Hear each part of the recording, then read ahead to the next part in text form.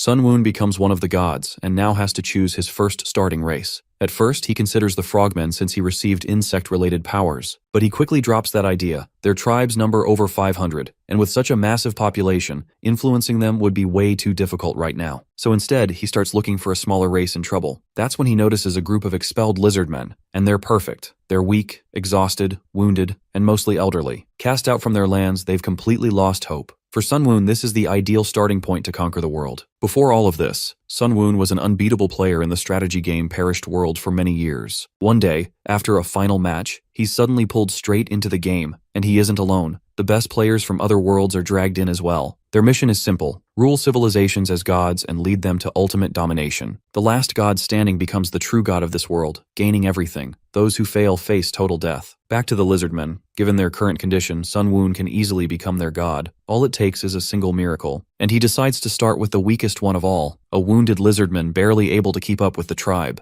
As the injured and starved lizardmen force their way through the desert, they all freeze in shock when they see an injured animal lying helplessly on the ground, basically served up for them to devour. The desperate lizardmen don't even think for a second before jumping onto the unsuspecting prey, going absolutely batshit crazy, wanting to have it all for themselves. The elderly and sick in the back feel utterly crushed, knowing there won't be anything left for them to eat. The healthy lizardmen tear through all the flesh and the tasty parts, leaving nothing but bones behind. The greedy bunch even decide to nibble on the leftover bones, until one of the benevolent lizardmen stops them. He grabs all the remaining bones and offers them to the sick and old ones to eat. Those poor guys are grateful even for bones, eating as if it's the last meal of their lives. The healthy lizardmen feel dissatisfied by their benevolent friend's gesture. For them, letting the old and sick eat such insubstantial scraps is a waste, since they're not going to survive for long anyway. Their wounds have only gotten worse. It's a miracle they're even alive at this point. But the benevolent lizard man reminds them of the time when one of the injured, namely Rakrak, risked his life and defended them against a saber-tooth. So instead of being selfish, they should be grateful. Still, it doesn't change the fact, at least to the healthy lizardmen, that injured and sick people are eventually going to die. They keep arguing back and forth until night descends and everyone finally falls asleep.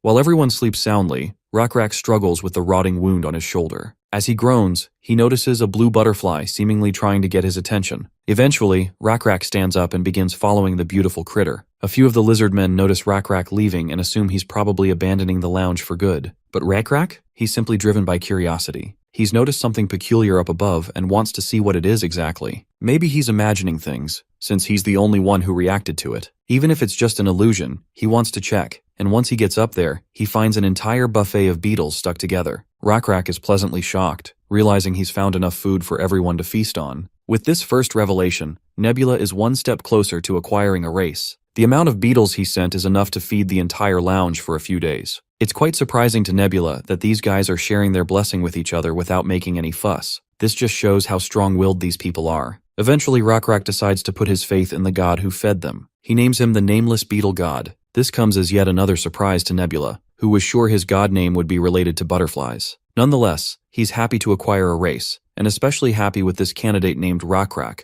a kind-hearted and selfless lizardman who chose to share the blessing with everyone. Nebula is convinced this guy will become a crucial asset in his civilization building. A few days pass, and the lizardmen finally find their sanctuary. The wound that had been plaguing Rakrak has finally healed too. It's all thanks to the blessing of the Nameless Beetle God, or at least that's what Rakrak believes. He even tries convincing others about the existence of the benevolent one who descended these blessings upon him. His wound healing overnight is proof enough for him. Hell, his shoulder scar is even covered with black scales, similar to a beetle. Now, with these blessings in tow, Rakrak is confident in himself and wants to go buffalo hunting. To prove his newfound strength, and the power of the blessings his fellows are struggling to believe, he takes his stance and chucks the spear as hard as he can, obliterating the target tree. Everyone's jaw hit the fucking floor after seeing this display of astronomical strength that practically transcended lizardman physiology. To understand how they even found this place, and why Rakrak is so dead set on hunting a buffalo, we jump back a few days. Rakrak is once again following those same hallucination-like visions, and the group is excited at the prospect that they might hit yet another beetle jackpot. They eagerly follow the path only Rakrak's visions have been able to notice. But Rakrak warns them that winter is coming, and the beetles keep appearing from the direction of the cold winds. If they keep going that way, they might freeze to death. This deeply concerns his fellow lizardmen, who wonder if they should even be following the path Rakrak's visions are pushing him toward. Rakrak himself can't confirm whether the visions are leading them anywhere meaningful. Since they have no alternatives, he can only rely on the visions and keep following. Turns out, the reason Rakrak doubts these visions is because Nebula still lacks enough faith. If it weren't for Rakrak, Nebula doubts he'd be able to influence anything at all. For now, all he can hope is that Rakrak keeps believing. Only then will he be able to lead them toward an unimaginable future. Despite not knowing where the visions truly lead, Rakrak continues following them, and they eventually arrive at a sanctuary. This unexpected salvation spikes everyone's faith. The nameless beetle god has led them to their haven. Nebula's god level jumps by 1, officially making it level 2. His sub-area also increases by 1. This level up unlocks a new skill, Insect Sanctification. This skill lets Nebula choose and designate a priest, and obviously Rakrak is the only fitting candidate for this role. The blessing bestowed upon Rakrak will help him spread the god's will. Later that night, as Rakrak sleeps peacefully among his kin, he hears someone calling his name and drifts into a dream world. There, he meets a mysterious person who extends a hand forward. As Rakrak reaches out to grasp it, a water buffalo skull suddenly appears in his hand. Rakrak instinctively understands what he's supposed to do. He raises the skull and adorns the mysterious figure's head with it. And just like that, the nameless beetle god finally manifests before Rakrak's eyes. It's his first time seeing him, and by morning, he tells everyone about the strange dream. In turn, his kin ask about the god's intentions, and why Rakrak believes this mysterious deity is asking for a buffalo sacrifice. To hunt a buffalo, they'll need to venture into deep wilderness, which is an extremely dangerous risk. But they can't forget that the one demanding a buffalo is the same being who led them to safety. Still, one lizardman continues to voice his disapproval, pointing out that a hunt like this would require the entire lounge to participate, putting everyone in danger. Even Rakrak admits he can't afford to endanger the entire lounge. That said, the hunt will still happen, but he'll go alone. Back in the present, right after Rakrak showcases his newfound strength coursing through his body, strong enough to obliterate trees, the entire lounge is in pleasant disbelief. The wise old lizard even questions the sheer absurdity of it all. Rakrak was once a guy on the brink of death with a rotting wound, but now, bro is out here smashing trees with javelin throws. As if luck is on their side, Rakrak spots an entire herd of buffalo down the hill. It's nothing short of a miracle to see buffalo here. A buffalo herd always migrates to the same place they are already familiar with, so the fact that this herd got lost and wandered here doesn't make sense at all. Rakrak doesn't bother with the nitty-gritty explanations and charges forward like a starved beast craving blood. All he cares about is hunting and feeding the people he cares about. With a single swing, he strikes one buffalo right in the skull, taking it down instantly. Rakrak becomes the trailblazer for the lounge, giving everyone the confidence to storm the field with their weapons. Later that day, the whole lounge gathers, stacks all the buffalo skulls, and hangs an entire buffalo upside down as a sacrifice. With everything prepared, Rakrak begins the prayers. Everyone joins in, praying for the benevolent nameless beetle god to accept their sacrifices. Nebula watches everything from the skies. The offering is somewhat half-baked, but what truly matters is their sincerity. And the staggering amount of faith Nebula just received proves exactly that. That's why Nebula isn't complaining. Honestly, it's pretty decent for a novice priest. Nebula definitely deserves that juicy faith boost, especially considering how much time and effort he's poured into these lizardmen. Right now, the real problem is figuring out how the lizardmen will sustain themselves. Since Nebula isn't the god of grass or wilderness, he can't make grass grow or produce water out of thin air. But keep in mind that he is the god of insects. Previously, he used insects, mainly grasshoppers. He used these critters to destroy grasslands and lure the buffalo out of the mountains. But at the moment, the lizardmen have zero awareness of how to raise animals. They literally ate even the baby buffalo instead of raising it. Then again, Nebula knows expecting cattle-raising knowledge at this stage is way too much. This oasis also isn't strong enough to support a large population in the future. The lizardmen will only survive a few years if things continue like this. Right now, they know nothing about farming or herding, making their future look bleak. Of course, knowledge and skills aren't things you can magically learn overnight, and teaching them directly would break the rules. It's going to take time, but Nebula is certain they'll eventually get on the right track. He initiates the process by bestowing a small blessing on his current priest. The following day after the sacrifice, Rakrak is examining the altar made from buffalo bones. Last night, he had a very disturbing dream, one that felt vague yet deeply unsettling. When his friend Zael asks further about it,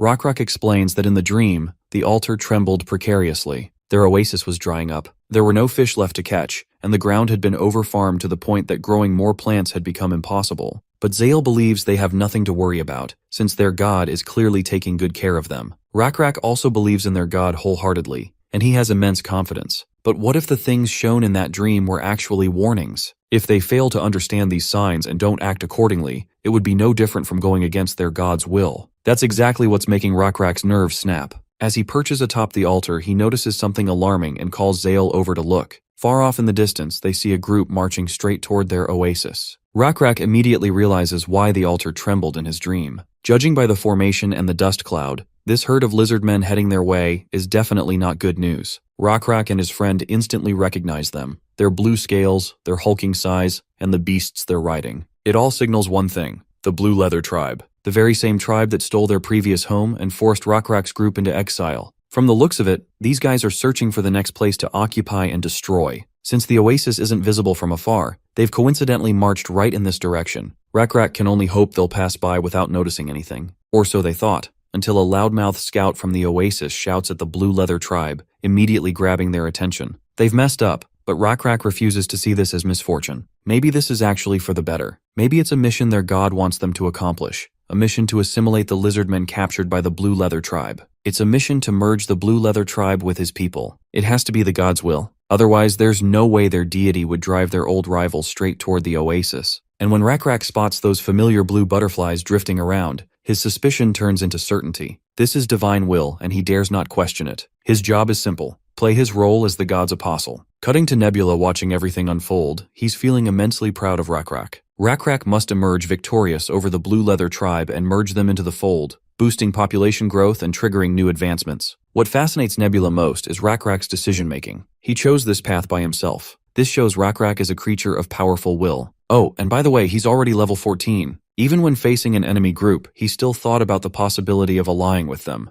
That strong will makes him a prime candidate for future leadership. All Nebula needs to do now is strengthen Rakrak's faith enough to ensure his decisions naturally align with Nebula's interests. Cutting to the Blue Leather Tribe's leader, the fat bastard scoffs and asks if the oasis belongs to them. Our lizardmen fire back with double the scorn, telling these hobos to get the hell out of their turf. The fat ass follows up with another stupid question, asking what's so special about this place. Rakrak steps forward and calmly explains that this place is where their god resides, the realm of the nameless beetle god. As expected, the chieftain scoffs again, not understanding why a god would talk to a barbarian like Rakrak. He's done talking. He orders Rakrak to leave immediately. If they walk away peacefully, he promises they won't face catastrophic consequences. Rakrak snaps back with full confidence, making it crystal clear that the Blue Leather Tribe can't defeat them, no matter their numbers. Of course, the chieftain thinks Rakrak is insane for ignoring the overwhelming disadvantage he's facing, but Rakrak keeps that sassy, confident smile and simply challenges the leader instead of wasting breath. Unsurprisingly, the big boss is pissed at being challenged by someone he considers beneath him. Rakrak, meanwhile, calls the Blue Leather Tribe a bunch of homeless lambs with nowhere to return to. That's why he's giving them a chance, an opportunity to live under the god's blessing. The fat bastard cracks up in laughter as if Rakrak just told the funniest mom joke ever. He doesn't buy this god nonsense at all. To him, the one with strength rules, and Rakrak is heavily outnumbered. Yet Rakrak's will doesn't waver. He takes his stance and makes it clear he won't falter, not when he fully trusts his god. Losing his patience, the Blue Leather Chieftain charges forward atop his beast, ready to crush Rakrak in one blow. Rakrak prays for his god to grant him the strength he needs to defeat the foe in front of him. As the beast lunges closer, Rakrak's only weapon completely shatters, and the monster swings its paw once again to crush him. At that exact moment, Nebula receives a system notification about the clash between two civilizations. Then another notification follows, officially recognizing these lizardmen as Nebula's tribe, since he has nurtured them closely and they've lived in his domain for quite some time. This unexpected development unlocks a brand new skill, one that's a complete game changer for the current battle. When Nebula activates it, we cut back to Rakrak just as the strike is about to land. But right before the impact, Nebula descends into Rakrak's body. The beast's paw slams down, amusing the Blue Leather Chieftain, who believes Rakrak has been flattened. But his joy dies instantly when he spots Rakrak standing far away, having dodged the attack at the last possible second. Nebula is inside him now, granting a massive power boost and agility Rakrak never had before. The chieftain attacks again, claiming this time he won't miss. Nebula activates his foresight and sizes up the fat lizard's stats. Despite being arrogant and full of himself, the chieftain's stats are painfully ordinary, weak enough for Rakrak to handle even without Nebula. But there's a problem. The beast he's riding won't be easy to deal with, especially while fighting the chieftain simultaneously. That beast is known as the Mandrake. This is exactly why Nebula is possessing Rakrak. The skill grants Rakrak a new stat, known as Divinity, represented by the letter D. A single D equals 200 attribute points. Since Rakrak has 3 Ds attached with every attribute, his every attribute including strength jumps from 30 to 630. That's how Rakrak sprints toward his enemy at lightning speed and literally flips the massive drake over with his bare hands without breaking a sweat. The onlookers are left with their eyes popping out of their skulls. This reaction is exactly what Nebula expected. Even the fat-ass chieftain is in disbelief, refusing to accept the reality in front of him. He assumes it must be some kind of trick. After crawling out from beneath his toppled drake, he lunges at Rakrak with a dagger aimed at his chest. But Rakrak ends the fight with a humiliating, ego-shattering slap straight across the bastard's face. The slap is as overpowering as my mother's, instantly knocking the strength out of the chieftain's knees. With their leader down, Rakrak dares the rest to step forward if they feel brave enough. Just as Nebula predicted, everyone drops their weapons and surrenders politely to Rakrak. Once it's over, Rakrak regains control of his body. He's in complete denial of what just happened. The only explanation he can think of is that his god possessed him. Later that day, the newly joined lizardmen gather around the altar and finally get to eat. They're shocked when they realize Rakrak's group are the same people who vanished into the wilderness long ago. Their scale color changed due to the cruel conditions they faced. The gray lizardmen proudly recount their journey, how they followed the nameless beetle god, who guided them to this sanctuary. Otherwise, they would have died, lost in the wilderness one by one. The blue lizards find the idea of having a benevolent god quite fascinating. Honestly, they wouldn't have believed any of this crap if Rakrak hadn't displayed that inhumane strength that clearly transcends the norm. Cut to Rakrak and his friend Zael. The friend is seriously worried about everything that's happened with the Blue Leather tribe. Because of this new tribe joining the Oasis, their population has exploded, almost a 600% increase. At this rate, it won't be long before this place runs out of resources, putting them back in the same miserable situation they once escaped from. But it seems Rakrak already knows what they're supposed to do. They're leaving this place. Of course, Zael hates that idea. They can't just wander the wilderness again without a proper destination. But Rakrak believes their god has already expressed his will. The answer to Zael's worries lies within their newly joined brothers. They will become the catalyst, and through unity, they will figure out the way forward. The next day arrives. Some of the gray lizardmen are trying to tame this Blue Leather tribe's deceased leader's beast.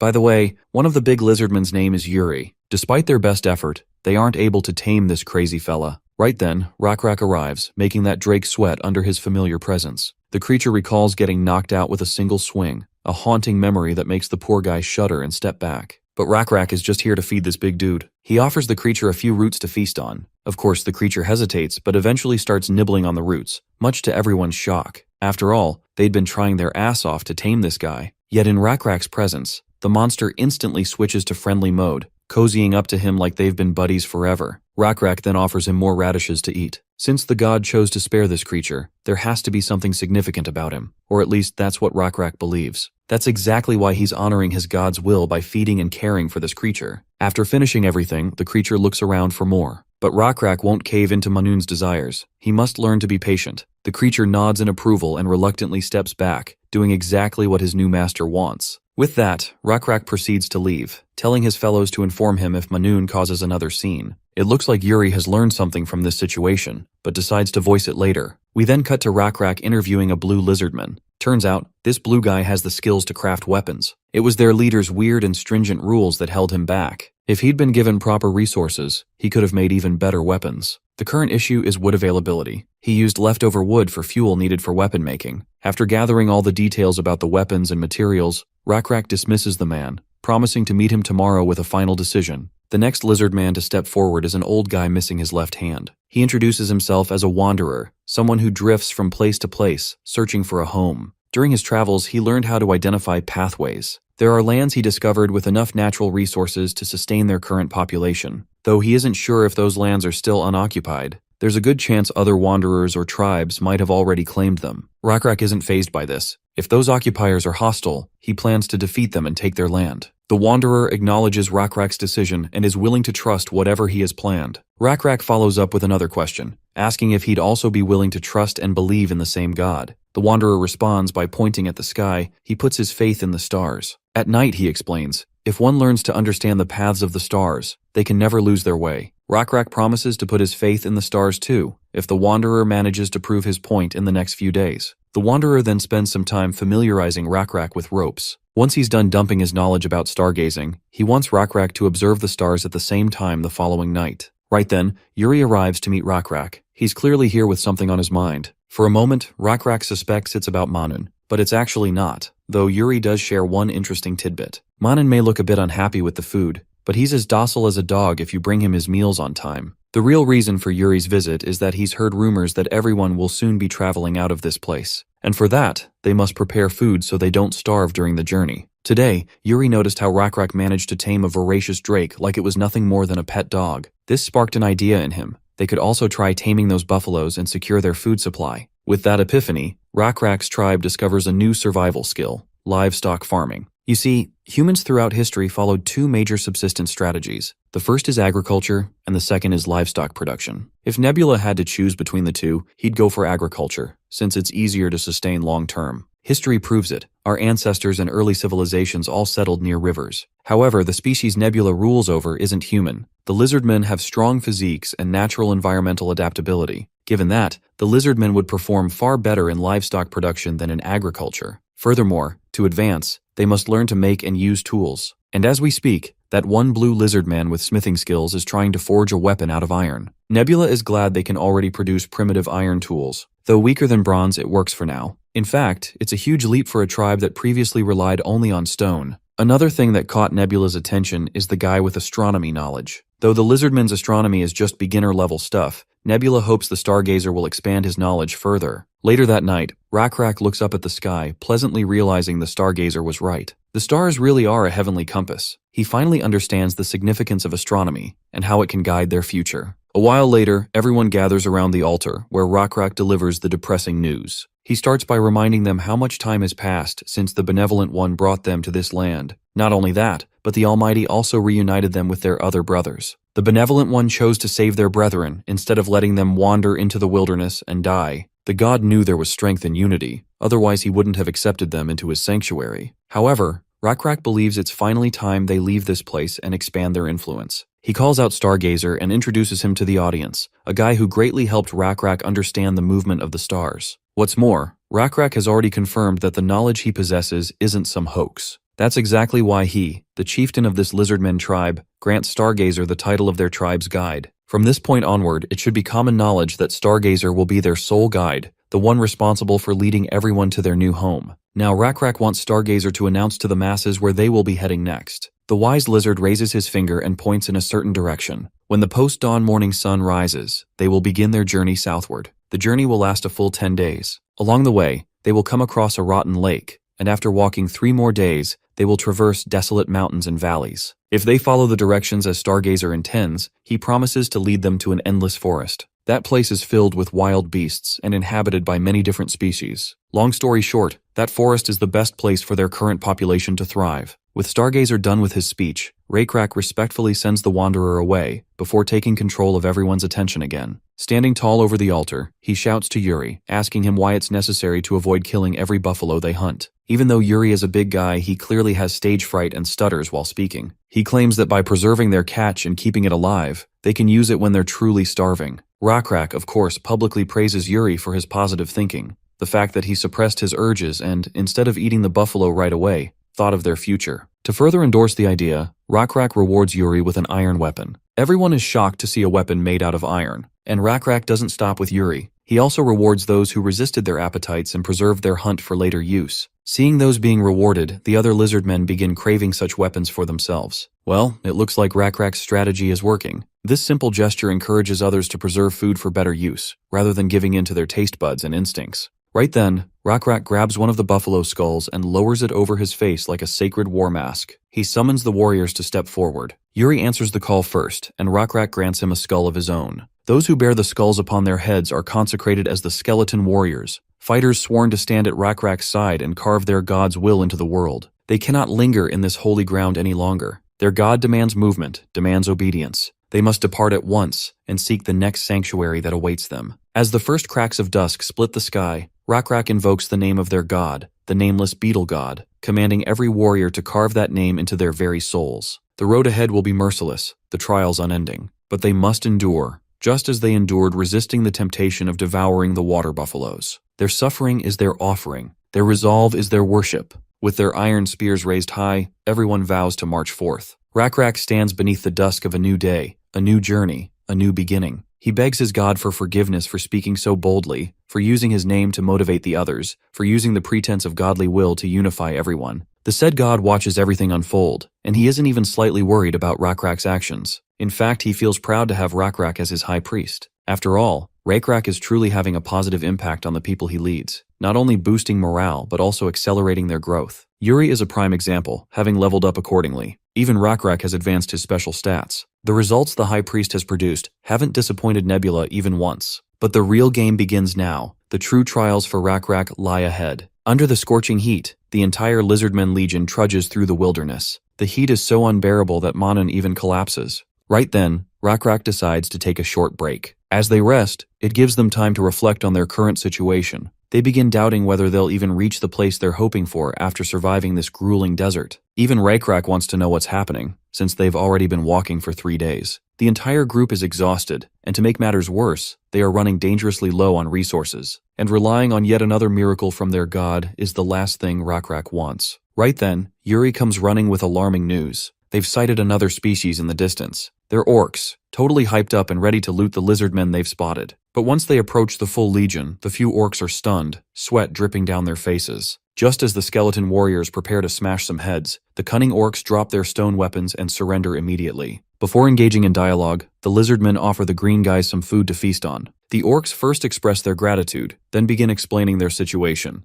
The reason they're wandering the wilderness is because their home was invaded by a monster. They used to live in the hills. It wasn't paradise, but it had enough resources to survive. But ever since a particular monster took over, they had no choice but to flee. The mention of a monster piques Nebula's curiosity, so he promptly scouts the area, only to find a massive centipede guarding some kind of square structure resting on its back. Turns out, this creature is known as an abomination, and there are many types of abominations. This specific one is called the Ancient Coleoptera. The worst part? This creature has triple D in every attribute, adding an additional 600 points to each one. Here's a little more about these abominations. In the storyline of the game Perished World, there exist creatures said to have been created by the now dead ancient gods. After the gods disappeared, these creatures were left wandering the planet with no one to guide them. Now these beings are notorious as abominations. Their unique trait? They possess venomous fangs. Long story short, this is not something Nebula should be messing with, especially considering the current strength of his civilization. As the creature twists and writhes, the entire ground shakes, causing distress among the lizardmen.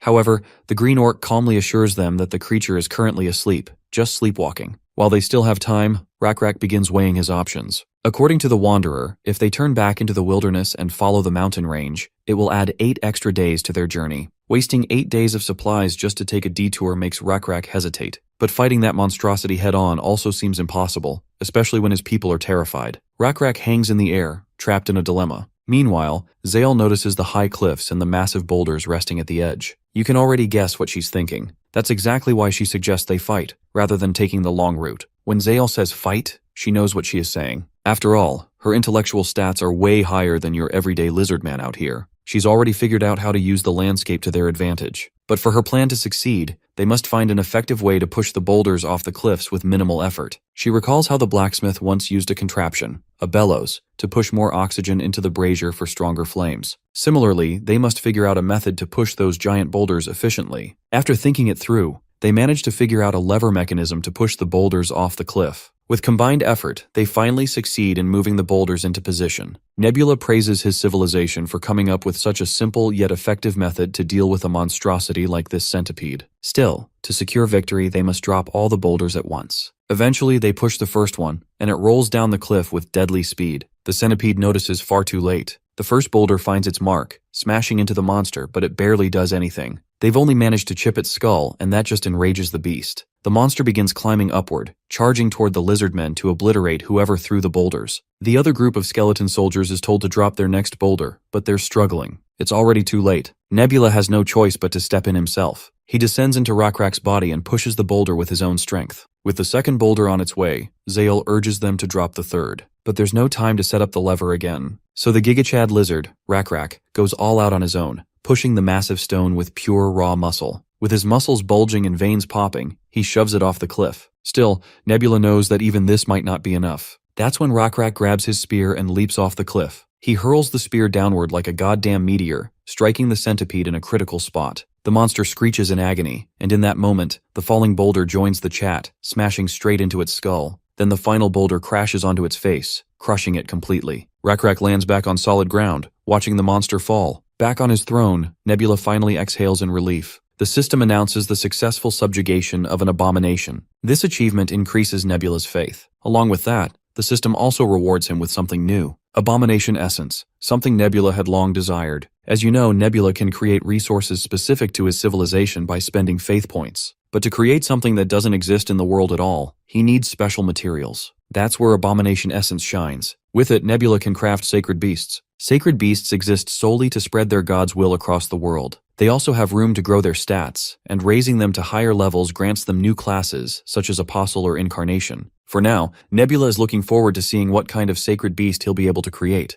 Cutting back to the Lizardmen, they refuse to let the monster's corpse go to waste. They plan to use it for sustenance, but the smell is absolutely foul. Zale tries taking a bite and realizes it tastes like literal garbage. To salvage the taste, they decide to add other stuff to make it at least edible, even if not a 5-star cuisine. Zale suggests adding some flavorful flora and roasting it over a fire. That way, they won't have to deal with the creature's rotten odor. They follow her idea, and when Rakrak takes a bite, he's shocked. It's actually not that bad anymore. Zale explains the technique known as cooking. She added scented grass and roasted the meat over fire. Seeing how impressive this new technique is, Rakrak insists on learning the skill for himself. As they continue eating, Zale mentions how the orc chief has an heir. This sparks an idea. Rakrak should probably find a mate too. Bro's brain crashes instantly. Zale remains completely serious, pointing out that they're getting older. It's only natural they need the next generation. As Rakrak sinks into deep contemplation, Zale expresses her willingness to be his mate. Just as he's about to respond, something shiny behind her catches his eye. It's some kind of ancient artifact. It was previously attached to the structure on the monster's back. Yuri the goofball tries to eat it, only to immediately realize it's not edible. The Wanderer reveals that this stuff is metal. Specifically, it's called gold. Zyle also claims to have seen a similar metal before. The blacksmith had shown her various metals. If they polish it well, it reflects light and shines beautifully. Furthermore, it doesn't change color, nor does it decay over time.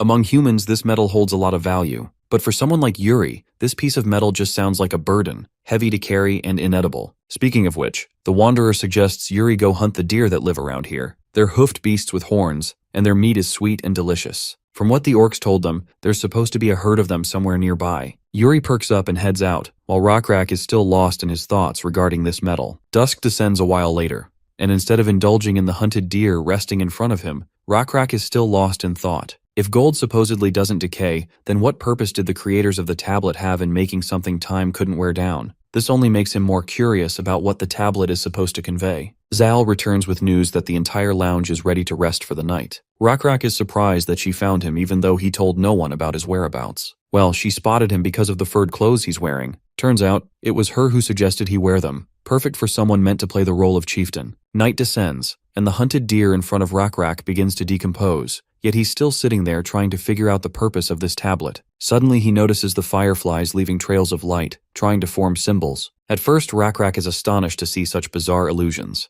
But whether they're illusions or real doesn't matter. What matters is that the fireflies' movements resemble the markings on the tablet. It seems Rakrak has finally reached the epiphany he'd been searching for. This tablet was meant to represent something timeless, something that could never decay or be erased by time. And he has finally figured out what that thing is. He works all night deciphering the markings, and the dawn begins to break. He goes straight to Zale and wakes her up, wanting to show her what he has discovered. Let me spoil it for you. Bro has learned the concept of written language. He draws a symbol with a twig representing a male lizardman. Then he draws another symbol beside it to represent a female lizardman. After that, he draws an equal sign between the two symbols. Together, the symbols show that the male and female are companions to one another. And get this, Rakrak didn't draw this out of nowhere. He's actually using the symbols to tell her that he accepts her proposal and considers her his companion and mate. By now, Zale has learned enough of the language too. She draws a circle around the symbols and hopes Rakrak understands what that means. Well, it seems the chieftain knows exactly what it entails, and so do we. This is how Nebula's civilization discovered the concept of written language. It's honestly an achievement to be proud of, though it's going to take at least a few generations for it to evolve into a modern language. Anyway, now that Rakrak has chosen his mate, it's time for the wedding ceremony. For that, both the male and female must go out and hunt the biggest animal they can find and present it to their partner. And it looks like Zale has already outdone Rakrak with her catch. Anyway, Nebula is just relieved that he can now expect succession. We then cut back to the creature's corpse, which had already been dissected thoroughly. Currently, Rakrak is having a dialogue with the orc chief. The orc guy literally wells up in tears when Rakrak gives him the good news that the lizardmen won't be occupying the place,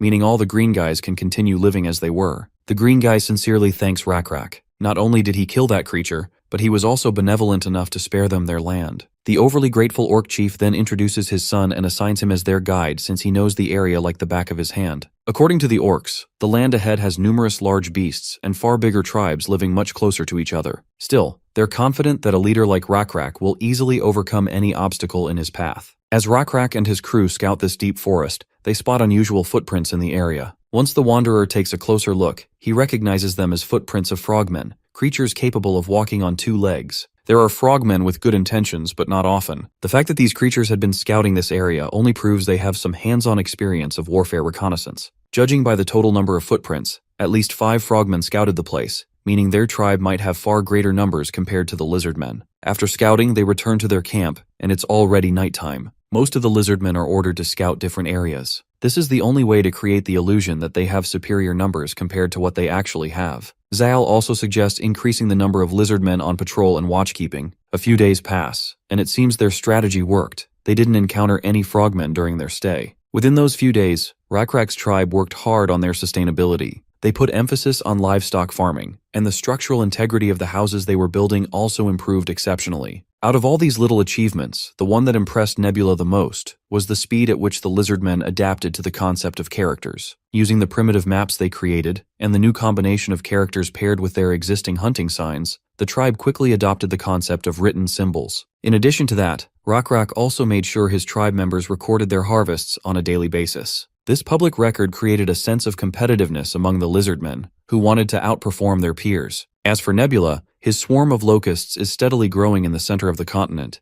and the insects from the nest to the south are also increasing in number. Thanks to that, his small dominion over insects has reached level 4. Just for context, Nebula previously had 3 swarms of insects, and he uses them to manipulate various environmental factors. Nebula feels very proud of the progress he's made so far. Under normal circumstances, no player would even dare push this much progress in such a short amount of time. It's all thanks to the terrain advantage Nebula had. The place he started from was an isolated region in the east, so he didn't encounter other players or major species during his early struggles. However, this is only the tip of the iceberg. There's far more ahead, with dangers no one could even comprehend right now. Cutting back to Rakrak, Yuri suddenly rushes in with concerning news that requires immediate attention. The frogmen are here. A while later, we finally meet the frogs for the dialogue. From our side, our upper echelon is also present to entertain these uninvited guests. Immediately, the first thing that catches Rakrak's attention is the presence of a lizardman standing among the frogmen, something that makes no sense to him. Anyway, the top brass of the frogmen introduces himself as Shunan, son of the great chief Oloi. First of all, he makes his intentions clear. They have no desire to engage in combat. Rakrak is surprised by the display of manners coming from Shunan. Respectfully, he introduces himself as well, Rakrak, the chief of his tribe. The feeling is mutual. He also wishes not to point his weapon at anyone. With formalities out of the way, the frogman steps forward and reveals the purpose of their meeting. Turns out he is here to inform the lizardmen that they have invaded frogmen territory. Of course, Rakrak argues against it. How could all this land belong solely to the frogmen tribe? Not to mention, there are no boundary markings anywhere that indicate frogmen territory. That said, Rakrak expresses no intention of invading another tribe's sovereignty, and he apologizes for it. However, he politely lets the Shunan know that they will be staying here for a while since they have nowhere else to go. Rakrak further takes control of the situation by flattering the son of Chief Auloi. Just a few kind words, and Shunan willingly gives in to Rakrak's stance. Then there are the 2 big guys standing behind Shunan, quietly and without expression. This means they are only here to ensure that Shunan isn't doing something stupid. But as for that lizard man standing with the frogmen, Rakrak still can't figure out his role. He's sure he'll learn soon enough. To do that, he sincerely invites the esteemed son of Chief Auloi to a feast. After all, 2 tribes just came to good terms without conflict, which is more than enough reason to hold a celebratory gathering. Shunan is about to accept the invitation, but quickly fumbles over his words when the big guy behind him whispers in his ear. He politely declines, reasoning that they have yet to build a relationship based on trust.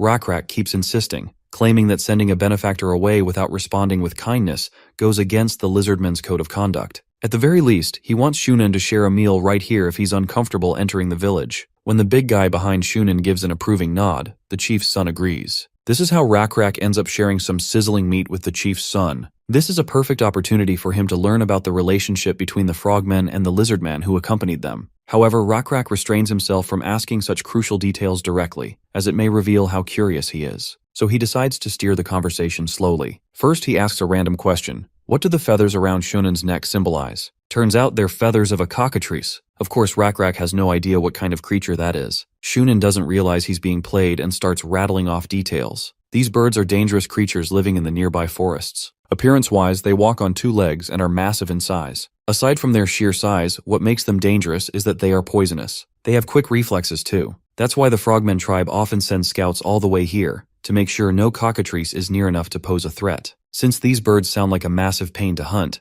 Rakrak wants to know what kind of weapon the Frogmen actually use. Perhaps javelins? But to Shunen, javelins are inferior and useless. He calls out to his pale white lizardman companion and orders him to fetch a bow and arrows, a type of weapon Rakrak has never even heard of before. A while later, the pale white lizardman brings the weapon Shunen requested. Next, he's tasked with setting up a wooden plank against a tree as a target. Once that's done, Shunen releases his first arrow, and it lands perfectly on the mark. Rakrak praises both the weapon and its user for such impressive accuracy. Shunen claims he doesn't want to brag, but he claims to be one of the best archers in his tribe. They've been learning to wield this weapon since childhood. Damn, this green guy is literally starving for validation. He gets flattered every time Rakrak praises him. Up next, when our chief expresses his desire to try the weapon, the frogmen hand it over happily. Rakrak fiddles around with it for a while, trying to figure out the proper way to hold and use it. While doing so, he can clearly tell this weapon is far superior compared to javelins. It's easy to carry a lot of arrows, and both its speed and accuracy are insane. Rakrak attempts several shots, but none of them manage to reach the target. Shunen then orders his lizardman companion, whose name is Owen by the way, to fetch the arrows. As Owen dashes forward to collect them, Rakrak insists on picking them up himself, since he was the one who fired them. Of course, that's just a pretense to get closer to Owen, away from earshot. As Rakrak crouches down near Owen, the first thing he notices is how shaken this guy looks. When the chieftain questions this young lizardman on why he's hanging around with frogmen, Owen responds hesitantly. He claims that both the lizardmen and frogmen tribes actually live together. And why they're together? Well, according to him, both tribes benefit from the arrangement. Of course, that sounds completely unbelievable to Rakrak, but Owen doubles down, happily insisting that both tribes live in harmony. Naturally, Rakrak is curious how this symbiotic relationship even works. According to Owen, the frogmen provide protection, while the lizardmen take care of menial tasks. Furthermore, frogmen can dive deep and explore underwater areas, while lizardmen are better at picking fruits and climbing trees. They basically exchange resources that the other tribe can't obtain themselves, making life easier for both groups. However, Rakrak believes lizardmen don't need anyone's protection since they're fully capable of defending themselves. But Owen reminds the chieftain about how dangerous this forest truly is. Only Aloy's tribe, supposedly the largest tribe in the forest, can handle it. The situation for the lizardmen was so miserable that even basic survival wasn't guaranteed without the frogmen's help. For now, Rakrak decides to stop questioning him since he has already obtained the answers he wanted. He sternly orders Owen to act as if this conversation never happened. A while later, the lizardmen prepare some steamed deer ribs for their esteemed guest, Shunen. The moment he takes the first bite, his face lights up like a kid in a candy store. He's had deer before, but never one seasoned with herbs. The guy is completely sold, and to hammer the nail deeper, Rakrak further tempts him with the mention of buffalo meat. Naturally, Shunen perks up again. After all, it's not every day they get to eat buffalo. It's been ages since he last had it, and even then, it was a stale piece he had. But now he can have tender, fresh buffalo meat if he joins Rakrak in the camp, since they have one there. But then his big muscular buddy starts throwing deadly glares, leaving poor Shunen no choice but to decline under that harsh pressure. Rakrak, being just as sassy, tries to rub Shunen's FOMO even harder. Shunen insists he will visit the camp, but only after they've built more trust in their relationship.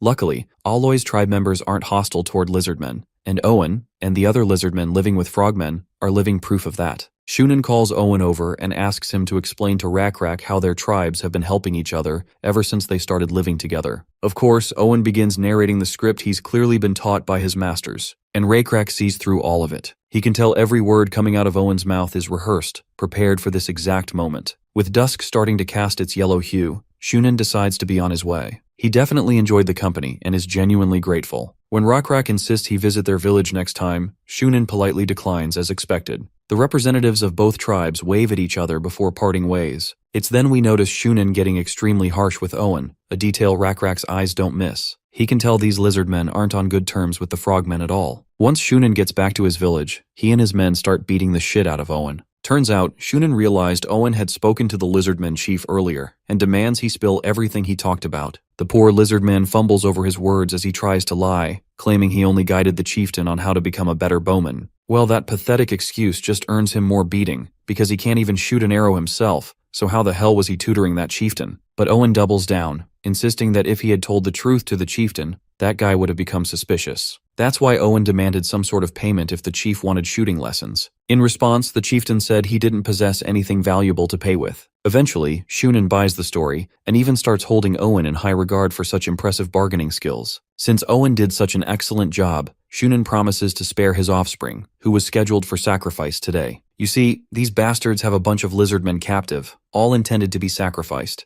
That's exactly why Owen is willing to obey every command Shunan gives. He's prepared to fool Rakrak and his tribe with everything he's got. Later that night, Owen sits at the edge of the pond, reflecting on the terrible decisions that led him here. He regrets not seeing the true colors of these frogmen earlier. They lured them in while pretending to be benevolent. By now, the major chunk of lizardmen who lived here have already been sacrificed. The remaining 200 or so don't dare revolt against 1,500 frogmen. Not only do the frogmen have superior numbers, they also have a supposedly divine creature they call a god, a terrifying two-headed fiend that can devour anything with a single swipe. That being is the only thing ruling over the frogmen, and by extension, it's ruling over the lizardmen. Owen is certain that the black-scaled lizardman chieftain he met is indeed a powerful individual. But even then, his tribe has only about 600 members and can't wield any weapons. So Owen plans to lure them here and have them sacrificed first. That way, his own people get a little more time to live. He'll do anything to prolong his son's life, even if it means luring the other tribe into this trap.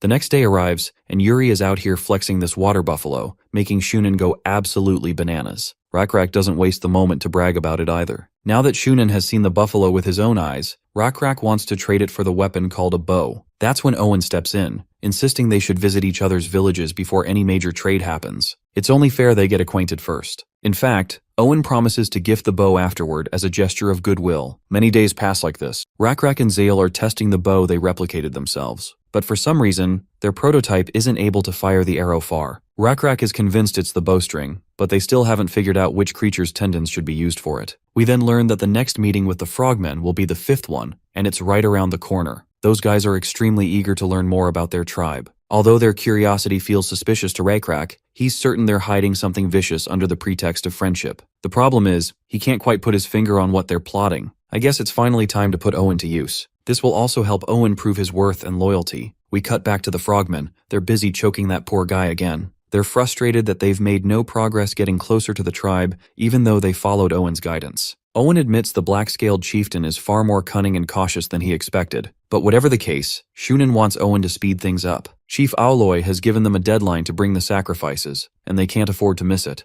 Owen insists on knowing why the deadline is so strict. In his mind, he's certain these guys are hiding something crucial, something he needs to know. So he questions Shunan about it. Shunan explains that his father and the elders are getting sicker, so delaying the sacrificial ritual isn't an option. A disease is spreading that causes extreme itchiness, and the symptoms only get worse. While Shunan admits no lizard man should know about this, he considers Owen an exception. He stresses how dangerous the disease is. If any frogman is afflicted, their skin not only itches but becomes coated with a sticky white layer of mucus. This layer is impossible to rub off, and it constantly expands. At a certain point, the mucus makes it impossible to breathe properly, eventually suffocating the victim. As of now, a priest has already died from it. Owen is utterly surprised that Shunan bothered to spill such classified details to a lizard man. The only explanation he can think of is that Shunan is putting him through some sort of test. So, he masks his emotions and promises never to spread this information among the lizardmen. After all, if they learn something this crucial, they'll realize the frogmen are actually quite weak, and that would spark a revolt. Still, it's not like they can keep this secret hidden forever. So as a precautionary measure, Owen suggests spreading rumors that the illness is also contagious to lizardmen.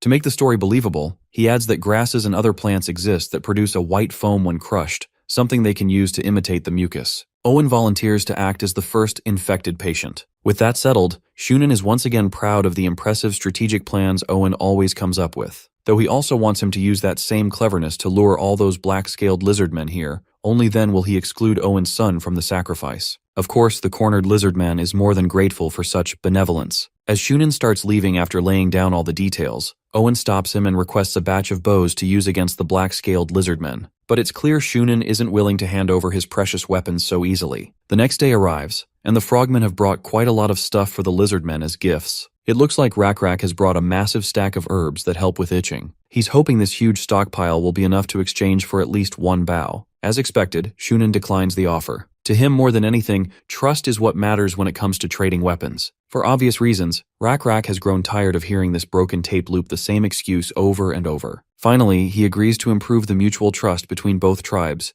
just like the great son of Aloy desires. But first, he intends to have a private chat with Owen. Eventually, Owen and the chieftain walk out of everyone's earshot. Owen begins narrating the same old scripted bullshit. He recalls how the other gray and brown-scaled lizardmen had a brotherly ritual with the Frogmen tribe before their tribes merged. The ritual basically requires spending time rigorously studying each other. That's why it's imperative for Rak to tell everything about his tribe. Only then will Owen share all the information about the Frogmen. It's about time they stop being so wary and actually make an effort to get closer. Right then, the familiar blue butterflies join the scene, one even landing on Owen. Rak immediately picks up on what his god is trying to tell him. He wholeheartedly agrees with Owen. It is indeed time to stop being so wary of each other. Rak is willing to tell Owen everything he wants to know. A while later, Shunin and his crew return to their village. This time, Shunin is absolutely ecstatic to realize they've managed to gather a ton of information about those black-scaled lizardmen. What excites him most is that they've finally convinced those fools to visit their village. Even better, those supposed fools voluntarily showed Shunin around their own village. Now the Frogmen know exactly where the Lizardman village is located, and how many numbers they possess. Shunin doesn't hesitate before giving all the credit to Owen, who helped them gain the upper hand over the tribe. Owen is flattered to hear it, though he hesitantly reminds Shunin of the promise he made. Of course, that cunning toad remembers the promise all too well, though I highly doubt he plans on honoring it. Dusk creeps in,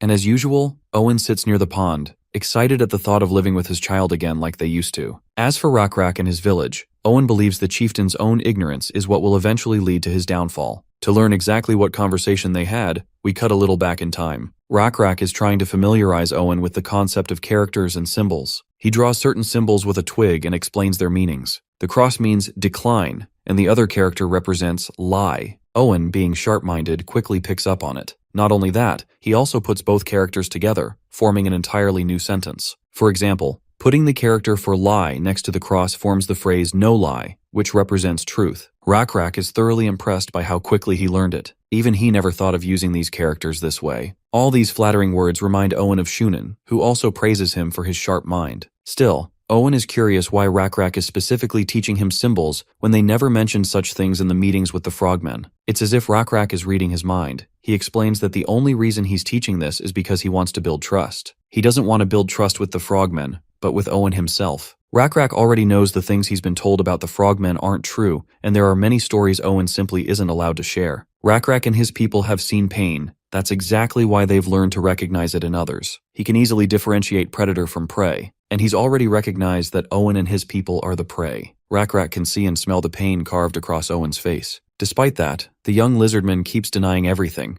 but the chieftain knows all too well. Returning from the flashback, Owen reflects on his situation. He knows the chieftain of the black-scaled tribe is confident and strong, but he doesn't stand a chance against frogmen weapons. Rak's claim about taking down an abominable creature sounds ridiculous to Owen, especially when they don't even have special weapons. Furthermore, Chief Rak must be incredibly foolish to give him knowledge of their symbols. Owen feels he isn't worthy of the chieftain's trust. He considers himself nothing more than a bargainer, someone only concerned about his own gains. The next day arrives, and Rak finally pays a visit to the frogmen's village. Seeing them, Shunin welcomes his new friends with open arms. Once the pleasantries are done, Rak apologizes for arriving fully equipped. He feared they might encounter a cockatrice along the way, and didn't want to risk it. Of course, Shunin has no objections. In his mind, he thinks these lizard men are stupid for believing their primitive spears could ever stand a chance against a cockatrice. Besides, Shunin doesn't intend to fight the lizard men at all. He plans to poison the food during their feast. Rak then starts glancing around, looking for Owen. Shunin explains he's busy preparing for the banquet. They eventually spot him arranging seats for their guests. Shunin notices him scribbling something on the ground with a twig. He doesn't suspect a thing,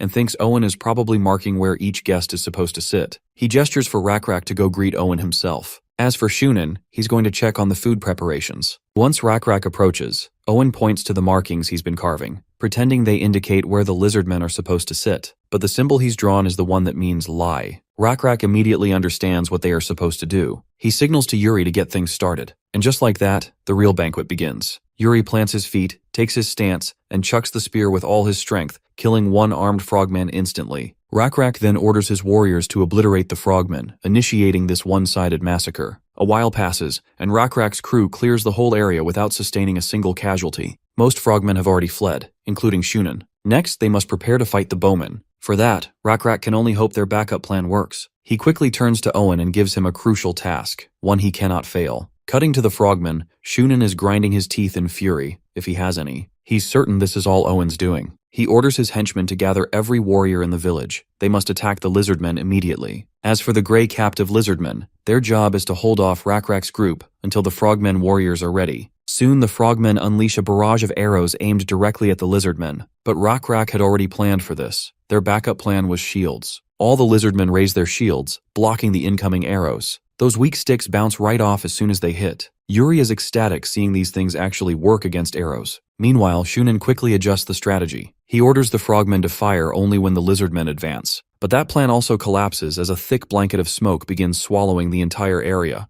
ruining everyone's visibility. No one can aim properly anymore. And the one spreading the smoke? Well, it's Owen, who has set the frogmen's abodes on fire. His fellow lizardmen stare in disbelief, watching him commit such a bold act. For a moment, they think it must be on Shunin's orders. But Owen reveals the truth. He's acting under orders from the black-scaled chieftain. He begs his friends to trust him, just this once, assuring them that Rakrak will crush the frogmen. Eventually, his comrades pick up their own torches and start burning everything around them. By the time Shunin realizes the settlement is on fire, it's already too late. For now, he decides they must retreat, especially since the lizardmen under their command have already betrayed them. They plan to rejoin the battle later when their trump card, Warrior Oboy, arrives. But Shunin still doubts whether they can turn the tide. He doesn't doubt Oboy's strength. He's worried they might need more than just a strong warrior. He then considers taking aid from the fiend living in the waters. Meanwhile, Warrior Oboy receives word that Shunin is retreating to the lower village. The 10 warriors stationed at the banquet hall, and the 5 warriors sent to investigate, have all been massacred. Oboy counts the 5 warriors on the island, and the 10 beside him. Counting everyone, they have 45 warriors in total. That number gives him confidence. They still have the advantage. One frogman takes out a spear, laces it in poisonous frog mucus, and prepares to shoot. But suddenly the ground trembles. A cold tension grips Warrior Oboy. The feeling in his chest is the same one he had the day he faced the cockatrice. He can tell something catastrophic is coming. Eventually they unleash their barrage of arrows, but their attack is rendered useless against Drake Manon. His massive presence alone makes the frogmen shudder in fear. The one riding the beast is Zael. She notices how big Manun has grown since the last time she rode him. What's even more comical is the fact that the arrows, supposedly the enemy's ultimate weapons, are literally serving as side snacks for Manun. You see, Manun eats anything that comes close to his mouth. He roars viciously, ready to devour even more food, and these frogmen are about to become his buffet. Oboy finds himself in a serious pickle since their ultimate weapon has completely failed them. Even if he tries shooting at Manun's vulnerable parts, the creature is simply too fast for him to take proper aim. Eventually, Manun lunges forward and crushes one of the frogmen with the sheer strength of his jaws. At this point, Oboy is certain this monster isn't something they can mess with. Since nothing is going to work against this all-round predator, Oboy decides to use the creature's own strength against it. He tosses the poisonous toad right at Manun, and just as expected, Manun devours it instantly. The other frogmen also begin throwing their poisonous toads toward him, and Manun is literally catching every single one with his mouth left and right, making sure no delightful dessert goes to waste. Meanwhile, Zael finds it strange that the enemy is throwing literal snacks at Manun. Under Nebula's blessings, specifically one of the 3 blessings, they have resistance against toxins. Once again, Oboy realizes far too late that they've royally screwed up. Manun pleasantly smiles at his next snack before yanking Oboy's head off his body. We then cut back to the place that had been set ablaze. One of the frogmen tries to snipe Rakrak with a poisonous arrow, but the Chad lizard simply tears through the incoming arrow with a strike of his tail. Yuri then smashes the sniper's head, causing the brain bits to splatter. With the last warrior taken care of, no enemies remain. Shunin has already abandoned the village and has gone to the inner village located in the island in the middle of the river. Since the frogmen has been crushed mercilessly, the grayish-brown lizardmen have also begun attacking the frogmen. Seeing all the destruction and the overwhelming damage the frogmen have taken, Rakrak starts wondering why their leader, Owloy, hasn't shown up yet. Well, turns out Nebula has already taken care of Owloy off-screen. There's a virus with a ridiculously long name that I can't even pronounce. The only thing that matters is that the illness caused by this virus is extremely fatal. By the time Rakrak decided to leave the Holy Land, Nebula had located a disease hundreds of kilometers away. Using insects, he transported that disease all the way here. Once the great frogman leader Owloy became infected, he was no longer the powerful figure he was revered to be. The idiot, on the brink of death, held countless ceremonies where he sacrificed poor lizardmen children, offering them to that 2-headed fiend. He believed this was the only way his illness could be cured. Cutting back to Rakrak and his crew, they've successfully wiped out the frogmen in the area. That's when Owen comes running to him. He desperately begs Rakrak to cross the lake immediately and reach the island in the middle. There are young lizardmen about to be sacrificed to that two-headed fiend. But as grim as this sounds, Rakrak points out that Owen is telling him all this way too late. They can't cross the lake now because the frogmen have already sailed off toward the island with their boats. Trying to reach it by swimming would be pure suicide. In the water, they'd be nothing but practice dummies for frogmen archers. Owen sinks into utter despair. With clasped hands and eyes full of sorrow and desperation, he begs Rakrak to do something. His son is captured there. Hearing the mention of his son, Rakrak goes absolutely ballistic and smacks Owen across the face. He yells at this brain-dead fool for not telling him earlier. He's utterly disappointed that Owen never trusted him to begin with. If they had known from the start,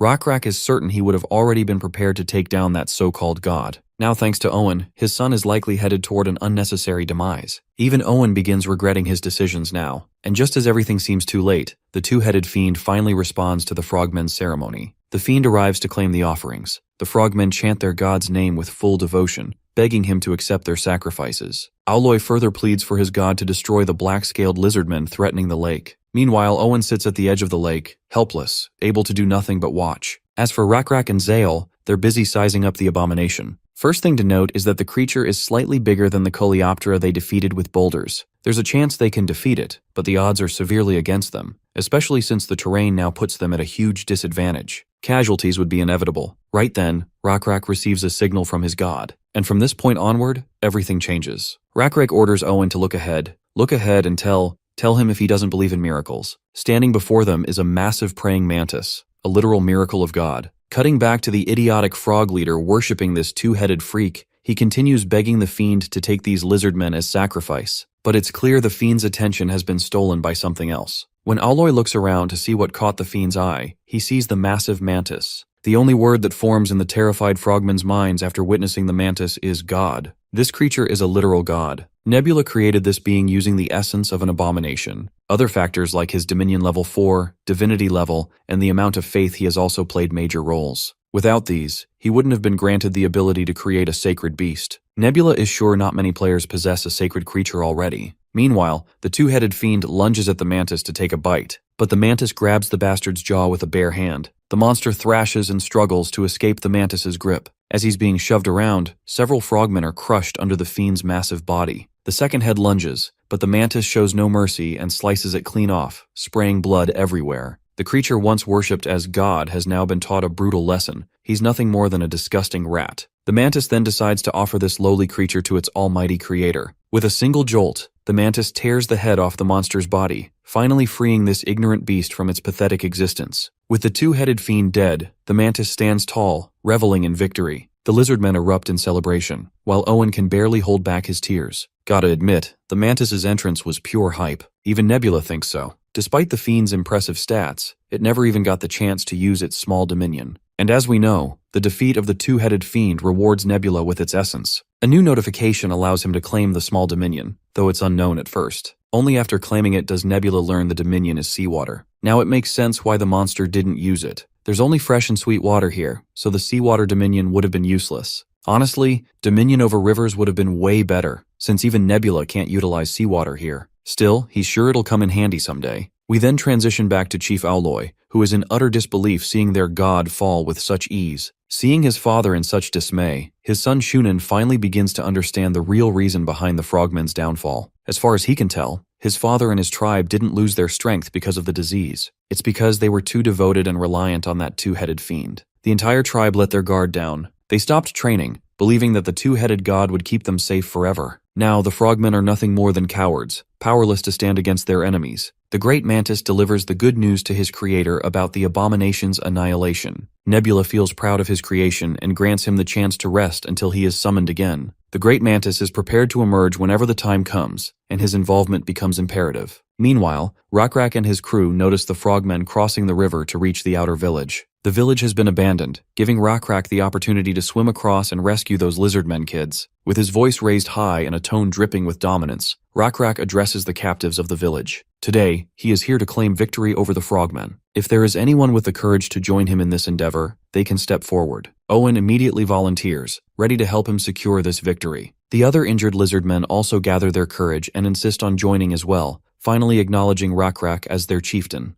but Rakrak insists that the injured stay behind and rest. One brave lizardman proclaims himself a former warrior who knows exactly when to rest while facing danger. Although none of them feel any honor in exterminating frogmen civilians, their hearts have been reignited with a fire to fight for themselves and reclaim their freedom. What sparked this fire is Rakrak and his people's resolve, their refusal to fear frogmen warriors. Rakrak can tell the real fuel behind their energy is pure hatred and anger toward the frogmen. The former warrior admits it without hesitation. It's finally time to let this burning hatred out, just so the fire in their hearts can be extinguished. They have lost their companions, their children, their grandchildren. Unless they return these wrongdoings back to the frogmen, they will never find peace. And honestly, that's exactly what Rakrak wants them to do. He once again raises his voice, letting it crack through the air as he charges everyone with determination. Determination to seek vengeance against those who inflicted sorrow. Before we move further in the story, we cut a little back into the past. It's around the time when Shunan helped Rakrak use a bow. Given how fast Rakrak was learning, Shunan was sure he'd soon be on par with frogmen warriors. Currently, Rakrak's biggest drawback is that he takes way too long to shoot an arrow. To that, Rakrak argued that hitting crucial points of the target is better than hitting non-crucial parts. That's when Shunan explains that real targets in real battles are always moving. So it's essential to shoot as quickly as possible without missing. Folks, keep that little detail in mind, it's going to come in handy soon in the story. After sharing a bit more knowledge about the weapon, Shunan also promised to teach Rakrak how to make a bow himself, but only when their bond becomes stronger. He assured him that the materials needed for the bows are easily accessible to lizardmen as well. Back then,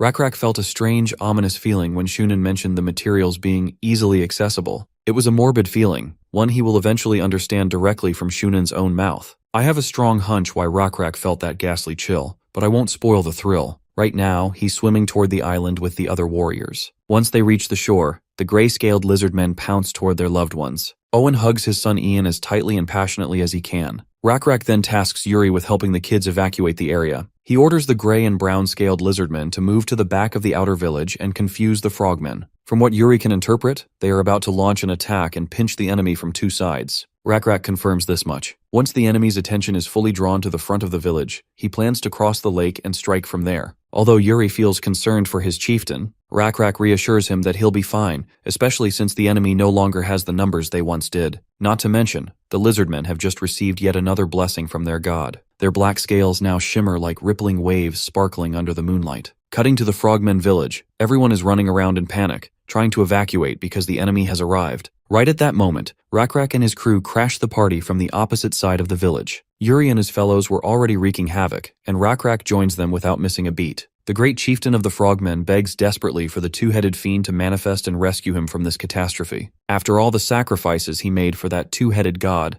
this is the least he deserves. Rakrak shuts the bastard's yap with a single spear piercing through his head, killing him instantly. The one-sided massacre continues, swallowing up every last frogman. Right now, the lizardmen can be heard shouting and looking for Shunan. The man in question is hiding inside a shack. He's in utter shock. How could the frogmen lose despite having superior numbers and advanced weapons? He is eventually found by Rakrak, who creeps up right behind him. Realizing someone's behind him, Shunan is stunned in fear and falls to the floor. Rakrak commands him to get on his feet and grab his weapon. He's willing to give Shunan a chance to protect his honor as a warrior and die fighting like one. But Shunan is a coward. To him, honor means nothing in the face of death. He immediately starts begging to be spared for the sake of the time they had spent together. He even offers to reveal the secret behind the materials used to craft their bows. In fact, he is more than willing to expose the living beings they used to extract the tendons for the bowstrings. With a trembling voice, he confesses that those tendons came from lizardmen. Shunan realizes too late that he has only worsened his situation by revealing such morbid information. Rakrak acknowledges Shunan's confession, and surprisingly, he accepts the deal and decides to let Shunan walk away alive. After all,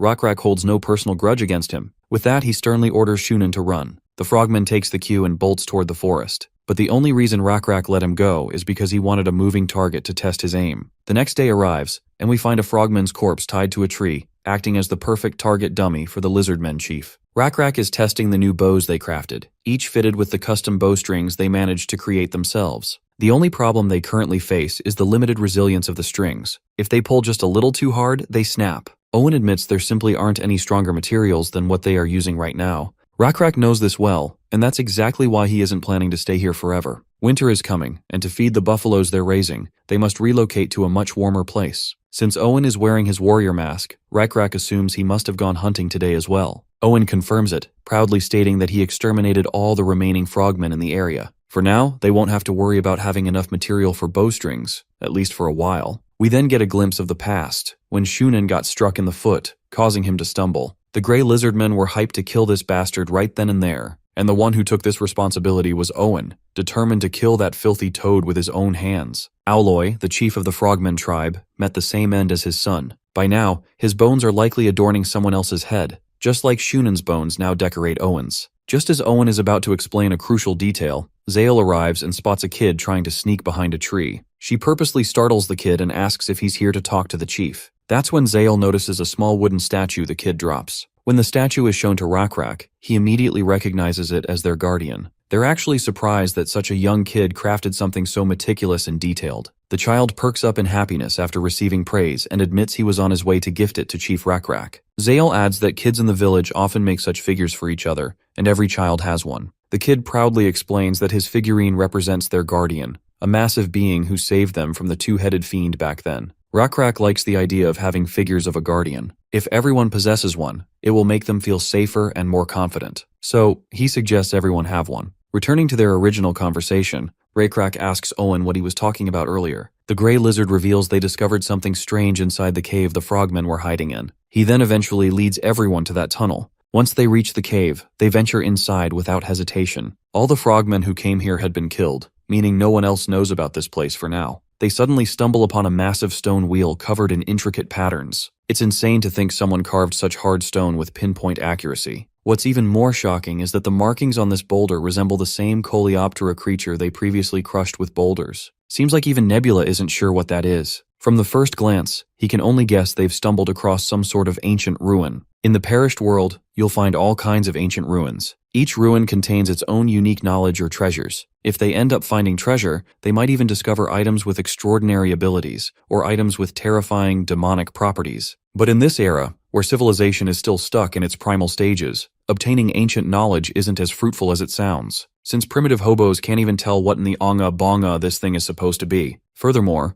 ruins that create or change special materials or grant blessings only work within their native region. And to Lakrak, who lives a nomadic lifestyle, that makes them utterly useless. There's a small chance this might be a unique relic, though Nebula hopes it isn't anything demonic, otherwise they're screwed. Just as they slide past that giant slab, they hear spiraling electricity humming like it's trying to communicate with them. An unknown entity welcomes the strangers who dared to enter the demonic world. Upon stepping inside, the lizardmen find themselves navigating a maze of stairways spiraling downward. Instead of taking these confusing stairs, Rak suggests simply jumping down. Before they descend further, they notice a bunch of rats blocking their path. But the way these creatures snarl doesn't seem like normal rats at all. Zale confirms that they're nutria. They've eaten nutria before, but these ones look drastically different simply because they've grown much larger. Another thing to note is that nutria don't normally travel in groups, nor are they aggressive. Perhaps they're trying to protect this place. Because of this, Rak orders his soldiers to get ready for a fight. The overgrown rats start pouncing toward their supposed enemies, only to get impaled by spears and die needlessly. After dealing with them, Rak feels bad seeing so much meat go to waste and suggests they try eating them. Zale even suggests taming these giant rats and farming them like buffaloes. Speaking of farming, Owen suggests fish farming might be even better. Fish are easy to raise since they lay eggs and take care of their own hatchlings. They could easily build a dam and trap the fish during hatching season. Suddenly, one of the lizardmen gets electrocuted just by touching an injured nutria. Rak tries touching it too, and gets zapped as well. Turns out these nutria are infused with a demonic energy attribute known as lightning. They can strike enemies with lightning through physical contact. Well, it looks like Nebula's worst-case scenario has become reality. This is indeed a demonic ruin, though the lightning attribute is considered relatively weak compared to the others. If Rak manages to reach the end of this ancient ruin, he can obtain this demonic power, though simply obtaining it won't make him a mage instantly. Demonic power strengthens with each generation, meaning future descendants would become true mages. There's another issue. In the perished world, magic and divine power are in conflict. According to the game's original story, the source of magic doesn't come from a god, but from an ancient evil. Thus, high-level magicians don't rely on gods at all, they aim to build their own power. As more people get influenced by magicians and pursue the magic path, many lose their faith in gods. This drop in faith deters players from choosing the path of magic. There is a loophole players can exploit, but it introduces way too many complications. Anyway, we cut back to Rak, because now is the moment when the demonic relic begins tempting its target. The demonic entity emerges, speaking to Rakrak through telepathy. It asks Rakrak whether he desires this power. If so, the entity is willing to give it to him. Since others can't see the demonic figure, Zael notices Rakrak zoning out and suggests they return. But Rakrak says he's fine and orders his companions to keep obliterating the rats. By now, Rakrak realizes he's the only one who can see this creature. Through telepathy, Rakrak asks the first question anyone would, its identity. The creature introduces itself as the spirit that guards this place. Only those with great power can perceive it. Naturally, Rakrak questions what power it's referring to. He also notices that although they can communicate without words, they can't read each other's deeper thoughts. Meanwhile, Nebula considers warning Rakrak about this spirit of demonic magic, but he stops when he notices a new attribute in Rakrak's profile. The attribute is called Deception.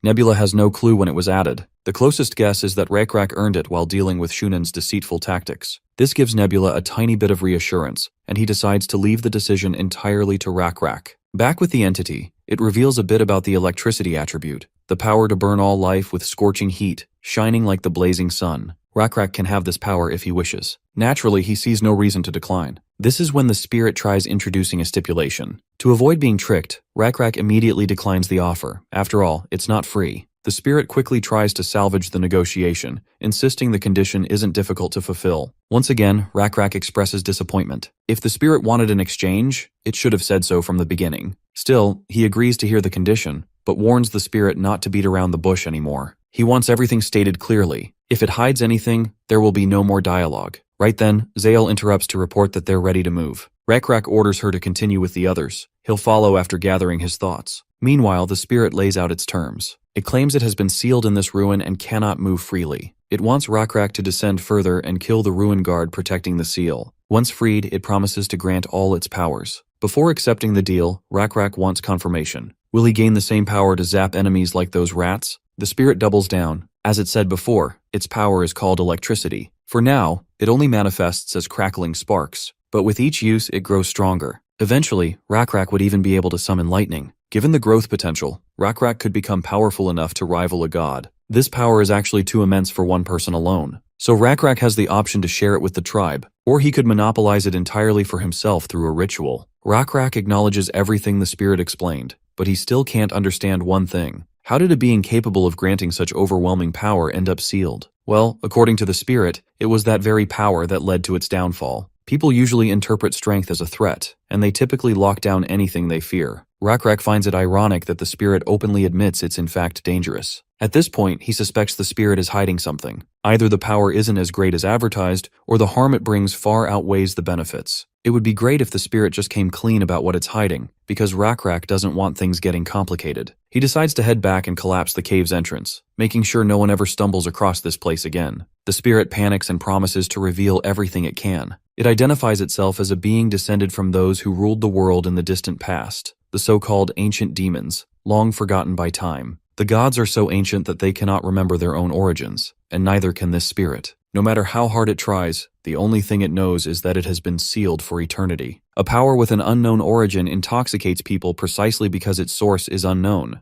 But our chat of a lizard is different. He isn't falling for it blindly. Rakrak recalls the Blue Lizard tribe leader and the Frogman leader as perfect examples of people corrupted by power. Demonic magic in particular is what intoxicates people the most. What makes it worse is that this stingray-looking spirit could bestow its powers to any random person. It doesn't matter if the receiver is someone with noble intentions or someone harboring malicious ones. Gods bestow power by their own will, but this spirit's gifts can fall into the hands of anyone, even the undeserving. To make matters worse, whoever wields this demonic power can further enhance it and grow even stronger. Eventually, the wielder of this omnipotent power will reject the gods entirely. To avoid that outcome, Rakrak considers taking the power all for himself, especially since it is truly formidable and indescribably potent. It will definitely come in handy in future battles. In the end, Rakrak decides to set the stingray free under one major stipulation. First, Rakrak wants his tribe to be the sole wielder of this power. He also wants these powers to appear as if they were bestowed by the gods. That way, no one will lose their faith in God.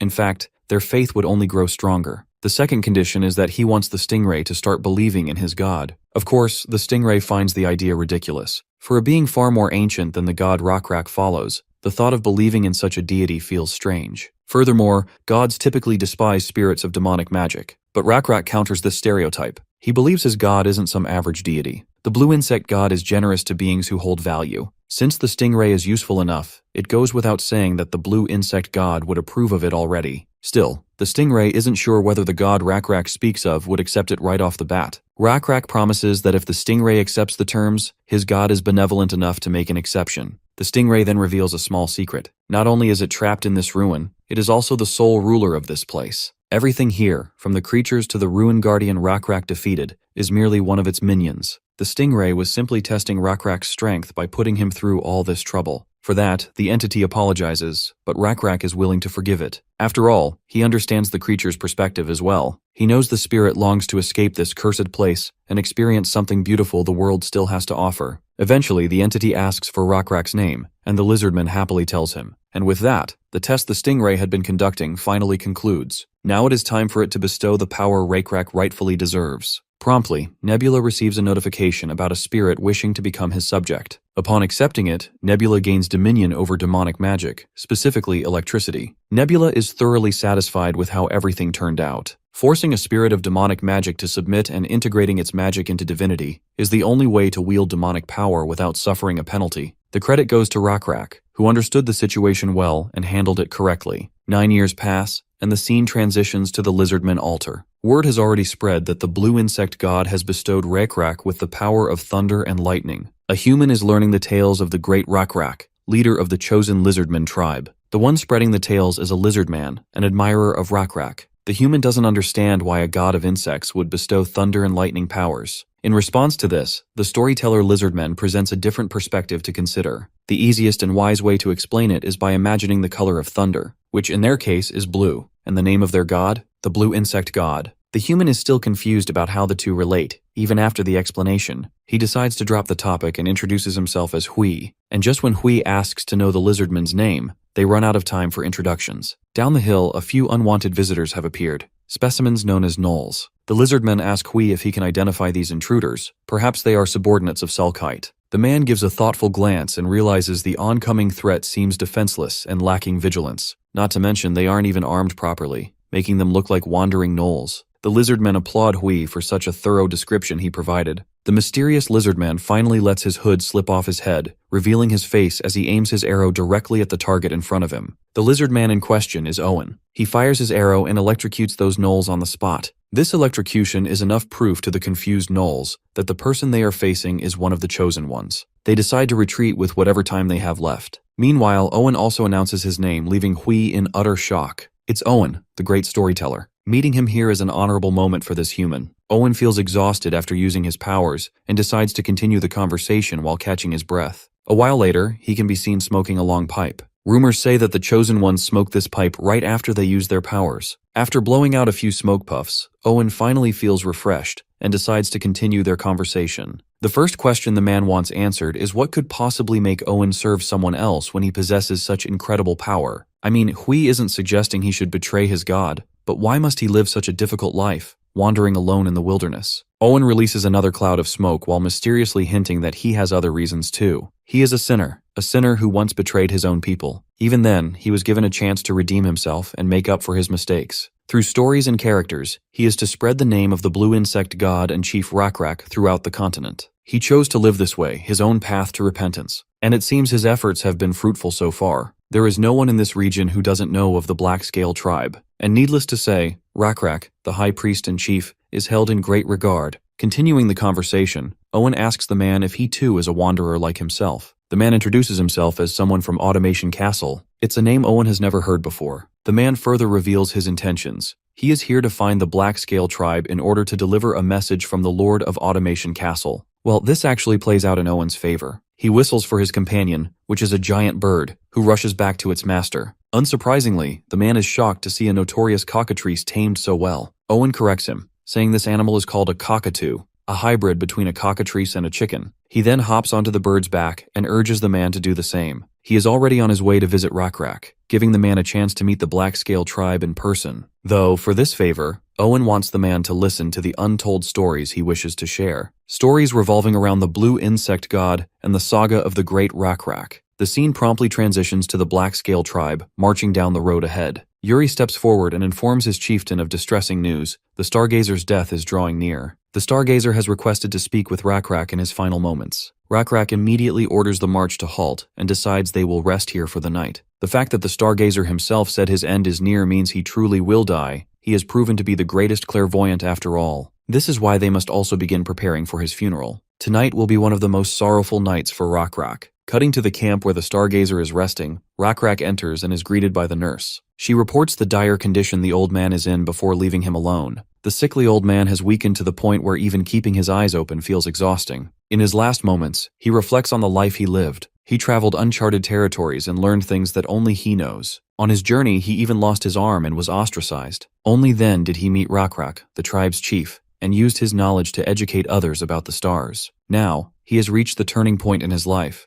the moment when every lizard man eventually requires eternal sleep to escape the pain nurtured by time. But before he departs, he is glad to spend his final moments with the tribe's chief. He wants to quiz Rakrak with a question nobody else seems qualified to answer. The million-dollar question: what awaits people after death? Since Rakrak is the first to be chosen by their god, the favorite among them all, only he can satisfy this curiosity. He wants to know why death is called eternal sleep. Do the deceased dream forever? Is there a possibility that one might be stuck dreaming nightmares eternally? Rakrak responds bluntly that he doesn't know how to respond to these daunting questions. He isn't even sure what makes him qualified to answer such a philosophical question. The Stargazer recalls how the beetle god always showed them the right path whenever they were lost. Perhaps the god will continue to do the same after death. Would he also guide wandering souls? For now, Rakrak can't help but agree with the Stargazer. As he once guided them when they were lost in mortal dust, the beetle god will guide them still, even as they journey into the realm beyond. The Stargazer has full confidence he definitely will. He is curious to learn more about the afterlife. He doesn't want to begin his afterlife journey by meeting their god unprepared. Rakrak figures that it's more fun that way. He envisions the afterlife as a vast grass field with no horizon, where you can run endlessly, the wind whispering bliss, and the tender grass beneath your feet. Rock mounds to rest on once you're tired, and dynamic weather that shifts with every season. The Stargazer hopes he, too, will have his own house in the afterlife, a place to return to whenever he feels tired. He doesn't want a tent that can be blown away with a gust of wind. He wants a solid house he can settle in. The Stargazer has always disliked tents. And speaking of which, he is currently resting in one, though he has no complaints. Soon enough, his soul will find a place to settle down. He worries whether the skies of the afterlife will have stars or not. Rakrak assures him that the god is considerate enough. He will definitely place stars in the sky so everyone can find their way home. Right at that moment, Rakrak notices those familiar blue butterflies, a clear sign that the god is watching them. The god has arrived to claim the Stargazer's soul. Once the soul is claimed, the old lizard man is finally put into eternal sleep,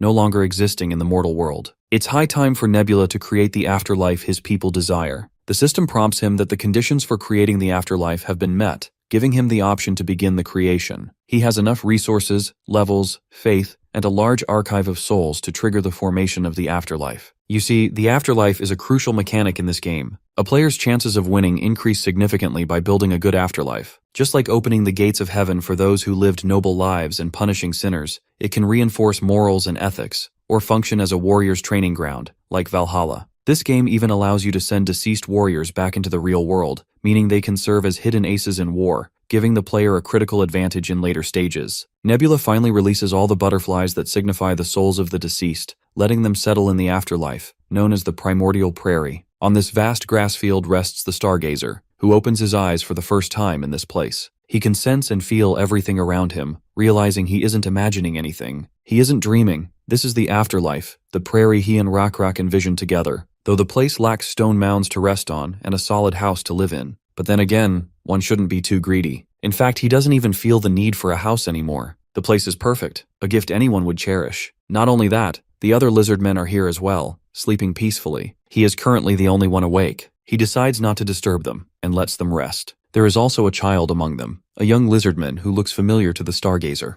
If his memory serves him right, a catastrophe once struck when the Goblin Alliance launched an ambush, killing many members of the Lizardmen tribe. Those sneaky bastards united their clans and targeted only children and the elderly. Stargazer was one of the old ones too. He thought they were doomed with the enemy approaching, but one young lizardman stepped forward with a weapon in hand, ready to protect those he loved. He was one of the kids Stargazer had taught. the knowledge of numbers and arithmetic. The child understood the situation and knew how to minimize losses, all thanks to the arithmetic he learned. The kid was brave and charged straight toward his demise for the greater good. At the funeral held for the warriors who couldn't return, Rockrak was furious. Everyone blamed Stargazer for teaching the warriors arithmetic. Now they didn't hesitate to dive into danger, ready to expend one life to save two. Rockrak could do nothing but shed tears of sorrow. Even though the warriors made the wise decision, the only thing he could do in such a hopeless situation was feel frustrated. Because of this young man's sacrifice, he became the trailblazer for the other children to learn arithmetic. Anyhow, Stargazer is glad to be reunited with this brave soul. A while later, the Stargazer can be seen wandering around, wondering why they haven't met their god yet. That's when he notices someone sneaking behind a tree. Stargazer begins chasing the unknown figure, and the chase leads him right to the stargazing laboratory. The wise lizard walks forward, millions of thoughts clouding his mind. He wants to know why their god is so benevolent, why they were chosen, what makes them any different from other species. Upon entering the chamber, Stargazer notices a strange contraption on a pedestal, and the entire ceiling is adorned with glittering stars. The curious lizard climbs the stairs, acknowledging that Rockrak was right.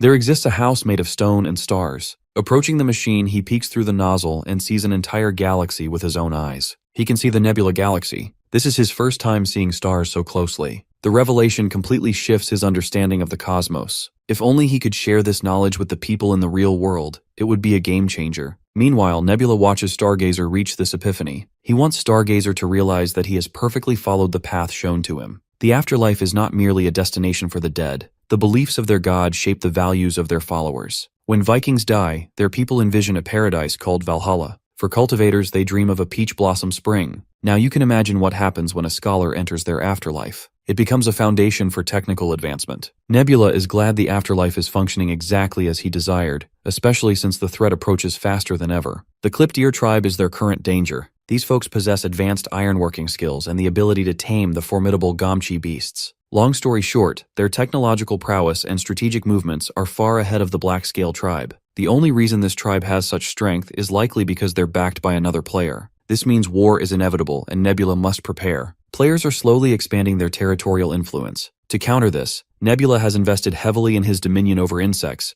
currently commanding 3 types of insect swarms. One of them is the locust swarm, which Nebula simply calls the swarm. He uses these critters to quietly sabotage players who rely heavily on agriculture. Then there's the second swarm, the virus swarm, also known as the host, which he previously used against the frogmen. These critters are continually expanding their arsenal of diseases. Last but not least, the nest, which breeds all kinds of insects. This group is responsible for farming experience passively, while Rockrak focuses on uniting the neighboring tribes. Given the pace Nebula is moving, he is certain it won't be long before he takes over the southern peninsula. The first major hurdle in Nebula's expansion plan is dealing with the player who commands the Knoll tribe. Cutting back to our Lizardmen tribe, Owen has finally arrived with Hui at Rockrak's resting grounds. Owen isn't thrilled to learn that Stargazer has passed away. Stargazer is so famous that even Hui has heard his name, though he's unsure whether visiting Rockrak on this day was the right decision. Owen reassures him that everything is fine. The Black-Scaled tribe considers it a good omen when a traveler joins their funerals. After all, it simply gives them one more person to share their sorrow with. The funeral ceremony begins, with Rockrak standing at the very front. Owen and his human companion join the ceremony as well. Hui immediately identifies the great leader of the Black-Scaled tribe, the chieftain,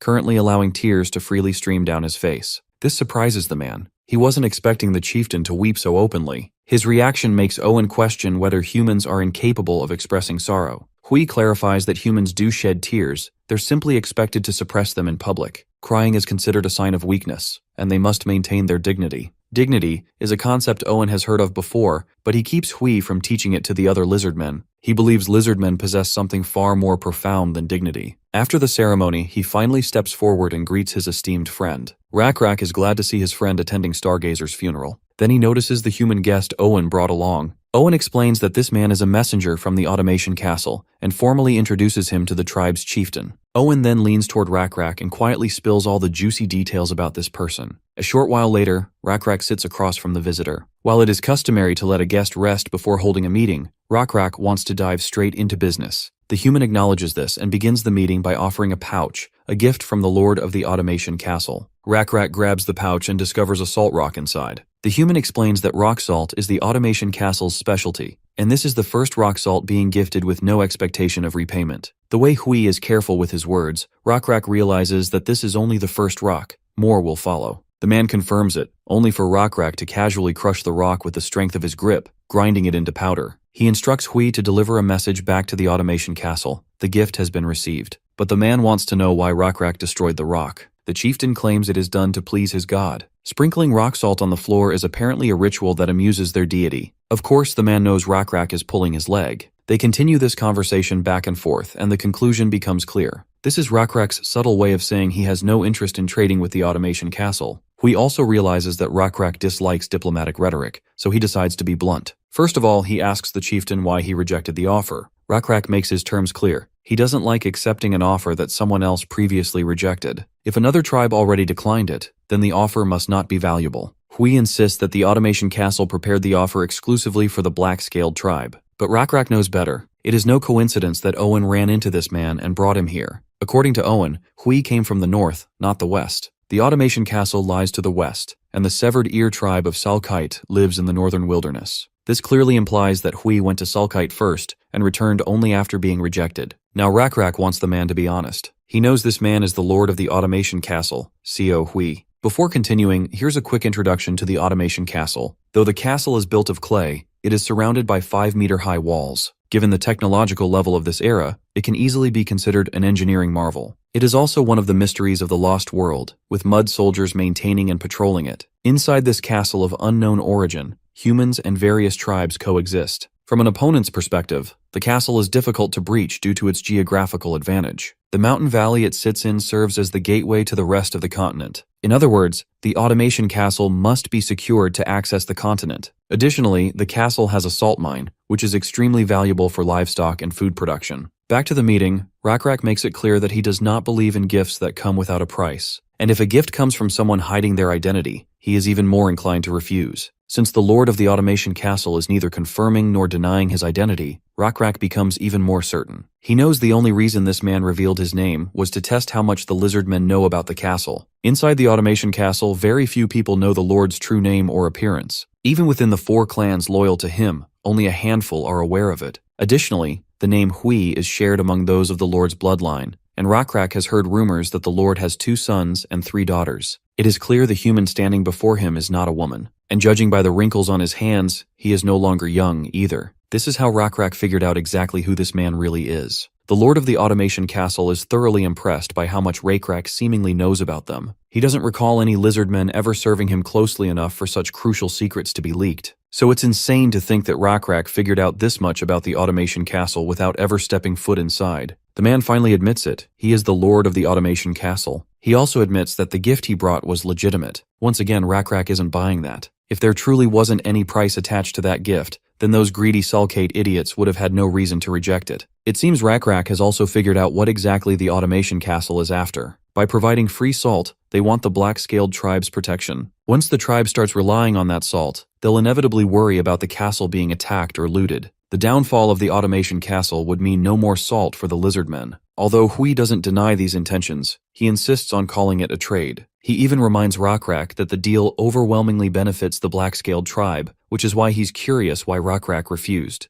Rakrak then points out the real caveat. Why should he protect the automation castle when he can simply take it over? If he drives out the humans, the black-scaled tribe keeps the castle, the valley, and all the resources. And there it is. This is the exact same answer Hui got from the Salkate. The reason the deal fell apart. Of course, Hui tries to shut that down by calling it a declaration of war. But Rakrak clarifies that diplomacy isn't a lizard man thing. They simply choose whichever option benefits them the most. Hui attempts to intimidate him by boasting about the power of the automation castle. Rakrak admits the black-scaled tribe would suffer casualties, but insists they can still conquer it. After all, the blue insect god is the one they have faith in. If their god decides to intervene, those tall walls around the automation castle will crumble like wet clay, and its soldiers will be crushed under divine might. Not to mention, the lord of the castle is sitting right in front of them. Killing him would make the conquest a child's play. The man laughs in response. He's certain Rakrak won't dare kill him, because if he dies, Rakrak loses any way of knowing who the next heir of the automation castle will be. At first, Rakrak doesn't think that information is worth much, so Hui decides to teach him a little about a board game called Go. It's a game where players place black and white stones on intersecting lines. The strategy is simple: surround the opponent completely. Right now, Hui represents one of those stones. This whole thing, this war, this expansion, is just a game of Go played by 2 gods. Rakrak and his opponents are merely the stones, moved by higher beings. The black-scaled tribe has entered the second round, facing the gnolls. This time, the thing at stake is the automation castle. Whoever wins this round becomes its rightful owner. Hui already knows Rakrak has been meddling with the upcoming succession inside the castle. Some lizardmen and their followers have reached out to his children, trying to get them to believe in the lizardmen's god. By now, some of his children have already begun believing. The cat is out of the bag, and Rakrak doesn't bother hiding it. This approach is the best and cleanest way to take the automation castle, a method that requires almost no bloodshed. To understand how Rakrak made all this possible, we cut back to 3 weeks ago. Nebula is suddenly approached by Hegemonia, the second-ranked player of Perished World and his usual rival. Hegemonia tries to catch up with him like an old friend,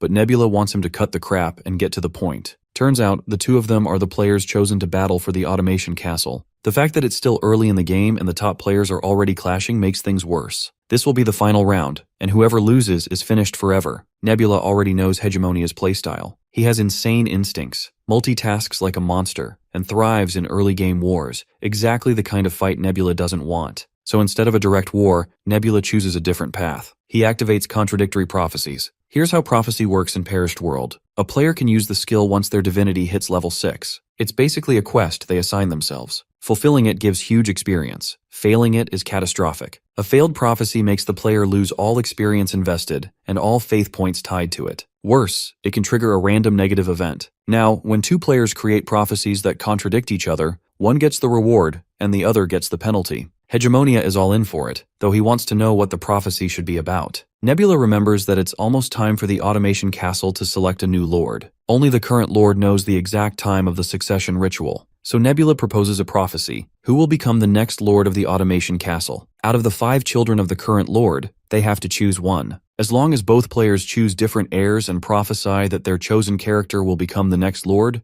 their prophecies are bound to contradict. Hegemonia already has the list of siblings from which they can select. The first is the eldest son, Dan, a man in his early 30s. He is strong, intelligent, and highly trusted by Hui. Since 2 of the 4 clans serving the Lord support him, he is the most likely candidate to inherit the title. Next is Jun, a man in his late 20s. He is the half-brother of Dan, and most consider him weak. He rarely appears in public and has no interest in the throne. He is supported by only one clan, which is from his mother's side. The third child is Jin, a woman in her late 20s who shares the same mother as Dan, the Lord's legal wife. She likes to disguise herself, sneak out for parties, and mingles well with brutes like hunters. She has the backing of the last remaining clan. Fourth is Kyung, a woman in her early 20s. She has a different mother than the first and second child, and as far as Hegemonia knows, her mother has already passed away. There is something uncanny about Kyung's appearance, an effect of a curse. Because of this, she has been isolated not only by the Lord, but by the clans as well. Last is the 5th child Min, currently in her mid-teens. She is said to be highly intelligent and talented in many ways. Being the youngest, she is naturally the most beloved by the Lord. With the 5 candidates introduced, it's finally time for both players to choose their characters. Hegemonia is even willing to give Nebula as much time as he wants. But Nebula has already done his homework. He's ready to make his pick. They each pick one heir, and the system prepares to initiate the contradictory prophecy skill. Before the skill activates, the system warns them of the consequences. Nebula accepts and proceeds to finalize his choice. Hegemonia selects Seo Hui's second child, Jun Hui,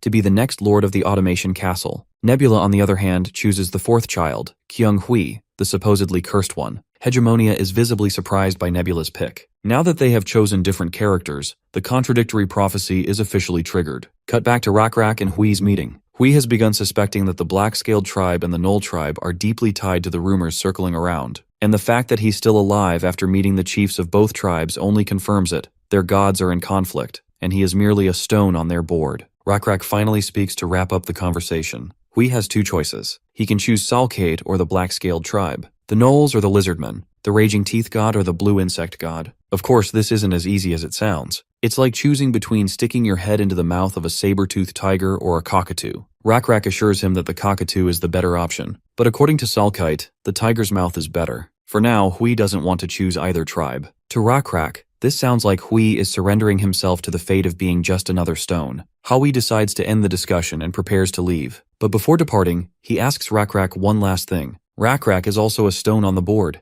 Doesn't that make him angry or afraid? The lizardman simply smiles and promises to answer once everything is over. A while later, Hui reunites with his crew. After shaving off the beard he grew over the journey, he mounts his horse and heads back to the automation castle. Around 3 weeks earlier, we see Kyung Hui struggling to climb a mountain alone. Well, climb isn't quite accurate. Her cart full of salt rolled off the narrow path, leaving her clinging to a rock for dear life. Here's some background on Kyung. Ever since she can remember, she's been told she's cursed. She was shunned by the clans, accused of being the devil who killed her mother. But she doesn't blame them. Ever since childhood, she has been at the center of one freak accident after another. At 13, she fell down the market stairs. At 14, she was accused of being a salt thief and got locked up for a few days. At 15, she fell through the bathroom floor. Yes, literally, that one almost killed her. Honorable mentions include water jars falling on her head or being chased all night by a pack of rabid dogs. So climbing this mountain shouldn't be too hard, right? Wrong. It's exhausting as hell. Right now, she's reached a steep section with nothing left to grab onto. If she jumps quickly enough, she might reach the next ledge. But it's risky, like very risky. Thankfully, she doesn't need to resort to such dangerous theatrics. A lizard man is waiting over the cliff to lend her a hand. It seems like the girl is seeing this lizard man for the first time and wants him to introduce himself. However, the lizard man doesn't think she should worry about formal introductions given her precarious situation. He finds her quite bold for managing to take a cart fully loaded with salt down such a narrow path prone to landslides. If only the wheel hadn't broken, she would have crossed the mountains already. Upon her insistence, the lizardman finally introduces himself as Saren Mule. She expresses her gratitude for the much-needed help and attempts to go on her way, but Saren stops her because he isn't done yet. The situation takes a twisted turn when she realizes that this lizard man knows her real name. She immediately reaches for her knife while shooting deadly daggers through her eyes. Saren immediately surrenders, claiming that he learned her name from Chief Rakrak. To be honest, he admits that the chief is the one who ordered him to find her. The girl wants to confirm if he is actually talking about Rakrak the Hunter, the Lizard Man of Thunder, and the first chosen one. What confuses her even more is why Rakrak would be looking for her. Saren doesn't know all the details, but the chief is most likely seeking her out due to the rumors circulating about her. It seems Kyung has no clue what rumors he is talking about. She's been out of the automation castle for a while now, traveling to buy silk. According to Saren, the first rumor claims that the Lord's second child will become the new Lord of the Automation Castle. As for the second, it claims the Lord's fourth child will take the throne. Hearing rumors revolving around her, it's a no-brainer that these are fake. After all, she is an illegitimate child who isn't even interested in the Automation Castle's politics. It is highly likely that one of her brothers spread those false rumors to gain something out of it. So she figures she isn't the person Saren should be looking for. Instead, he'd better go find her other siblings. Internally, however, she finds her situation quite distressing. This lizardman knows her true identity, even though the children of the Lord must keep their identities a secret. Even though this guy is strong, she feels she has no option but to take her chances and kill him. It looks like Saren knows exactly what she is thinking.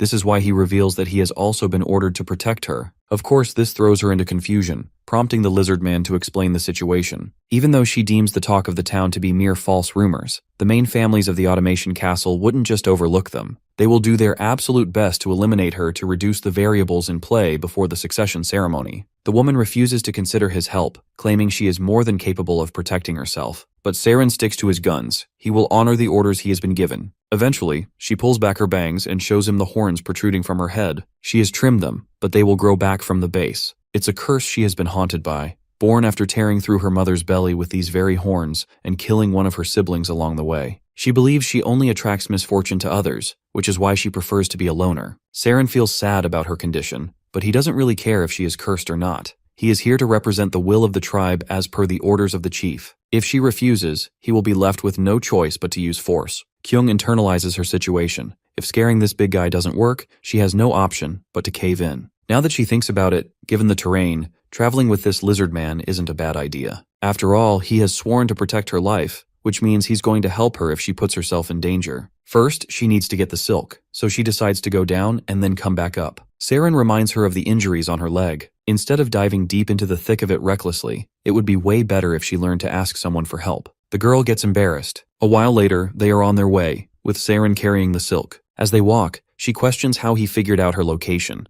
Well, Saren had been looking for her under the alias everyone knows, Mingzi. Her associates didn't even ask for a bribe for the information. They were more than happy to give it up for free. They also told him that she holds an ambition of starting her own silk business. From there, Saren learned that one of them even lent her a cart, which she never returned. This girl basically ripped off the poor guy, and it has been a few days since she went missing. Saren finds it hilarious that she wants to build a big business, yet she is trampling all over the fundamental of every business, which is trust. After a short walk, the Automation Castle is right in their sights. Then, things take a twisted turn. Someone tries to ambush her with a thrown dagger. Saren shields her with his own body, leaving the dagger lodged in his hand. The ones trying to assassinate her are these green guys. Seems like the succession battle has already begun. In no time, Saren manages to dismantle all the goblins. Even Kyung is surprised by how skilled this lizard man is in combat. Speaking of which, she recalls learning about an infamous lizardman warrior called Yuri. Saren confirms the rumors. He is actually the best warrior in the black-scaled lizard tribe. In fact, he learned all his techniques from Yuri. As for how he learned the art of medication, he picked it up from Zayal when he was working as her errand boy. Zayal is the one in charge of the black-scale tribe's internal affairs, as well as the wife of Rakrak. Since Siren had been under her supervision, it's no wonder he is a talented individual and picked up a few tricks. Furthermore, the fact that he learned how to fight from Yuri explains why he holds an important position in the tribe. The fact that someone like him came to protect her might be a huge game changer. Suddenly, she gets shocked seeing Saren handing over her silk. Of course, she doesn't like the idea, but it's crucial to act sycophantic. A while later, they finally reach the automation castle, only to realize that the gates are closed. Authorities are preventing people from entering. Kyung approaches one of the travelers and questions why the doors are shut. The fox guy warns her in particular not to enter, especially since she is a silk merchant. Even if she enters, she won't be allowed to exit. It goes without saying that some internal affairs are causing distress in the automation castle. In the household of the Gyo family, Kyung meets her business partner Gyo Jung, who lent her the cart. Instead of feeling gratitude, she is out here lashing out at him for lending her a defective piece, though Gyo Jung believes it's her own fault. Anyhow, he asks if anything noteworthy happened during her travels other than the cart crash. Kyung reveals the assassination attempt, which she luckily survived thanks to this lizard man. Siren introduces himself and Gyo-jung responds in kind. He is the leader of the Geo family, one of the 4 families of the automation castle. Saren feels glad to announce that the goblins who attempted the assassination claimed that the Geo family was unrelated to the incident. The leader of the Geo family doubles down on this, stating his family wouldn't stoop so low. Kyung then questions him about the reason behind the strict surveillance in the automation castle. She is pretty sure no one would give a damn just because the cursed 4th daughter was ambushed. Well, it turns out an assassination attempt took place inside the castle too.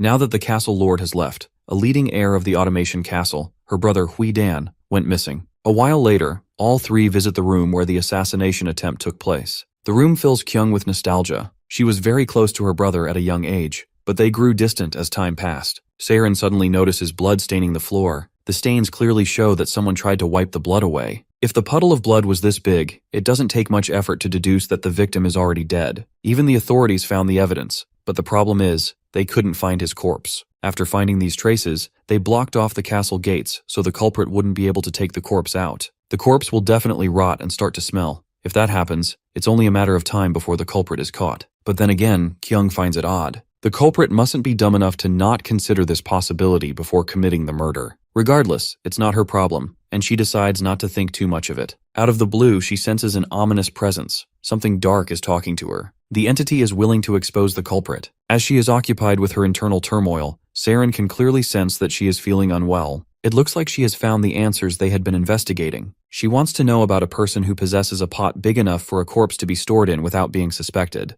They need a person who utilizes pots used to store meat. 2 names come to mind, either the owner of a butcher shop or a hunter. If someone wanted to prolong the decay of a corpse, preserving it in salt is an optimal solution. Someone who can easily take a hunter around with them in the castle, and someone who has a lot of meat preserved in salt within pots at their home. Someone who naturally visits the office. If they are to narrow down the culprit with the conditions mentioned, the only person that fits this description is also a candidate for succession. That person is Hui Jin, Kyung's sister. Of course, Kyung's suspicions were right on the mark. Thus, even after she shared this tip with only a few individuals within the castle, by the time everyone had learned of Dan's death, they were already considering Jin as the main suspect. With no choice, Jin was forced to flee the automation castle since she was exposed. But her journey was cut short by her younger sister, Hui Min. She ambushed her own sister and had her killed right in front of her eyes. Then, she too got ambushed by her brother and stabbed to death along with the men who came to take care of Jin. With 3 siblings already pushing up daisies, Jun's path is mostly clear.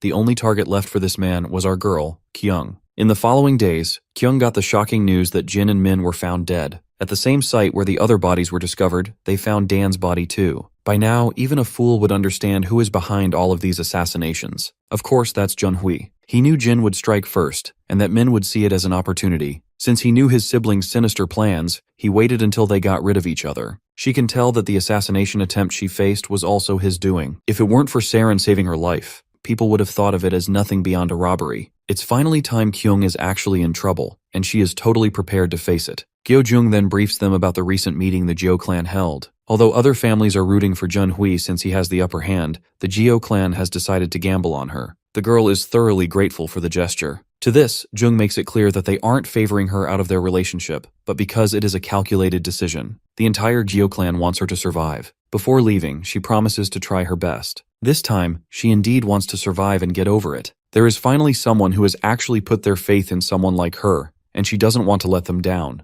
In the following days, Kyung is in one of the heated meetings. The members of the Jeo clan want to get rid of Jun-hui altogether, rather than just dodging his assassination attempts. But then again, it's not that easy to pull off. The Sang clan as well as the Tu clan are both on his side. The only way they can win this succession war is if they get at least the Su clan on their side. While they argue back and forth, Kyung notices her antlers growing at an unusual speed. They are growing so fast nowadays that she doesn't want to bother cutting them over and over. Saren wouldn't even have let her try had he known that she would bleed if she cut them. Anyhow, she reflects on her current situation as a whole. A week ago, she was just running around trying to do some silk business. Now, she is stuck here fighting for succession somehow. As if on cue, a reporter comes running to report the early arrival of the Lord of the Automation Castle. It is estimated that he will probably arrive by tomorrow morning. Also, there is a message that scouts wanted to reach Kyung only. As he leans closer to whisper the juicy details to her, we realize that this bastard is an assassin too, but he is quickly dealt with by Kyung's bodyguards. The guy was taken down before he could even swing the dagger he was hiding. This guy was actually from the Jeo clan, which means that he was bribed by the opposing party. To think that they can't even trust the people around them only makes the situation worse. To make matters worse, a full-blown battle has erupted outside. Jun-hui is dead set on taking care of her before the Lord of the Automation Castle arrives, which is why she is told to flee before things take a twisted turn. They've got no choice but to use this underground pathway. The girl is not really thrilled to walk through this underground gutter, but they have no choice and eventually hop inside. As they walk through this stinky place, Saren isn't expecting the girl to hold up so well. Unsurprisingly, she claims that she already has first-hand experience falling into latrines before. She almost died that day when she fell, but thankfully, a huge pile of excrement cushioned her fall. She then further rolled down all the way to the sewage without getting hurt, but there wasn't a single ray of light in there. Just when she was about to succumb to her terrible fate, she saw floating lights. She followed that perilous lighting and managed to get out of the gutter. The insects that showed her the path were fireflies, and the fact that those insects don't really belong in a place like this speaks to it being a miracle. Well, it doesn't take Saren too long to realize who exactly rescued her. Though he doesn't say it out loud, he pretends that it must be some different species that stumbled into this latrine. Eventually, they get to the exit door. Saren decides to take the lead from here. If he doesn't come back after some time, she is ordered to run in the opposite direction. While that guy is gone,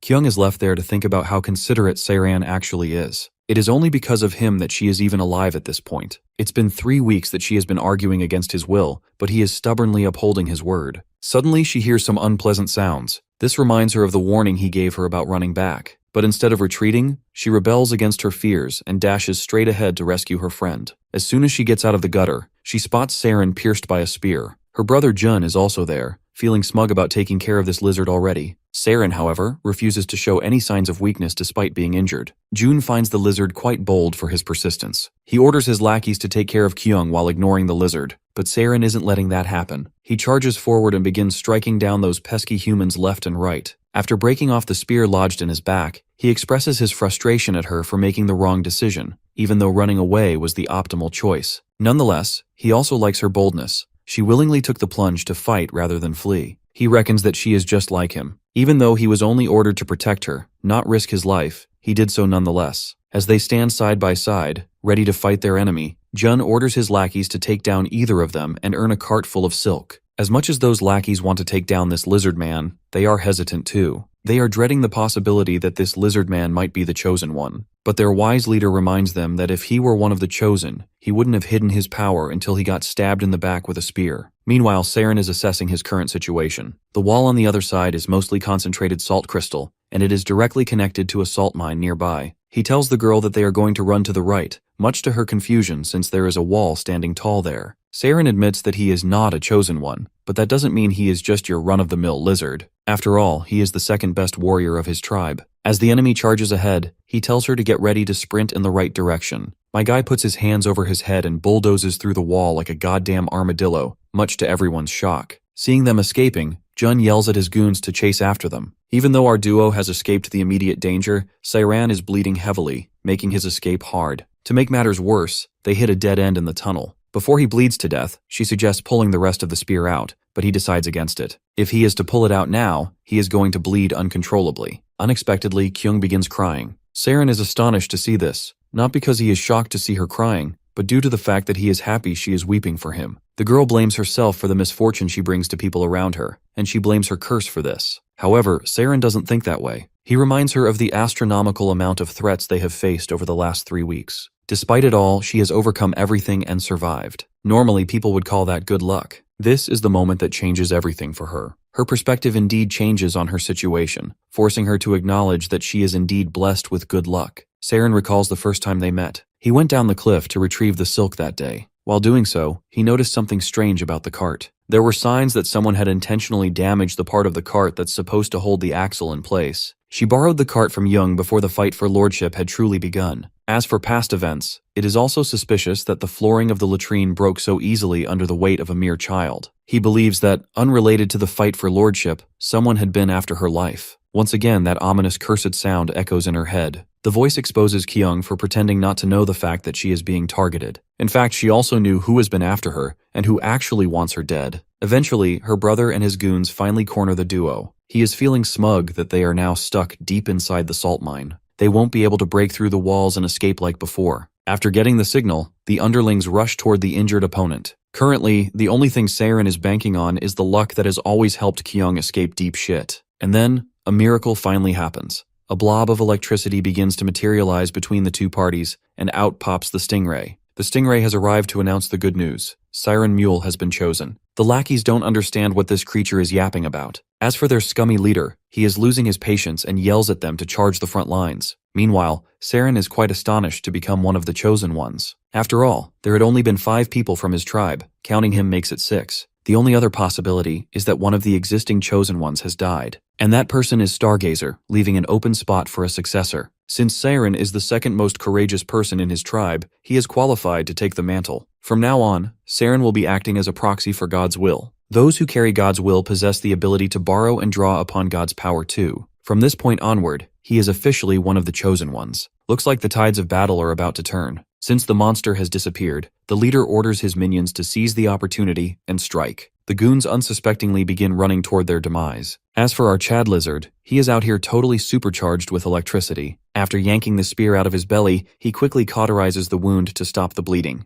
The poor guys heading toward him have likely failed to read the grim situation they're in. After extending his hand, he calls down a thunderstrike, electrocuting the entire flock and knocking them out cold. The ones remaining standing quickly turn on their heels and begin retreating, along with their coward of a leader, of course. I guess they are missing out on their only chance to capture our duo, because Seiran is exhausted as hell after that move. But Kyung doesn't seem to realize it. Given how strong this power packs a punch, why don't the Black Scale tribe fight the Clipped Ear tribe? It seems like Seiran knows the reason. This power has drawbacks that restrict the wielder from exploiting it. Seiran can already feel some sort of mental exhaustion kicking in. Perhaps this is why Owen would always smoke a cigarette after using this power. This makes Kyung concerned about him, but he assures her he's fine. In fact, he is feeling a little better now that he isn't losing any blood. A while later, Seiran can be seen frying the others in his path too. Let's not forget about Hegemonia, who had placed his bet on Junhui, the candidate who was supposed to win the succession ceremony. Hegemonia has no choice but to step in and not let Nebula snag the victory. He sends his saber-toothed lion to fight against Seiran.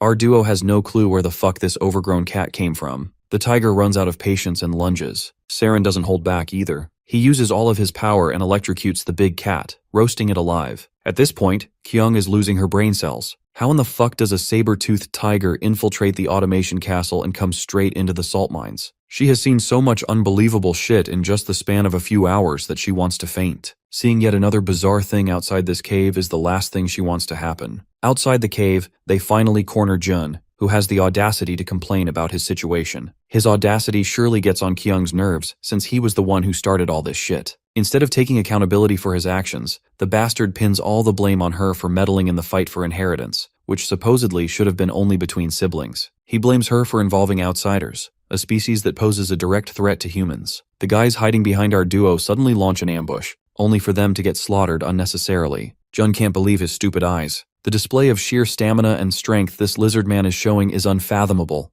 especially given the fact that he should have collapsed from exhaustion a long time ago due to blood loss. Finally, our girl snaps back at this hypocrite of a brother. He is the one who is detrimental to the development of the Automation Castle. The Automation Castle is a place that lives off trade, but by not getting involved with nearby forces, they are voluntarily isolating themselves. Because of that, the Automation Castle's influence may weaken, and nearby forces who harbor ill intentions might invade the castle to take control. If only her brother were a little smarter, he wouldn't have made these stupid decisions. On the other hand, she ain't dumb and numb-minded like the rest of her siblings. She has a desire to do something far greater for the cause of the Automation Castle, rather than being selfish. Seems like her words have no effect on this low-level scum. He claims he never considered her one of his siblings. With that declaration, he spreads his fan, which clearly indicates that the guy is up to something. Perhaps it's some sort of signal. She suspects this gesture is meant to alarm a hidden assassin somewhere in the warehouse in front of them. Well, there is indeed an arrow heading toward them. Kyung's ominous reflection makes her aware of it. The reflection makes it abundantly clear that they are about to die soon if the arrow isn't stopped. She is already too slow. Saren, on the other hand, has noticed the incoming arrow. However, he is short by a second. The ominous entity would have warned her about this assassin even before the arrow was released, but her horns aren't fully grown yet, so that possibility was out of the equation. Now Kyung gotta imagine a way in which she successfully evades the oncoming arrow. The girl thinks for a moment and figures that blowing wind can help the arrow ricochet in a different direction. The ominous entity approves of this possibility, and promptly, it generates a small tornado, causing the arrow to veer off course. Everyone is shocked, and so is Kyung. She is questioning the true nature of this ominous entity. What is this entity actually? A curse? Or luck? The entity claims she is neither of those. It can see limitless possibilities for the future, and can choose the path that will be most suitable for the situation and bring the most benefits. In simpler terms, the entity can manipulate probability. Right then, a system notification informs Nebula about Hui Kyung awakening a demonic property. It's called probability. Hegemonia feels like the biggest clown out here for thinking that what Kyung had going for her wasn't a curse after all. Bro is crashing out over his dumb mistake while Nebula is having a dab moment. Hegemonia is damn certain that this character had been identified as a cursed entity, so what gives? He blames Nebula for altering the character's description, but Nebula reminds his rival that her description had always been like this, even before they came into this world. This begs the question,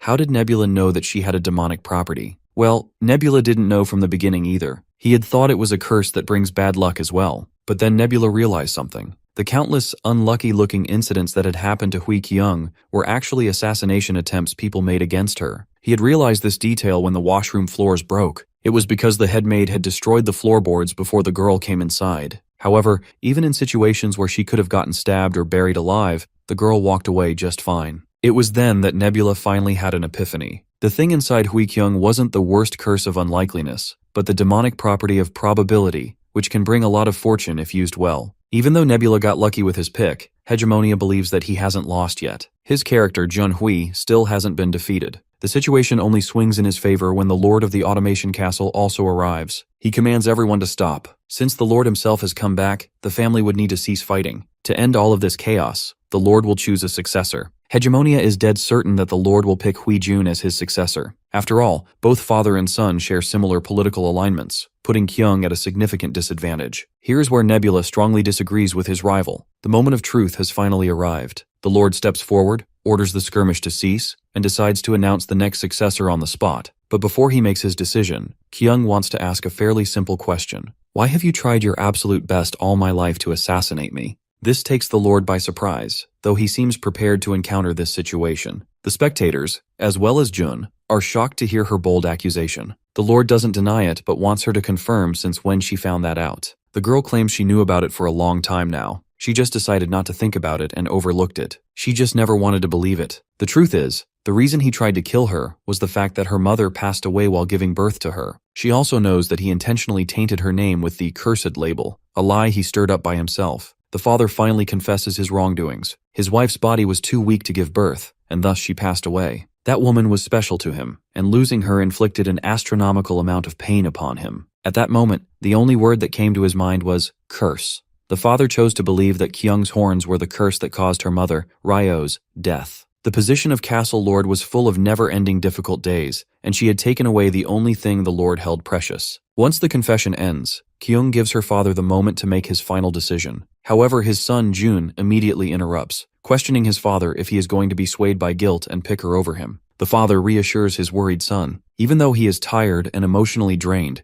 He will make his judgment purely for the sake of the automation castle. This is the last decision he can make with free will as a pawn of the gods. The Lord takes a breath as he is about to state his choice. Meanwhile, one of the gods in question, namely Hegemonia, begs and prays for the gods he knows to have the situation favor him. Nebula finds it quite ironic. Praying to gods won't do jack shit, because Hegemonia himself is the god. Meanwhile, Kyung's demonic property comes forth, and just by reading the mere lip movement of the Lord, it deduces that Kyung is to be the next owner of the automation castle, though Kyung doesn't seem too happy about it. The reason is that her father is merely choosing her out of guilt, even if he isn't aware of it. If she is chosen, it won't take long for rumors to spread that the Lord gave up his position to his daughter out of pity. June is further going to fuel these rumors. This is going to make her doubt herself, believing that she was merely chosen because of her luck, not merit. That's why the 4 families of the automation castle will refuse to follow her, and even the position of castle lord she receives will be at risk. Keeping this in mind, she insists to the demonic property that she doesn't want to be chosen as her father's successor.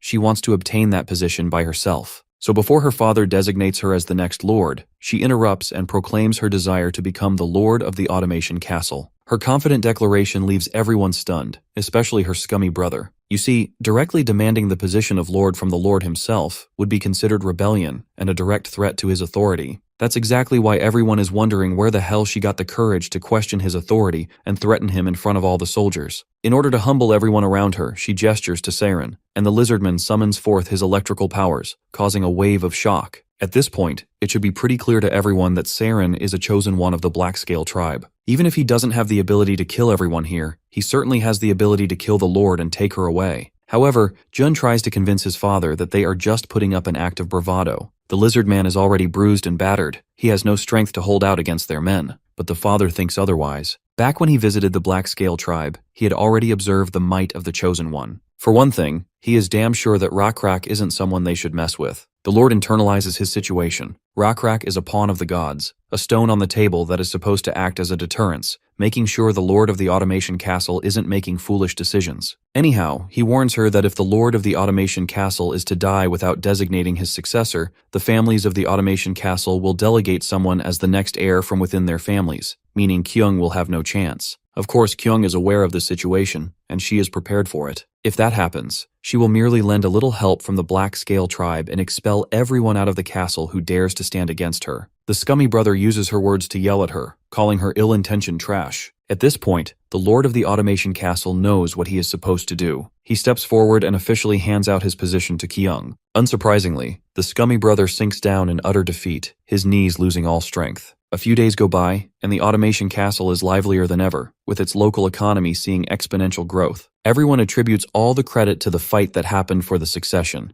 The economic shift and potential growth are insane, with more and more traders visiting the place. Species of different races and people from different walks of life are all coming in. The important 4 families have been quiet given the growth of the automation castle. This clearly indicates that they aren't rebelling against the new lord's drastic decisions. Unsurprisingly, Jun is out here listening to all this pleasant gossip spreading around regarding the positive change that the new automation castle lord has brought. Being the scummy brother who got defeated, he can't stomach it and decides to sneak out of the castle during the night. He plans to abandon his home and find somewhere else to amass influence and power, making sure he returns with a bang. As he is about to depart, Saren walks into the scene, interrupting the guy's flight. They argue for a while before Jun is on his way, since he isn't entitled to tell others where he is going. Well, Saren agrees to this much. Jun doesn't owe him any explanation. However, he wouldn't like someone like Jun to live much longer, as he could become a pain in the ass later on for the entire automation castle. As the man rides his horse out of the castle, an assassin goblin leaps up from the castle wall upon Saren's gesture and claims the bastard's head. With Jun officially dead, Hegemonia has finally lost to Nebula. Nebula likes how his rival is acknowledging his defeat so gallantly. But then again, acknowledging defeat is part of the process that helps you grow to become a better player. After Hegemonia acknowledged his loss, he left without any resistance. He promised that he would take the Knoll tribe across the continent and go until they reached the end of the West. It seemed he didn't really care about failing the prophecy, nor was he worried about the consequences of failing a prophecy. He is going to march forth while absorbing techniques from the continent's residents. With the withdrawal of Hegemonia's species, this gives Nebula an opportunity to use the already paved roads and increase his forces. The North Shore regions and the peninsula's southern half are all coastal areas, so Nebula might get the opportunity to utilize that. The abominable god those frogmen had with them possessed dominion over the sea,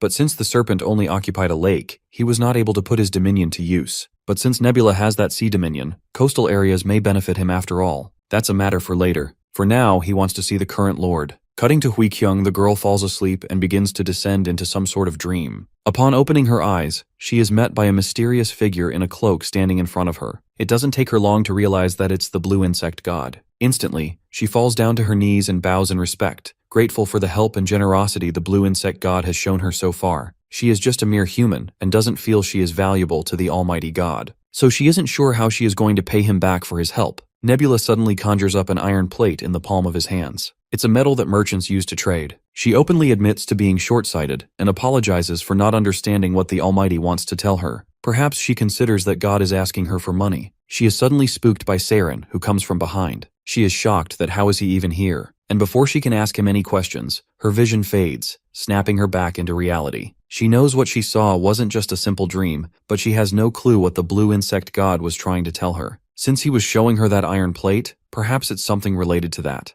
Just as she is brainstorming what that plate might mean, she hears someone boast about the quality of the silk in the market. It's some lizardman who is selling the silk, and the buyer has never seen such fine material before. The buyer introduces himself as someone who traveled from the west all the way here. It's a place where the sun dawns. With the Knoll tribe displaced, the road from the west was finally open for him to pass. The lizard man is glad to meet someone from the west and wouldn't mind trading with him. The buyer, who is supposedly a troll, wants to buy all the silk. In exchange for that, he is willing to give iron plates. He has an entire pouch of these iron plates and is hoping that it would be enough to justify the price of the good quality silk he is getting. Well, the lizard man seems happy to see the amount and instantly agrees to hold this trade. However, Kyung interrupts the transaction and wants this troll to put his money back. She has already purchased this silk. The troll doesn't seem thrilled to hear it and wants the lizard man to confirm if it's true. Under the sharp gaze of Kyung, the poor lizard man has no choice but to validate the young girl's words. Not wanting any trouble, the orc proceeds to be on his way. Well, the only reason she interrupted the transaction is the fact that the lizard man was selling it at a very low price point. The lizard man argues that their transportation cost has lessened ever since the Knoll tribes left, so selling the silk at such low prices still fetches a good amount of profit. Of course, Kyung Hui knows this much too. After all, she is a merchant. But here is the real deal. Only the Black Scale tribe is capable of producing such niche products, meaning even if it costs very little to produce these niche items, they don't really need to lower the price along with it. Any product that falls into the luxury category can be charged for more. There is also another important thing she wants to mention here. It's the iron plate the troll had earlier. She puts one iron plate of her own on one side of the scale, while placing the troll's on the other. By comparing the weight, it becomes clear that the orc was giving them an inferior quality iron plate. It weighs very little compared to the other iron plate. She lectures him to always check the weight of the iron plates before closing any deals. Right then, Rockrak arrives there with an iron plate of his own. He liked that weight balancing contraption and wants her to weigh his iron plate too. Upon grabbing it, the girl realizes that this particular iron plate is very different from the others. Rockrak explains that this iron plate is made out of an ancient relic they found in an ancient ruin. It's of good quality, but it was too hard to smelt, so the blacksmiths gave up on it altogether. This is why he has come here, thinking that the automation castle may be able to smelt this iron and make weapons out of it. It is at that moment Kyung realizes what the blue insect god meant. He certainly wants her to create weapons. Of course, she proudly affirms that the automation castle can handle it. However, it looks like she is going to face some shame soon. The blacksmith she tasked to do this smelting task has came back with some caveats. At first, the dude was all confident that he could handle the job, so Kyung agreed.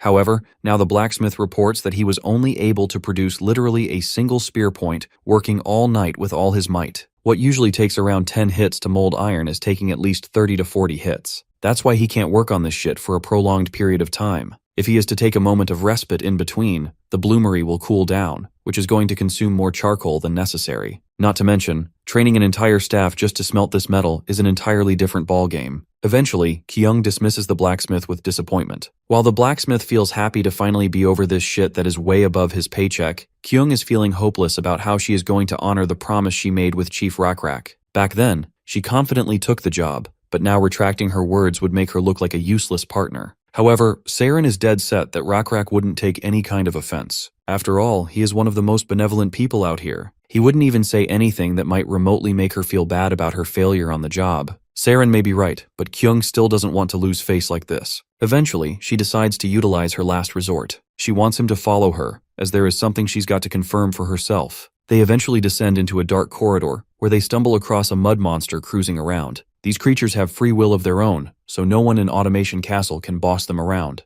However, these mud dolls aren't the highlight of this visit. She eventually opens the door and shows Saren what lies behind it. Well, there is a water wheel spinning with the help of a waterfall. It's the first time Saren has seen such an unusual contraption. This waterfall is Automation Castle's water reserve. Thankfully, it's located inside the inner palace, so there is no way in hell the enemy can loot their water. The important detail to note here is the wheel under that waterfall, a kind of contraption that helps produce incredible power without rest. Kyung not only wants to utilize its power to smelt iron plates, but she also wants to evolve this power source to revolutionize the entire Automation Castle. For that, she wants Saren's help, and the guy is willing to lend a hand. A few days later, Kyung has already started working on new blueprints for their advanced water wheel, designed to generate more energy than they've ever had. They have increased the height of the waterfall and added extra wheels for additional power. She seeks Zael's thoughts on the blueprints. Unsurprisingly, she approves of the new design. Since they have enough water flowing, she is certain that it can spin all the wheels. Though implementing and building this new design will require a lot of manpower, resulting in the need for a substantial budget. After all, they would need to import sturdy wood that doesn't grow in this area in large quantities. Kyung isn't concerned with money-related problems, but even if they have enough money, Zael wants her to look at things from another angle. The main issue is whether they can actually make all the spending worth it. Kyung's position within the castle is already quite weak, and using a large lump of funds to gain barely anything in return would attract a lot of criticism. A few days later, Kyung can be seen sitting alone, brainstorming new ideas. She even invokes her demonic property of probability to foretell the future for her. The demonic property clarifies that she doesn't wield the power of prophecy. Like, she can't see the future and predict what is going to happen. She can merely manipulate the current moment to tilt the odds in her favor. In simpler terms, she doesn't watch the movie of the future. She edits the movie while it is playing to make the outcome of that particular moment favorable for Kyung. However, Kyung still ends up explaining how her new water wheel design is going to work. And when she asks if this would work, the demonic property refuses to answer. After all, she has already made it clear that she can't see the future, though she does admit that the idea is kinda good. Eventually, Kyung makes up her mind. She's gonna materialize her idea into reality. And thus, the construction began. It goes without saying that they had to face many uncalculated challenges during construction, resulting in several major accidents. They even got scammed once while gathering the right materials. And most painful of all was the trial and error phase. In many failed attempts, they had to scrap the entire construction and start from the beginning. This not only drained their funds, but it was incredibly time-consuming too. Furthermore, there is already a shortage of workers, and the current labor force is already causing many problems. But Kyung doesn't have the patience to accommodate excuses. She has given her word to the blue insect god, and she's gonna honor it no matter the cost. Under her unshakable resolve and burning desire to uphold her word, her people have no option other than to obey her commands, despite the many caveats. Even Nebula is surprised to see her taking things so seriously. He doesn't even remember asking her to build 4 wheels. I guess this much is expected. The human race is more goal-oriented, dedicating their lives to materializing their cause. Lizardmen, compared to them, are quite dim-witted and tactless. Anyhow, Kyung's mention of the blue insect god actually helped increase the construction period. The other families of the Automation Castle were unlikely to resist much. After all, they must be feeling the various benefits coming from the ongoing construction since they live off business. The reason being, as the construction workers stay and more goods circulate, the scale of the commercial district expands further, eventually benefiting the families involved in trade. The journey to construct 4 water wheels wasn't smooth, but Kyung's dedication and relentless pursuit helped bring this contraption to life. It is supposed to be the pinnacle of advanced structure in this world, a one-of-a-kind creation born in the Automation Castle. On the day of the inauguration, Kyung and everyone else watch as the wheels begin moving. The invention of the 4 water wheels finally bore fruit. Kyung apologizes to the insect god for using his name to get her desired outcome, but she is hoping that the Almighty is generous enough to forgive and would understand her intentions. Speaking of which, Nebula gets the notification the iron-making skills has advanced to level 2. This helps his civilization lay the path toward producing some high-grade iron. Not only does Nebula's civilization have the edge in producing ironware, but they have also established a currency of their own, as well as a writing system known as the Chung letter system. This officially makes Nebula's civilization the most developed and advanced out there compared to any other faction. Nebula isn't surprised in the slightest. He knows exactly what humans are capable of. This unyielding drive they possess is precisely why he chose them as his second species. A few days pass in the Automation Castle. We see a few elves visiting, surprised to hear a water wheel working all the way out here. This indicates that the water wheel must be massive for it to make such loud noises. A lizardman standing nearby further enlightens them, clarifying that not only are the water wheels being used to grind grain, but their power is also being utilized to manufacture weapons. The peddler then directs their attention toward the great quality silk he is selling. As soon as the elves get a feel of the cloth, They can instantly tell this shit is fire. Without thinking twice, they offer iron plates as a form of currency. According to them, these are the highest grade of iron plates, exclusive to their home region. The peddler promptly weighs the iron plate he has been offered. As it turns out, the plate is low grade, at least by the peddler's standards. The peddler is utterly disappointed. He has no interest in trading with dubious people who aren't trustworthy. For some reason, the poor elves feel like they are being accused of deceiving him for no reason. They are confident about their iron plate quality. However, the peddler instructs them to visit the Automation Castle's central bank and exchange them for good iron plates. The elves believe that the peddler is speaking too highly of his relatively low-quality fabric. Of course, the peddler is beyond livid at having his craftsmanship questioned. He begins lecturing these guys on the amount of effort that goes into producing this fabric. While yelling, he finally scares those elves off. Meanwhile, Kyung is watching the peddler from the shadows. It seems like this peddler has taken her previous lecture too seriously regarding value signal pricing. Seeing the elves, she suddenly remembers that it's not very common for them to travel all the way here. In order to learn how these elves actually do business, she decides to stalk them for a while. After following these guys, what she learns isn't very pleasant. Turns out these guys are literally scamming and smooth-talking newbie business owners. Kyung realizes that the Automation Castle's booming economy has also attracted scammers after all. She seriously wants to learn where these guys even came from. Meanwhile, Nebula receives a private message from a fellow player. It's a player named Eldar, a god who controls the elven civilization. Nebula tries to decode the player's intentions. You see, the elven civilization is located on the far northern coast, meaning both civilizations are distant from each other, leaving no room for confrontation or territorial disputes. Eventually, he decides to accept the invitation, especially since he knows very little about the northern coast area beyond the wilderness. He may learn a tidbit or two. The player on the other end of the screen puts up an all-graceful and elegant facade, introducing himself just as gracefully. For a moment, Nebula thinks the god of elves is actually trying to roleplay his in-game character to match the vibe. As you may know, players who do roleplaying basically immerse themselves in a role within the game, and this elven woman seems like one of those players. By the way, I can't really tell the gender of this freak. However, Nebula reciprocates the greetings. Eldar is glad to meet a well-spoken personality, unlike Hegemonia, whom she considers nothing less than a barbarian. She even made sure to push his barbaric group out of the northern coast. Hearing this, Nebula internalizes Hegemonia's situation. After getting overpowered by Eldar,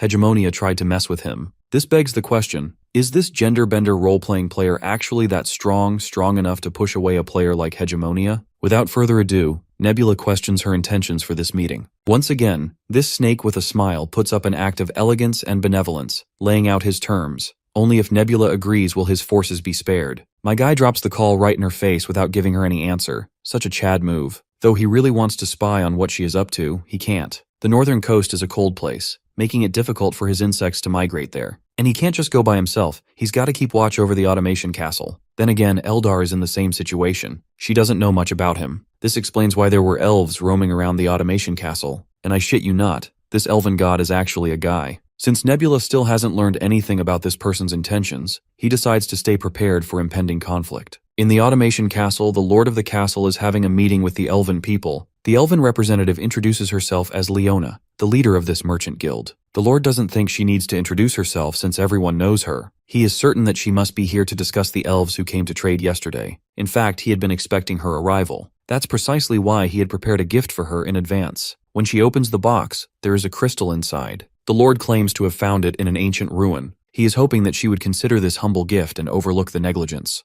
Kyung acknowledges the value of the gift. However, she outright rejects it right to their faces, making it clear that she won't just sell her dignity away. Leona quickly bends down to pick up the precious stone and bluntly questions what more she desires. Internally, Kyung is trying to figure out why the elves want to trade with the Automation Castle all of a sudden, given that it is unprecedented to see them leave the northern coast. Directing her attention toward them, she makes things crystal clear. If they want to win her favor, they must follow the law instead of bribing their way out. Also, she doesn't want them to be too over the top. If they really want to mend the relationship, she suggests they buy these dolls representing the blue insect god. However, the elves refuse to make such a transaction, since they are already devoted to the dancing shadow god. But as far as she is concerned, having faith in more than one god wouldn't hurt them. A few days have passed since this incident. In the castle, Saren visits Kyung with news related to the elves. The elven chief is demanding an apology for the religious offense Kyung committed by asking elves to convert their religion. Of course, this gets under Kyung's nerves. Those guys are just pretty snakes hiding behind smiles. She decides to hold them accountable instead for starting all this. They were the ones who tried to bribe the Lord of the Automation Castle.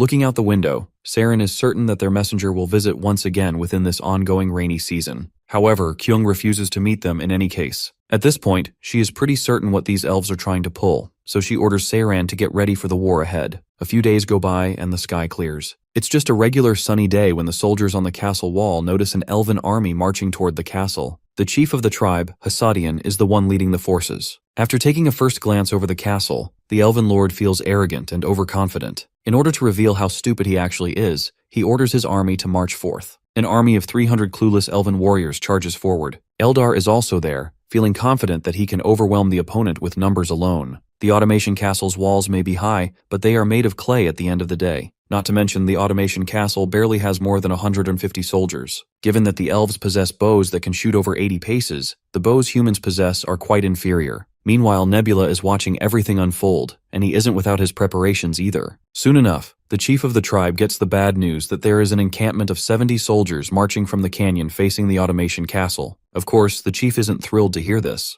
This clearly means that the enemy knew and was prepared for this moment. What he fails to understand is why there are only 70 soldiers coming. Then he gets another shocker. There are forces behind them blocking their retreat route, trapping them in the middle. The ones blocking their path are the lizard men riding their cockatrices. The chief is in disbelief seeing such an unexpected turn of events. He hadn't expected that lizard men and humans would be working closely together. As for Eldar, Bro is about to shit his pants when he realizes that not only humans, but these lizard men are also his opponents. It looks like Eldar hasn't realized that Nebula controls both the humans and the lizard men. When he contacts Nebula to complain about it, my guy merely insists he just check the local player list. When Eldar does, the truth hits him like a thunderbolt out of the blue. Nebula is the one ruling this territory. Eldar had initially thought that Nebula was only the god of humans. However, when Nebula clarifies the confusion, the genderbender dude is in utter disbelief. Seeing the lizard men heading toward them, the elven army is panicking and can't even keep it together. To make matters worse, those 70 soldiers who had been over the canyon have finally arrived and are ready to mow down all the elves with a barrage of arrows. As soon as the arrows are released, the bloodshed erupts. While the soldiers are all in utter confusion, the lizardmen army arrives to only make matters worse. The chief of the elven army quickly orders his men to maintain formation. However, the soldiers are too stunned to even move.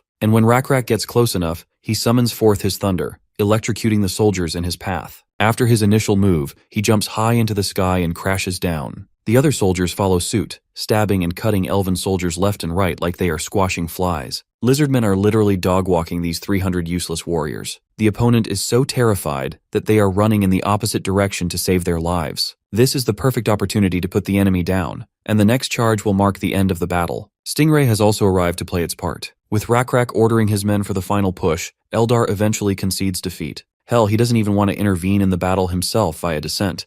Nebula doesn't waste any time before making his demands clear. He wants information, skills, as well as resources. His blunt demands sound like daylight robbery, though he assures his opponent that he won't be needing everything all at once. Eldar has the option to stick together with Nebula. The genderbender begins weighing his options. At first, he thinks that trading info of Northern Territory isn't worth it. But then again, he is at a severe disadvantage right now. He has lost almost 300 warriors already, and it would be difficult to survive as a player with what he has left. On the other hand, Nebula has already got 2 species under his belt. If Nebula were to shake hands with some other player, Eldar knows he will be screwed. So as usual, he puts up this fake-ass act of graciousness and agrees to Nebula's terms. He is willing to cooperate and provide all 3 things Nebula had requested earlier. Eldar is hoping he forgives his past self's arrogance, and that they can be on friendly terms from this point onward. Now that they have finally come to terms, he is willing to spill all the juicy details regarding the North Shore. Nebula learns that there is an alliance that exists there involving 3 players: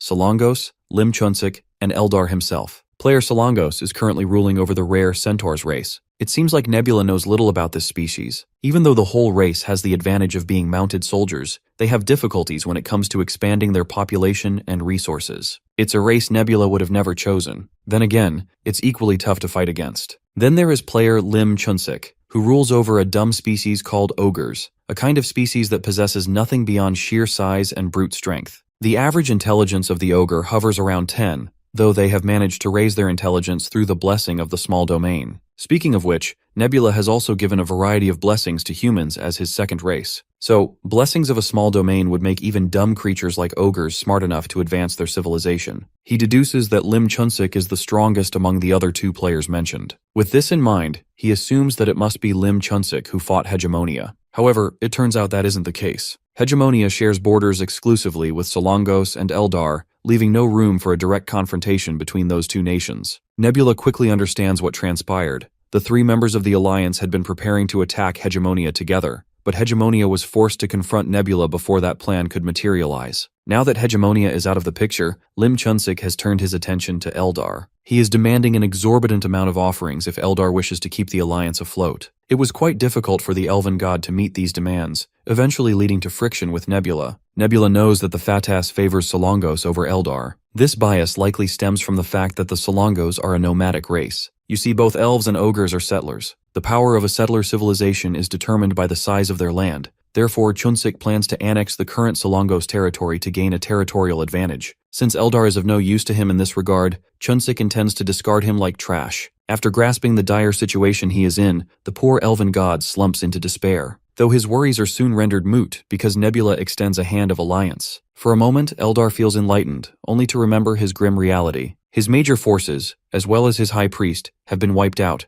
and he is unsure if he can contribute much to the alliance. Fortunately, it seems Nebula has already identified Eldar's current advantage. He reminds Eldar of his god name, the Dancing Shadow God, which grants him the small dominion of arts. Eldar confirms this, but remains skeptical about how it can be of help. Nebula leans in and whispers the juicy details into the elf's ear, leaving us with nothing but suspense. The scene then transitions to the northern regions, where we see the Centaurus general standing atop a hill. The prophet of the Centaurs is also there to enlighten the general about a prophecy that has descended. In the near future, this land will be visited by a king. When this king arrives, the world will be reorganized. Those currently in power will lose their status, while those who travel freely within the lands will lose their way. This king is someone everyone will bow their heads to. He will rule over the lands, standing beneath only the gods themselves. The general arrogantly proclaims himself to be that king, asserting that only the gods will stand beside him. However, his confidence soon fades when he learns the grim news. He isn't the fortunate one. Hearing this, the general quickly deduces that the prophesied king must be one of the lizard men from the black-scaled tribe.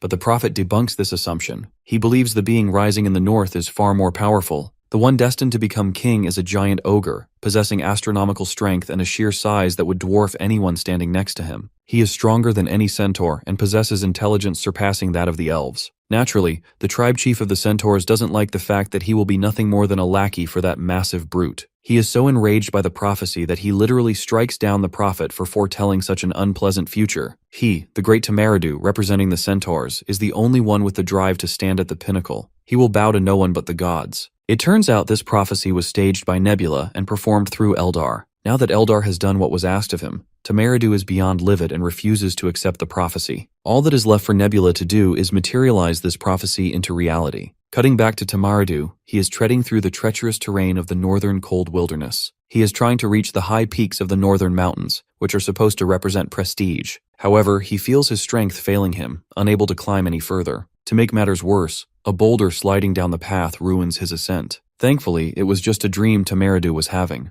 but it is clear that his nightmares are a sign of his inevitable downfall. Still, he isn't willing to drop his desire to become king. Just as he is reflecting on his perilous situation, a guard enters with news. A guest is requesting to meet him. A while later, the guest finally meets with Tamaridu. Well, it wasn't just one guest. There were people from 2 different nations who visited him. The first was an elf from the same tribe as the deceased prophet, a green-eyed elf. He too spoke of the prophecy, but his words were quite different from those of the late prophet. This green-eyed elf claims that the ogre chief, Kijin, will inevitably become king. However, they can prevent this prophecy from becoming reality by having Tamaridu become the king of the north instead. The next guest was Human from Automation Castle.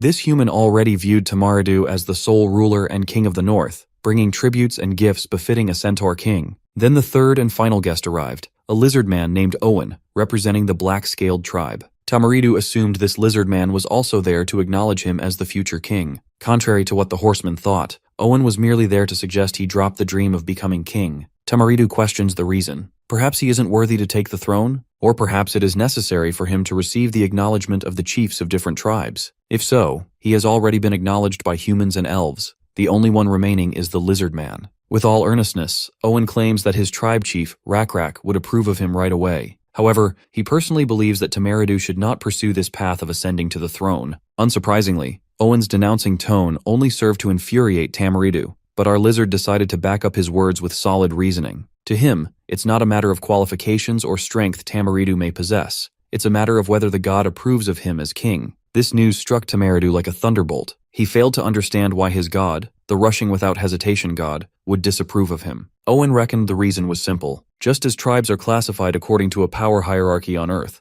a hierarchy exists among the gods too. In simpler terms, the god of the ogres is considered superior to the god of the centaurs. That does it. Tamaridu's lid finally flips. He cannot digest the simple yet harsh reality of this universe. It is simple. The weak must always bow to the strong, or they get devoured. He swings his axe right at Owen to intimidate him, hating the fact that Owen is looking down upon his god. But our lizard fella is as cool as a cucumber. He doesn't find anything blasphemous about his words. He was merely stating the cold truth about the hierarchy of gods. If Tamaridu is truly pissed about his god's situation, he better take his frustration out on the deity who is constantly suppressing his god. Tamaridu may be a brainless brute, but deep down, he understands the depth of Owen's words. The recurring dream he was having was just a negative revelation. Even though his god knows of his feelings, he didn't give him a revelation encouraging him to become the king. Instead, that boulder falling off the mountain was a sign that he wanted him to give up on the idea. At last, he accepts Owen's words as true and seeks further guidance. Before leaving, Owen gaslights the guy about his situation. He gives the example of black-scaled warriors who would go against their commander's orders if it meant their rebellion served a greater cause. And that's exactly what Owen wants Tamaridu to do. After putting some thought into it, Tamaridu finally realizes what he is supposed to do. He must become a king. He must become a king for the sake of his god. He must take the path full of thorns that his god never desired him to take. Meanwhile, Nebula and Eldar are watching everything go as smoothly as they desired. The fact is, Nebula used Eldar's small dominion of arts to achieve these satisfactory results.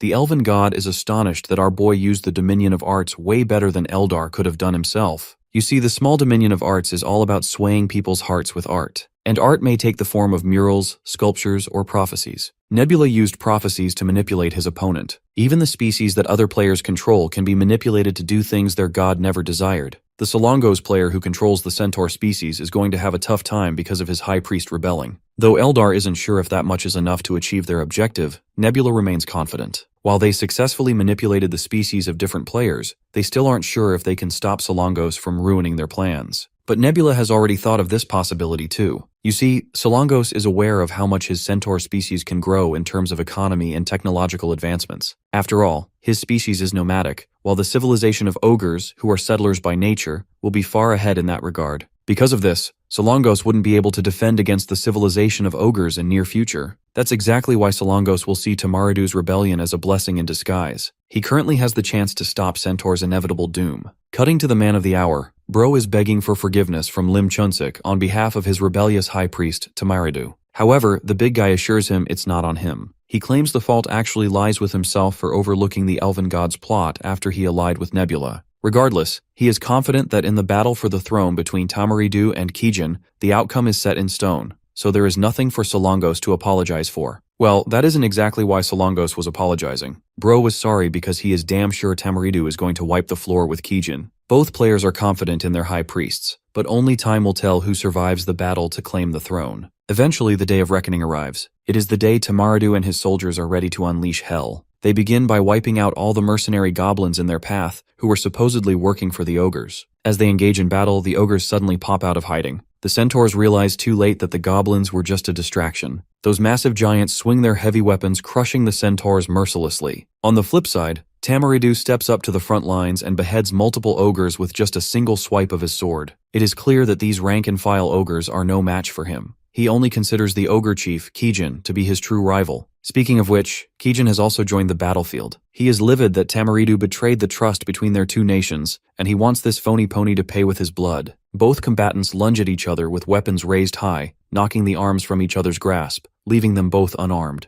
Tamaridu proceeds to strike his opponent with his solid fists. However, the big guy dodges the hit and grabs Tamaridu by the neck. With a single maneuver, he completely locks Tamaridu in a chokehold and twists his head, killing the horse guy as quickly as the battle started. Cutting to our duo of gods, they had also been tuned into this one-sided massacre. Even though Eldar thought he knew the outcome, he finds himself shocked out of his mind because that damn horse wasn't able to deal an ounce of damage to his opponent. Ogres might be strong and have their intelligence boosted by blessings, but centaurs are still a rare species and elite fighters. Anyhow, Eldar is now concerned about Nebula's main force, which are the lizardmen. Since lizardmen are weak to the cold, it is highly unlikely they can hold out against ogres. My guy clarifies that he never intended to pit lizardmen against ogres directly. Of course, Eldar doesn't realize what Nebula is implying. When he questions Nebula's intentions, my guy diverts the topic by asking the elf about his rank in the game. Well, Eldar is quite embarrassed to say it out loud, but he is supposedly ranked 3400th. Internally, Nebula doesn't think that is bad at all, though it isn't an exceptional feat either. This also clears up a misconception for Nebula. He used to think players were chosen based on their ranking. Still, saying players are chosen purely through RNG doesn't make sense either. 2 top players getting chosen out of thousands doesn't sound like a coincidence. Pushing this unsolved mystery aside, Nebula looks forward to Eldar's continued cooperation. We then cut to Lim Chunsik.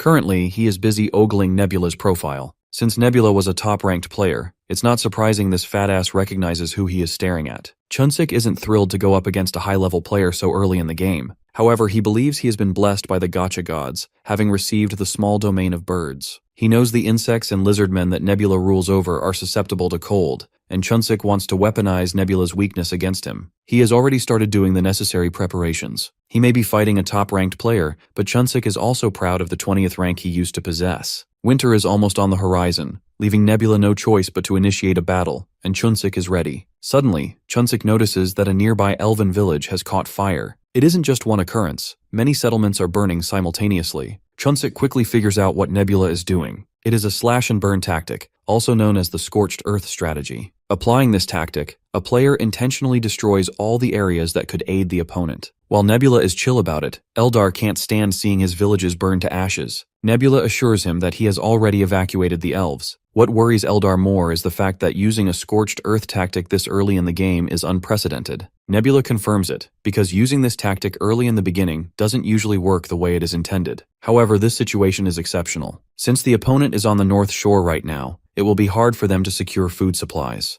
The Black-Scale tribe controls all the trade in the Automation Castle, and now that the nearby elven villages have been wiped out, the ogres can't rob or trade for goods. The ogres' greatest weakness is that they need a massive amount of food to sustain themselves, and with winter already on the horizon, they will be short on supplies. That fool Chunsik thought our boy was weak to the cold, but little does he know, the lack of resources is the real killer. Nebula also gives credit to Eldar. Without him, this strategy wouldn't have worked. Under normal circumstances, a player would have to burn their own land for this strategy to work, but the ogres just so happened to be in the land of elves, sparing Nebula his own resources. The trade-off is worth it. The opponent will inevitably fall with the arrival of a second winter. The scene transitions to a goblin village. The entire place has descended into chaos with ogres invading. These hungry giants are here to devour the poor little guys and rob them of their supplies. With time, most of the goblins have already evacuated with their supplies. When Ogre Chief Kijin hears this news, he doesn't feel good about their situation. What's worse, their god hasn't responded to their prayers, as if he deserted them altogether. The ogres have started to die from malnutrition, and Chunsik isn't able to do anything other than watch the remaining survivors suffer.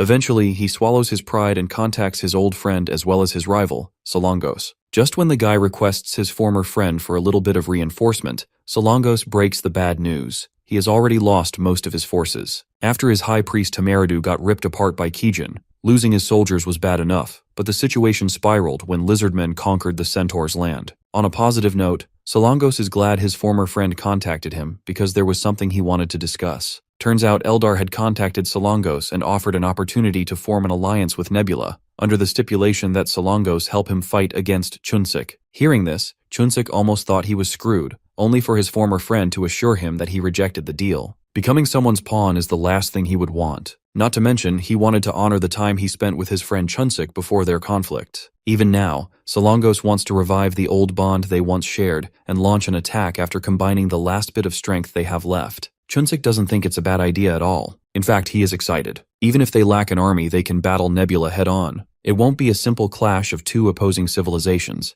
It will be a battle between the gods. Chunsik plans to descend onto the battlefield to chip away at the majority of Nebula's forces. Furthermore, Eldar is out of the equation already. Since he had fought Nebula before, his divinity level must have dropped to the point that he is no longer eligible for the descent option. This puts Nebula alone against two other gods. His high divinity level will be overshadowed when two gods descend at once. And so, both ogres and centaurs manage to scrape together the last remaining bits of their forces and finally march right into the battlefield. From the front, they spot their opponent has also arrived. Chunsik doesn't waste a single moment before descending into Kijin, and Solongos does the same. Together, both gods lunge at their lone target, Nebula's high priest. Our boy doesn't hesitate for a moment before descending into Rakrak's body and dodging the onslaught. He slips around like a hot knife through butter and electrocutes both of his opponents on the spot. That's all it took to take those two goofball gods down in an instant. With their defeat, both gods turn into statues after being sealed. You see, if a player dies while they are descended, they lose an astronomical amount of experience points, making their divinity level fall severely. If the divinity level hits level 1, the players will be sealed. In order to truly kill both of the gods, Nebula shatters their statues, killing them once and for all. If these statues aren't shattered, then the gods could be revived by undoing the sealing process. But Nebula didn't think they were of any value, so he turned them into dust. With them dying, he levels up, putting a smile on his face. The cause of his amusement is due to the fact that he is as stacked as a player can get in this game. Killing the two gods has also allowed him to consume one of their small domains out of many, though he will get only one randomly. As soon as he confirms it, the Gacha gods bestow him with the small domain of swamp, while the second is the small domain of birds. The swamp is just fair, but the bird one seals the deal. It's all Nebula had wanted. Perhaps he should replace the blessing of insects he bestowed upon the humans and lizards. But then, he decides to save the best for the next generation. Nebula has finally managed to deal with the 3 players who posed any inconvenience to him. With the current situation taken care of, he decides to step up his game further. He lays his eyes on the west. According to the info he received from the Locusts, 5 players are divided into 3 forces, and they are fighting each other. However, he decides not to stick his nose in and let those guys deal with each other,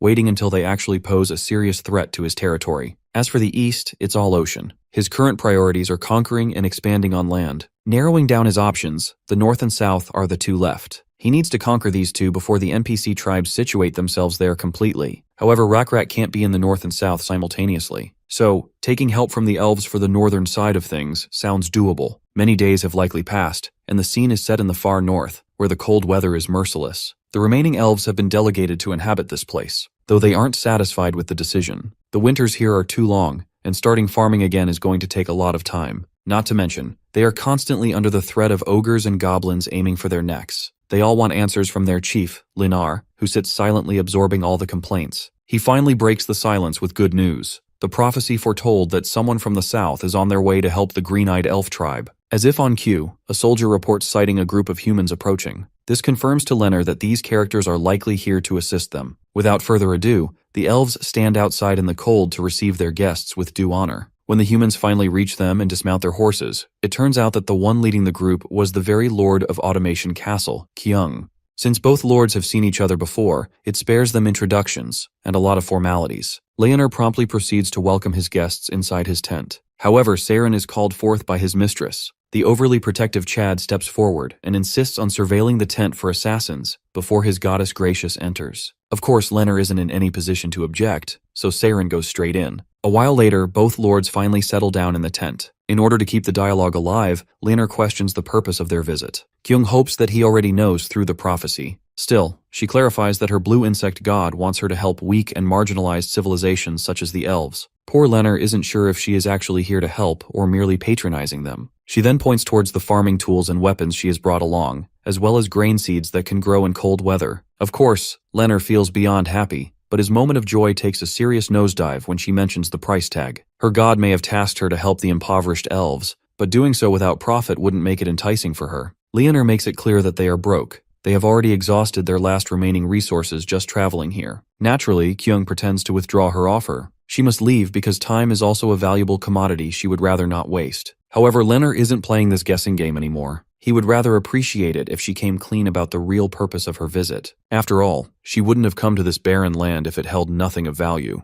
The elf spreads the map of this barren land and points at a certain location consisting of natural resources. There exists a strip mine rich with iron, and the surrounding area is also very green, with tall trees symbolically reflecting the fertility of the area, meaning they can also start farming. Leonard is willing to trade anything they can produce at a bargain price. However, Kyung wasn't so sure if she should be trading her actual goods in the present for something that only exists hypothetically. As reassurance, the Elven Lord gives his promise and personally guarantees this as the elf known as Leonor. Eventually, Kyung accepts the offer because she can see the potential. Though she wouldn't just take verbal promises as a guarantee, she wants some tangible evidence of their promise. This is where the Elven Lord feels a little hesitant. You see, the value of the iron ores and trees in the future far surpasses the value of what he is currently getting. He is basically selling off his descendants' future. Then again, if not for this trade, there may not be any future at all. There has to be something valuable about this trade, or else his god wouldn't have given him the revelation about it. When both parties finally imprint the contract paper with their handprints, the deal is sealed. Both vow to honor and uphold the contract. This marks the first credit trade in the third continent's north shore that Nebula has snagged. This isn't merely a contract or a simple transaction.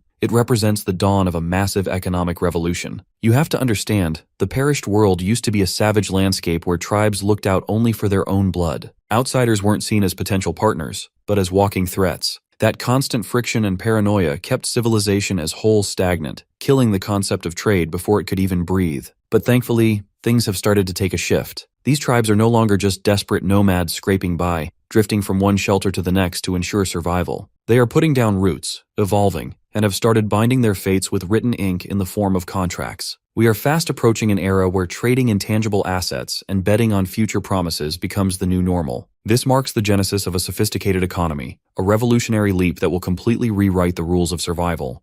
It had been a long and bloody process, one that even Raykrak had grown weary of. But now that it was over, he could breathe a sigh of relief. The dwarf tribe was the last in the path of the lizardmen, and most of them had simply fled out of fear. But some remained, and Raykrak ordered his warriors to clear the surrounding area. Those remnants fought back desperately and held out until the very end. They were as stubborn as a rock, just like all dwarves. But it did them absolutely no good. It was meaningless in front of the superior force of the lizardmen. Now after the massacre, Raykrak stepped out onto the ocean shore, and froze at the beautiful sight that took his breath away. There is always something mesmerizing in the waves of the sea. Here on this shore was the end of the peninsula's land and the bloody path Raykrak had led his tribe down. They had taken over the entire peninsula from the mountains of the far north to the coast in the south, just as the blue bug god wished them to do. Now the entire peninsula belonged to the tribe of lizardmen and their blue bug god. But looking back at the burning remains of the villages, Raykrak pondered what he should do next. He had only ruled his tribe before, but now he would have to lead all species of sentient beings in the conquered land. But how to do this effectively remained unclear to Raykrak. Fortunately for him, Sun Woon was always watching his subordinate and was ready to help him. He too had his own worries about which ruling system to choose. After all, every system had its own advantages and disadvantages. One of the options was feudalism. This is a type of ruling in which the king chooses feudal lords and gives them titles and land. This type of government was widely used in Europe during the Middle Ages. The feudal lords then have to manage and protect their land while paying taxes to the king. In this way, they lessen the king's burden and allow him to increase his power. However, there is one drawback to this feudal system.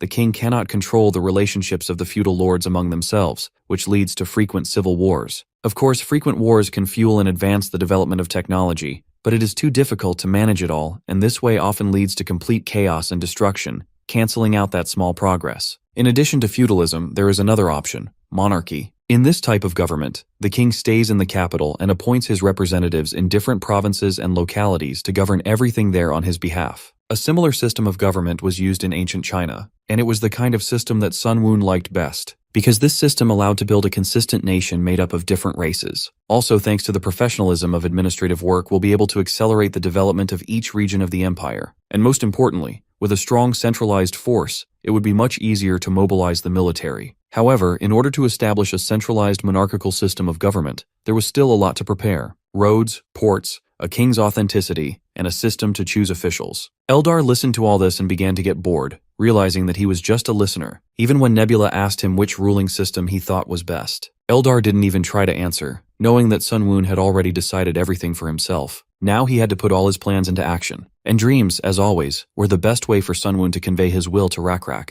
The leader of the lizardmen received a revelation in a dream last night, and the very next day, he gathered all the important lizardmen to share the new knowledge with them. Jael was anxious to find out what the dream was, and Raykrak didn't keep her waiting long, starting to draw on the ground. In the dream, he was traveling after leaving his body and flying against his will at high speed, flying across the wilds to the farthest north shore. He passed countless lands beneath him and saw the many villages he had once had to shed blood to destroy. Though the other lizardmen had a hard time understanding what he was talking about, they still listened attentively to the leader. Rakrak, on the other hand, was sure of what had to be done. He drew a map on the ground of all the lands he had dreamed about, and was ready to explain everything to everyone. First he showed them where they were now, and then he asked what the place was called. One of the lizardmen immediately answered that the dwarves called it Maganin, which means the end of the land. Rakrak wrote the name on the map. Next he asked what was the name of the place where they had destroyed the red-skinned orcs. Yor remembered that the place was called Salmon, but as it turned out, there were other places with that name, so Rakrak decided to call it South Samon. This continued until most of the places had their names.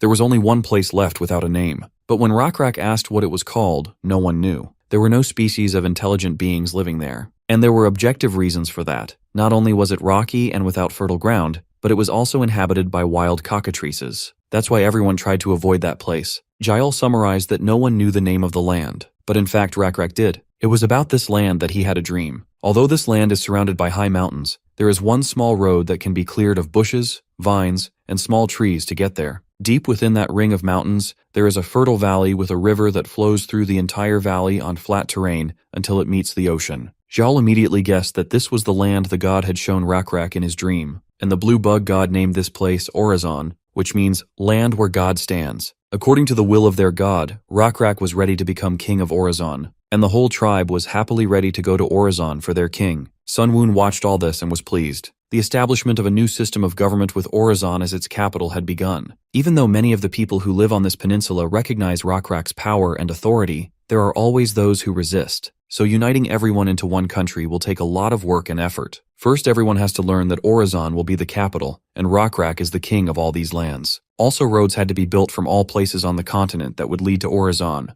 And as a basis for a monarchical system of government, Rakrak had to choose an administrator for each province. Their position Rakrak called war chief. But more important than all this was to establish the same general laws that would apply throughout the land and on the basis of which the war chiefs would rule. However, Automation Castle and the Elven Village, which already had their own feudal lords and laws, were a bit of a hindrance. Rakrak quickly found a solution to this problem by appointing lizardmen advisors to oversee and communicate with the feudal lords. Hui Kyung received the title Margrave of the Automation Castle, and Laner was named Elf Meripgan. At this stage, this ruling system seemed primitive and sloppy to Sunwoon, but it was already progress, and the problems were gradually solved. Even this was enough for the system to notify Nebula that his nation had entered an era of early monarchy. In the end, Sunwoon ended up using monarchy for lizardmen and feudalism for humans and elves, along with all their advantages and disadvantages. In all of this, the only thing that confused Eldar was that his elves are now part of our boy's kingdom, but Sunwoon saw no problem with that. After all, the elves lived in his territory. Eldar found himself in an interesting position where everything he owned belonged to Sunwoon, but everything Sunwoon owned belonged only to him. A few years passed and peace reigned over the kingdom of Rakrak. The former warriors, used to constant battles and conquests, were getting bored. The usual hobbies like fishing were already tiring them out. And fishing here was not a simple lizard, but one of the war chiefs appointed by Rakrak. His name was Tatar, and he had once been the commander of an elite lizardman squad. Now he couldn't get used to the peaceful atmosphere around him. It was because he'd spent most of his previous life in war. He had once been one of the best warriors, and that was why he had been appointed to the position of war chief. Someone still had to protect this place. After all, even this boring Maganin still belonged to Rakrak. However, there was one problem with all this. This land had no one to defend it from. Being located in the far south, it was surrounded by the rest of the lizardmen lands and the ocean. Unless someone came from the ocean. Surprisingly enough, they did. A dozen boats appeared in the distance, with strange creatures inside. At first it was hard to see what they were, but soon it became clear who they were. A crayfish-like intelligent life form. They certainly looked creepy, and the young lizardmen thought they were monsters. But Tatar was more experienced and dismissed that theory at once. These crawfish-like creatures used boats and could probably communicate, so Tatar decided to personally go and meet them on land. He was clearly not lacking in courage. Towering over the crayfishes, he asked who they were and for what purpose they had come. Without hearing an answer, he introduced himself a little threateningly as War Chief Tatar and ordered them to state the purpose of their visit. The poor crayfishes immediately wet their pants with fear. They were just turquoise lobsters who had had to cross the ocean after getting lost in a storm. Now they wanted to know where they were. Tatar proudly announced to them that they were now in the territory of the Hukran nation, which means black scale in lizardmen language. Meanwhile, the young lizardman was tense and ready to rush into battle at any moment at the command of his leader. He was sure that Tatar was not one of those who showed mercy to their enemies. And since these crawfish-like creatures were unknown opponents, Tatar would definitely capture and bind them to get information from them, or just kill them all here on the spot. Even the frightened lobsters felt the threat coming from the Tatar and were already preparing to flee with all their many legs. But they didn't have to. Tatar, instead of attacking, commanded his subordinate to prepare a temporary shelter for the guests. They must be hungry, so he also ordered to feed them with the leftover food after the lizardmen. At this turn of events, everyone was shocked. It turned out that the bloodthirsty-looking Tatar wasn't really like that at all. The turquoise lobsters were heartily grateful to Tatar and promised that they would never forget his kindness and this favor. After they had rested and eaten, they departed for home. As the young lizard watched, he wondered why Tatar had helped them. If he had been in Tatar's place, he would have chased those lobsters away immediately and reported back to Rockrak that he had chased some intruders away. The young one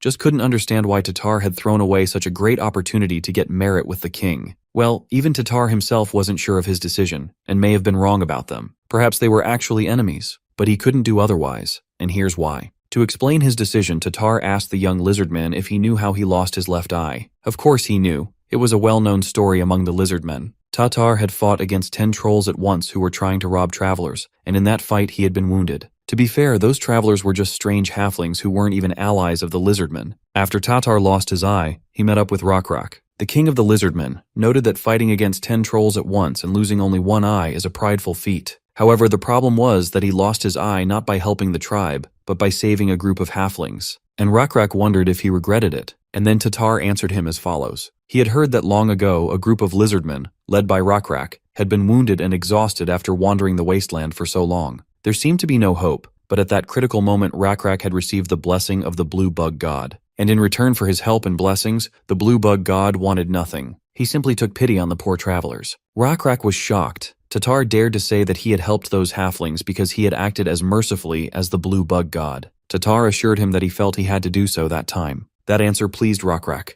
Tatar was right and had done the right thing. Rockrak then wanted him to continue to act the same way, and if anyone said he was wrong, Tatar would just have to tell them about this conversation, adding that Rockrak fully agreed with Tatar and supported his position. Now only time was going to show if Tatar was right about those lobsters. Soon the same young lizardman came into his office with the news. Those crustaceans had returned. Tatar hurried to meet with them in person again to find out what had happened. Rubo, as the leader of those lobsters, happily greeted his rescuer. But Tatar was only concerned with one question. Why were they here? Had they been caught in the storm again? It turned out that this time they had come specifically because they wanted to buy the silk and iron that Tatar had told them about last time. Their island was at war with another, and they really needed foreign technology and resources. For that, all the lobsters were ready to pay with a crate full of precious white pearls. However, the round, shiny pebbles did not impress the Tatar at all. Perhaps the Lord of Automation would see some value in them, but Tatar himself at that moment was not sure how valuable the pearls were. But he was not going to show his indecision, and instead decided to bargain a little and get something really valuable, like the technology to make the boats the lobsters used to come in.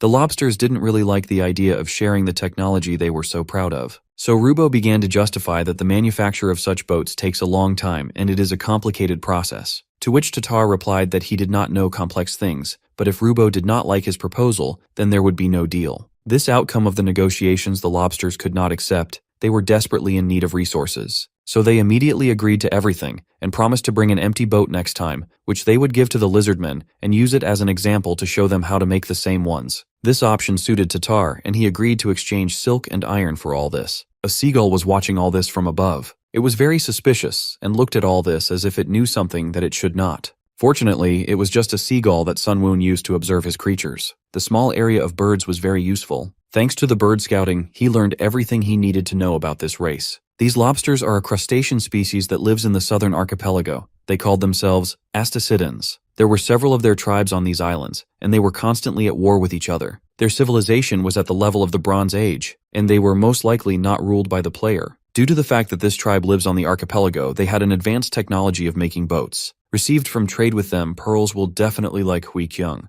because in the depths of the continent, their price increases many times, and they can be very profitable to sell. But much more important to Sun Woon was the shipbuilding technology, which allowed him to increase the lizardmen's skill in building ships to the second level. Anyway, Rockrak should know the value of a good boat and would definitely try to make something similar with Jaol's help. Now it was only a matter of time before all the creatures under Sun Woon's control would start traveling the rivers in Hukrin using boats. This would be the perfect opportunity to create trade routes through the waterways. As much as this was surprising to Sun Woon, it seems the old warrior Tatar has a talent for diplomacy. so Sunwoon could safely leave it to him to deal with the Astacadaeans. And given the level of development of the civilization of these crawfish-like creatures, they will soon become an affiliated nation of Hukrin in the future. When that happens, the Sunwoon civilization will be able to use the silver mines in the archipelago, and use the mined silver to create a new currency to replace iron plates. In the end, for Nebula, the small area of the sea also became very useful. Suddenly, all of Sunwoon's musings on future plans were interrupted by a call from a strange creature who addressed him as creator. His name was Hongo, and Sunwoon immediately ordered him to report on his progress. Some time ago, Nebula had tasked Hongo with the management and cultivation of a swarm of locusts, and he wasn't supposed to report if nothing serious happened. Well, things didn't go according to plan, and because of Sunwoon's miscalculation and Hongo's mistake, the identity of the one behind the locust swarm became known to the other gods in that area. Sunwoon was forced to take such a risky step because the size of the level 3 locust swarm had begun to decrease. He had recently instructed Hongo to direct the locust swarms at other players' grain plants to slow down the development of their civilizations. Sunwoon wanted Hongo to do this carefully so that the other players wouldn't notice the interference if possible. But unfortunately, the swarm attacked a settlement that belonged to one of the players' advanced civilizations, and there were unavoidable consequences. That player realized that the locust swarm was the work of another player who was controlling a small area of insects. Fortunately, Hongo could take it easy. Sunwoon expected something like this to happen soon and prepared himself. The only thing Sunwoon was a little worried about right now was Hongo himself. He was fine, even though he had lost a lot of locusts due to the other gods' wonders. But it seemed the other gods hadn't yet realized that a creature like Hongo existed at all. This was a good thing for Sunwoon. If the others found out about Hongo, it would be a much greater loss. So Nebula ordered him to use the remains of the locust swarms to create confusion and hide himself. Now for Hongo, his survival had to come first. Hongo understood the order and proceeded to follow it. After this conversation, Sunwoon realized that he didn't like interacting with his creations. They were so empty and willless, unlike the NPCs in the perished world. There, the creatures spoke as if they had souls and personalities, not like robots. Well, it's not that important anyway. What was important was that Hongo had accomplished most of his mission, and the swarms of locusts had damaged crops and vegetation in the territory of the 5 nations to the west. If the gods at the head of those nations find out that Nebula was the one behind all of this, they will definitely attack. Based on the location of the nations, the 2 closest in the neighborhood would most likely attack. The nations Danim of the Sataros race and Jukwa of the Lenar race. It seems that these 2 are already ready to move their troops out. The other 3 nations are just watching from behind for now, but it's only a matter of time before they send their troops as well. Of course, it doesn't look fair when one player has to fight against 5. However, there was no help for it. Such was the unfair world. And Sunwoon was ready to fight even against 5 nations at once, because even that was not outside of the scope of his expectations. Meanwhile, in the city of Demarit, capital of the Sataros nation of Danim, King of the Lenars Hatti doubted whether he and his ally could trust the 3 nations that were behind them. They did not seem trustworthy to him. King of the Sataros Fav agreed with him on this point, but still insisted that they could not allow the culprit behind the swarms of locusts to do whatever he wanted. The gods had made it clear to them that inaction was not an option, and those bastard lizardmen must be crushed. They pray to their evil blue bug god to make the other nations starve while they themselves live in abundance. To make matters worse, after obtaining Automation Castle, the lizardmen began producing high-quality iron plates using their technology. Their plates have become the standard, and they benefit more from exchange and trade. Also, because they were the 2 closest to the border with Hukrin, they would suffer losses anyway if the armies of the other 3 nations marched through their lands. In the end, they simply had no choice but to attack using their own forces, trusting completely in the prophecy of the 5 gods, which said that the Sataros and the Lenars would come together to destroy the Hukrin capital of Orizon to the ground. In that case, Hatti wanted to decide the best way to attack. Fav already had a plan ready. The Hukrin territory was surrounded by mountains on all sides, and the only sure way was through Automation Castle. There is, of course, another way through the southern coast, but it is full of insects of the blue bug god, and the terrain there is too rough. The only thing left to do is to use the remaining opportunity and attack Automation Castle to free it from Rakrak's grasp, and then move on. There were 2 roads leading to the castle itself, and Sataros was going to move straight to Automation Castle. The Lenars, on the other hand, decided to take a slightly detour and approach the castle from the northern wastelands. So they reached an agreement and decided to work out a more detailed plan and gather their forces for an attack in a month. 1 month later, everything was ready and the armies were on their way. Under the watchful eye of their gods, of course. One of them was Krampus. He ruled the nation of Sataros and was known as the life-sacrificing god. He had reached rank 1430 in the game, and now he was wondering what the allied god was doing to provide his army with supplies. She planned to use her own supplies until the army crossed the wilderness, and then when the Lenars hit the northern coast, they would have to ravage the villages on their way. Her name was Runda, She was the god of Lenners, also known as the Supreme Fruition God, and no matter how hard she tried, she could not contact Nebula as he had deliberately blocked her. Over a month passed and he never unblocked her, nor did he unblock the rest of the 5 gods. Runda couldn't understand what he was thinking. Krampus didn't either. If they could have contacted Nebula, they could have easily negotiated compensation for the damage from the locust swarms. But Nebula blocked everyone and didn't even give them a chance to settle things peacefully. He also blatantly increased his military training and scouting parties. And at this point, it was too late for negotiations. Krampus and Runda together had over 1,100 Leaners and 800 Sataros. Together their army was the largest on the entire third continent.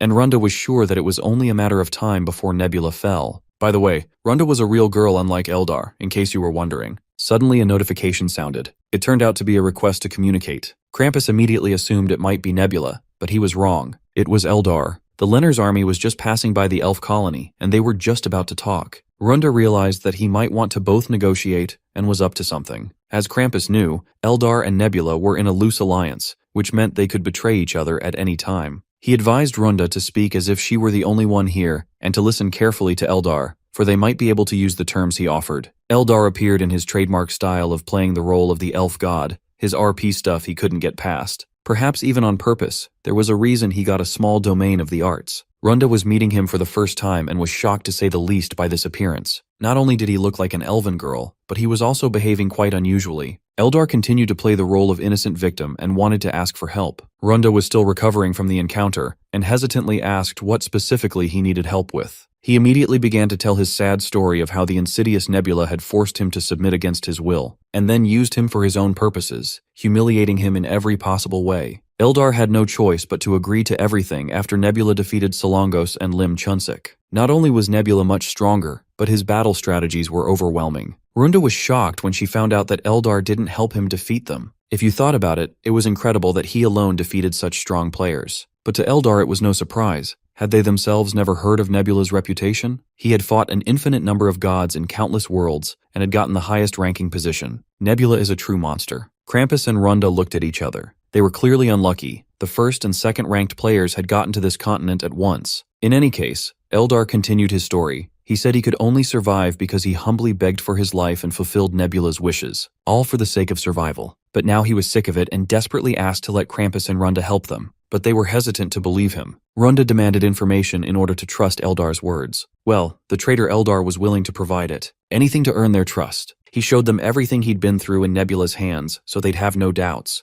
The humiliation, the harassment of the elves, and the burning of their village. They were shocked at this treatment of an ally by Nebula. Such a life seemed to them worse than that of a vassal. Eldar felt the same way, which is why he asked them to let him help them to break free from Nebula's grasp. Even though Eldar didn't have an army to support them, he had something just as valuable. He knew what Nebula was planning for this battle, and was ready to share that information. When he had told them everything they wanted to know, their chat finally ended, and Eldar could exhale in both relief and exhaustion. Now he wondered if it was good convincing enough. Nebula had been around the whole time, and he liked Eldar's acting. He had done his job properly. Sun Woon even wondered why Eldar acted so well. Was it because he played his RP role all the time? But there was more to it than that. The information was simply too truthful. Almost everything Eldar had told them about was true. Sun Woon had destroyed his army, burned down the elf village, chased them further north, and then forced them to contract and sell all future resources. But despite all this, Eldar remained loyal and told those gods everything as Nebula had ordered, to make them believe that he would launch a preemptive attack on the capital of the Sataros, Demurit. Even so, Eldar thought it would not be enough to change the situation. As far as he understood, Nebula's strategy was to attack the troops of the Lenners first. However, if the Lenners retreated to Demurit and Sataros attacked head-on successfully and captured Automation's castle, the Lizardmen troops pursuing the Lenners might find themselves surrounded and stuck between the two enemy forces. Nebula didn't think so. Eldar was wrong in his calculations. He was actually going to attack the Lenners troops a few days earlier before they could retreat and win them. By the way, Eldar was very helpful in this, even if he didn't realize it himself. He gave some of his supplies to the Lenners to show that he was surrendering completely, and that was part of Sun Woon's plan too. Those supplies were properly prepared. Meanwhile, the advance of the Lenners' army had slowed considerably, and there was a reason for that. The food of the soldiers was poisoned, and their leader Hattie was simply furious at such news. The food porter reported that the food had gone bad, and there was nothing he could do about it. In that case, Hattie was going to punish him on the spot. But his general asked him to wait and listen to him. It seemed suspicious to him that there had been no problem with the food until yesterday. and what they had eaten recently were supplies received from the elves. Hattie couldn't believe it. He had personally checked the elves' supplies, and there was nothing rotten among them. But according to the general, the supplies, although they looked fresh on the outside, were probably poisoned on the inside. Not for nothing did the god of lizardmen rule over dirty insects. In that case, the information received from the elves couldn't be trusted either, even though the Supreme Fruition God had given them a prophecy with exactly the same information. General Yubei suggested that the god might have been mistaken, and the elves who were on the same side as the lizardmen probably haven't betrayed them yet. And the spoiled supplies are clear proof of that. They're just trying to trick them. Suddenly, a scout came running to them with urgent news. The scouts saw the approaching lizardmen army, which is now only a few hours away from here. Yubei immediately asked how many lizardmen there were and got a sad answer for them all. The lizardmen were over 1,500. This was very bad news. After the food poisoning, they only had 900 combat-ready soldiers left. To make matters worse, even if the number of Lenners was the same as the lizardmen, they would have a disadvantage because of their size, and now they were even less in numbers. Now they would definitely lose, and it was pointless to fight openly. So Hattie ordered everyone to retreat and sent a messenger to the king of Sataros to let him know that they were retreating because of the encounter with the main enemy forces. Yubei suggested to run back straight to the mountains and forest to start a guerrilla war there. That way they would have a chance to win. The entire army of Lenners hurriedly retreated. Hattie hoped that guerrilla warfare would help them realize their small size advantage, and thus earn as much time as possible. And if the army of Sataros could capture Automation's castle in that time, the lizardmen would have no choice but to retreat. Unfortunately, Hattie's plans were not destined to come true. An insurmountable obstacle stood in the way of the Lenners. A huge praying mantis, Sratus, blocked their path, and warned them that they recklessly came to the territory inaccessible to those who do not believe in the blue bug god. The frightened Lenners immediately began to flee from such a monster. But it was too late. Sratus was going to make them pay for this sin with their deaths. Hattie ordered his men to drop everything and scatter to the sides. Even though Yubei wanted to stay and fight the monster, Hattie quickly assured him that it was not a simple monster, but a guardian of these evil lizardmen, obeying their god, which means this is not their battle. The Supreme Fruition God must send his guardian to save his army, the overgrown rat Neji. The two monsters converged in a desperate battle. Runda watched it all and couldn't believe how bad it was for her. That damn mantis had absurdly high stats. It was the first time she had ever seen so many essences put into one creature with trait monstrosity. Sratis had incredible stats for strength, speed, and intelligence. Such a monster Neji couldn't handle on his own for sure. Runda blamed herself now for being careless and thinking that everything was going well. Now it looked like her army had no choice but to run after all the way they had traveled. But even if they escaped, this creature would definitely reappear and chase the Lenners after killing Neji, whose sacrifice would be in vain. In that case, it was necessary to kill Sratis right here and now. The Guardian Sratis had level 11 and only level 4 divinity, which gave Runda hope. She had level 9 divinity and Neji had level 3 divinity. If they were combined, together they would reach level 12 divinity, and then they would have a chance. Runda was determined to descend to Yubei to help her creation. Together they could literally defeat Sratis in 30 minutes. Yubei immediately received a divine boost of power. Hattie realized that this Supreme Fruition God had descended on him, and when Yubei ordered him to withdraw his forces while he fought the monster, the king didn't dare to disobey. Runda immediately rushed into battle, just in time because her rat was already barely holding on, but it was still willing to fight to the end. Runda ordered him to shut up and fight, because they couldn't lose to this monster today. She was going to use the time until the lizardman forces arrived here to win. There was no mediator here for Nebula to come down and help his guardian, and she wondered if Sratis was afraid of death. Of course not. None of that mattered to him. He was simply fulfilling the task he had been given, and would do so until the end. The fierce 2-on-1 battle had begun, and while Neji restrained Sratis' movements, Runda began to tear off his limbs. Though even that wasn't enough to stop the mantis, he easily sent Neji into a knockout. Such pain was insignificant to Sratis, and he even considered it as a blessing from his god. Runda chopped off another limb of his and realized he was crazy. Though it didn't matter now, at this rate in less than 10 minutes, Sratis would be dead. Suddenly she heard a strange rumbling and stomping. It was hard to believe, but a lone figure was rushing towards them at an incredible speed. The most violent, the most diabolical, the most dangerous, the Beast Slayer, a conqueror of conquerors. The goat of all goats has arrived. Sunwoon's power of divinity made Rakrak faster than a cheetah and stronger than an elephant, and when combined with the demonic power of an electric stingray, he became a true one-man army that was almost impossible to stop. All of Runda's calculations were wrong from the start. Yes, it took 3 hours for the main force to get here, but she also had to think about how long it would take Nebula to get here after he descended on Rakrak. After taking a godly leap into the air, he charges up his spear with that unmatched power of blue lightning, and sends it crashing down like a goddamn meteor. The speed of the spear was so immense that there was barely any time to dodge or outrun it, and Runda ends up taking a nasty cut on her left arm despite her desperate attempt to avoid the hit. Neji goes nuts seeing this stinky lizard attack their god, so it quickly leaps at Sunwoon. But the mantis grabs this overgrown rat with his giant hands and tosses it away like a trash bag. Sunwoon demands the stingray to grant him some of its powers, because he wants to take care of this nuisance of a rat first. With his finger pointed at the fat rat, my guy gives the command, and the stingray is more than happy to comply. So, the white rat gets the biggest electric shock of its life. Although its mind is nearly fried, that one lightning bolt is still not enough to shut it up. So the stingray quickly drops another lightning blast, finally cooking Neji alive and leaving Runda in disbelief. But she doesn't have much time to grieve about the loss of her creation, because the stingray immediately starts throwing zaps at her. Using Yubei's quick reflexes, Runda quickly jumps away in order to save himself. By now, she knows that she can't hold her ground any longer, so she decides to return. Unfortunately, even though she cancels her descent, there's a 9-second cooldown before she can go back, which is bad news for her. If she dies during this time, she'll receive an additional penalty. So, she starts putting some distance between herself and her opponent, just trying to survive these last few seconds. It's even harder for her to stay alive now because she's already dropped a level due to Neji's death, and she can't afford to let Yubei die either. Right at that moment, she spots a fruit and starts devouring it in order to recover some stamina.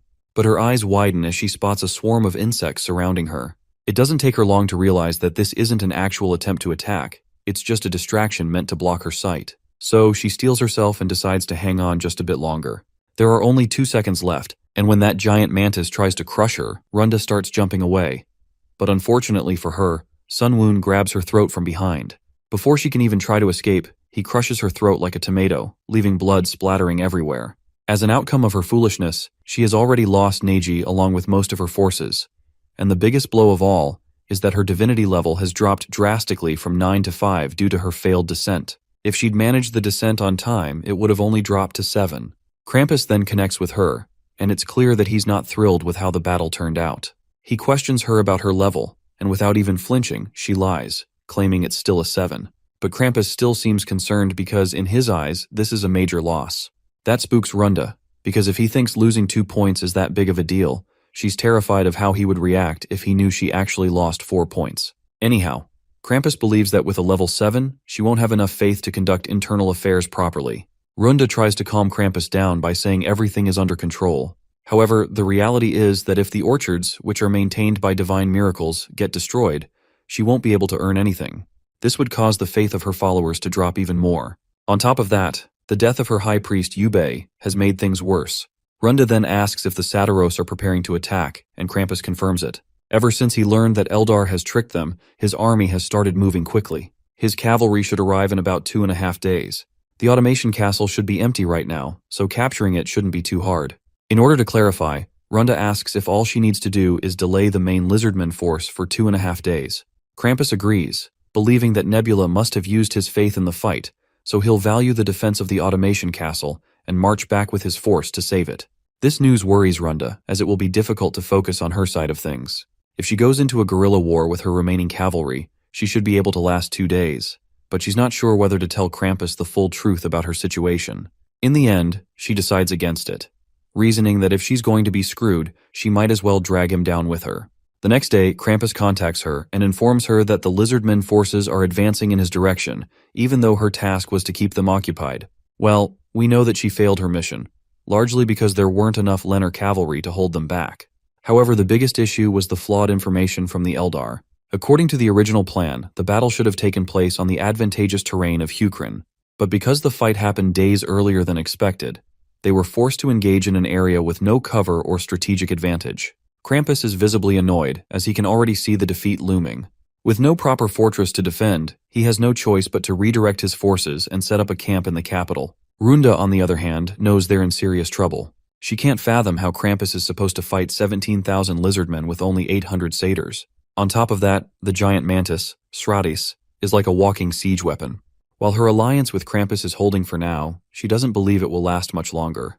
In fact, she is already making plans to switch sides. She's considering forming an alliance with Wisdom. Even though he is of ill-tempered nature, he's logical and might be a more reliable ally in the long run. Krampus then requests her help, stating that when the siege begins, it would be highly effective to attack Nebula's forces from both sides. She tries to avoid this plan for some obvious reasons, and she suggests she launch an attack on Automation Castle.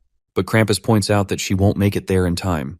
Well, she reluctantly admits he's right. He then agrees her idea isn't totally off base, especially since the Automation Castle is empty. So he suggests a new plan. Her cavalry could head for the castle, while her foot soldiers support him. They'd split the forces, 200 cavalry and 300 foot soldiers. Since there are 400 fewer enemies, they'd only face 1,300 opponents. With his 800 Satyros and her 300 Lenners, Krampus believes they'll be able to hold their ground against the Lizardmen and even secure a victory. But by the looks of Runda's face, it's clear this plan isn't going to go as Krampus hopes. The web of lies she's tangled herself in is closing in on her, and she doesn't know how to get out. She even lied to him that she had already taken care of Nebula's creation, that giant mantis. She knows that if he finds out the truth, she'll lose any chance of an alliance with him. So she quickly decides to lie again. Just then, Krampus picks up a whisper request from Nebula. While Runda tells him to refuse the request, the guy ends up establishing a connection with our boy. Nebula starts off the conversation by asking if they've finally decided to surrender. Naturally, Krampus is annoyed by the arrogance in Nebula's voice. He reminds him not to get too cocky just because he won once, and reassures him that the overall situation is still in their favor. It doesn't take Sun Woon long to piece together what's happening. One glance at Runda's anxiously sweaty face clears any lingering doubts he had, and he can't help but chuckle. The thought of Krampus being lied to by his own partner is just too entertaining for him to control his amusement. Meanwhile, Krampus grows increasingly impatient and irritated, still fuming over the fact that Nebula had kept him blocked from whispering all this time. And now that they're finally connected, this smug taunt is all Nebula has to offer? Sun Woon offers a quick apology, claiming he didn't mean to offend anyone with his words. But regardless, Krampus firmly refuses to surrender or even entertain the thought of defeat. This only deepens Sun Woon's sly smirk beneath his skull hat even more. Without another word, he drops the call. Krampus looks absolutely annoyed as he grumbles about how he can't figure out what that guy is thinking. Runda also reminds him that this is exactly why she advised him not to accept the call from Nebula in the first place. She then grows more anxious as this one concerning thought crosses her mind. What if Sun Woon knows that she lied? After quickly coming up with an excuse, she tells Krampus she needs to check on her army, then hangs up the call and quickly sends whisper requests to Sun Woon. Meanwhile, Sun Woon is just chilling in his seat, watching everything happen before his eyes like a boss keeping tabs on his employees. Then suddenly, his screen lights up with an avalanche of notification spam from Runda, each request piling in one after the other. Since Sun Woon has no reason to reject her requests, he accepts it right away. The moment the call connects, Runda practically and figuratively bursts out of the digital window, immediately starting to berate him for no apparent reason. Sun Woon tries to stay calm as he tells her to take a chill pill. He points out that there's no reason for her to be so mad. If anything, it's him who's frustrated since he's about to be attacked from both sides. But Runda doesn't stop yapping, so Sun Woon, fed up with her nonsense, decides to cut the call. She's not his wife, and he's not going to tolerate her trash talk. So he hangs up, leaving her fuming. Runda, however, immediately reconnects, this time yelling at him even louder for hanging up like that. She reminds him she's not his friend, so he better not treat her like one, then demands to know what he really wants. But Sun Woon isn't in the mood to talk further as long as she keeps bitching. Runda reluctantly swallows her anger, takes a deep breath, and calmly asks why he ended the call when Krampus didn't surrender. In response to her question, Sun Woon explains that his original plan is to secure Krampus's surrender and an agreement from the 5 players to avoid attacking for now. However, given the circumstances, he has decided it might be more efficient to ruin and occupy both Krampus's and Runda's nations, even if it requires extra effort.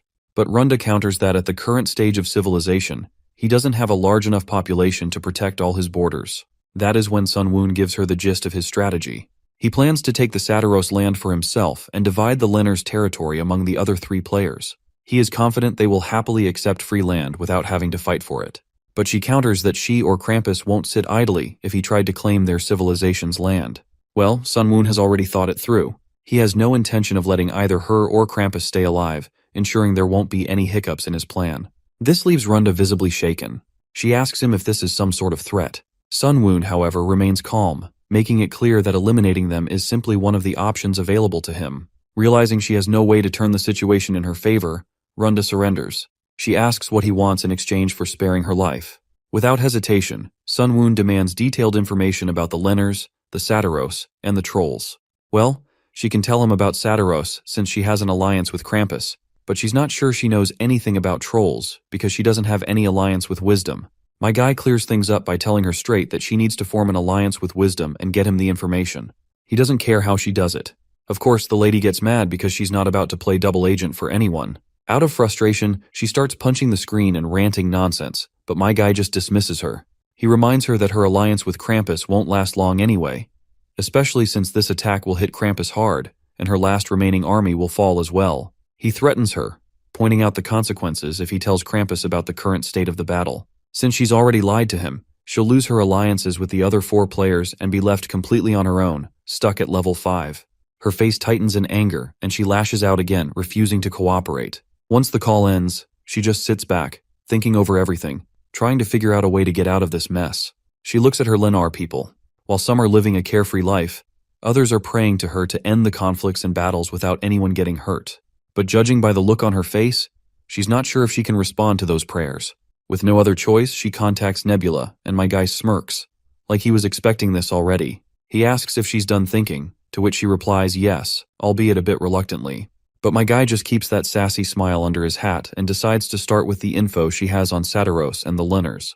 Afterwards, the battle with the allied nations ends, and it seems Krampus had a hard time understanding Nebula's ceasefire offer, but Runda managed to convince him, and it ended with a truce. Meanwhile, at the automation castle, we meet Hui Kayung's cheerful face. She's apparently holding a conference where representatives from each race are present, and she proposes the idea of creating a merchant alliance. She reminds them that creating a 4-wheel required the help of several experienced merchants, and everyone involved earned profits through interchanges they had. So it would be a good idea for these meetings to continue. She believes that sharing information with each other, purchasing resources in advance before prices rise, and not taxing between the allies when trading with each other would benefit all of them. The white-haired guy, whose name I forgot, also says that they could trade items that are forbidden by their nations in a way that would go unnoticed. They could gather those items in advance, and once the prices rise, they could resell them. It would even be nice to buy up all the stock of certain products and control the prices however they want. The troll representative raises a valid question. Since they're different species from different areas, how can they continue trusting each other in the long term? To which Hui Kayung reminds him that there's one way, which is to believe in one god as the basis of their trust. But of course, the troll isn't interested in this, as he's not about to abandon his faith in his god. He counters her by asking, why don't she abandon her god and join him? That's when Hui Kayung pulls out a dice and decides to settle everything with a roll. The rule is simple. They'll believe in the god of whoever throws the highest number on the die. Well, we all know how that dice roll ended, and one system window clears up any doubts as well. Under Hui Kayung's leadership, the Merchant Alliance, now known as the Fifth Wheel, has been officially created, with the blue insect god as its main deity. This alliance benefits everyone involved by making black market deals, monopolies, and price-fixing practices easier. As a secret merchant alliance, they can now rake in profits without paying any taxes. Sun Woon reflects on how it might be a little early for this kind of secret organization to form, but he had been expecting it. He's impressed by how Hui Kayung used her demonic property, probability, to pull this off. She's truly outdone herself this time. With the conflicts over, it's time for everyone to focus on their nations for a while and handle the events that unfolded. This means there won't be any major shifts in borders for some time, which might lead to a bit of stagnation. In the meantime, Sun Woon is determined to prepare more thoroughly for future conflicts with other nations. We've come a long way in the story, so here's a brief overview of how far Nebula's civilization has come. The first major incident involved Rak, who was chased out of the Blue Leather Lizardmen tribe. After being chosen by Nebula, he took control of the tribe. The second major event was the defeat of the Abomination, the ancient Coleoptera. By doing so, Sun Woon obtained the Abomination Essence and created the sacred beast, Sratus. The third major event was the defeat of the Frogman tribe and the two-headed abominable god, which helped Nebula earn the demonic property of lightning. The fourth big moment involved a secret operation and battle for the automation castle through Saren. Nebula's prophecy turned out to be true, and Hui Kayung eventually took the throne over all her siblings. The fifth event was the defeat of the elves, who invaded the automation castle. After their loss, Nebula also subjugated Eldar. Nebula went on to defeat Solongos and Lim Chunsik, moved the elves to the north shore, and conquered the village of dwarves Maganin at the southern edge of the land. Another significant achievement for Nebula was the establishment of Hukrin, with Orizon chosen as the capital city. So far, the players we've encountered include Nebula, Hegemonia, Eldar, Lim Chunsik, and Solongos. The second season opens with a lively camera shot zooming out over a bustling market of Orizon. In one of the booths, we meet Rak alongside another lizard wearing a red gown, Zyol, who proudly showcases a newly produced product to their leader, and the product in question is actually paper. Rakrak inquires further about it, and Zael explains that one of the remaining Lenars claimed to be a paper craftsman. Thanks to him, they learned how to make paper, which is lighter and cheaper than silk. Rakrak wonders if the production process is difficult, but Zael reassures him that it's quite simple, especially since it was made using the wheels that were created in Orizon. Once the paper supply is steady, they'll be able to use letters more frequently and keep better records, marking a significant step forward in their civilization. You see, with these, recorded history will not be forgotten. It seems like Rakrak has something he wants to show Zael as well. Although the paper is good, if someone ruins it, it can't be fixed. Rakrak continues by saying that he has gallant warriors and wise companions, including Zael himself, by his side. As long as their god is with them, he believes they can defeat their enemies. However, if those enemies are divided into two, then not even their god can be everywhere at once. So, Rakrak has come up with a plan. He stretches a line across the map and reveals that they are going to create a barrier. Zael acknowledges this idea, but reminds his leader that building a wall of this size will take a lot of time. It will need to be taller than the walls of the Automation Castle to act as a proper barrier, since they don't have the dolls of the Automation Castle, and it needs to be built from stone, which is not common.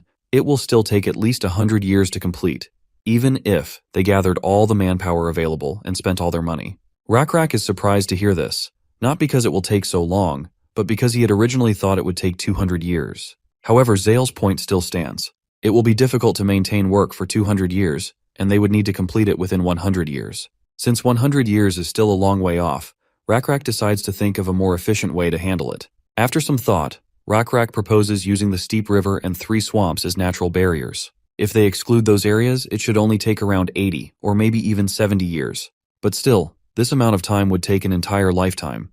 So Rakrak decides to propose a different plan altogether. Instead of focusing on delaying the enemy, they could simply call their allies faster. He suggests using fire and smoke signals, a system with 5 chimneys. 1 chimney lit means everything is fine, 2 means an enemy has been discovered, 3 means the enemy is heading their way, 4 means the beacon has been intruded upon, and 5 means the battle has begun. This system would protect the wild without connecting all the walls. The mountains themselves act as natural barriers, and by setting up mountain fortresses in the valleys with beacons on the ridges, they would serve the same function as beacons in the wild. After outlining the entire plan, Rakrak asks Zael for an estimate of how long it would take. The junior quickly responds that it could be completed in 5 years. It's nice to see how they started with a 200-year plan and ended up with one that could be completed in just 5 years. 3 years pass like a breeze, and we find ourselves in Orizon. Inside a mansion, Rakrak sits alone, seemingly lost in thought. He reflects on how maintaining a nation is proving to be harder than creating one. He needs to unite his people internally as much as he needs to defend them from external enemies. Yet every species, aside from humans, fear the lizardmen. While fear makes it easier to command obedience, relying on it alone makes ruling difficult. Without harmony, people will either submit reluctantly or rebel outright. Moreover, he cannot force everyone to place their faith in the blue insect god. If only there were a way to align everyone's hearts. He acknowledges himself as a good fighter but admits that he lacks the intellect to be a true king. Still, he is wise enough to understand that merely living on the same land and coexisting is not enough for true unity. A familiar voice agrees with Rakrak's thoughts, and to his surprise, it belongs to Stargazer, who miraculously walks into the mansion. Stargazer believes that although everyone may live on the same land, they do not live in the same time. Rakrak jumps to his feet in joy and asks his old friend how he's here, as he was supposed to be dead. Stargazer places a finger over Rakrak's mouth to keep his voice low, signaling him to be quiet. At that moment, Rakrak realizes that Stargazer's final words were true. Even if they die, the blue insect god will guide them. He desperately wants to ask Stargazer about the afterlife, but knows that death is a secretive matter, so he refrains from seeking answers. Instead, he asks what Stargazer meant when he said they are not living in the same time. Stargazer looks outside at the stars, then asks Rakrak if he remembers the stories he has told him. Pointing to the sky, he asks if the stars seen in Orizon and those seen in Maganin are the same. Rakrak isn't sure, but he can tell they are different, even if only slightly. Stargazer continues by asking about the lands of the Lenners and the Saturons. Rakrak responds that they are even more different. Stargazer agrees and reminds Rakrak that just as the skies differ, everyone lives in their own time. As a king, Rakrak must learn to live within everyone's time. You see, everyone lives their own lives in their own time. Even though they share the same land, their hearts are divided because of this difference. As a king, Rakrak must understand this. As far as Rakrak knows, from all the things he has learned from Stargazer, Others read time in their own unique way. He realizes that their previous misunderstanding with the dwarves occurred because each species counts days differently. This realization feels overwhelming to Rakrak, and when Stargazer asks why it is difficult, Rakrak responds that teaching is challenging, especially to those who are hostile to the lizard men. Stargazer explains that this is exactly why he's here. He points to the blue shining star and tells Rakrak that this star represents him. If aligned with neighboring stars, it forms a constellation of Rakrak atop a cockatrice. This wandering star, which shines in the spring and dims in the winter, is named Owen. Stargazer believes that when the time comes, Owen will graze Rakrak as it passes by, and Rakrak will be able to hear all the stories Owen has collected so far. Rakrak enjoys the time with Stargazer, and as Stargazer shows him the Frogment, Shunan, Auloi, and even the figures of Lord Hui Kayung, Siren, the Ogre Chief Kijin, and Tamaridu, Rakrak feels the warmth of their shared moment. Everyone is together, living in harmony, even if only for a short time. Eventually, Stargazer senses the god calling him back, and he knows it is time to leave. Rakrak, not wanting this moment to end, insists that Stargazer stay a little longer, saying he still has so much to share. But Stargazer dismisses this, telling him that such things are part of the business of living. Curious, Rakrak asks about the afterlife, hoping Stargazer will reveal more about it. Stargazer, with a somber tone, responds that the afterlife is the business of the dead. Hearing this, Rakrak feels sad. He wanted to know more about what happens after death, as it is something that has always frightened him. Stargazer acknowledges this fear, admitting that those who live should rightfully feel afraid of death. He goes on to explain that the dead cannot change anything. Even if their god allows them to watch, they can do nothing more, for that is their limit. Only the living can work to change things, and Rakrak should never forget this. As Rakrak sees the constellation of their god, he quickly falls to his knees in reverence. But suddenly he hears his name being called. He wakes up from his dreamlike state to see Zaol standing in front of him. It's a crucial time, and all his vassals have assembled to discuss matters of great importance. Rakrak orders Zaol to bring him a large piece of paper and some charcoal, and he wants enough paper to draw out the sky. Meanwhile, the system window announces a significant achievement: the creation of the Hunting Star Calendar, the first calendar in Green Cityac. This calendar is based on constellations and marks months according to the positions of stars. The Hunting Star Calendar is noted for its accuracy, reflecting the actual orbital period with 99.8% precision. It has been adopted by 3 nations and is recognized as a near-perfect system for organizing time. Nebula observes this notification with pride. He recalls how he had dispatched Stargazer to lay the groundwork for this very accomplishment. Though this has cost him a lot, the more information Stargazer revealed, the more faith value dropped. Transferring knowledge from the afterlife isn't free, but it was a necessary investment. It seems like he's on a call with Runda, and he's glad that the Lenners are also going to benefit from this calendar. But judging by Runda's sour face, she doesn't look grateful at all. Nebula further explains that it's a solar calendar calculated using leap years, not just based on the moon. She could at least pretend to be a little happier about it. Instead, she only acts like she's happy but is clearly not. She explains that she somehow managed to fool Krampus and Wisdom, but she borrowed too many resources from him while trying to keep up appearances. Now she's too stressed to dance to his tune. Nebula then asks why she contacted him, to which she reveals that a new force is about to appear in the middle of the continent. This surprises Nebula, and the girl further states that this could even be a player. Sunwoon asks the reason behind her thought, but right at that moment, he gets 2 system notifications revealing something about a clash of civilizations. It seems 2 divided tribes have come into contact, and both tribes will experience a huge boost in experience. Nebula also gets an additional warning that the opposing tribe possesses faith. This notification clears up any lingering doubts that it's not an NPC tribe, but it doesn't make sense for a player to suddenly appear in the middle of the continent either.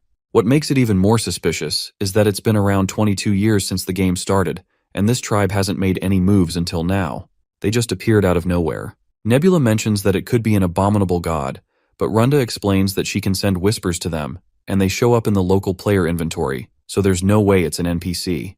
Her whispers are getting blocked. Sunwoon doesn't fully trust her, so he asks if she might be trying to trick him as well. That's when she sends him all of the sauce she has regarding this mysterious player and its civilization. She further explains that the information regarding vampires has been sent by the player, whose nickname is AR-1026, who controls the Juman civilization, whose main species is Nixon, which is called Nix in singular form. Normally, AR-1026 would have only sent this to her ally, Zhangwan, but she also sent it to Wisdom, Krampus, and to Runda as well. After seeing the information before his eyes, this literally makes 0 sense to our boy, and Runda agrees with him. He then asks her what they're calling this new player, to which she states that the first character is the Hanja Joel, so they took the next two characters and named them Joel Wooby. Nebula reflects on how not only should this player with such a unique name not exist, but the mysterious species vampire shouldn't exist either. The people you see in this scene fighting are the Nyx, and some of them have turned into vampires after getting bitten. The system window then further reveals that the vampires infect others like zombies,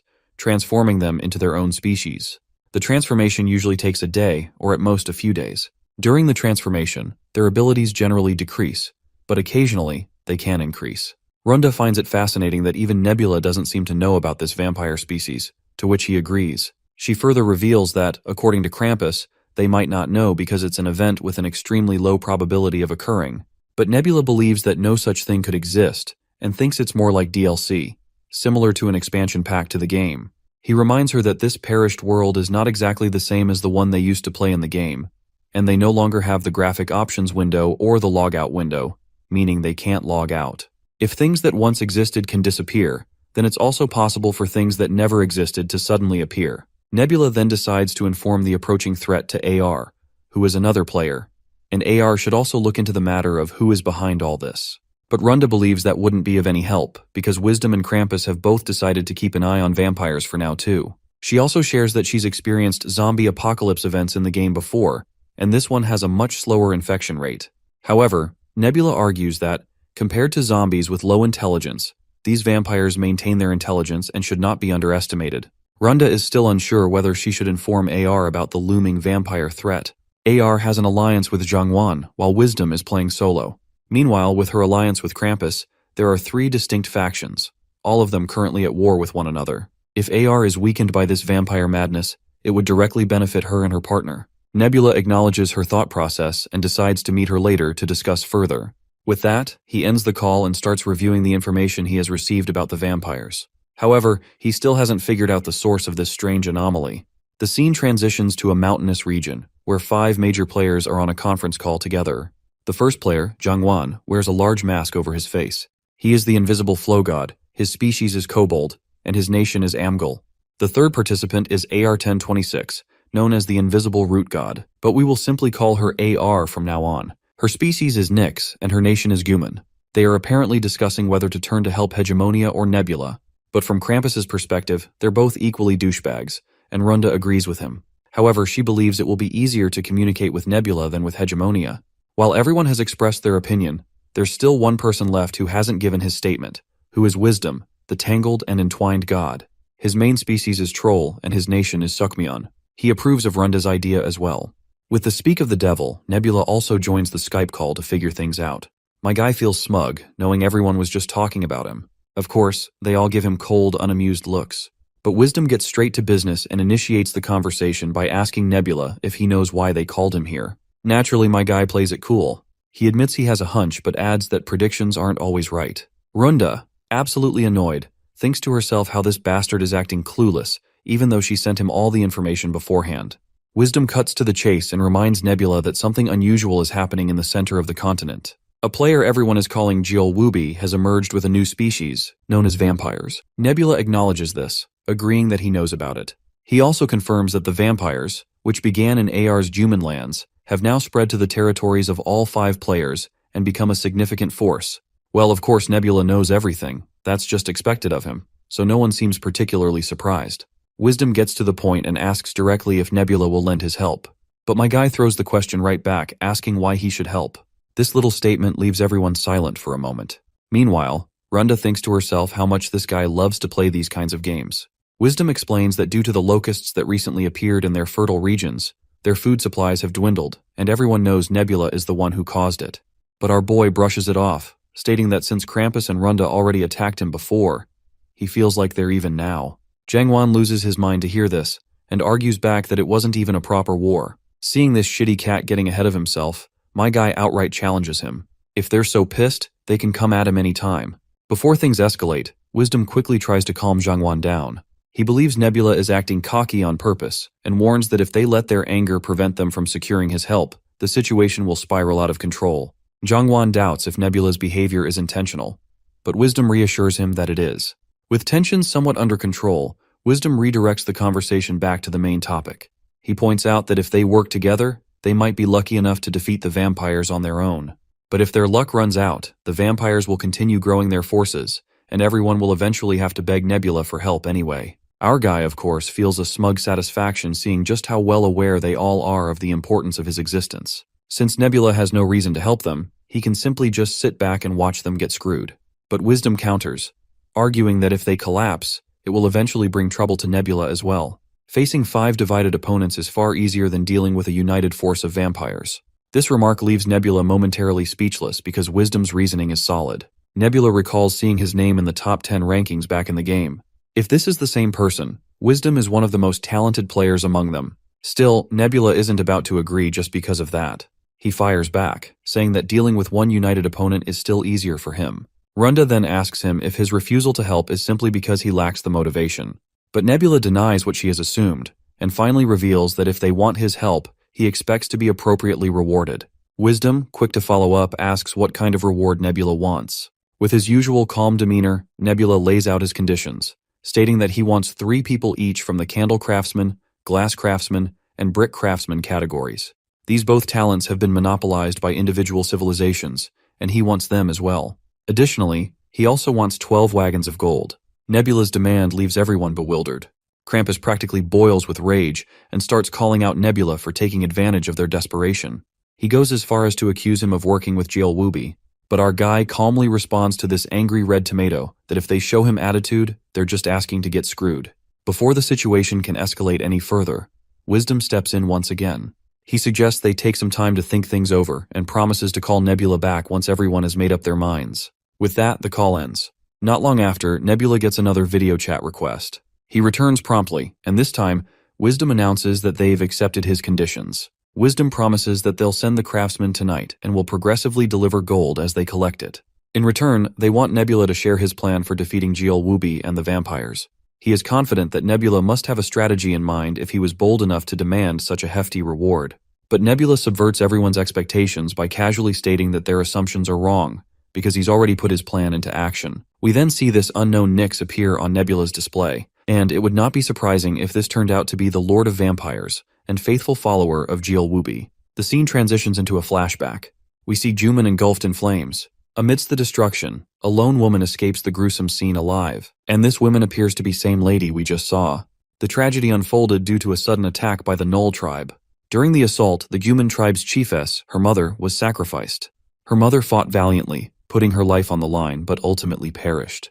Following this disaster, the invisible root god chose a new chief from another family, marking the downfall of the original bloodline. Now, the newly appointed chief is ruthlessly hunting down the survivors of the former ruling family in order to purge the original power. She can't believe this is the result of being loyal to their god. She wants to know the reason why they got abandoned by their god.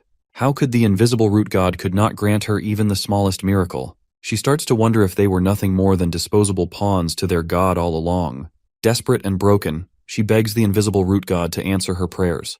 But just as her pleas echo into the void, a dark and mysterious entity appears right in front of her. She's bewildered, staring at this unknown figure, and starts to wonder if the god is here to kill her. But at this point, she has nothing left to lose.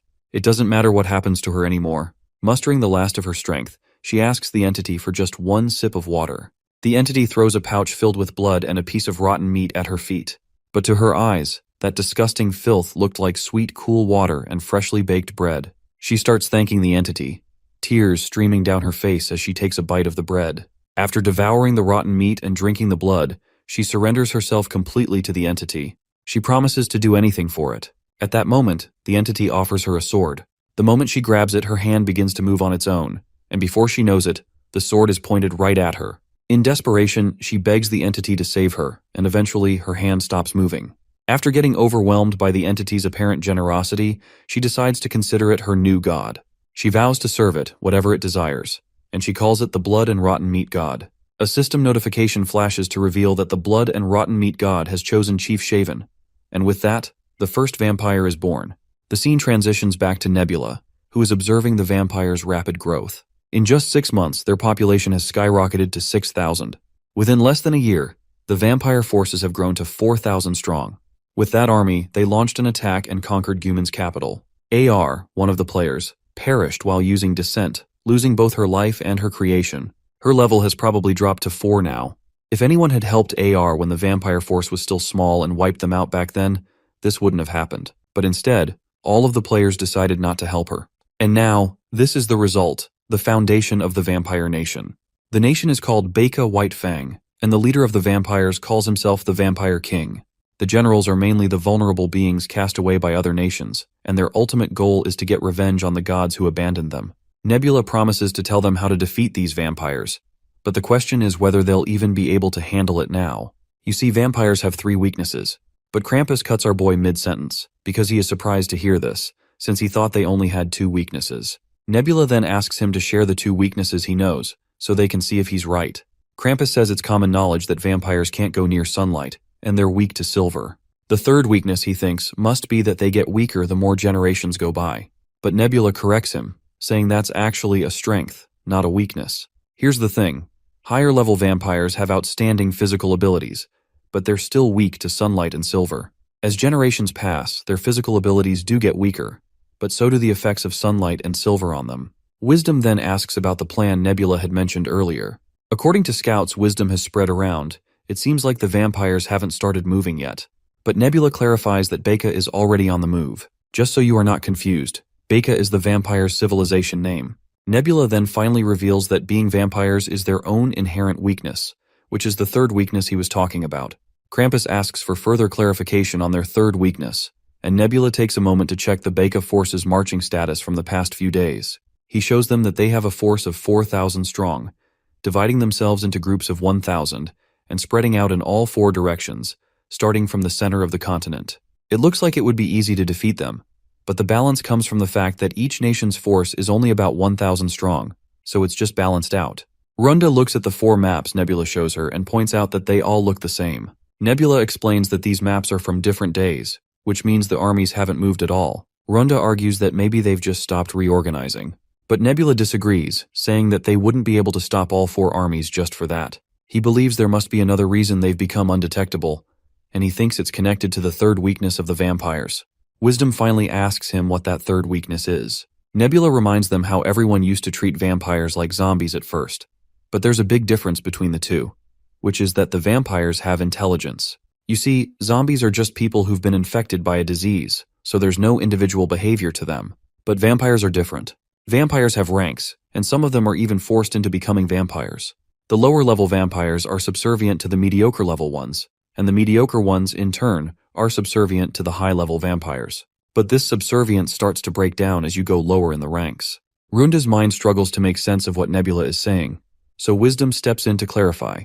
He explains that what Nebula means is that the lower-level vampires don't have the same sense of purpose or loyalty as the higher-level ones. Nebula further clears out that the key to the cohesion between vampires lies in this inherent subservience. At first, vampires had to kill others to make them obey, or even just to survive. In that process, vampires themselves got hunted as well, so they had to stick together for protection, and the weak followed the superior.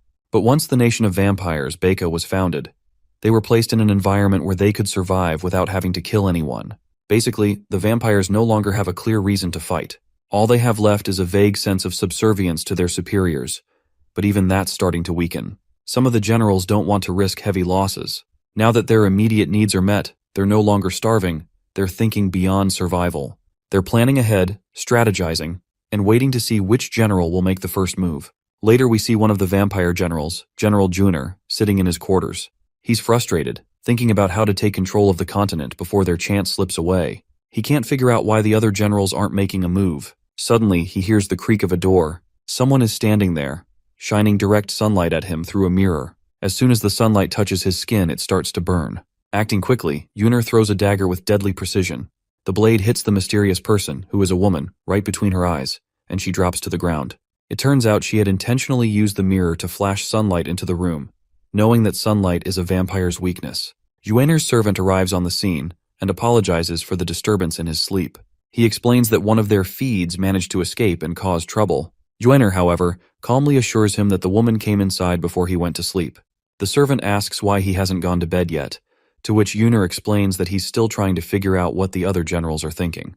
He then asks his servant if he has any ideas. The servant says it's because not everyone follows the blood and rotten meat god. Well, Juner already knows this, especially since Satiros follow the life-proving god. The servant goes on to say that there are some vampires who follow that same god as well. Juiner is shocked and questions how such beings could even exist. He despises the gods who abandoned them. To him, only the blood and rotten meat god has cared for them. So he finds it absurd that there are vampires who don't follow their god. The robed figure explains that not everyone became a vampire by choice. While there's no doubt that the vampire king Shaven carefully selected his generals to become vampires, it's likely that the generals who turned others into vampires weren't as careful with their selections. Among the generals, there might be those who don't think the same way anymore, which could explain why some of them have stopped moving. Juiner insists that they must understand that they have no choice but to serve the one who gave them immortality, the owner of the teeth who bit them. But the servant counters, arguing that loving the one who made them a vampire doesn't mean they have to obey everything they say. After Baca was founded, every general had to fight against the others to conquer better lands. The servant advises Juiner that this is why they don't want to make the first move and risk heavy losses. They need to maintain their forces. Juiner acknowledges what his servant has said. He tells him to inform all their soldiers that once the sun sets, they'll begin marching. He's determined to show the vampire king Shaven that there's a general who's different from the others. Meanwhile, Nebula tells the group that one of the vampire armies will likely start moving soon because one of the generals seems particularly faithful and subservient. Krampus points out that if they move again, their weakness might no longer be effective. Wisdom explains that it's enough to understand the principles behind their actions. If their movements are predictable, then he's sure they can manipulate them through miracles and buy themselves some time. By delaying vampire supply lines alone, they can break up the vampire armies. With more control over the situation, they'll have more options to play with. Krampus throws in a jab thanking the Starhead for his thorough explanation, but Wisdom quickly responds annoyingly that this is not a star. Nebula then asks what it is then. Wisdom then proudly reveals that it's the great dodecahedron of the Kepler point polyhedra. A brief silence falls over the group after hearing such a long, strange name. Surprisingly, no one laughs, and Nebula even promises to keep that in mind going forward. He also apologizes for mispronouncing his title previously. Wisdom then asks if Nebula is planning to create social division to break up the vampire army. Contrary to Wisdom's expectation, Nebula explains that while breaking them up could work, it would take too long, and the damage would be spread out. So instead, he's going to do the opposite, bring them back together. The masked figure asks how Nebula plans to unify them. Nebula clarifies that their confidence is the thing that is dragging these vampires down. They are so damn sure of themselves that they can defeat everyone, so they are spreading out everywhere. That's why he's planning to strike them with one big blow to turn everyone's eyes on him. The scene transitions back to Juiner, where his servant barges into the room to announce the arrival of enemy forces. Juiner quickly asks if the attackers are the Satyros. The servant says no because it's actually Hukrin's lizardmen. Meanwhile, the perspective shifts to our party. After riding on their cockatrices for what feels like an eternity, they finally reach their destination. Rockrak looks visibly excited as he asks Zael if he has heard of Tatar, a legendary warrior who once defeated 10 trolls by himself. According to rumors, Tatar is now working in the southern archipelagos and has climbed to a high-ranking position. Now that he thinks about it, Rockrak proudly reflects on how, no matter how much he trains, there are still countless warriors stronger than him. He admits that he rarely gets the chance to truly flex his muscles. But now, after seeing a few trolls in the distance, he grins and declares that it's high time he works hard to try and steal Tatar's fame. Zael gives his leader a pleasant smile and says that Rockrak is already a great general and an elite warrior, claiming that fame like Tatar's should be no big deal for someone of his caliber. But Rockrak reminds him that, in order to become an elite warrior, one must be greedy. With that, my lizard guy begins slaughtering those bastards left and right. That's when Juiner charges like a raging bull in the name of the god of blood and rotten meat. However, that bastard eventually gets his head severed. So far, including this one, Rockrak has killed 9 trolls. Zael teasingly smiles as he notes that Rockrak is still 1 troll short of claiming the title for the highest troll kills.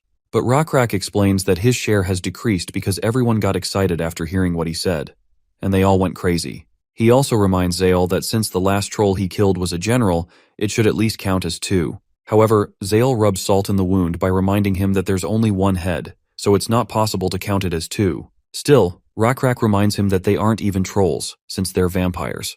Anyway, after clearing out the entire town, our party decides to reorganize camp and check their equipment as they prepare to venture deeper.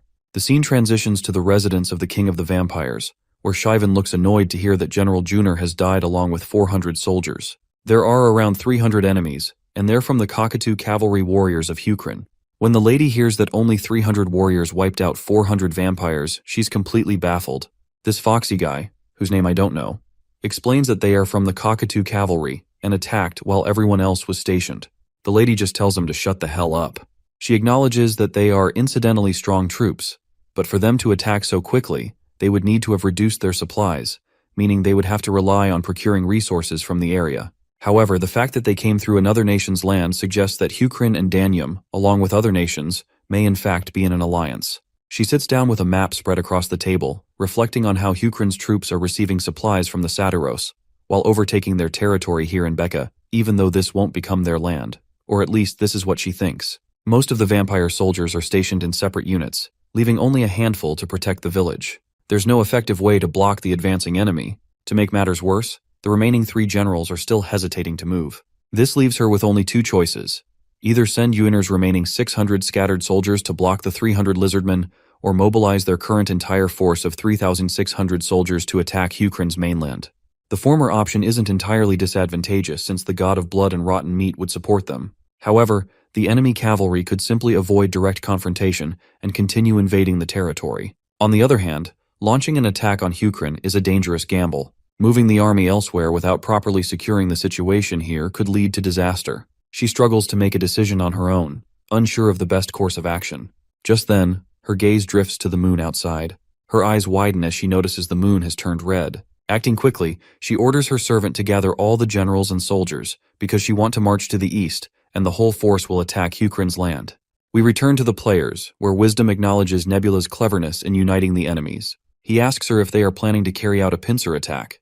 Nebula replies that it would be nice, but questions whether anyone here even has the forces necessary to execute such a maneuver. He reminds them how AR's Nixon forces were practically annihilated when the capital was conquered, and Runda's Lenars are in poor shape. However, the other 3 factions are in better condition. The masked man admits that his forces are in good shape and offers his support. However, Nebula points out that his forces are too far away to align with the necessary timing. This leaves Wisdom and Krampus as the only 2 who can realistically help. Wisdom volunteers to send 300 soldiers, while Krampus agrees to contribute around 500.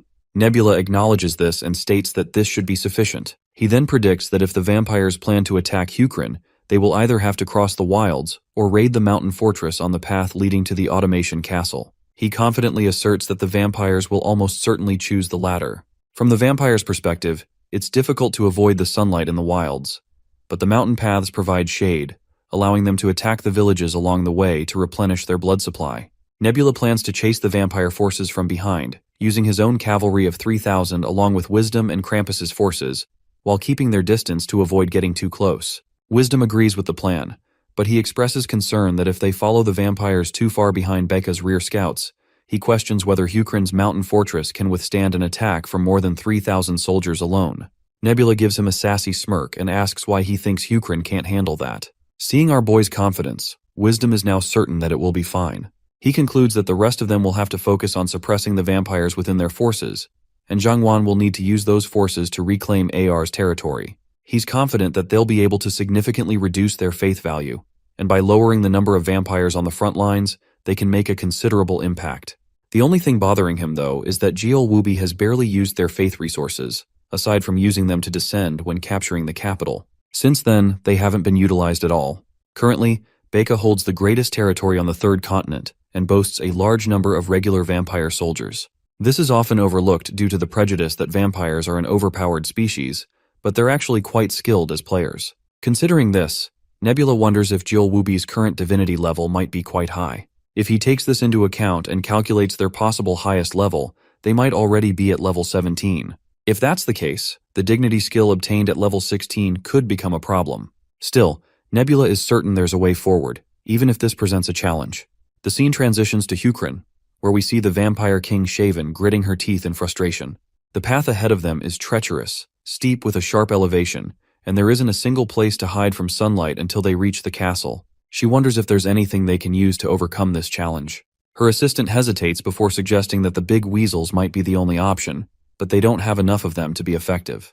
She then orders him to use the Lenars and trolls to approach the castle walls, equipping them with large hammers to break down the defenses. The assistant, visibly uneasy, reminds her that this approach will result in heavy casualties.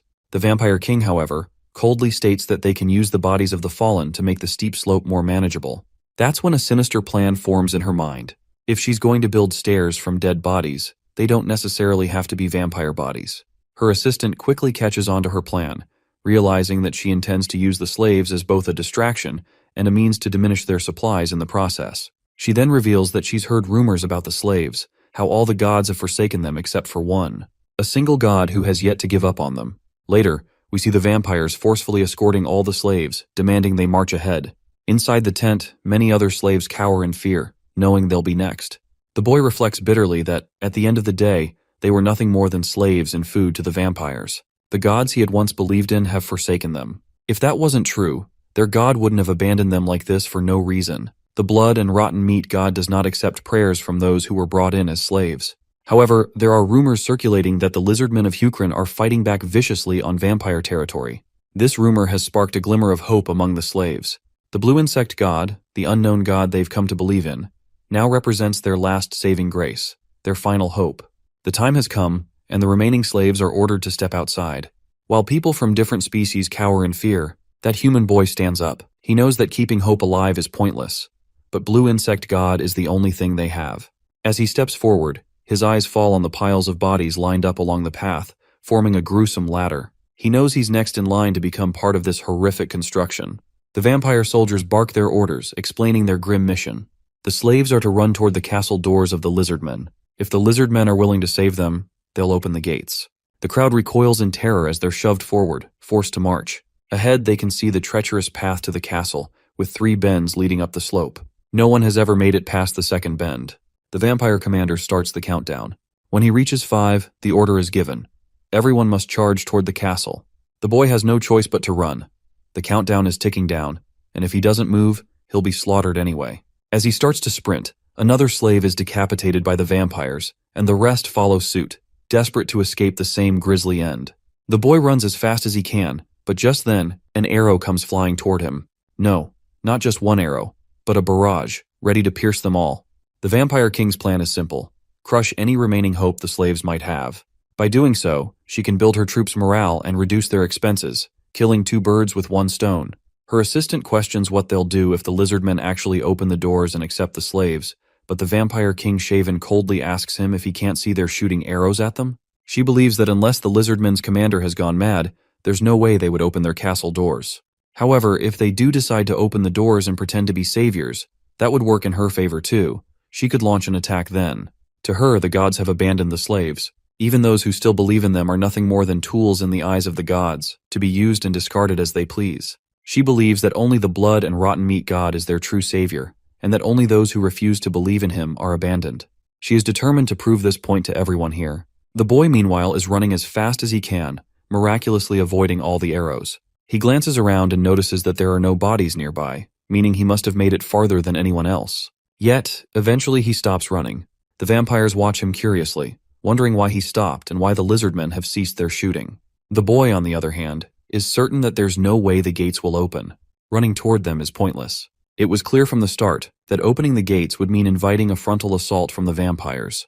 The vampires shout at him to keep running or risk being shot from behind, but the boy doesn't move. He has finally come to terms with the truth that whether he makes it to the end or not, he will die anyway.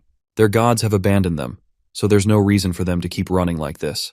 Tears begin to fall, filled with sorrow, as he asks himself why they were even born into a world where they've been abandoned by their gods. The boy, desperate for an answer to his pleas, suddenly notices blue butterflies gracefully entering the scene. Their ethereal presence catches him off guard. His wishes have been heard. The front gate opens. Meanwhile, from the lizardmen's perspective, the one atop the wall is bewildered to see that the vampires are sending more unarmed troops toward them, and the lizardmen are unsure of their intentions. Their commander is equally uncertain, but he has a hunch that the vampires are using the slaves to lessen the slope of the hill. That is when a familiar voice inquires whether using slaves in this manner is truly beneficial. The commander Quezel replies that the vampires are likely trying to end things quickly by discarding their excess food supplies, basically, throwing away what they no longer need. It's Rakrak gracing the scene, and he considers the possibility that there may be a different reason behind all of this. The commander Quezel continues, explaining that the great General Yu has fought in countless battles against vampires, so the commander is sure that the word that lizardmen are killing vampires will reach far and wide. The commander Quezel believes it's more likely that the vampires are using these slaves to turn public opinion against the lizardmen. Knowing the main castle door won't be opened, the vampires will make it clear that there is no hope for the slaves, thus making it easier to control them. He is quite impressed that the vampire commander is far more strategic and wise than they had initially anticipated. But Rakrak states that he has another plan and instructs the soldiers to open the door on his signal. The commander is bewildered by this and asks their leader if he truly intends to save the slaves. He warns that those people may not be slaves but weapons the vampires have been hiding. Rakrak makes it clear that this is why they're taking precautions, by shooting them twice if necessary. The commander argues that even if they open the doors, they won't be able to save more than a few dozen people. So taking such a big risk is pointless. Rakrak simply gives his friend a sly smile and asks if he's trying to resist his leader's decision. While Rakrak has no doubt that Quetzal is a capable commander, he also remembers how Quetzal always loses to him in games. Rakrak commands Quetzal to open his eyes and understand. Though Quetzal is quick with numbers and logical in his thinking, he lacks the imagination to see the bigger picture. As these ethereal butterflies float around Quetzal, he is momentarily caught off guard. Rakrak, however, announces with confidence that their god has granted them permission to open the castle doors. The gates creak open and that slave boy finally enters the palace. He is exhausted and collapses to his knees. Meanwhile, Rakrak stands at the front gate and shouts to everyone to use silver against the vampires. He warns them to be cautious and save the injured slaves while pushing back the vampires. Soldiers on the wall report that the vampire cavalry is approaching. As soon as the gate opened, they started moving quickly among the slaves. While the slaves pour inside, the lizardmen stand guard at the gate, scanning each individual to ensure they're not enemies. Rakrak then grabs the last slave and pushes her toward the gate. As a vampire charges at Rakrak, he responds by using his electricity, sending a powerful lightning shock. The descending bolt is so intense that it's visible from miles away, even catching the attention of the vampire king. Her attendant apologizes to her, saying they didn't expect the enemies to open their gates. Lord Shaven, however, claims that she didn't anticipate this either, but has no choice but to proceed as planned and begin the attack. Once the attendant receives the orders, he decides to rally the soldiers. Meanwhile, Shivan reflects on the one benefit of her vampire army, its composition of different species. The Lenars are fast and skilled with most weaponry, while the Kobolds are small and nimble, making it easy for them to dodge arrows. The Trolls are strong enough to withstand a couple of attacks, and the Nixon and Satiros are solid all-rounders, forming the core of her forces. Being able to take full advantage of each species' strengths is her victory plan. On top of that, they have the power of being vampires, with the third-generation specialty. The captain of the Nixon is so strong that he can rival the strength of some trolls. A hill castle like the one ahead should be able to hold around 2,000 troops, and she has managed to win battles with the same number in the past. But this time she has 3,400 soldiers, so there's no doubt in her mind that she will win.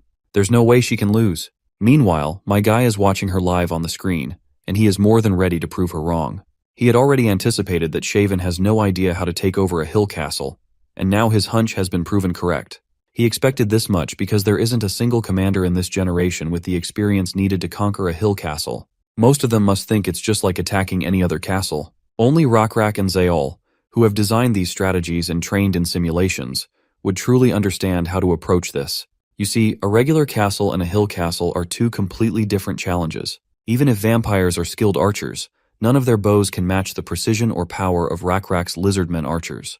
On top of that, his archers have the advantage of aiming from a higher elevation to the ground below, and even if the vampires manage to climb and reach the castle walls, the lizardmen are already prepared to deal with them. Massive rocks are ready to be hurled down, sending any intruders crashing back to where they came from. Next comes the batch of the strongest second and third generation vampires.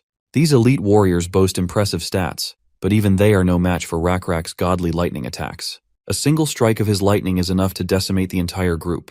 Rakrak, pipe in hand, casually smokes while literally smoking these bastards off the battlefield. Moments later, the front of the hill castle is littered with the corpses of vampires who had foolishly believed that attacking such a fortified position was a wise decision. The attendant reports the grim news to Lord Shaven that they have lost 600 warriors in this last attack. Shaven, visibly annoyed, does not bother to think it over, and immediately orders preparations for another assault. She declares that she must conquer the castle at all costs. Shivan desperately tries to beg the blood and rotten meat god to lend her strength. Meanwhile, the hill castle continues to rain down arrows, while everyone scrambles to escape. One of the high-tier vampires quickly cuts down a coward trying to flee, and he shouts to the others not to give up, claiming they can still conquer the hill castle. Nebula watches from the sidelines, thinking to himself that these fools are marching straight to their deaths. They've barely managed to reach the bottom of the castle walls, and they're already taking so much damage that it would be too costly to continue. The corpses are piling high, giving them a gradual incline, but if they retreat now, they'll have to start all over again. If Shaven were truly a good commander, she would recognize that a short-term attack like this is impossible. She should retreat, but Nebula is sure that her fanaticism blinding her to reality. For now, Jiolwubi is not aiding her in the battle, and Nebula wonders why. He has a hunch that Jiolwubi might be watching the battle from afar, but if that's the case, it seems he hasn't yet grasped the full situation down there. Shaven grows more desperate with each passing second. If they continue attacking like this, she'll only keep losing more soldiers. Then, one of her soldiers rushes in with urgent news. He tells her that, from behind, about half a day to a day's distance away, trolls, satyros, and lizardmen warriors have united and are heading toward her army. This revelation leaves Shaven stunned, and for a moment, she even considers retreating. But then she realizes it's too late for that. She has already lost too many soldiers, and if her soldiers are caught in between while retreating, it'll be impossible to block the enemy's advance. It's better to conquer the hill castle as quickly as possible and enter it. Just then, Shaven's nose begins to drip. She's confused, as she hasn't bled since becoming a vampire. Before she can process this, another soldier rushes in with more troubling news, which is that the slaves have revolted. To understand what happened, we turn a little back in time, when all the slaves were sitting quietly, hearing the distant roars of battle. One of them asks what happened to those slaves who were dragged out. Someone responded that the vampires lined them up and told them to run toward Hukrin Hill Castle, but they had no choice but to die. But one of the slaves counters. He adds that the fourth human child who was dragged out is still alive. There were blue butterflies. The blue butterflies were hovering above the castle, and the door opened. The lizardman opened it, and that human boy entered the castle. No one in the tent can believe it.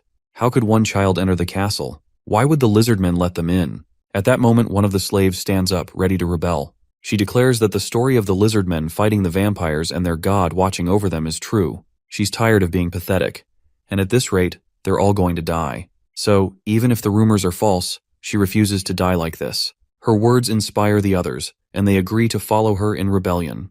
As some vampires enter to check on the commotion, the slaves suddenly latch onto them. A brutal clash takes place, with vampires and slaves fighting with each other. In the present, Shaven asks how many slaves are causing the commotion. The attendant replies that it's not just a commotion, but that all the slaves have descended into chaos. She asks if all 1,200 slaves are rebelling. The attendant confirms, explaining that all the soldiers guarding them have been killed, and the revolt is growing rapidly. He adds that they're doing their best, but there aren't enough soldiers to contain the slaves. Annoyed, Shaven snaps, asking how they can fail to contain a bunch of weaponless slaves. The attendant responds that there are far more slaves than soldiers, and the slaves are unusually hostile. Unlike usual, they don't seem to care about dying. They're diving for weapons, taking whatever they can find.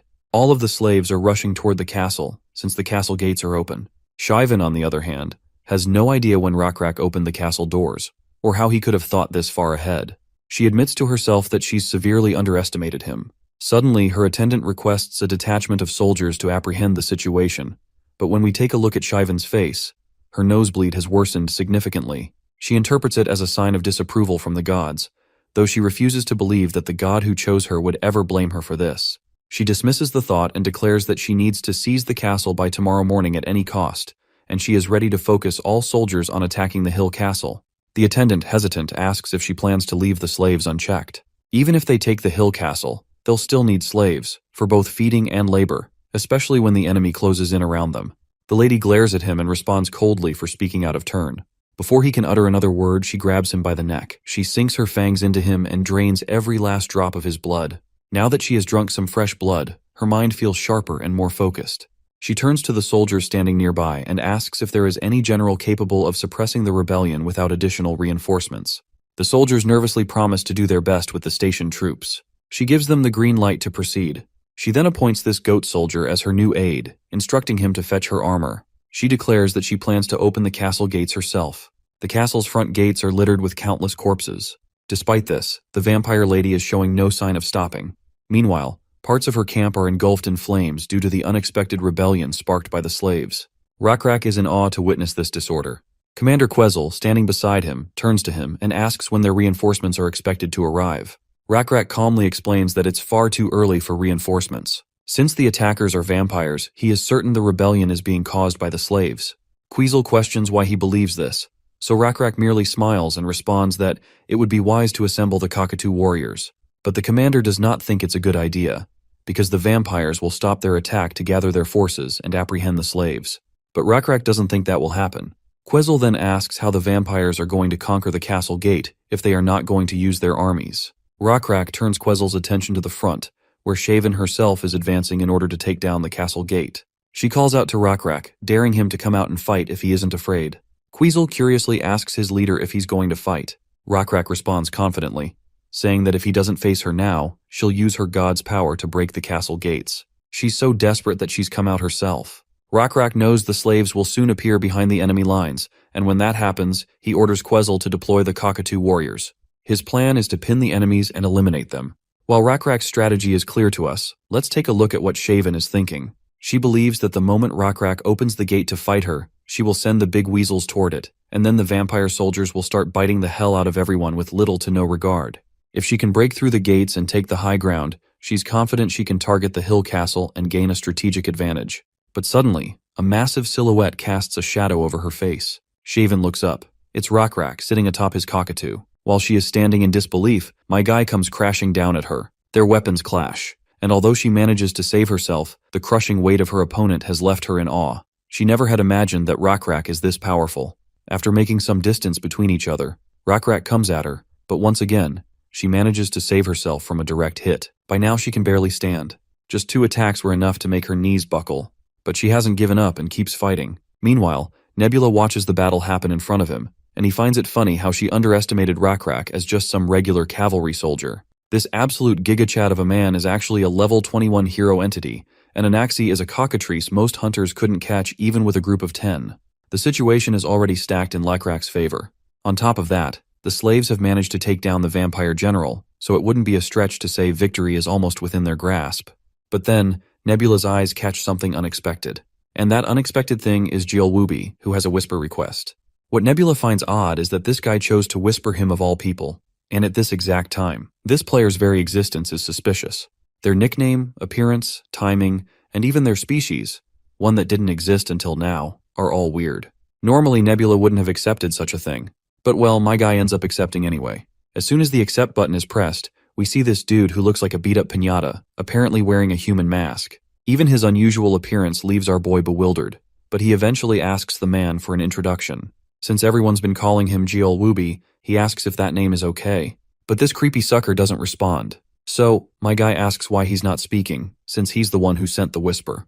That's when this bastard finally opens his filthy mouth and asks Nebula if he really thinks he can win. My guy responds confidently with a yes, and that prompts this creepy sucker to claim he's going to win. But Nebula makes it clear that he is not letting any creepy sucker take the victory, and even claims that he would have won, even if it wasn't a battle for the hill castle. The creepy sucker then says he wasn't talking about the dull, lowly ones with 2 feet. But Nebula clarifies that if he's talking about a battle between Rakrak and Shaven, he's even less concerned. Because if this filthy mug descends, so can he. However, Jielwubi's reply remains the same. He's not talking about that either, and states that Nebula can't change anything in this world. Nebula has no clue what this clown is talking about. He is sure that if this person is a human who came from Earth, he would have said he's going to win the game. But Nebula can't make sense of what this filthy mug meant when he said, "You can't change anything." So, he decides to provoke him to get some answers. Nebula boldly claims again that he's going to win, develop his civilization, connect all the continents, and set up shrines in every city. But this beat-up piñata once again tells him to just stop, once again critically speaking, and stating that this kind of power isn't his, because it originally belonged to them. Nebula is intrigued by the mention of them, and wonders if there are others like this masked guy. Curiosity gets the better of him, and he asks about his identity, but the masked guy doesn't bother to answer. Instead, he confidently says he's here to take back the old debt. With that, the whisper call ends, leaving Nebula with a ton of unanswered questions. He doesn't dwell on it too much, though, since it's time to intervene in the battlefield. But right at that moment, something unexpected catches Nebula's attention.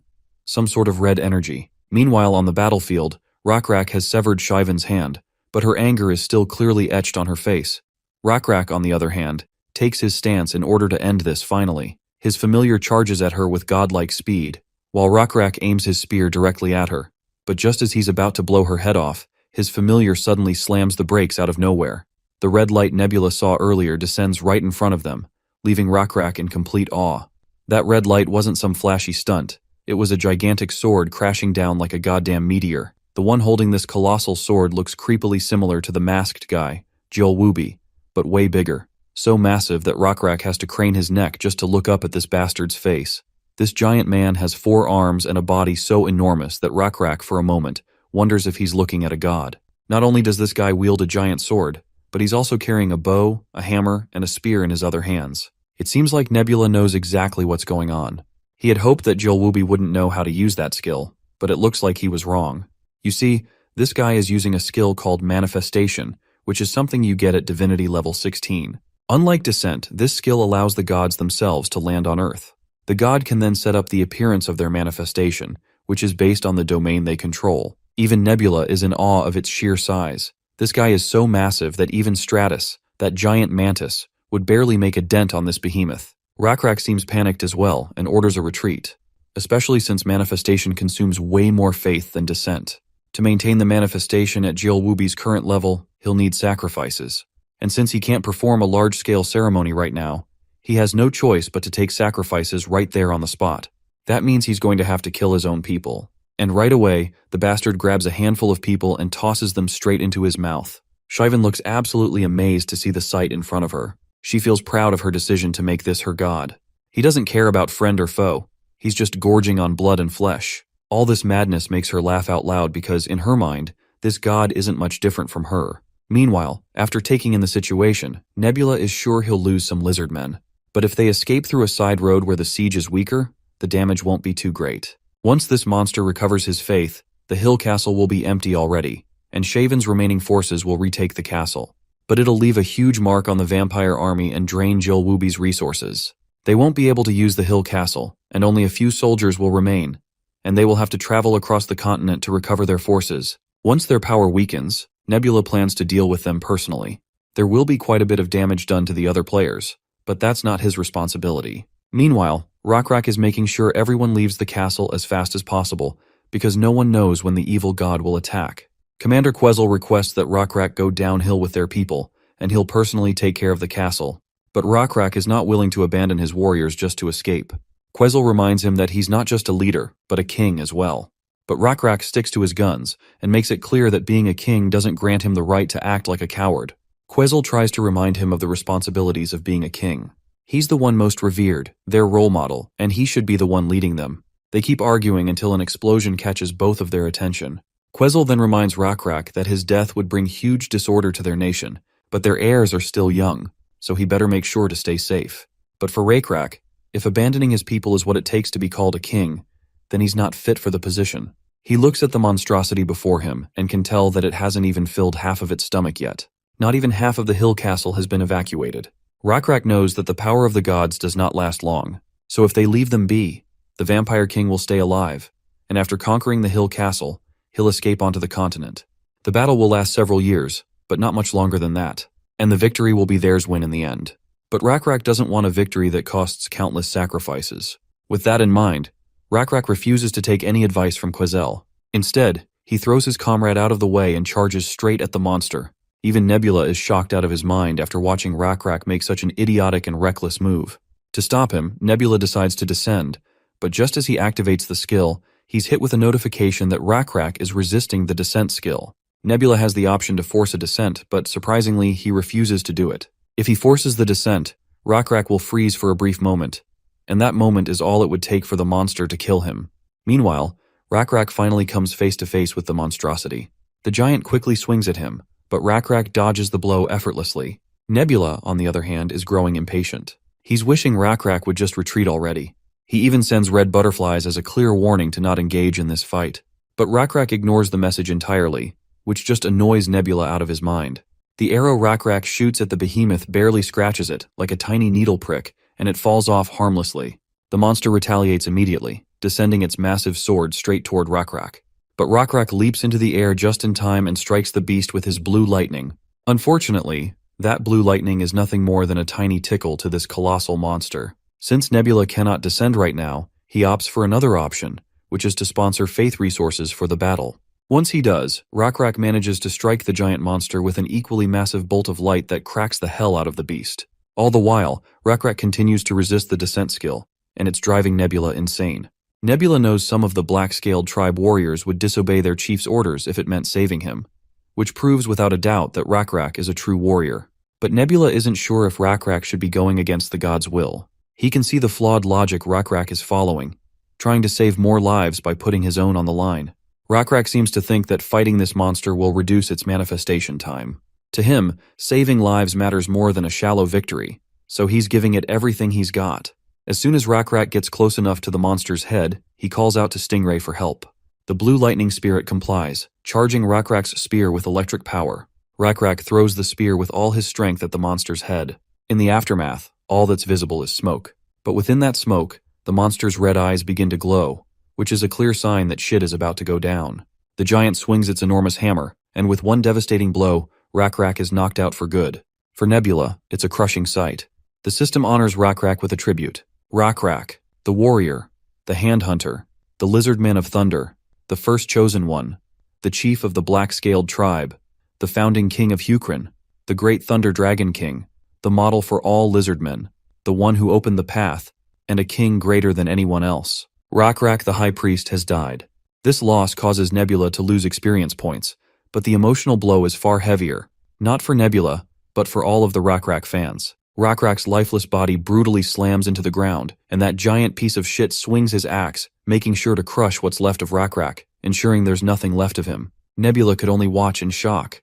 To him, this was the biggest strategic loss he could have faced. Sure, it's somewhat inconvenient to lose your most prized asset in such a critical moment, but Nebula had expected this much to happen. He will now appoint Hui Kyung for the Rakrak's role. And as for Rakrak, Nebula plans to send him to the afterlife, but before he could share his next plan, he gets a notification. It reminds him that Rakrak, a figure respected by all, has passed away, and many are mourning his death. Of course, Nebula finds it incredibly annoying to see this. It's as if the system is mocking him by pointing out the obvious. But then something catches his eye.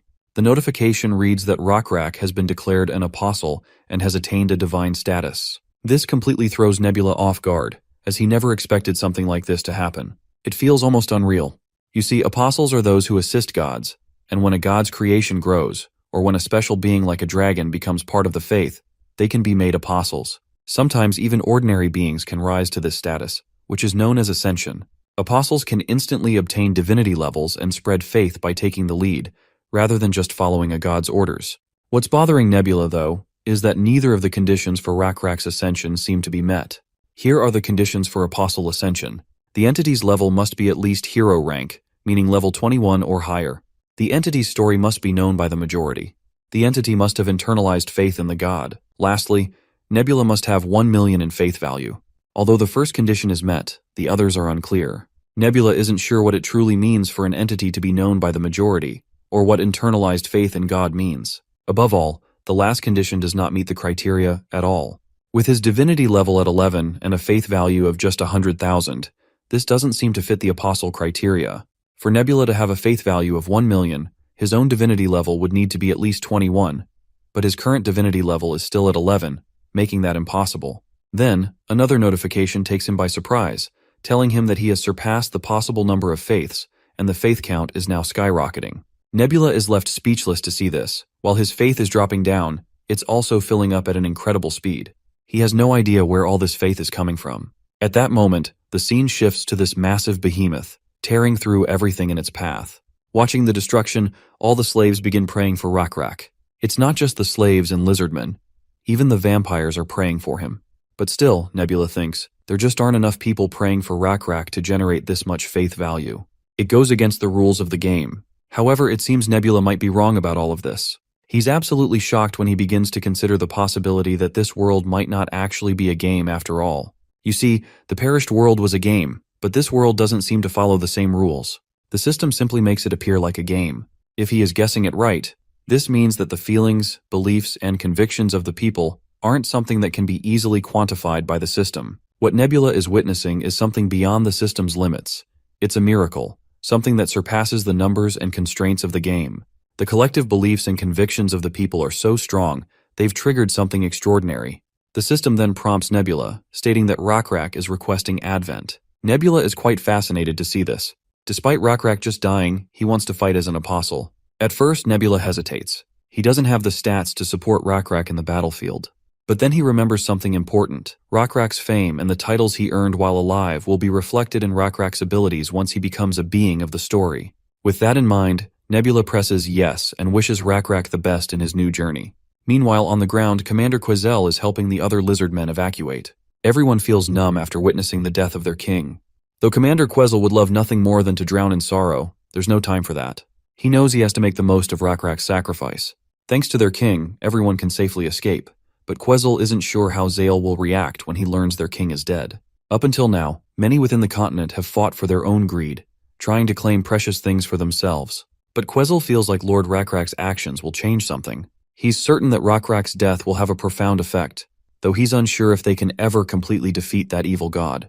Just as Quazel contemplates this, something incredible happens. Everyone suddenly hears a crackling thunder, and a bolt of lightning descends from the sky like a meteor. The sheer brilliance of the light causes everyone to freeze. The light is so blinding that even the massive monster is temporarily blinded. In a panic, the creature swings its colossal hammer toward the source of the light. But as soon as the hammer gets close, the monster's weapon is tossed aside like it was nothing more than a stuffed toy. Then, the monster senses a familiar presence, and it quickly starts losing its mind. This isn't just any ordinary being, it's Rakrak, who's just ascended. And you can tell that he's no longer the same. He looks like an absolute powerhouse, an absolute beast of a lizard, and it's clear he's now on a whole new level. All the lizardmen burst into joyous celebration upon seeing their king on the battlefield. Meanwhile, the vampires look absolutely boggled that Rakrak is still alive, or rather, returned in a new divine form. The colossal monster, however, is furious. The thought of a mere mortal challenging him is beyond insulting. Out of frustration, he hefts his massive hammer and prepares to bring it crashing down once more. But Rakrak isn't here to take any of that. He takes his stance and starts channeling his thunder power. Just as the hammer begins to descend, Rakrak launches himself like a bolt of lightning and strikes the monster directly on its right shoulder, leaving it groaning in pain and momentarily staggered. As Rakrak readies himself for another attack, we get a glimpse of his newly revised stats displayed on screen. He's now a level 6 warrior and a king, but his ascension as an apostle has brought him to an impressive level 13. Alongside these, there's an array of other stats, showcasing his incredible transformation. One thing is clear though, being an apostle is no joke. Rakrak isn't just back, he's stronger than ever, and he's here to turn the tide. Nebula also observes Rakrak's new stat upgrades with fascination. He notices that the levels Rakrak had as a high priest have been seamlessly transferred to his new role as an apostle. Since apostles possess divinity, these levels now include something called the D state, which represents divinity. However, Nebula knows that this alone isn't enough to take on the level 16 manifestation of Jielwubi. That giant manifestation boasts a 16D divinity level, 3 ranks higher than Rakrak's. But Nebula realizes something important. The true power of an apostle doesn't lie in raw levels alone. It's all about their skills, fame, and titles, which are reflected in the form of unique abilities. Rakrak's first display of power, blocking the hammer, was thanks to a skill called Hand Hunter. This skill made it possible for him to deflect the weapon despite the overwhelming difference in raw power. Since Rakrak is no longer a one-trick pony, we are about to witness another skill, known as weapon creation. Rakrak activates weapon creation and conjures a giant bow, challenging the monstrous manifestation, which is now also wielding a bow to take down the flying hero. The monster unleashes a massive arrow, but Rakrak is ready. He channels all his electricity into his own arrow, charging it with the power of thunder. This ability, known as Lizardmen of Thunder, is one of Rakrak's most potent skills. It consumes faith to fuel thunder-based attacks, turning Rakrak into a storm-bringing force of destruction. Once that giant thunder strike is unleashed, it devours the incoming arrow and heads straight for the giant bastard, who gets the biggest shock of his life. But still, as massive as that thunder attack might be, this behemoth isn't ready to give up. The thought of losing to this apostle, who has just obtained divinity, doesn't sit well with him. So, the big guy throws his massive weapon at our lizard hero once again, but Rakrak quickly surfs over the spear. And after soaring higher into the sky, he prepares his own divine spear, ready to throw it down. The people of the Lizardman tribe cheer, offering all their support and best wishes. Because of their positive attitude toward their king, the system announces a 4-point divinity increase in camaraderie, and another 4-point increase due to the relationship with the citizens of Hukrin. There's also an additional 4-point divinity boost in camaraderie due to the slaves Rakrak has helped, who now know his name and follow him. Currently, Rakrak is earning an apostle's faith based on his camaraderie and charisma. And once you add this another skill, the first chosen one, it increases his stats proportionally to the faith resources he has just obtained. To put it simply, the more people pray for Rakrak, the stronger he gets. With all the power Rakrak has managed to gather, he comes crashing down toward the monster, channeling all his electric energy. Quetzal feels absolutely proud and confident seeing his king back in action. He tells his king to exterminate the evil once and for all. From the people's perspective, they see a star so bright heading directly toward the monster. The light emanating from it is so intense that everyone has to cover their eyes. But one of the slave boys watches everything with his eyes wide open and sees how the giant monster's equally giant head is obliterated by the light. The light is almost like a beacon of hope, taking down the monster and leaving everyone in absolute awe. All of the lizard men and slaves are having the time of their lives, seeing the monster finally put to an end. Quetzal runs towards his king, promptly falls to his knees, lowers his head, and waits for his king to respond. Rakrak states that he has to leave now, but Quetzal isn't sure what the hell he's talking about. Rakrak then points out that he definitely had died, and this is the way of the heavens. But Quetzal argues, asking at least to return to the palace and say his final goodbyes to his loved ones. Rakrak humbly reminds him that the heavens are not something they should go against. Quetzal, of course, is in tears, devastated by the thought that his most beloved leader is going to leave him behind. But that's when Rakrak offers him the spear he holds and tells him to take the weapon that killed the evil god in Hukrin. It's a divine object, so he better handle it carefully. Quetzal extends both of his hands with the utmost respect, while Rakrak flashes a pleasant smile at him. He tells him to not feel sad about anything, as he is going to protect Hukrin as an apostle of God. Quetzal promises to his king that he will ensure Rakrak's name is never forgotten from this land. But Rakrak surprisingly tells him that this isn't what he should focus on. Quetzal has no idea what his king means, but Rakrak is pretty sure that he will figure it out himself, and with that, he leaves the rest in Quetzal's capable hands. The commander cries, promising to carry out his duties to the best of his abilities. And just like that, his king disappears before him. After the defeat of the evil god, some of the vampires surrendered, while others scattered into smaller troops. High Priest Shaven, having lost her god, was killed by her subordinates and offered to Hukrin. Time passed, and 137 years went by just like that. In Hukrin's capital, Orizon, it was King Anpyong's 23rd year of governance. In one of the libraries of the palace, this old lady can be seen visibly displeased with the idea that they are skipping over the first prince and instead planning to accept the third prince as the crown prince.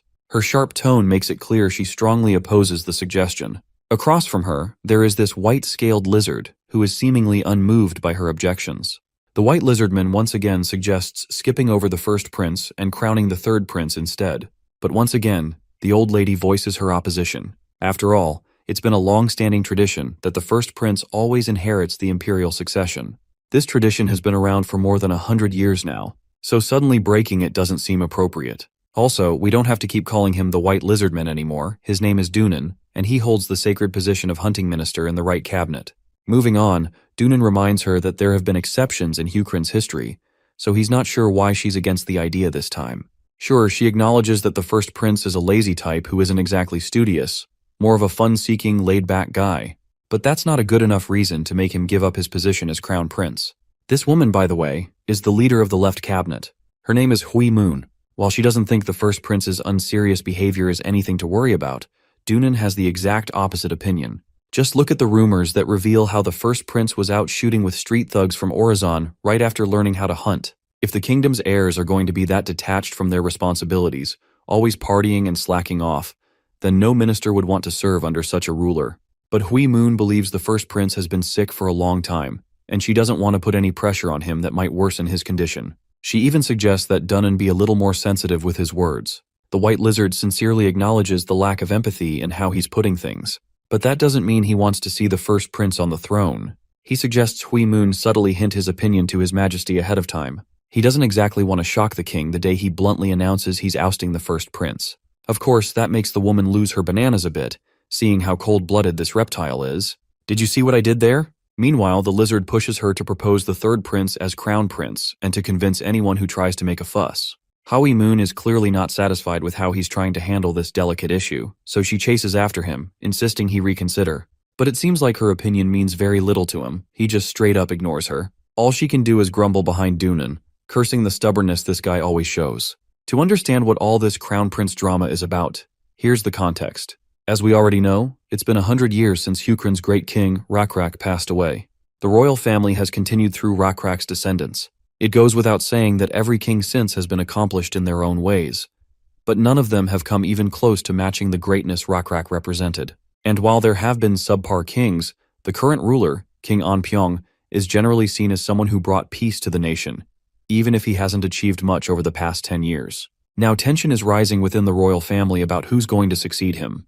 The scene now shifts to this old lizard hag who's supposedly the prince's teacher. Her name is Ravine Quez. In front of her sits third prince Kyle Lark Orazon, currently 12 years old. Since Kyle has basically finished reading every book in the library, across every field and subject, his teacher wants to know which branch of study he'd like to pursue. But Kyle is having a hard time picking just one field. He found a lot of them fascinating. So he asks if it's possible to choose more than one. Ravine suggests he briefly explain the books that fascinated him most, and what he liked about them. First up, he mentions Owen's travel diary. He claims to love it because of how it describes countless places and species he's never seen before. It's basically a travel diary written by Owen, a lizard man who lived during Rakrak's generation. Owen was a traveler who went to all sorts of places, leaving behind 9 travel journals before heading west later in life. Since there are no records after the 9th book, the 10th one is known as the Book of Illusions. Ravine is pleased to hear about Kyle's first pick, as it just shows that he's like many kids who love adventure stories. But then she's surprised when he mentions the next books on his list: Zayel's Algebraic Theory and Orazon's Architectural Design. Zayel's books, he says, make logic feel joyful, and you can really feel the warmth she had for people through her writing. Zayel was a mathematician and architect of her time. She compiled the math of her era, making her a one-of-a-kind figure in history. She also supervised the construction of the 4 water wheels and designed the capital city of Orazon. Every achievement and invention she made is clearly recorded in the books. Given that Orazon's architectural design is packed with complex numbers and floor plans, it's kind of insane that a kid like Kyle can sense the feelings of the architect just by reading it. To be clear, Zayel's books make most scholars look clueless, since they can barely understand them. Kyle also brings up a book known as Quezel's Ethics, written by his teacher's ancestor. Hearing that, Ravine feels proud that her family stood by Rakrak's side and supported him however they could. The Ethics of Quezel often quotes Rakrak's way of life, along with some original ideas added in by Quezel himself. By now, Ravine Quez is completely blown away by her student's intellect. It's admirable that such a young child even regards morality as an important topic, a crucial virtue for any king to have. As if that wasn't enough, Kyle further expresses his interest in Yur's Battle in the Plains, Saren Mule's Night Sky, and Rakrak's How to Read the Sky book. He goes on to reveal fascinating tidbits and what he likes about these books. The lizard lady is fascinated beyond words. She can't even put into words how shocked she is. To have read so much and understood it all at such a tender age shows just how extraordinary this kid truly is. What disappoints her, though, is that Kyle is only the 3rd prince of the kingdom, making his chances of running the kingdom slim at best. The crazy part is that she even acknowledges that this kid is more knowledgeable than her in many areas. While she hopes he will use his knowledge to do good for society, she also fears he will be overshadowed because of his position as 3rd prince. Kyle snaps her out of it by calling her out. He actually wants to ask something that's been on his mind for a long time, though it's not related to studying, or maybe it is. He isn't sure. Regardless, he's got a question he wants answered. He's just not confident about asking. Ravine gives him the green light to ask whatever his heart desires. Finally, he questions her. Can he qualify to become king? This catches the teacher completely off guard. She literally chokes on her tea as the gravity of the question sinks in. She instantly asks if he's brought this question up with anyone else. He replies no, much to her relief. She advises him not to say this in front of anyone else. Kyle understands the consequences of his words and knows he must be careful around others. She's the only person he's brought this up with and wants an honest answer, if he can actually qualify to be the next king. The woman hesitates to answer. See, the first prince, Basan Lak Orazon, has already been elected crown prince. The only way Kyle could become king is if Basan is ousted. Anyone who objects to the first prince is automatically deemed a traitor. In the worst case, that could cost you your life. So she's unsure if she can even answer this daunting question Kyle has posed. Instead, she throws a question back at him. Does he want to become king? Kyle isn't sure about that either. But one thing he is certain of is that if he were to become king, he could be a great asset to the kingdom. And that claim totally catches Ravine off guard. Let's take a quick bonus scene of serene mountains before we transition to Runda throwing a fit. She literally knocks over the chessboard Nebula and Eldar were using to play. When Runda notices Eldar with Nebula, she gets even angrier for some reason. What pushes her over the edge is the fact that Nebula never shares any crucial info with her, even though she always shares everything she knows. Nebula finally decides to share some juicy intel, but only after she wins. To find out what Nebula is holding back, the lady decides to play the board game, only to lose multiple rounds. By now, she feels like he's just toying with her, intentionally not giving up any information. After throwing yet another fit, she hangs up on him like she'll never contact him again. Meanwhile, Eldar is also curious about the information Nebula is holding. Since he isn't acting as a double agent for anyone, unlike Runda, he assures his fellow that the information won't be leaked. Nebula seems to trust him and decides to reveal an interesting tidbit. He points at the third prince of Hukrin on the screen. What makes this kid special are his unusual stats. While he may not have flashy or exciting skills up his sleeve, his intelligence stands at a whopping 107, making him super intelligent. Unsurprisingly, Eldar is startled to see Kyle at level 0 yet boasting the highest intelligence stat, which is extremely rare. Having an intelligence stat of 60 gets you called a genius in this generation, but surpassing 100? That's crazy. Nebula is confident it'll be difficult to find anyone with this level of intelligence for decades across the continent.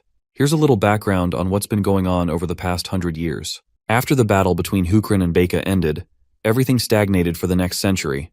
No major events worth noting. Besides discovering ancient relics, killing abominations and abominable gods, and gaining small domains, the borders barely changed.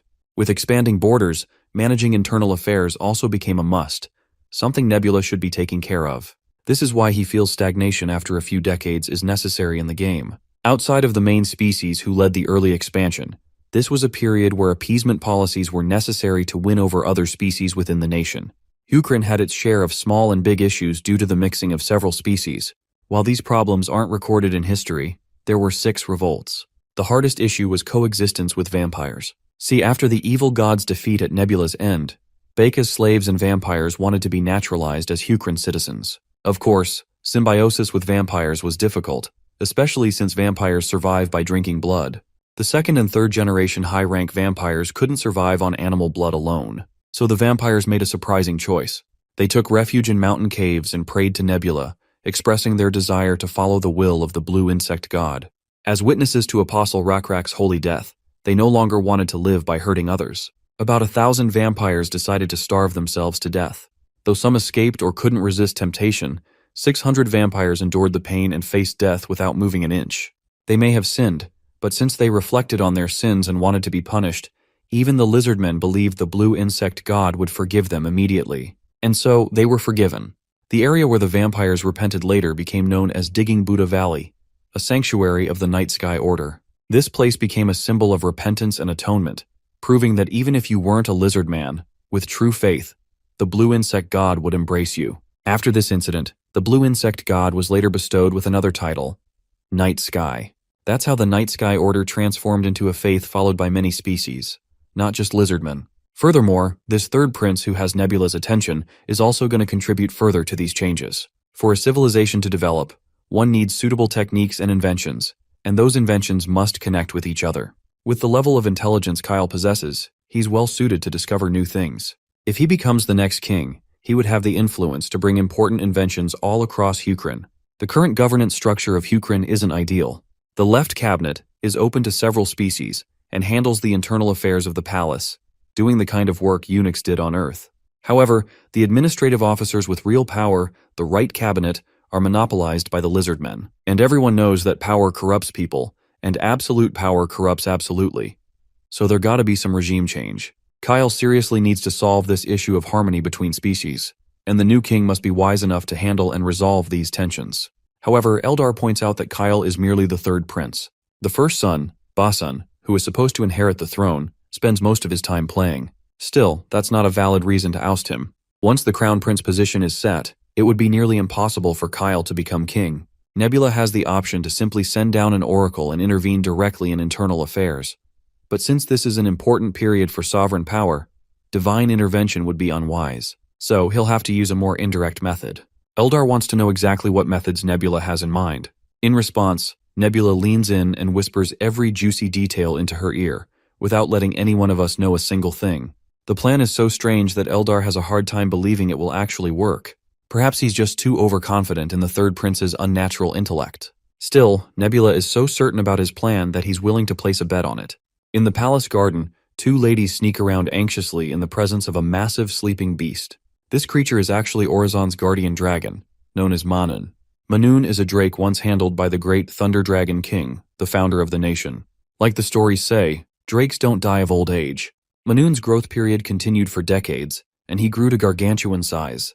The beast is currently about 25 meters long and estimated to be 150 years old.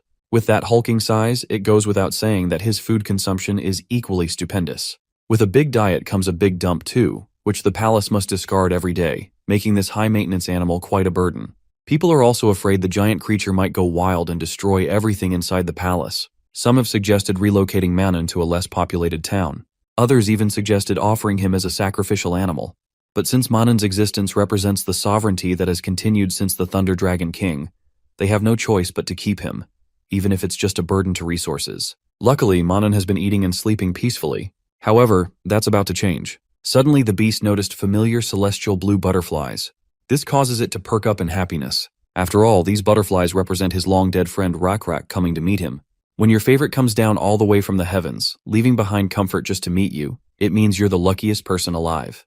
Apparently, Manon has recently been experiencing vague emotions and longing bubbling inside him, but the beast doesn't know what they were, or what to do about them. He often sees these blue butterflies that always remind him of his second owner, Rak. As much as he wants to chase those blue butterflies, Manun knows he's prohibited from going beyond the boundary wall. In a similar incident before, when he tried to go past the wall, the guards pushed him back in.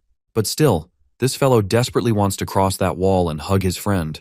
Rak also feels very grateful for the generous effort his god bestowed on him by giving him a chance to catch a glimpse of his old friend.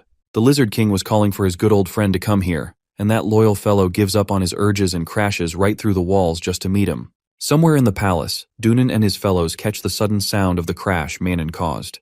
By the time the guards went to inspect the place of the commotion, they realized Manon had escaped to the ancestral mountains, and that definitely got Dunan to perk up, though his reaction wasn't as shocked compared to his fellows. In fact, his fellows were annoyed because, as the hunting minister, Dunan was supposed to go out and make an effort to catch Manun before the morning meeting. Since this involves beasts, it goes without saying it's the hunting minister's responsibility to bring that beast back. But Dunan has his own reasons for not wanting to chase the beast. After all, the hunting minister's main job is to prepare hunts for the nobles' entertainment, so he doesn't have time to track down Manun. But well, when duty calls, you don't have many options, or do you? A while later, after a little court meeting, Dunan can be seen storming out of the castle, totally exasperated. Even more annoying, the royal court didn't allow him to have a hunting expedition team, but were willing to lend him palace guards in this mission to capture Manun. The thing is, Manun could easily crush a bunch of royal guards to death with just a single body roll, so the only choice Dunan is banking on is to lure the beast with some food and trap him somehow. Even then, a lot of people will suffer. After all, civilian hunters usually travel those ancestral mountains too. If they get hurt by Manun, it's obvious public sentiment will turn against him. It's not every day a white guy like him gets chosen for a cabinet seat. But if this incident results in casualties, all the blame will fall on his shoulders. Damn, even these creepy crawling cold-blooded reptiles have racism among them. But thankfully, it's the white people here who have to fight it. Bro's sure his position as hunting minister is as good as gone. Back to the main task. The first thing he can do is gather clues about what triggered Manon to suddenly go rampant, even though he's been well behaved lately. For a moment, he thinks someone must be behind this, and this weak-ass boundary wall they built was part of the conspiracy. Suddenly, a few cockatrices zip past him, and one of the birds is occupied by the Prince Basan, Hukran's crown prince, Basan Lak Orazon. Finally, here's a formal introduction of the notorious first crown prince, known for his mischief and carefree lifestyle. Dunan is rather surprised to see the first prince barging down unceremoniously toward the mountains and asks where he's going. Well, as expected, he's making his way to find Manon. Being the first prince, he doesn't feel the need to ask the hunting minister for permission. Under normal circumstances, of course, Basan wouldn't require anyone's permission. But it has already been decided that the hunting minister will be in charge of Manun's escape case, and this was settled a while ago in the imperial meeting. Seems like Prince Basan is indifferent to the imperial meeting's judgment. Since he believes this is for the better, no one can stop him. It's not an everyday occurrence when this creature goes out for a walk, so he wanted to see Manun on the move and came with his friends. But now he feels greedy as he desires to capture the creature himself. Of course, this causes an exaggerated concern from Dunan. After all, the first prince's drunken bozo friends are no good. In fact, they're still drunk down to their very last brain cell, so Dunan pretty much guesses these dudes won't listen to him under any circumstance. While the first prince may be good at hunting, he won't stand a chance against Manon, given the beast's size, which I guess is a good thing. The cockatoo the first prince is riding won't be able to keep pace with Manon, and the beast will escape before Basan can reach him. So the hunting minister suggests Basan inform the closest forest ranger as soon as he spots Manon in the wild. But the first prince makes it clear the beast is his to capture, so no reporting back. Then again, he does understand the hunting minister's obligations and reluctantly agrees to report any sightings of the creature. With that, he's off on his hunt along with his drunken buddies. The wise white lizardman can do nothing but fume in exasperation, but that fuming anger soon fades when he spots Prince Kyle in the distance, examining the breakout. They lock eyes at that moment before Kyle explains why he's here. He's actually here to find clues behind Mainun's disappearance. He also noticed Basan is already on the prowl. He acknowledges that the first prince is good at hunting, but capturing a beast as massive as Manhwa requires more than just hunting skills. Regardless, Dunnan is more interested in what bits Kyle has managed to gather regarding the case. The first thing Kyle notices is how strange the wooden bar is. Anyone can tell from its appearance that it's difficult to break cleanly. If force had been applied, it would have shattered into pieces. Given this, it likely means insects have eaten away at it, though it doesn't make sense. After all, these wooden boards are attached to stone columns. The insects likely crawled through the stone columns and reached the wooden part. But how come the insects only ate the specific part in the middle? If the insects had eaten all the wooden parts equally, the entire structure would have collapsed when Manhwa tried to escape. But only the middle part was weakened by the insects, convenient enough for Manhwa to break through and make a run for it. It's like a coincidental natural occurrence. Even if they coat the specific parts of the wooden fence with honey, it would take several days for the insects to eat through it. This is when the first prince connects the dots and points out the old name of the night sky god, which was used 100 years ago. It was called the blue insect god. If you go further back into history, there are records that the night sky god was even called the nameless beetle god. When the Hukran tribe was starving and wandering the wild, the insects guided them and kept them fed. Basically, what Kyle is implying is that the blue insect god, aka the night sky, caused this to happen, though Dunnan finds it unconvincing. Kyle also admits it's just a hypothesis he came up with. He's ready to confirm it by checking if the other wooden bars have been eaten by insects too. Even if the night sky is behind this, Dunnan seriously wants to know the motivation. But right now, he's more worried about the consequences than who caused it. While there are hunters and rangers on the ancestral mountains, Manhwa is big enough to be seen from afar, so it will be easier for people to avoid direct confrontation with Manhwa, making it difficult for them or civilians to become casualties. However, some might get that hard boner to chase down this mighty beast and capture it. Now that Dunnan mentions it, Kyle points out that the person who chases down the beast might be the ultimate target for the night sky god. And speaking of which, that person just so happens to be Prince Basan. Looks like Dunnan finally cracked the code exactly what Kyle is intending to imply. Maybe the night sky really exists, and it wants the nation to succeed. For that to happen, it wants the third prince to become the next king. If that's the case, then the night sky god might try to claim Prince Basan's life. This shit is serious, so much so that Dunnan doesn't want Kyle telling anyone. While the young one promises to keep it secret, he has a favor to ask. Since Dunnan is planning to go after Basan, Kyle wants to tag along too. This request catches the white lizard off guard.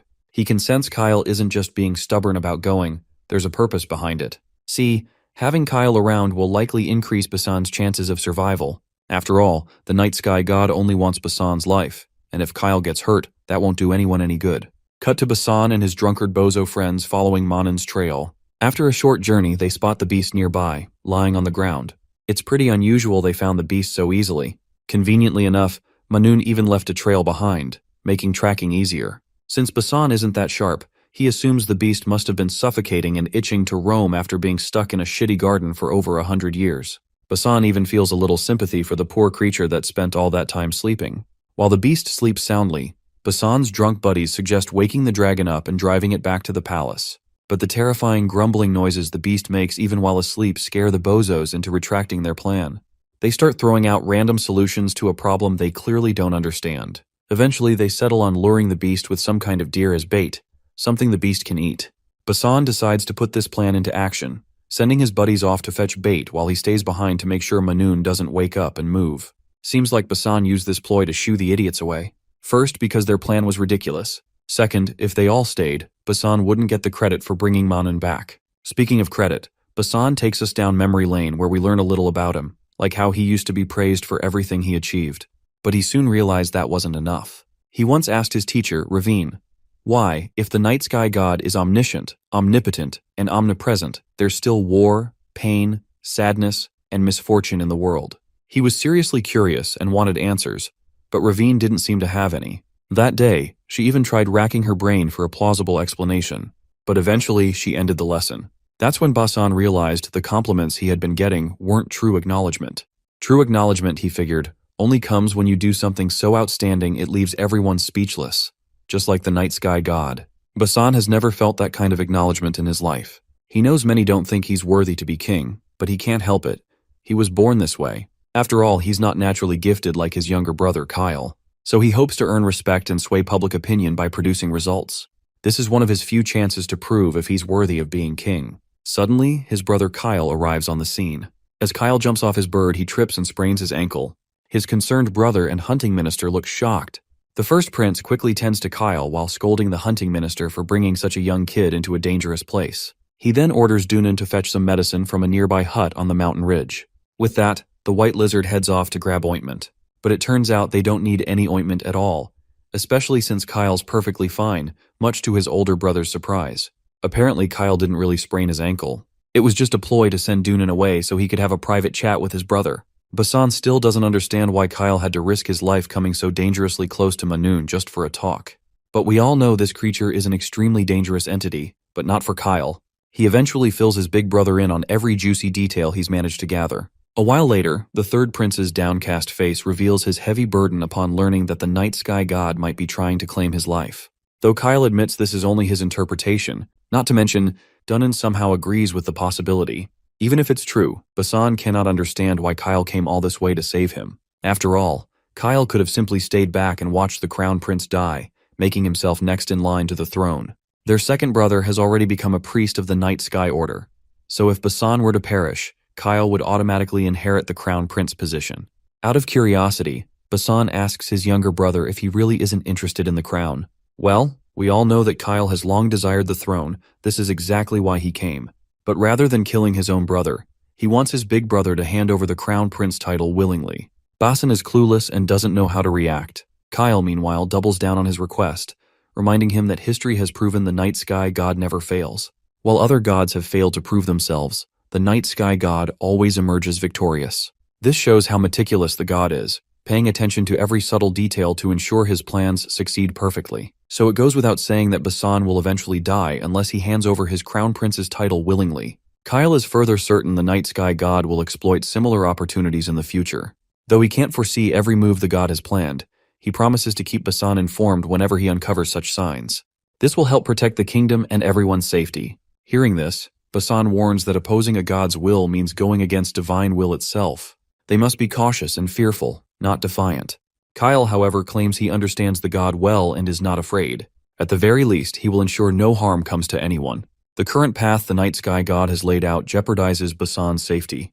To avoid disaster, Kyle wants to guide events down a different path, one that the god has willingly offered as an alternative, ensuring Basan's security. Finally steeling himself, Kyle boldly demands again that Basan give up the crown prince position, ensuring that they adhere to God's will without any losses. Kyle's straightforwardness and intense gaze cause the big brother to burst out laughing, as if hearing the joke of the century. Eventually he calms down and admits he feels strangely relieved. He acknowledges Kyle's words instead of dismissing them. He also reminds his brother that even if he willingly gives up his position, it doesn't guarantee the future will unfold smoothly as they hope. Kyle is ready to face whatever comes, so long as he gets the title. Basan then asks about Manun, how they will deal with the mighty beast. They're unsure how to explain Manun's escape to the ministers. Kyle, however, says he has already figured it all out, so there is nothing to worry about. Later, back at the palace, Kyle is seen making deals with the hunting minister, looking forward to working closely in the future. After shaking hands, he joins his elder brother, leaving Dunan standing there, deep in thought. Since Kyle says he'll be more involved going forward, this likely signals that he has finally acquired the throne. Nearby, we also meet Nebula and Eldar watching everything happen. Eldar isn't sure about how things are going. Sure, the third prince is smart, but it could get messy if he makes every move based on his own reading of divine messages. Even though his interpretation was basically right this time, it's uncertain whether it'll be the same next time. Plus, a king who's so independent is a bit unusual. As for Nebula, he's not worried at all. Back when he used to play this game in the real world, he'd always faced this kind of problem where NPCs just didn't seem to act. He was still a good player, of course, and always found a way around it. But now the people he's dealing with aren't just random NPCs anymore. They're real people with desires driving them toward a goal. They might even have different ideas, but as long as they help Nebula get what he wants, it's all doable. Eldar has a different opinion on this. He believes that this very awareness can make it harder to guess what the characters will do, and their unexpected actions might ruin the whole plan. But Nebula thinks this works in his favor too. Just take a look at Rakrak's sacrifice as an example. He went against Nebula's wishes and fought on his own, which actually turned out to be a perfect outcome. Similarly, this situation with Kyle also went smoothly, simply because he chose to make his own decision instead of following God's hints. Even if things go bad one day, Nebula will simply be extra careful, treading lightly. It's just good that he was able to save Basan, who can be a big help while the third prince still becomes the next king.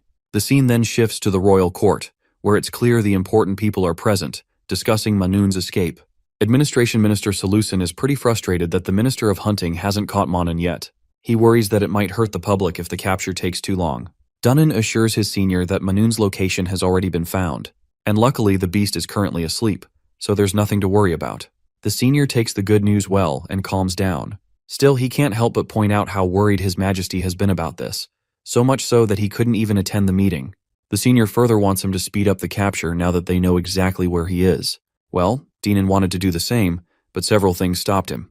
Earlier today, when he went to the garden to chase Manun, he noticed that the wooden bars had been eaten by insects a long time ago. While you could argue that the insects eating the wood is just a coincidence, and Manun can definitely break through wooden bars himself, the third prince pointed out something interesting. He believed that the night sky god caused the insects to bite the wood to let the beast escape. The fact that only a certain part of the wood was weakened by the insects only proves the night sky god's involvement more. In the afternoon, Dinan went back to Manun's home with a few high priests, and after checking the area, they also came to the same conclusion. The man in question comes himself, the Night Sky Order's priest, second prince, Sean Lac Orazon. He's here to personally confirm that this is indeed a miracle caused by the night sky. With the confirmation coming straight from the high priest, Dunan couldn't possibly go against his will and bring Manun back. Everyone started discussing the matter disquietly. Eventually, they had no choice but to accept the truth, since the priest himself confirmed it. With that settled, Dunan fears that they can't leave Manun outside like this. Nor can they just leave him and wait for him to cause a serious accident one day. This is exactly why he'd like them to expand the hunting expedition team. Everyone in the court is surprised by this unusual request. Even the senior can't hide his annoyance as he asks how many people are actually needed. First, Denon wants a cow and a wagon to make sure they can move enough food for Manun. Second, they need more money for repairs because of the rough mountain paths. There's also a chance Manun might go wild, so Dunun also wants the right to control civilians, manpower, and to move the palace guards in an emergency. Well, at this point, looking at the senior's face, I can tell the hunting minister is asking for too much at this point. But then again, if all these things aren't given, they'll have no choice but to go against the night sky's miracle and bring Manun back. Dunnan is also happy to hand over this job to anyone who thinks they can handle their current tough situation better. That said, he also makes it very clear that he won't be held responsible for any damage Manun causes, even though he's the hunting minister. Later that night, we cut to Dinan standing alone in the palace corridor, lost in his thoughts. His mind is busy with the recent development about Kyle being the new chosen king. Kyle even suggested a detailed plan to Dunnan that could really bolster the hunting team's strength and power within the royal court. Dunnan actually wants to follow his plan to make himself strong in the royal court, making sure he has enough authority to push Kyle as the next king. This man doesn't care what it takes. In fact, he's even willing to face off against the other ministers if needed. And so, as time passed, Dunnan slowly garnered power for the hunting expedition team, and the power balance kept shifting towards the hunting team. 6 months went by like a gentle breeze, and King An Pyong removed Basan Lac Orazon as crown prince, replacing him with Kyle. Just 3 years later, King An Pyong passed away from a terminal illness, and Kyle Lac Orazon became Hukrin's 11th king. The funny thing is, he's only 15 years old, probably making him the youngest king in history. Not long after, Basan is seen greeting the new king with utmost respect, which causes Kyle a wave of embarrassment, seeing his older brother addressing him with such a formal title. He insists on dropping the formalities whenever it's just the two of them. But Basin believes that the supreme king of the greatest nation on the continent deserves at least this much respect. Anyway, tomorrow will be the first royal meeting under Kyle's reign, and Basan is sure everyone will suggest kicking him out of the palace. And that's exactly what's weighing Kyle down right now. You see, Hukrin is a nation where the ministers hold a lot of power. Since most of them are lizardmen nobles, the scales tend to tip heavily in one direction. Those shady lizardmen ministers will definitely try to boot Basan out of royal authority, just so they can seize more control and overpower the new king's influence. But honestly, Basan isn't all that worried about being excluded from court. In fact, he's more afraid that he might end up holding Kyle back if he stayed in court. Not to mention, there really isn't any formal role in the court that a former crown prince like him can fill. He's actually planning to widen his horizons and go far this time, to catch some bigger prey. The mention of hunting sparks some ideas in Kyle's head as he gazes at the sky. He's got the perfect job in mind for Basan and is sure his big brother will be into it. Just like that, he fills Basan in on all the juicy details of the job. The next day rolls around, and Kyle officially begins the royal meeting. As the new king, he's hoping to win everyone's support. Since he doesn't have any major announcements, he opens the floor for the ministers to speak and raise any issues. As expected, one of the Lizardman ministers steps forward and proposes ousting Prince Basan from the palace. He argues that since Basan used to be the crown prince and is close to Kyle, he holds more sway in the courtroom than any minister. Anyone with ill intentions toward the king could approach Basan and influence royal decisions behind the scenes. Surprisingly, Kyle agrees with the core of their argument. He understands their concern. Even ministers of other races are bewildered, especially since they expected Kyle to oppose the suggestion entirely. Emboldened by Kyle's response, the Lizardmen go further and suggest sending Prince Basan out of the capital, Orizon. But this time, Kyle flat out refuses. He's actually annoyed that a minister would even suggest something that's clearly the king's prerogative. Instead, Kyle points toward the untouched lands lying in the eastern mountains. Historically, many kings have sent expeditions that way, but the steep, jagged terrain has always made those efforts a disaster. Most people don't even think the eastern mountains are worth it, but with 5 nations threatening from the west, Kyle knows he can't afford to miss any chance to expand their territory. So yeah, what Kyle really wants is to send Prince Basan to the eastern mountains, much to the minister's shock. Without a doubt, Basan is an outstanding hunter and a damn good warrior. The fact that he hunted down Manun alone only proves that further. The ministers start murmuring among themselves. Some say the mountains have nothing of value. Others argue that the land beyond them isn't all that vast. But hey, not like they have enough authority to override the Supreme King anyway. So they reluctantly agree it's a good idea. With that settled, the next step is building a sailing crew. Turns out Kyle's plan involves boats. Every past attempt to cultivate the East failed because they tried crossing by land. So yeah, this change in approach might actually give them a better shot, taking boats around to the far side of the mountains. One minister objects, saying there aren't any known sea routes, so land is safer. But Kyle has already considered that. That's exactly why they'll be building a sea route. It's been years already. Kyle doesn't want to waste any more time before exploring that untouched land. The lizard minister goes on highlighting more complications they might face while sailing. But don't worry, our guy Kyle has thought it all through. This lizard bastard seems to have run out of objections and still hasn't been able to make Kyle budge. Meanwhile, Kyle is clearly getting exasperated at how this dude keeps whining before things have even started. Since exploring uncharted territory involves threats like monsters and wild beasts, it makes sense to assign the hunting minister some responsibilities too. Dunnan has no objections to his new task. But then there's that one lizard. What was his name again? Oh yeah, Minister Salusin. This zesty-ass bastard just has to complain about everything.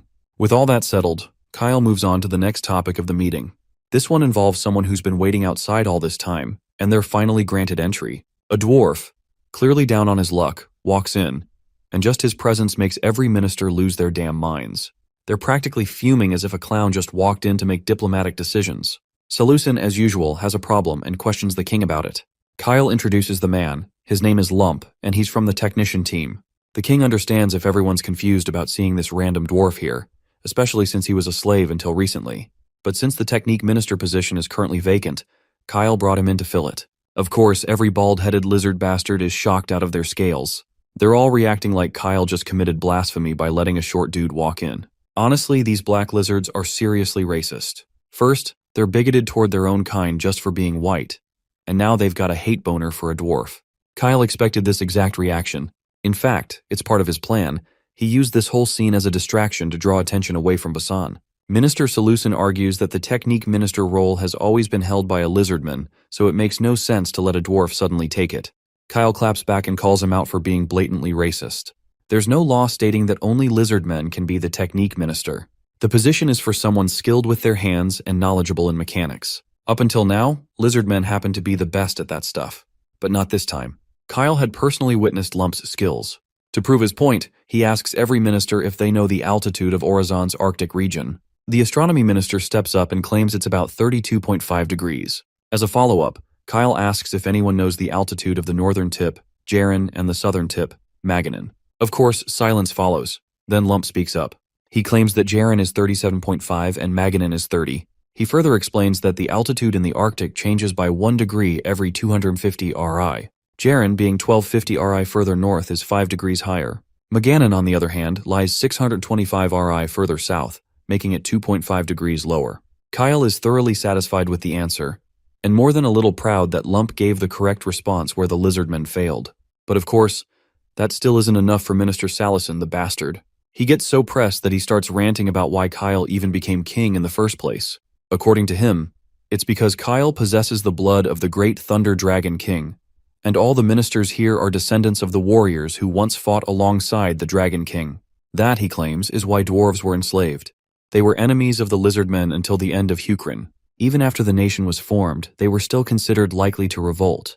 Kyle shuts that down quickly. He reminds them that the legendary warrior Tatar once fought 10 trolls to save halflings, and the Dragon King himself once opened the castle gates to rescue slaves.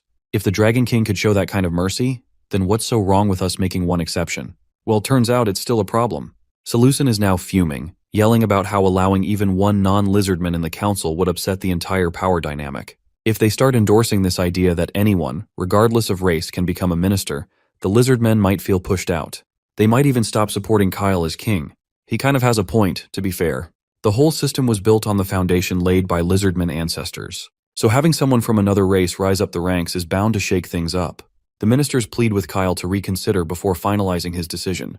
Kyle decides to take a moment to think it over before making it official. But right now, he really wants to appoint Lump as the technique official and expects the council to back him. Seeing Lump's undeniable talent, Salusin begrudgingly agrees to make one exception.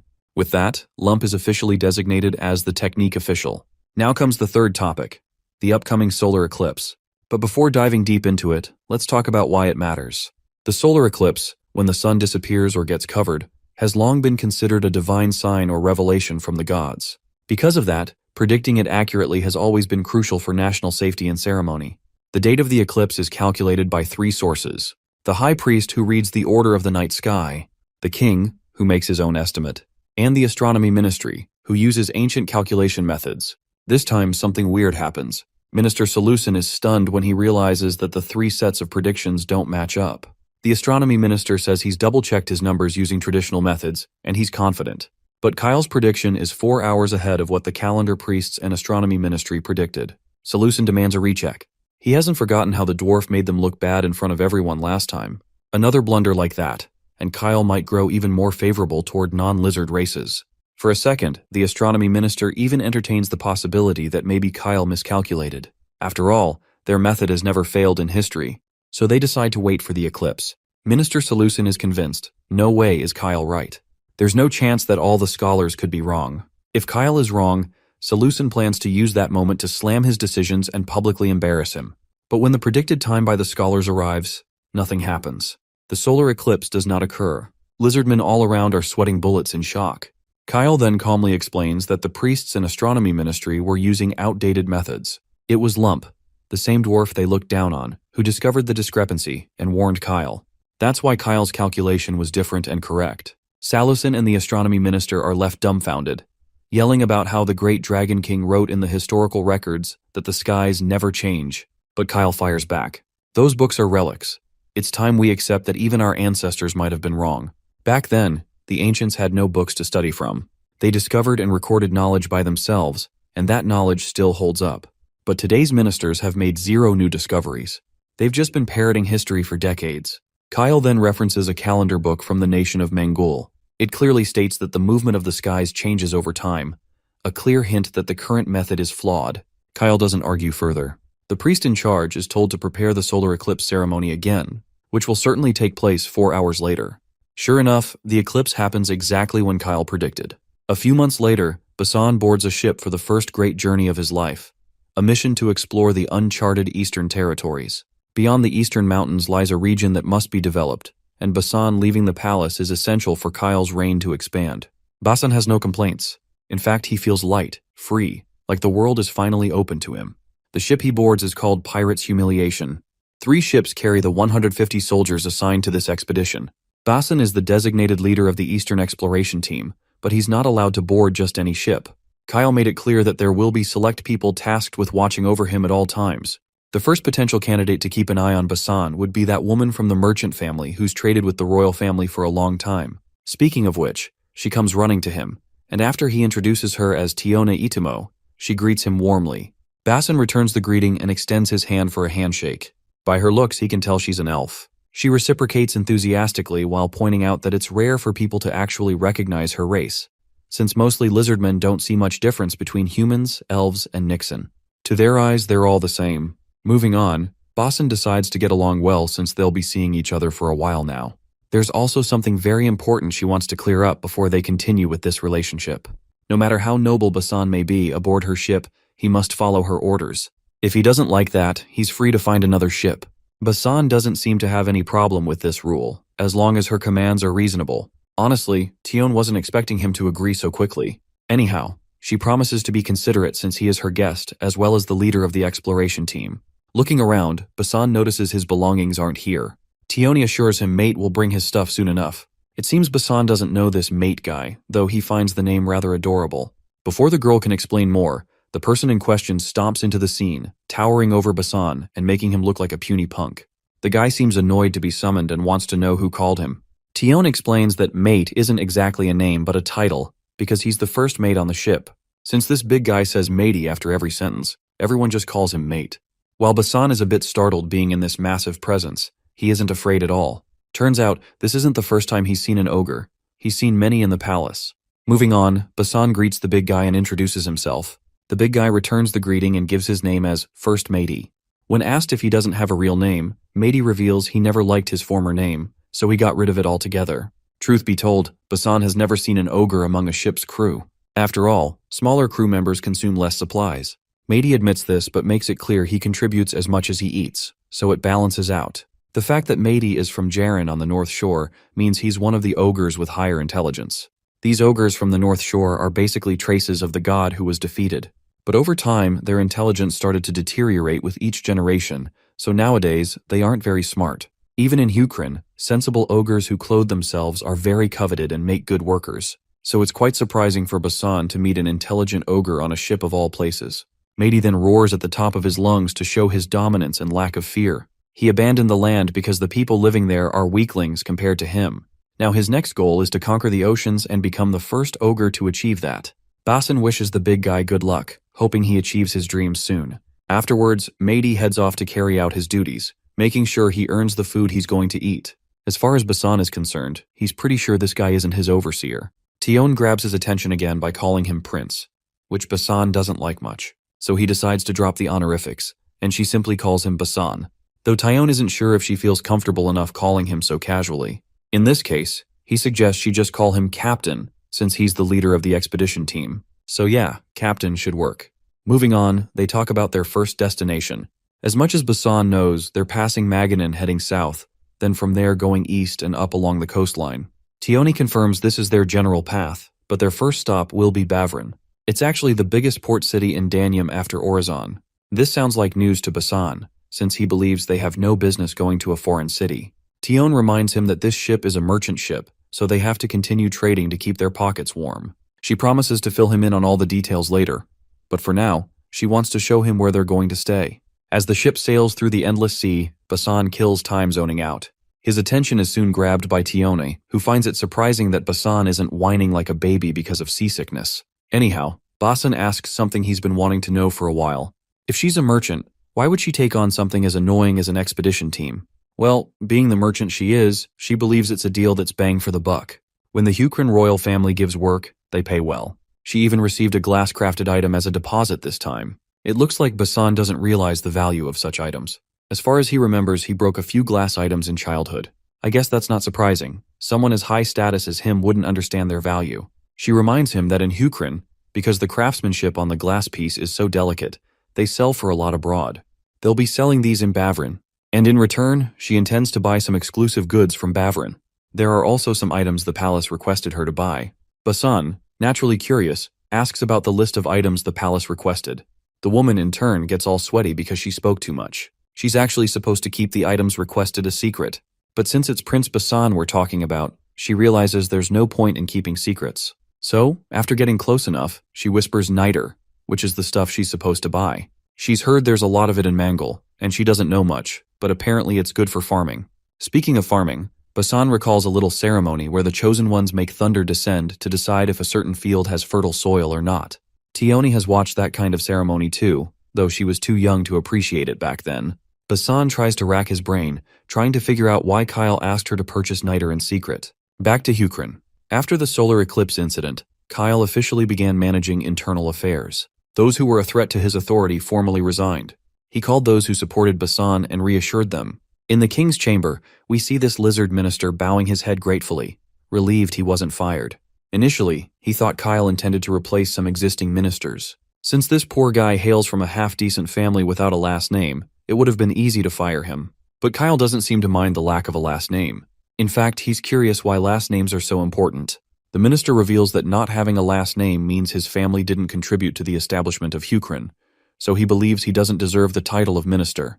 Kyle gives the lizard man a different perspective on the matter. Since this man doesn't come from an influential family, it clearly shows he rose to the position of minister through his own efforts. That alone makes him more than capable. So Kyle hopes he continues his service and helps make the kingdom even better. Hearing this, the minister wells up with tears, moved by how much his king believes in him.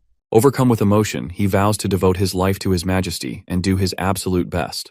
With that, he bows and leaves the chamber. After this heartwarming interaction, Kyle's mood suddenly drops. The reason is that Dunnan had previously warned him that the finance minister had ulterior motives, bad ones if he has to be specific. But after that exchange, Kyle didn't notice anything hostile or suspicious from the man. He's disappointed in Dunnan for making accusations based on personal grudges. This leaves the white lizard speechless, while Kyle continues to humble him with calm but stern words. Kyle tells him to let go of past resentment and start over with a clean slate. Dunnan acknowledges his mistake and misjudgment. He drops to his knees and regretfully apologizes to Kyle. Moving on, Kyle asks about the horned alchemist from the Hui family, Hui Ravina Muel. Dunnan reports that she's already arrived at the palace. Cut to Hui Moon, an elder from the family, walking out of the palace, lost in thought about Ravina Muel. She's trying to figure out why His Majesty would summon that woman to the castle. We shift focus to the Hui family. They're the ruling house of the Automation Castle and a noble family that inherits the Margrave title. Traditionally serving in left cabinet roles, the Hui family is also a major merchant house. They're considered the most powerful among non-lizardmen families. But with their fame comes a deep, dark curse, known as the Cursed Horns. There's a legend about an old lord of the Automation Castle who had antlers. Now it's dismissed as folklore, but those within the family know it's not just a story. Every now and then, a child is born into the Hui family with horns. These children, without exception, grow up differently. They speak to the air or develop strange, unexplainable talents. Eventually, they all descend into madness. So, their horns are cut off early, in the hopes they can live normal lives. One legend says Hui Kyung became a great merchant thanks to the horn's power, but even her end was tragic. Her lover was a lizardman named Saren Mule, so rumors started that the horned children were of mixed blood. Because of this, children with horns had the name Mule attached to them. Although no one knows how such cross-species children are possible, the rumor stuck. But the story doesn't end there. Continuing the horned legacy is Hui Ravina Mule. Like most of her family, Ravina was born and raised in the Automation Castle. Treated as a cursed one due to her horns, she ran away at the age of 9. She hitched a ride on a luggage cart bound for the continent. By the time the family's mercenaries caught up, she had already entered the Alchemy Tower in Seokmyeon.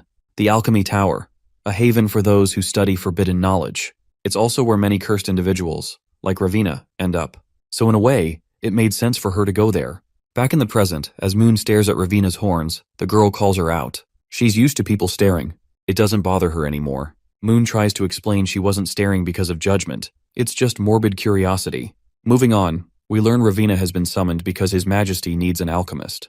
A bit about alchemists. They deny the existence of gods and place their faith in knowledge alone. That's exactly why Moon is so tense. If Kyle is calling for an alchemist's help, it might mean his faith in the gods is wavering. And Kyle's rise to power was backed by the night sky god. She eventually asks Ravina why she even left the Alchemy Tower if she'd abandoned her family. Ravina reminds her that His Majesty summoned her, and Kyle is not someone you want to cross. Which, let's be honest, is true. But what really shocks Moon is, how the hell does this girl, living in faraway Seokmyeon, even know what Kyle is like? Even if she heard a bit of gossip, it's not like Kyle would travel all the way to the Alchemy Tower just to drag her out. Ravina responds plainly, he probably would have come if she refused. So to avoid that whole drama, she answered his call without a fuss. Moon isn't making it easy on the poor girl. But Ravina calmly reminds her that she's here because of her expertise in forbidden studies, knowledge very few people possess. Not even Moon. Moon insists it's better to be ignorant of such dangerous knowledge. But Ravina points out that King Kyle clearly doesn't agree. She pulls out a fat stack of letters she received last year. Each was filled with questions about ancient knowledge. The questions were extremely advanced, and the letters came from constantly changing addresses, so the tower assumed they were from rogue alchemists. But recently, they discovered the truth. All those letters were sent from Orizon, and in all of Hukrin, there's only one person who could send letters like that while tricking the correspondence system. Moon loses it, realizing Ravina is suggesting Kyle wrote them. But the Horn Lady doesn't flinch from the truth. His Majesty Kyle is an exceptional alchemist, and that's a fact, no matter how upsetting it might be. No one in Hukrin compares to him. Moon, on the brink of explosion, feels like Ravina's mocking Kyle, making him look like an atheist. Their argument is interrupted when the man himself enters the room. He silences Moon on the spot. The woman, meanwhile, wants Kyle to confirm whether what Ravina said is true. Kyle responds subtly, saying that just reading a few alchemy books doesn't mean his faith has wavered. Before she can press further, he orders them both to sit down. Moon reflects on the situation. Technically, being an atheist is illegal, and in other nations, you could even be beaten to death for it. But even if Kyle were a non-believer, no one could punish him. Still, it's obvious his political position would take a serious hit. Back to the main topic, Kyle apologizes to Moon for keeping this a secret from her. She can be too serious and inflexible sometimes, so he thought she would worry needlessly, which is why he didn't tell her. Though she has simmered down, she's still against the idea of him studying alchemy, which basically goes against the traditions of their ancestors. Alchemy's main fields of study are making gold and immortality pills, some of the most morbid and discouraged stuff anyone could do. But Kyle believes a person should always diversify their skills, even if it means going balls deep into some forbidden knowledge to learn. After all, it depends on the individual how they plan to use that knowledge. Moon reminds him about the law prohibiting the study of alchemy. She's not sure if the knowledge he's pursuing is worth breaking laws and traditions. To Kyle, this knowledge holds a lot of value. He gives Ravina the chance to explain everything. Apparently, there was an alchemist who lived alone deep in the northern mountains. The tower communicated with him and shared knowledge. However, one day, news from that alchemist suddenly stopped, so the tower sent someone to investigate. The tower's errand boy broke down the door of the alchemist's locked house and went inside. Sadly, the alchemist was already pushing up daisies. That death was caused by forbidden knowledge. Moon expected this much, since using forbidden knowledge is like selling one's soul to some ancient evil. But Ravina reveals the alchemist's death was a pure accident. Before he died, he thoroughly recorded what experiments and ingredients he used, which helped narrow down the cause. He had been trying to make gold, and when his experiment overheated, there was a massive explosion. That failure actually resulted in another discovery, one greater than any research the alchemist had done so far. Although the experiment was done on a minimal scale, the powder created caused an incredible explosion when ignited. He'd stored it in a lead box for safety, but the box didn't hold, it was ripped apart, and shards pierced his throat. If you think about it, what the alchemist made was basically a weapon. The unfortunate thing is, this knowledge isn't some great secret, and Kyle isn't the first to realize it. The alchemists in the tower are the cursed ones who fled from various places.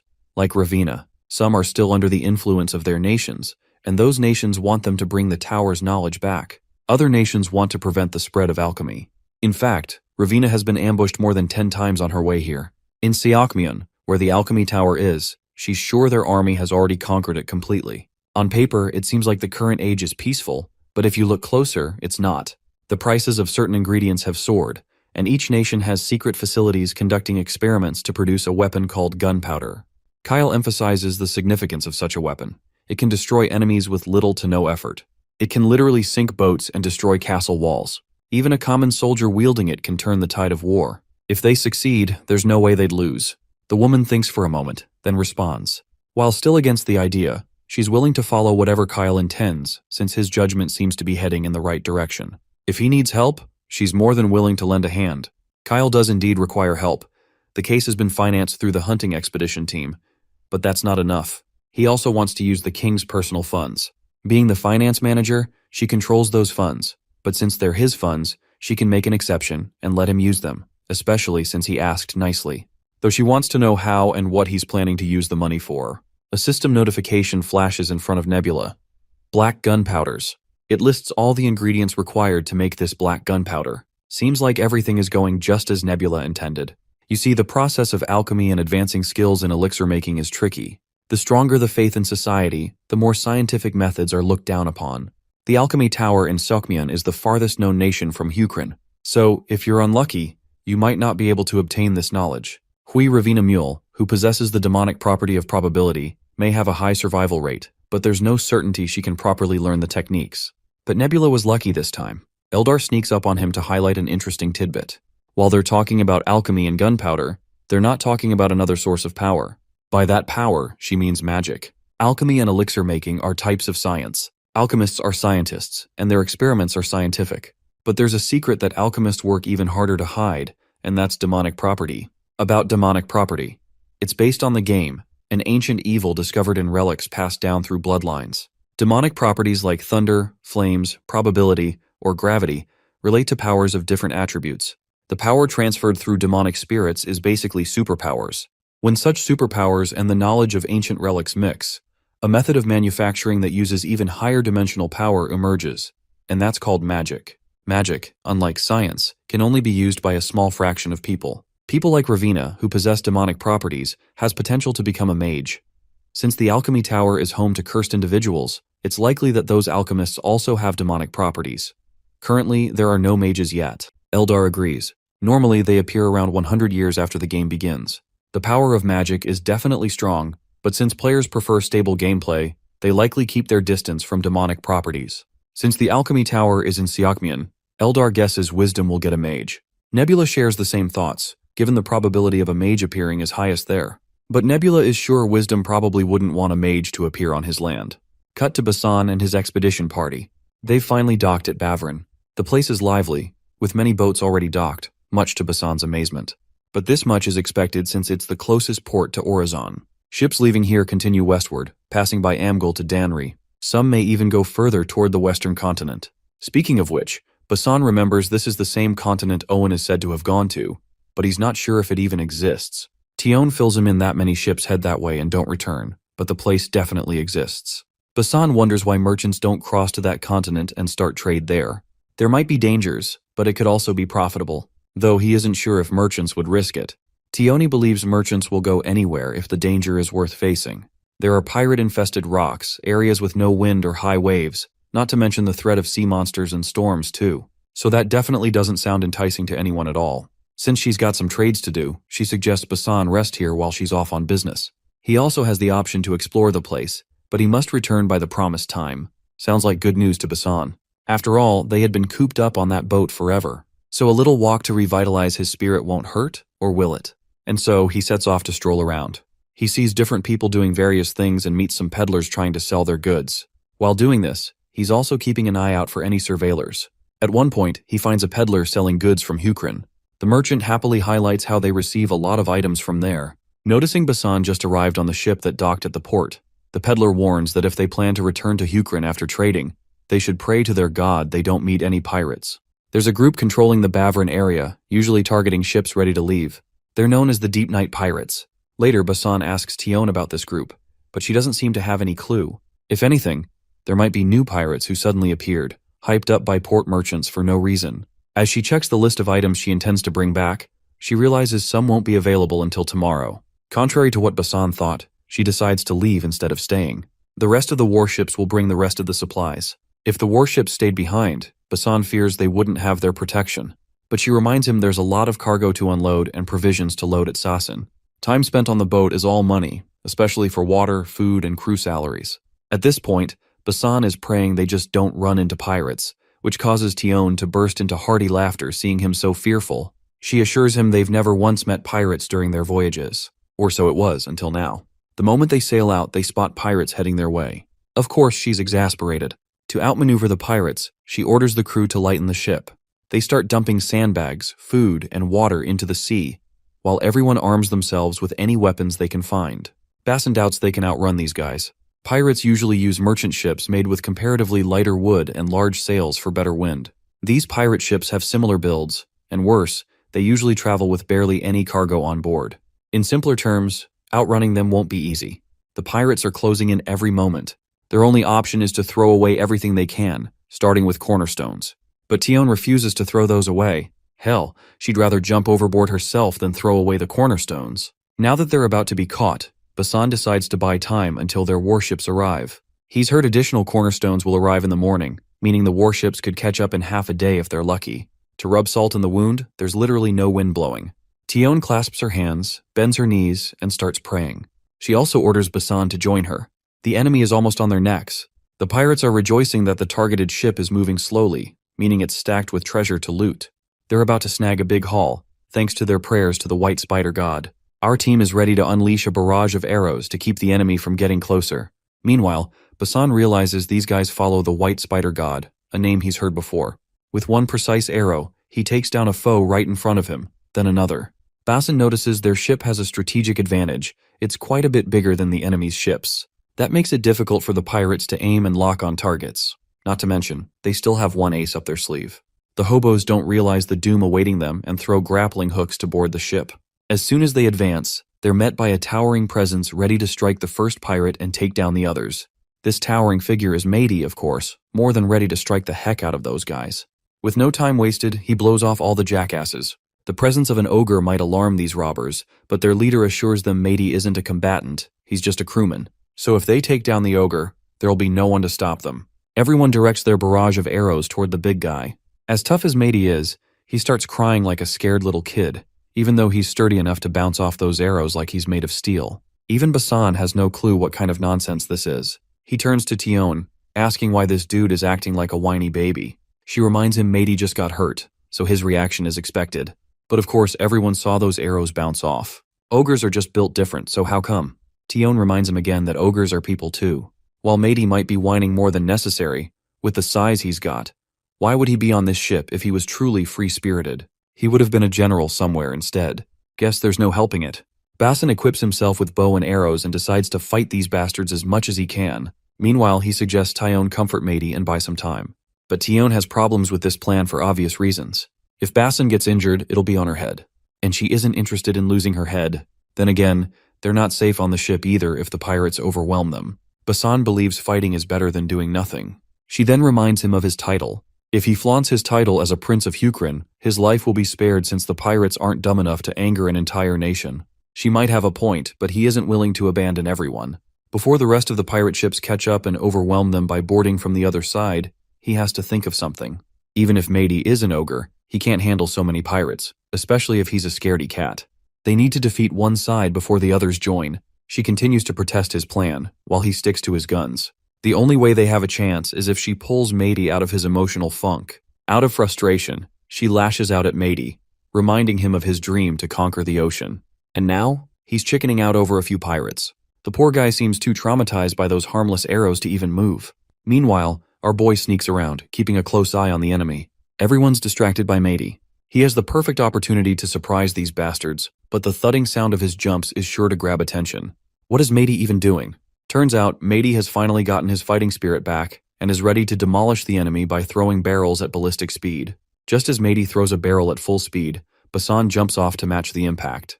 The barrel lands, quickly erupting and flooding the deck. The pirates scramble out of the way as if poison was thrown at them. The one encouraging his buddies to stand gets sneaked up on from behind like a ninja on a mission. Meanwhile, Matey doesn't hold back. He picks up the pace, throwing more barrels. Shrimp Pirate Boss suggests shooting arrows at Matey to scare him off. Like before, the barrels filled with water run over the enemy deck with hard impacts. With no choice, Shrimp decides to climb the ropes himself to get to the other side. But his plan fails as Basan is already upon him, having defeated all the other pirates. With all those bastards down, my guy suggests this sea dweller surrender. The crabby guy is surprised and blown away that a normal merchant ship has a warrior like Basan. But then again, Basan had the advantage of sneaking up from behind. Otherwise, in a 1v1 fight, he wouldn't stand a chance. He's pretty sure he can fight Basan, since Basan probably hasn't fought anyone of his species before. This bastard seems to forget the biggest variable of the equation. Of course, it's Matey throwing barrels without fear. In no time, Matey overwhelms the crabby pirate, crushing him under another barrel punch. Bro looks totally hyped after getting motivation from Tion. This time, he's ready to conquer the ocean for real.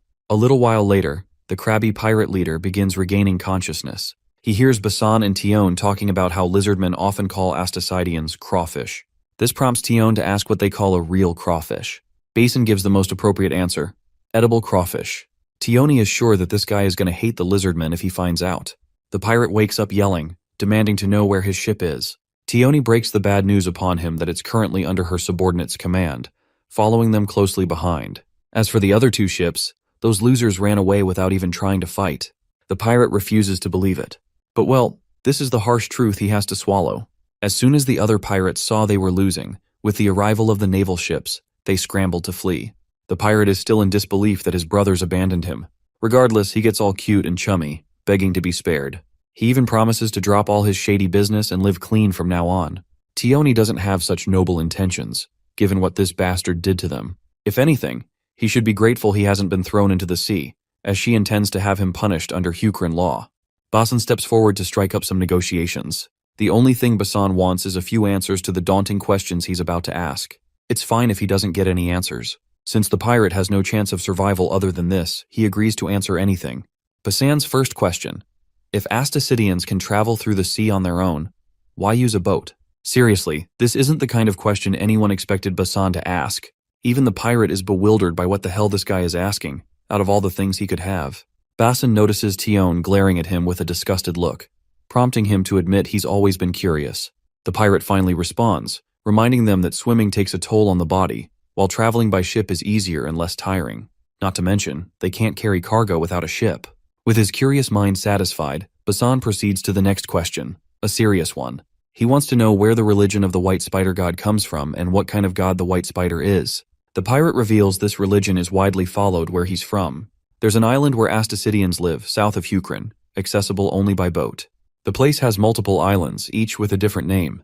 But in Hukrin, they generalize all the islands as the Southern Archipelago. After learning a bit about the geography, Basan insists on more details about the White Spider God. Turns out, the White Spider God appeared as a huge white spider 100 years ago. At that time, the White Spider God saved the chief from a three-tailed snake and created shrimp on land when their tribe was starving. These miracles appeared throughout the islands, and some islands call the White Spider God by different names. For example, at the northernmost island closest to Hukrin, some call him the Blue Insect God. This revelation makes Basan crack a big smile. After all, the Blue Insect God was the old name of their night sky god. This clearly means the shrimp also have faith in the same god as Hukrin. Since the place where these shrimp lives is far and secluded, Hukrin never had to interact with these guys on religious grounds. This is why this shrimp seems to be unknown of Hukrin's god. However, Basan doesn't like that pirates are working while calling the night sky god by another name. It's an offense Rakrak wouldn't forgive. He seriously wants to know if the entire tribe of this shrimp is acting as pirates. The scared shrimp quickly scrambles to say no. As far as he knows, the other Astacidians are living normally in the Southern Archipelago. He got captured by some pirates when he was young, and those pirates were abandoned by the Deep Night Pirates. In short, the one named Deep Night from the Deep Night Pirates isn't from the Southern Archipelago. They completely belong to some other continent. Basan guesses it's probably from the Western continent actually, the only other continent they're aware of. Shrimp responds with a no to that assumption. He's heard that the Deep Night Pirates are from the Southern Continent. The mention of the Southern Continent perks our duo up for obvious reasons, and we promptly cut to the Southern Archipelago. There, in one of the tunnels, we see Nebula. He's actually holding a meeting with other gods. Wisdom is rather surprised to be contacted for the first time by Nebula. What's more, it's an emergency call from a southern island in Hukrin. Rather interesting choice of location. Nebula finally reveals the reason he made this call. A fourth continent has been discovered. Of course, this shocks the hell out of everyone. The only person who isn't very surprised is Krampus, which likely means this dude already had some sort of intel on the matter. Well, he doesn't hesitate before confirming it. As far as he knows, a group called Deep Night Pirates has been active in the south lately. The pirate named Deep Night is apparently not from the eastern or western continents, but from the southern continent. But since there was no solid evidence, Krampus isn't sure if there really is a new continent. So he questions Nebula why he thinks this continent exists. Well, Nebula isn't sure either. He just came down here after hearing that info. It's the area where the crawfish live, but he hadn't focused on them for a few years, and during that time, they were conquered by those Deep Night Pirates. The damage isn't huge, but they're paying tribute to those bastards periodically. Wisdom then adds that Astacidians tend to exaggerate things, so it's possible they mistook a big island in the southern hemisphere for a continent. Nebula agrees to this, though the island in the southern archipelago can't be considered small. It's a fleet that can control the entire archipelago, so they have quite a size. If those pirates originated from an island, it would be difficult to build such a big fleet. There's a limit when it comes to tech development and population, so Nebula doesn't think that's likely. While Wisdom admits that the news Nebula brings is definitely a big deal, he isn't sure if it's alarming enough to warrant an emergency call.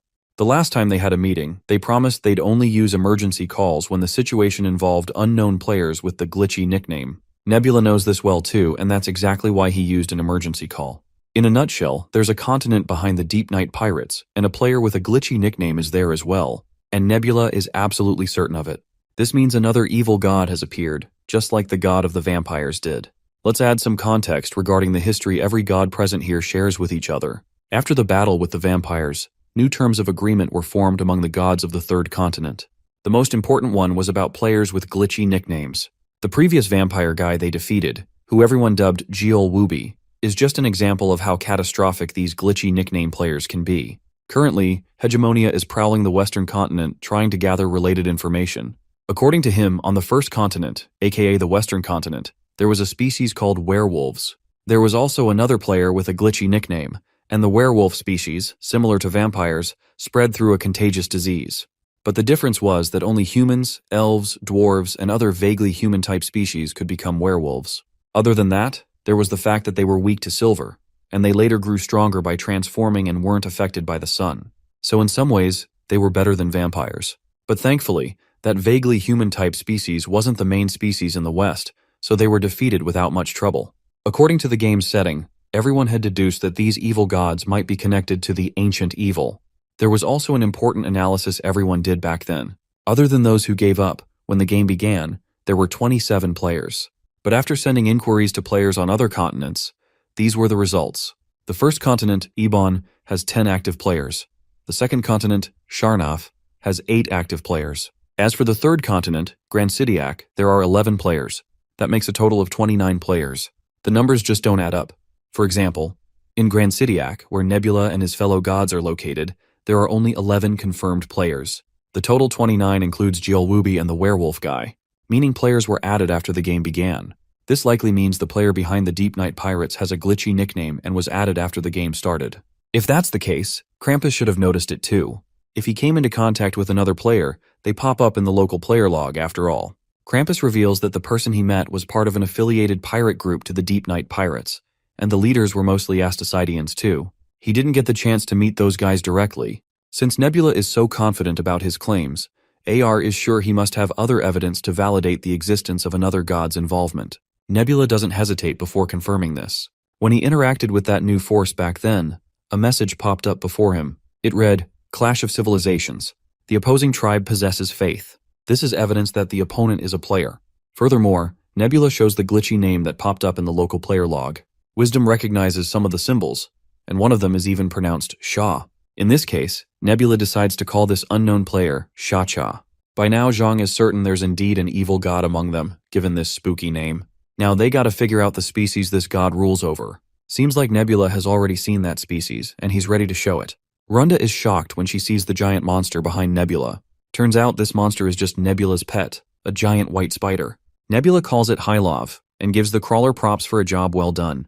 The spider feels honored to work for Nebula, indicating it's very, very loyal to him. Well, that much is expected since it's Nebula's creation, known as Hylov. Finally, Nebula shows the species that unknown player Sha-Cha controls. Both Runda and Krampus have awe-induced reactions. The creature before them isn't a mermaid but a merman. The species name is Deep One. Hearing this, Eldar's mind perks up with another term, namely dragon or Cthulhu. It's actually a reference from Lovecraft's work. While Nebula thinks referencing some random fiction isn't necessary in their current situation, Eldar firmly believes it's an important bit to take note of. You see, the traits of the vampires they faced are quite well known generally, just like how the first continent's werewolves are similar to legends on Earth. What Eldar is saying is that species names aren't just random, the names are hints about their traits. The reason behind this is likely because this world is heavily influenced by Earth civilization, or perhaps Earth has been influenced by this game world. But this is just a theory. Since Eldar seems to know a lot about the Deep Ones, Nebula insists he reveal all the juicy bits. Well, apparently, the Deep Ones first appeared in H.P., Lovecraft's short story known as The Dragon. Their abilities were revealed in the shadow over Innsmouth. The crucial detail to note here is that these creatures live underwater, and if you interact with or get cursed by a Deep One, you can transform into one. I know it sounds crazy, just by interacting, you can turn into one. Krampus asks if they get infected like vampires or werewolves. Eldar responds with no. To be exact, one's blood needs to mix, so transformation happens through reproduction. They serve an ancient god like a dragon or Cthulhu, and they live in hiding to avoid being discovered. In the novel, the protagonist visits a village that appears normal, but it turns out to be a village of Deep Ones pretending to be humans. In other words, they might appear human, but resemble fish. According to Eldar, Deep Ones may invade villages and act like normal citizens, and nobody would even know. If a player doesn't realize it, The Clash of Civilizations event won't even pop up. Their specialty is living near the ocean, and they can't stray too far from it. After hearing all this, Nebula decides everyone should investigate their respective oceanside areas. Before dismissing the meeting, Wisdom expresses a desire to talk about something. It's about the limited number of players who can participate in this game. It's common knowledge that the capped number of players for the perished world is 32. The cap for this game is 32, and 27 came from Earth. 2 new players appeared and were eliminated, while a third has appeared. This means that other than Cha-Cha, 2 more are yet to appear. Or perhaps they've already appeared, and nobody is aware of it. There's a possibility they exist in the new 4th continent they just discovered. If it's truly a continent, it must be quite big. But right now they can't tell. The continent might already have gathered some power, or maybe an alliance has formed. If so, it would be good to have a temporary alliance among everyone present at the meeting. Well, Nebula clearly isn't vibing with this idea. Although no one knows the exact location of the southern continent, it's probably closest to Hukrin. Who knows what kind of chaotic and messy actions others might take in the name of alliance. This internal conflict could cause everyone's downfall. Krampus accuses Nebula of harboring intentions to defeat Cha-Cha alone and manipulate and develop the new continent, however he sees fit. While this isn't exactly Nebula's ulterior motive, he agrees that his decision against forming an alliance is biased. Since there's no changing Nebula's mind, Zhang decides to let Nebula stand on the front lines alone and deal with the mess. AR shares the same thought but is willing to help whenever Nebula needs it. Since Krampus is closer to Hukrin, and damage caused by pirates might reach his territory, he too requires help from others along the way. With that, the meeting concludes. Nebula will be fighting this unknown species alone. Since Hegemonia is in a full-scale battle on another continent, Nebula tasks Zhang with delivering the contents of this meeting, since Zhang lives closer to Hegemonia. With that, everyone disperses. Nebula then reflects on everyone's tone, how they were ready to let him fight alone, though no one explicitly said they wouldn't intervene. This clearly indicates everyone will try their best to claim this new continent for themselves. Nebula reveals this to Runda, who finds it hard to believe. From what she's heard, she thinks no one really cares about it. But our boy doesn't think that's the case. He highlights everyone's words. No one said they would refrain from intervening. Krampus even said he wants help from others, which clearly means he wants to collaborate to intervene. They're basically warning Nebula politely, and Nebula is sure the others are weighing the profitability and planning right now. Additionally, Krampus is probably already talking to those players. Eldar isn't sure how Nebula will handle this unknown enemy with unknown strength. It was brutal fighting those vampires as it was. Nebula claims the situation is different from back then with Jiel Wubi. The players are ready this time so they won't be tricked as easily. And the enemy forces are currently just at the level of pirates. It's an enemy he can likely handle, although no one knows how many there are. But then again, it's not like he had been fooling around for 100 years. In addition, Nebula points out the top 2 weapons they can now use. They'll be appearing soon enough in the game. Of course, it's mages and gunpowder. If he can acquire gunpowder and the enemy can't, victory is within grasp. This is exactly why Nebula intends to handle the enemy himself. From other players' perspectives, Hukrin's southern islands are bridgeheads to the 4th continent, and the same applies to Cha-Cha and the Deep Night pirates. Other players will try to fight to ensure he can't monopolize it. Runda finds it absurd that other players would attack him without evidence. Nebula reminds her they can forge evidence. For example, they might attack under the excuse of needing to recover the southern archipelago from the Deep Night pirates. If that happens, it would lead to a result similar to an alliance. Basically, everyone will end up fighting each other, and Nebula is too well aware of it. The land has merely changed to sea, and there's the added variable named Cha-Cha. Either way, fights will break out since gunpowder has been invented. The fight against this evil god will include Krampus, another player, Cha-Cha, while Nebula, Runda, and Eldar are on one side. It will be a 3-way fight. With this formation, there will definitely be naval warfare. We then cut to Hukrin, where a minister rushes to meet Kyle. It's actually Priest Su-Hang. He's here to deliver a revelation from the Revelation Priest. The revelation was supposed to be delivered immediately, so this guy came rushing here. Since it's the Revelation Priest who sent the message, it clearly means their god has given his word. When Kyle reads it, he immediately wants to meet the administration minister. When the man arrives, Kyle expresses his desire to issue a royal command. He wants the minister to inform all government offices near the coast that if there are villages, groups, or people who communicate with pirates, as well as any species resembling fish, they should block or detain them. The priest knew a battle would occur in the distant future, but to think it would be like this. A new demonic king is on the horizon, even though this era was supposed to be one of peace. While Kyle is a little wary of the chaos, he believes they shouldn't worry excessively. Back to the main point. Currently, Hukrin's soldiers are no longer the same warriors from 100 years ago. Most believed Hukrin being a great nation was a given and looked down on other nations. A part of the long peace has now poisoned Hukrin. Just because there's poison doesn't mean everyone drank from the same cup. At least, that's what Kyle believes. Although the new demonic king who appeared in the south is definitely worrisome, there were already several signs pointing to a potential war. This might actually be good. If it weren't for the demonic king, Kyle wouldn't know where the war would break out or what to watch for. However, the focus is now clear. The problem is they've only made preparations to fight up north, and a battle in the Southern Ocean is something they haven't prepared for. While it's true that Hukrin's ships are still better than Danyam's or Amgul's, they aren't as good as Danry's. Luckily, Danry is on the way to the western continent, so Kyle doesn't think they'll intervene here. But other than Danry, if the other 5 nations all try to go to war with Hukrin, Hukrin will be at a numerical disadvantage. Kyle has already thought of a solution. By now, Ravina should have reached Sajan. The priest isn't sure if that alchemist's wicked knowledge can help save the world. Though he makes one thing clear, he doesn't despise alchemists. After all, everything is according to the night sky's will. Even if an alchemist is part of it, he has no objections. This is when Kyle drops something very interesting, something only he knows. Turns out, Ravina is the closest person to a mage on this continent. The fact that she survived the journey here from the alchemy tower is living proof. There will definitely be an order regarding when each nation obtains gunpowder, but it will eventually reach everyone. However, as for mages, the results of this war will largely depend on which nation they belong to and what they do. In the thick woods of the snowy mountains, we meet an eagle-like humanoid creature.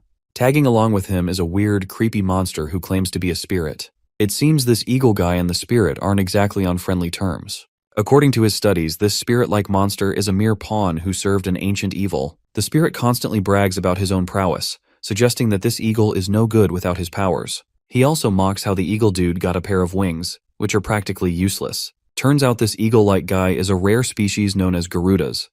As far as the spirit is concerned, this is why Siakmian's god chose trolls as rulers and utilized this eagle-like species as mere pawns. After placing them as a meat shield at the front in war, the Garduas lost their numbers and the god heartlessly abandoned them. The spirit further rubs salt in the wound by reminding this eagle that if Garudas had been chosen by any god, their fate would have been completely different. But this eagle fella tells the spirit to shut the hell up. He doesn't need a god to begin with. According to stories about Garudas, in the distant past, they were called the species of emperors and could soar the skies. Even during the ancient evil, the Garudas were an honorable species and did their best to fight as was natural. However, when the battle became unfavorable, the gods ran away. After that, for some reason, Garudas could no longer fly. There was an ancient story like that. What this guy is sure about, both in reality and legends, is that gods cannot be trusted. Neither does he need gods nor their help.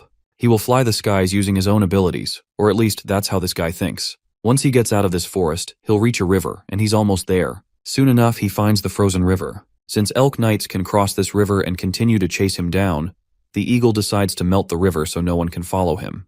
Though that spirit thinks this eagle doesn't have enough power to pull off something like that. Suddenly, his path is blocked by big, tusked guys. Trolls, of course. They immediately notice his rotten left hand, a dead giveaway that this bastard is Mazdari. Mazdari, however, is surprised to see them here because the people chasing him were supposed to come from behind. Everyone seems to be after him because of the knowledge he's carrying. So Mazdari feigns ignorance and pretends to panic, acting like he has no clue who Mazdari even is. He introduces himself as Yehuran, someone who grew up in a Garuda clan village. He claims his left arm looks like that because he caught fire when he was younger, not because it's rotten. The trolls can clearly see there's no burn scar.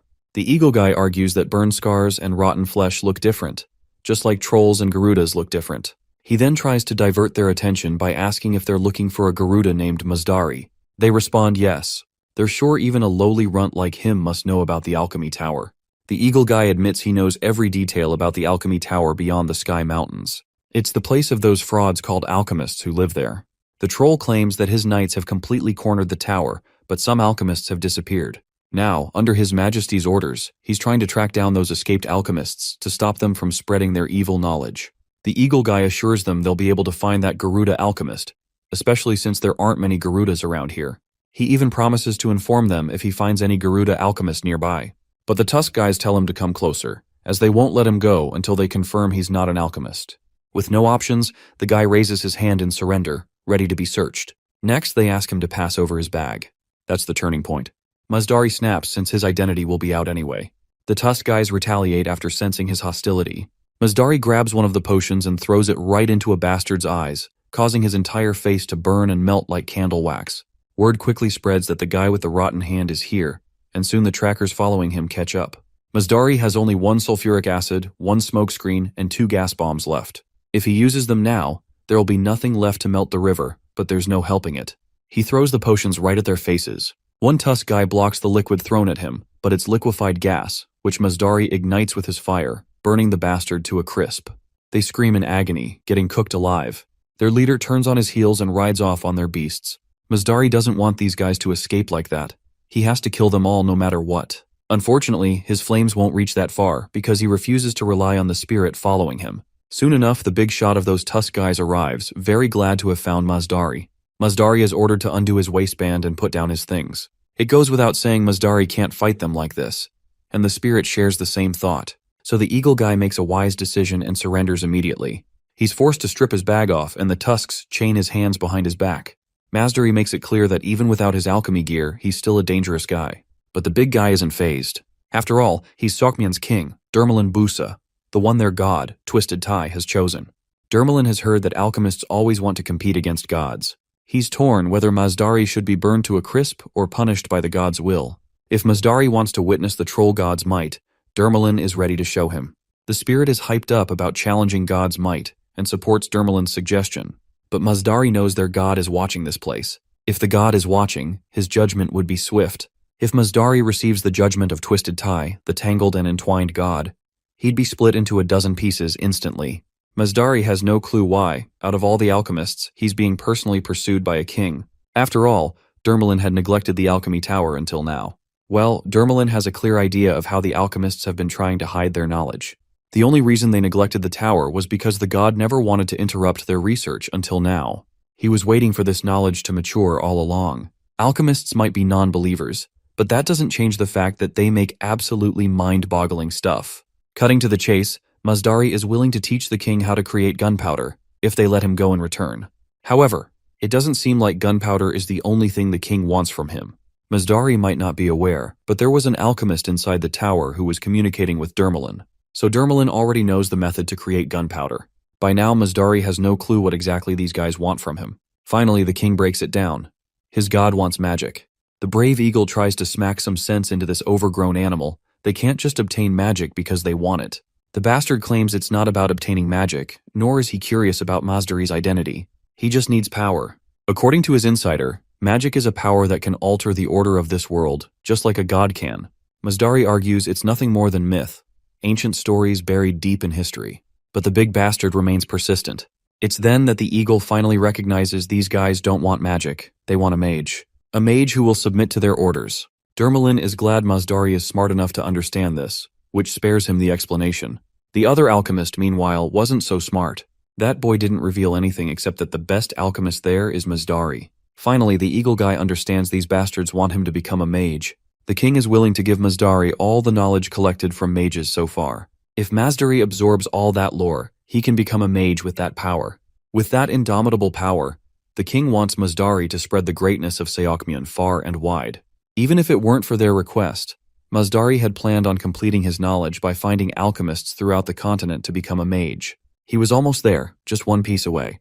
But with the knowledge Seokmyeon's kingdom has gathered, things will be much easier, though this knowledge was solely gathered after torturing alchemists.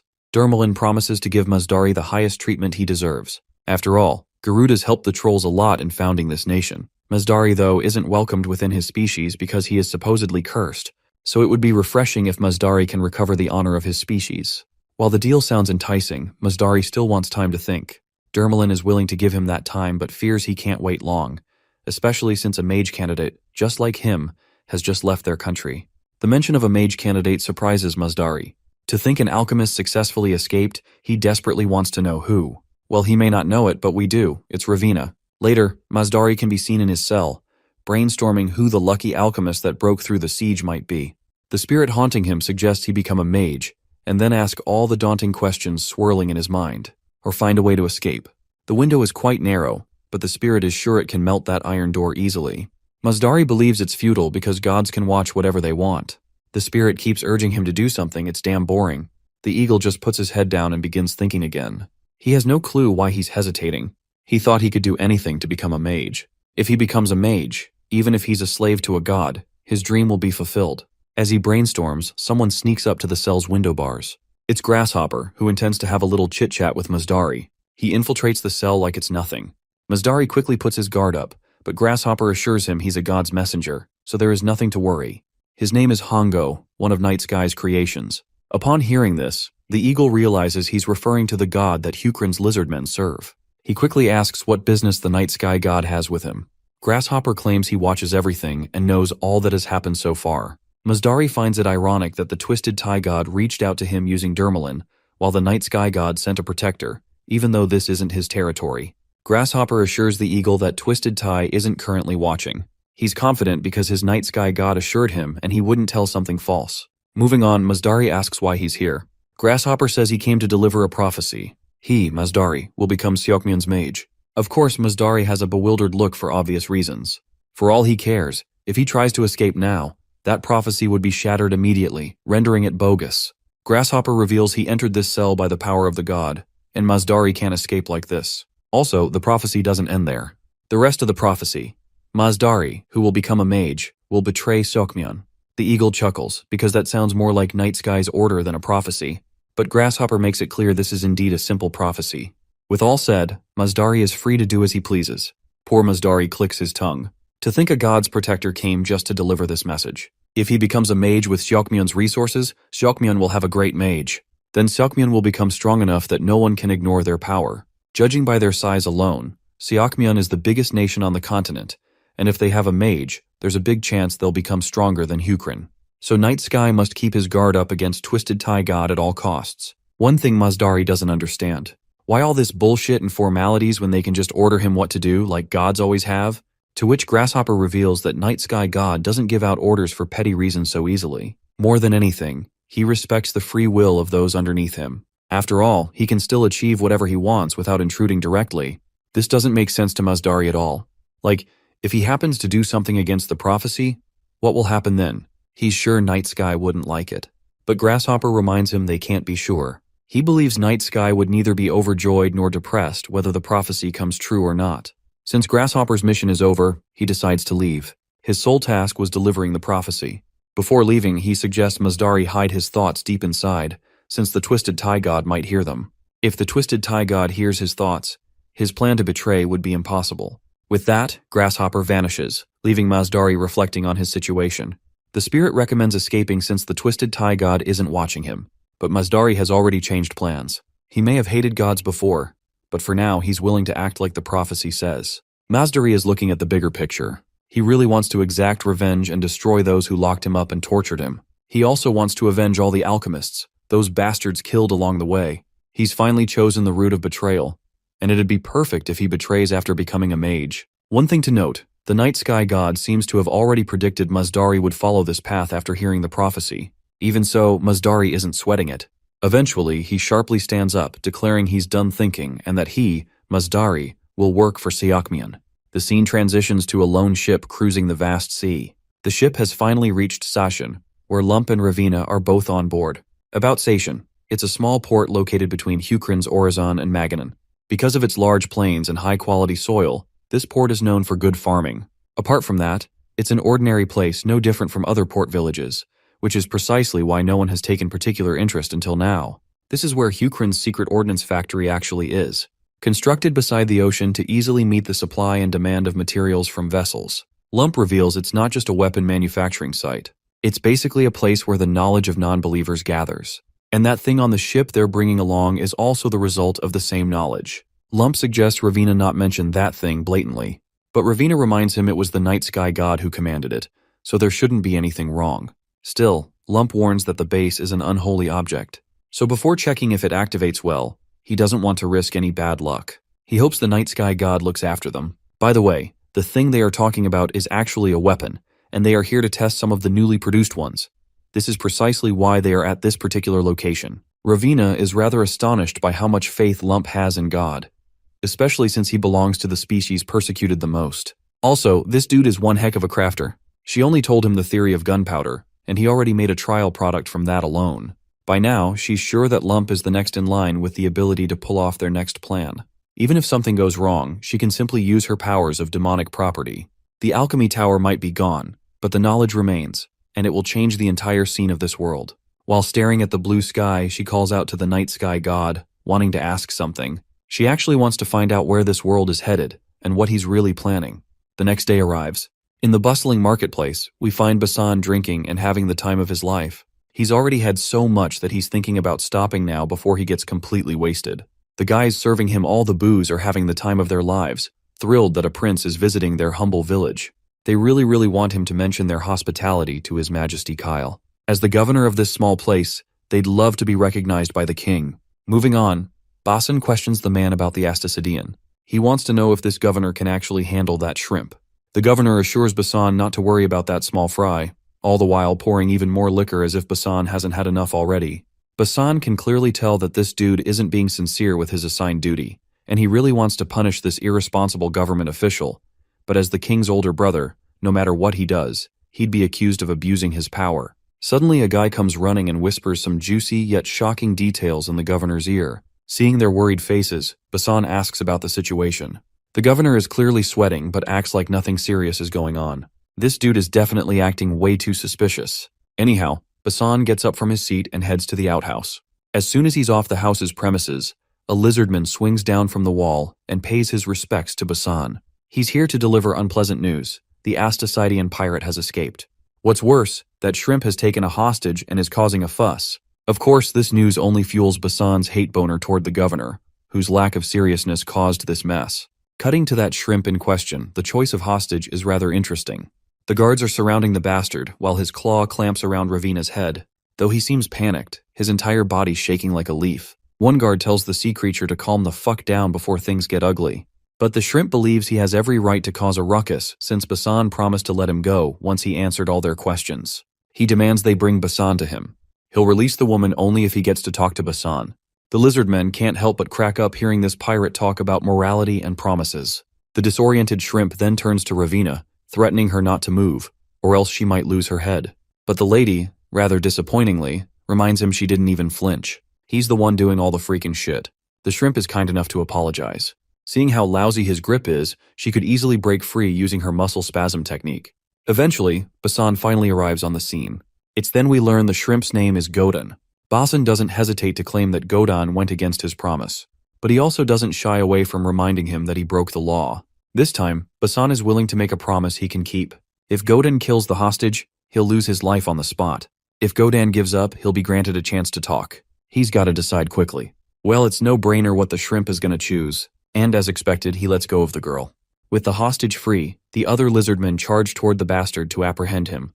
Ravina is rather surprised at how well Basan negotiated. After all, she had this perception that lizardmen are all brawn, no brains.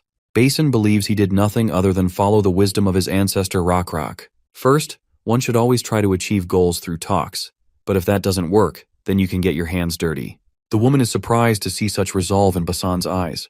For someone who was once the crown prince, that response of his is quite clear. By now, Basan is left wondering who this woman even is. At that same time, the dwarf also arrives. Seeing the shorty, it doesn't take Basan long to recognize who he is. Ravina is curious if Basan and Lump already know each other. Well, it's a long story, so they take their time explaining everything, how they three ended up here. Judging from the situation, Basan recognizes that it was all part of the king's plan for each of them to come to Sashin. Similarly, it's no coincidence they all arrived around the same time. He then asks Lump about the thing he's holding. Turns out, it's a weapon Lump brought, thinking it might be helpful. It really is a weapon. The next scene takes us to Hukrin's ordnance factory. It's a secret area, unknown to the world. There are more of these similar weapons. These barrels are heavy and pretty big. Having no clue how these weapons operate, Basan thinks maybe the hole in the middle is to lighten the weight. With all his might, he grabs the weapon and throws it hard on the ground to see how effective it is. Lump tells this gullible lizard that's not how the weapon works. He takes the barrel back to show how it operates. He points at a wooden plank with a red circle. That's the target. He then pulls out a bag of gunpowder, explaining what this black stuff does. He pours the gunpowder into the barrel, stuffs it properly through a stick, and then it's time to put a projectile inside.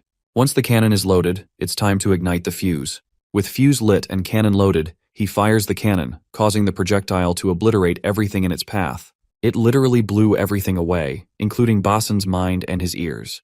This shit is as destructive as the night sky god's thunder. What could be the use of such a weapon? Well, Ravina reveals it's for war. She seems to know the gist of why they're all here. She's heard Basan had a little squabble with the pirates, so he and his crew dropped by Seishan, which wasn't part of their original plan.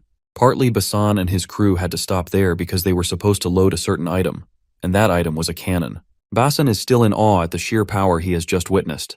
The destructive power is incredible, though there's an obvious catch from what he's noticed. The process of putting the gunpowder in, flattening it with a stick, then loading the projectile and lighting it on fire, it takes way too long to start an attack.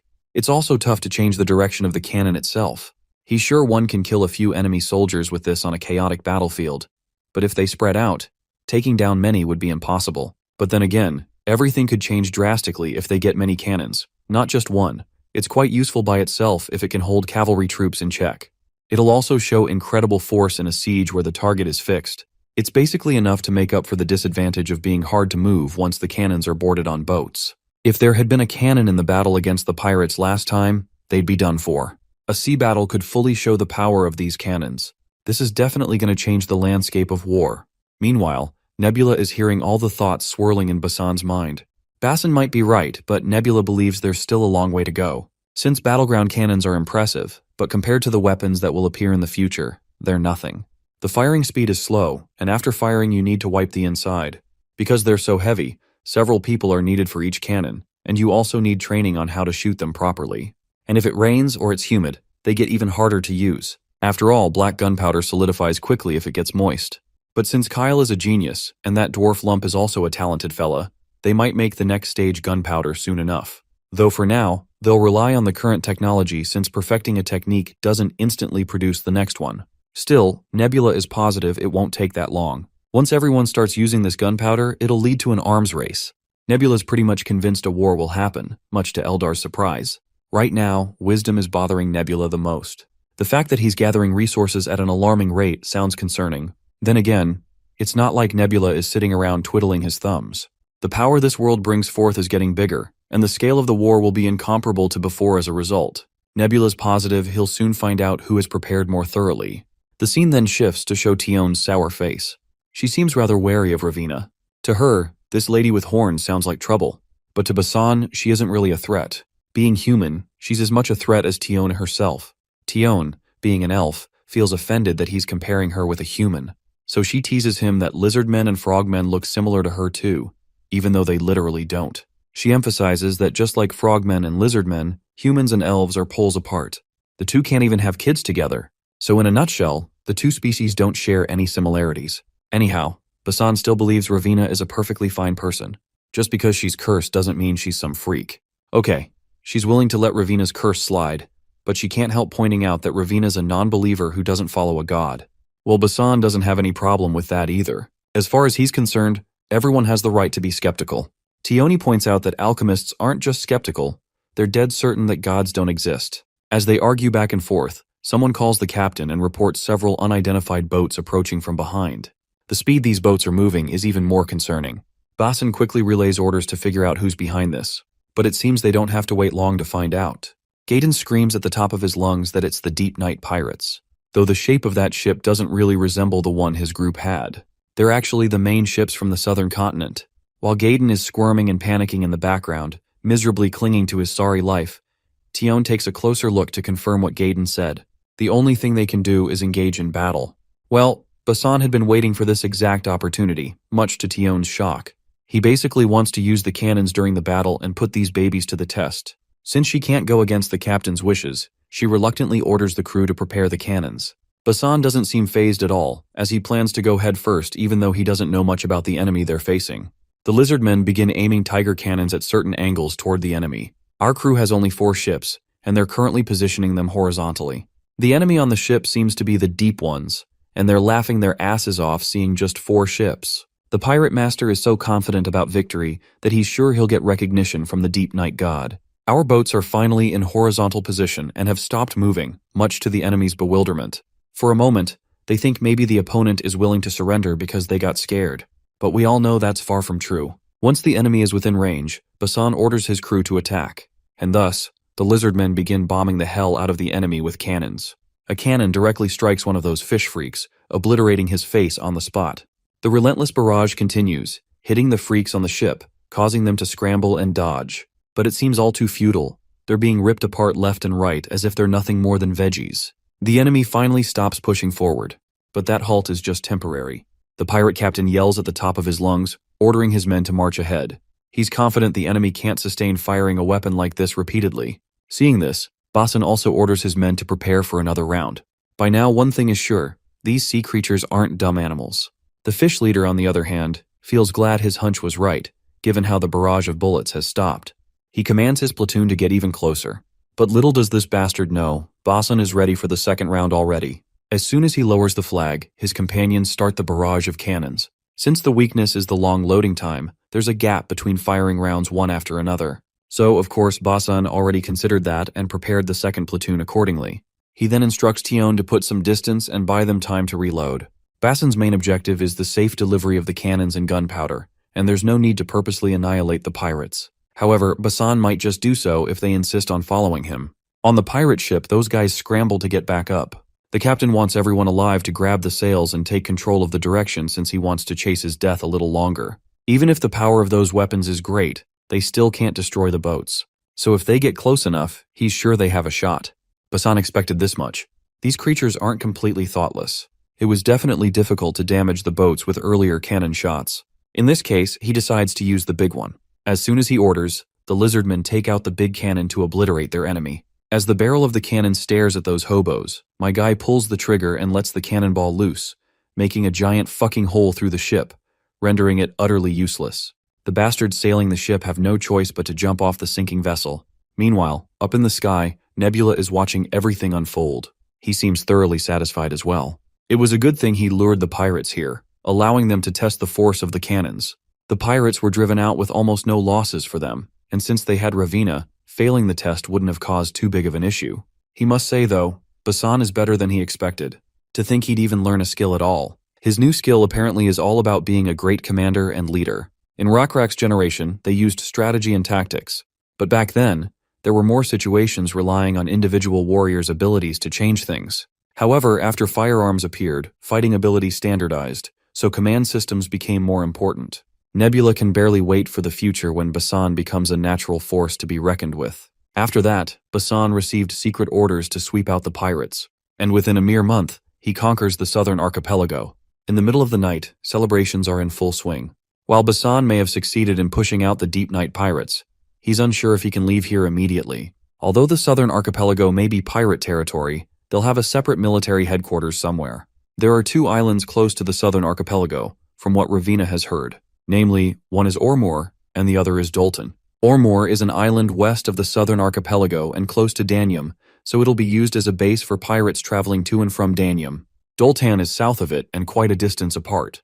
It's closer to the southern continent, so there's a high chance it's the Deep Night Pirates' headquarters. Basan already has enough soldiers well-versed with cannons, but because it's hard to divide their forces into 2, he plans to conquer one first. Then a familiar voice barges in, claiming to have already conquered Ormor Island.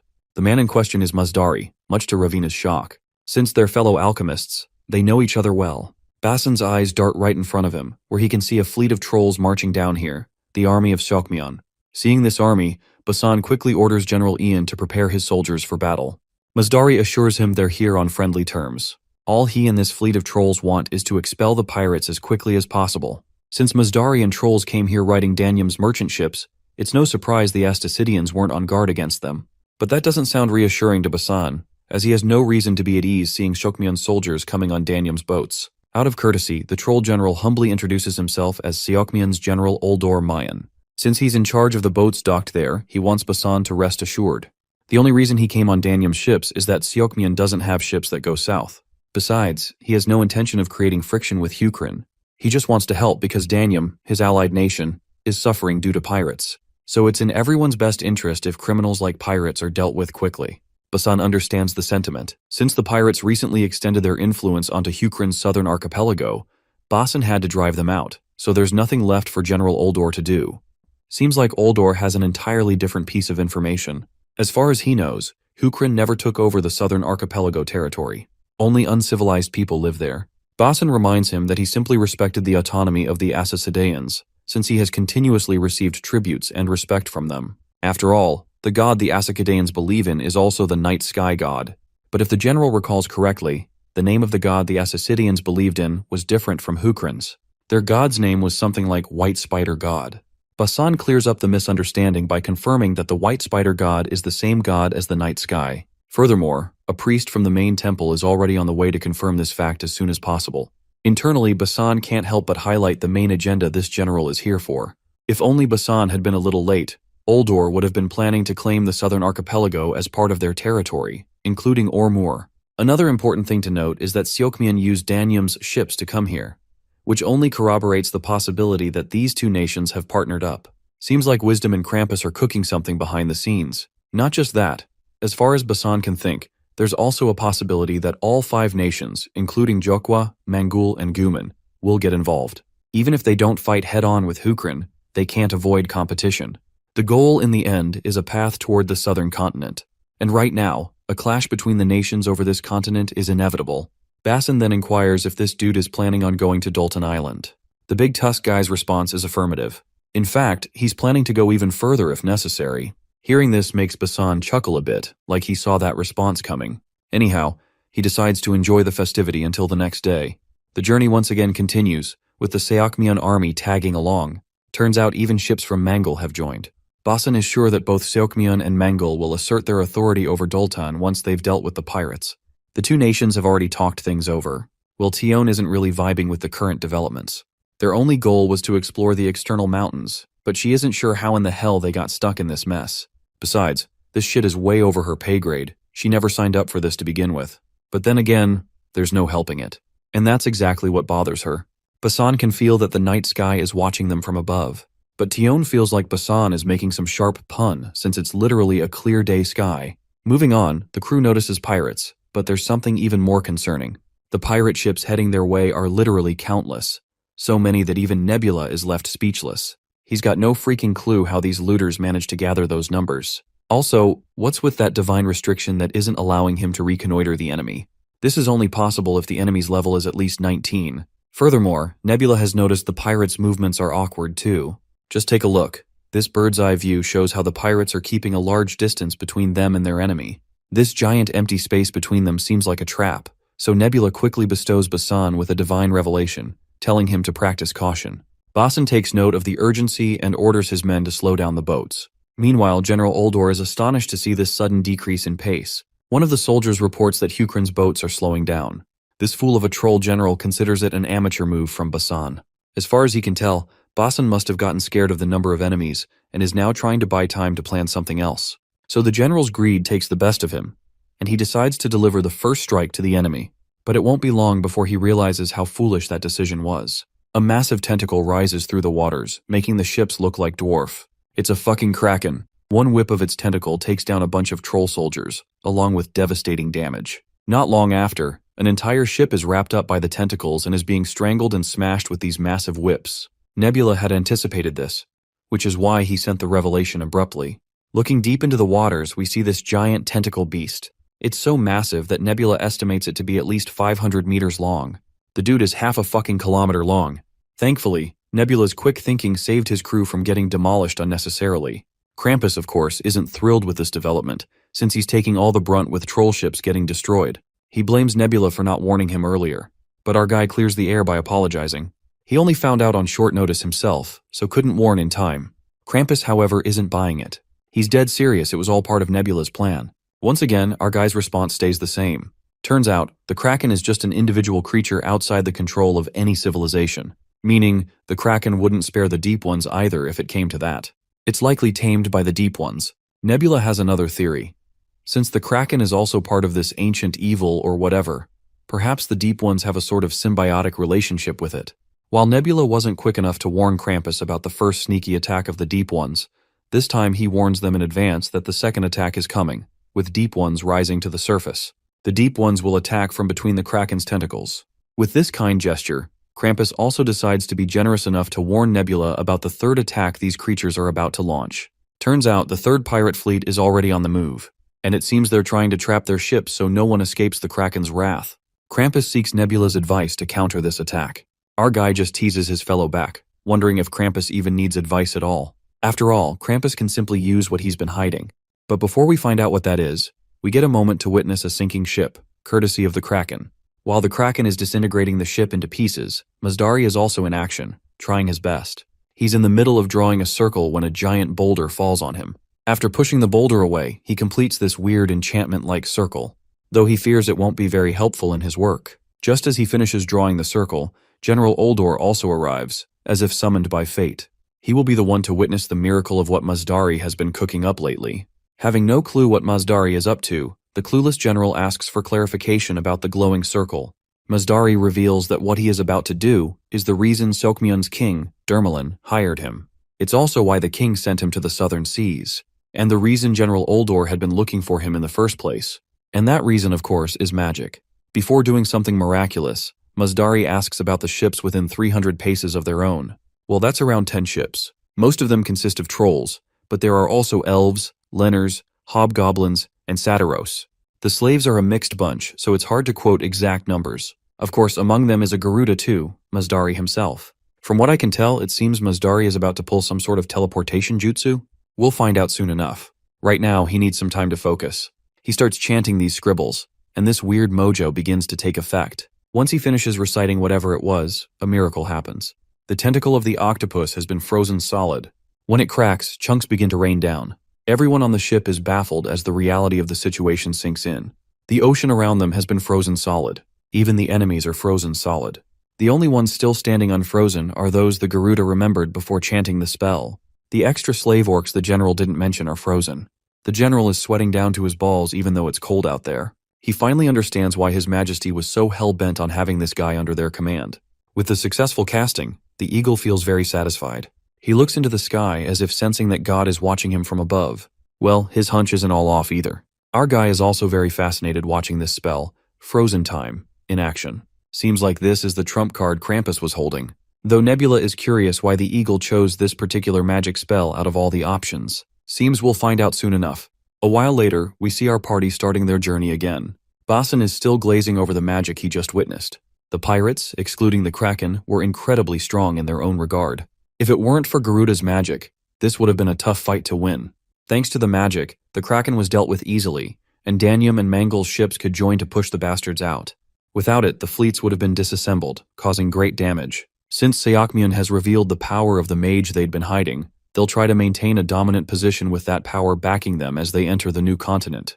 Though Basan is also sure the Deep Night pirates won't give up just after one defeat. And if the person behind them has forces on the scale of a nation, it goes without saying they still have a lot of manpower. The lookout then reports sightings of Dolton Island nearby. But there's also something quickly approaching from under the water. Basin wants a clear description of the kind of threat they're dealing with. What the lookout sees next leaves him speechless. His reaction is like he's seen something totally unexpected, like flying fish. Well, quite literally, what he's seeing is flying fish, with fishmen riding them. As soon as the fish come out of the water, the fishmen attack General Oldor's soldiers.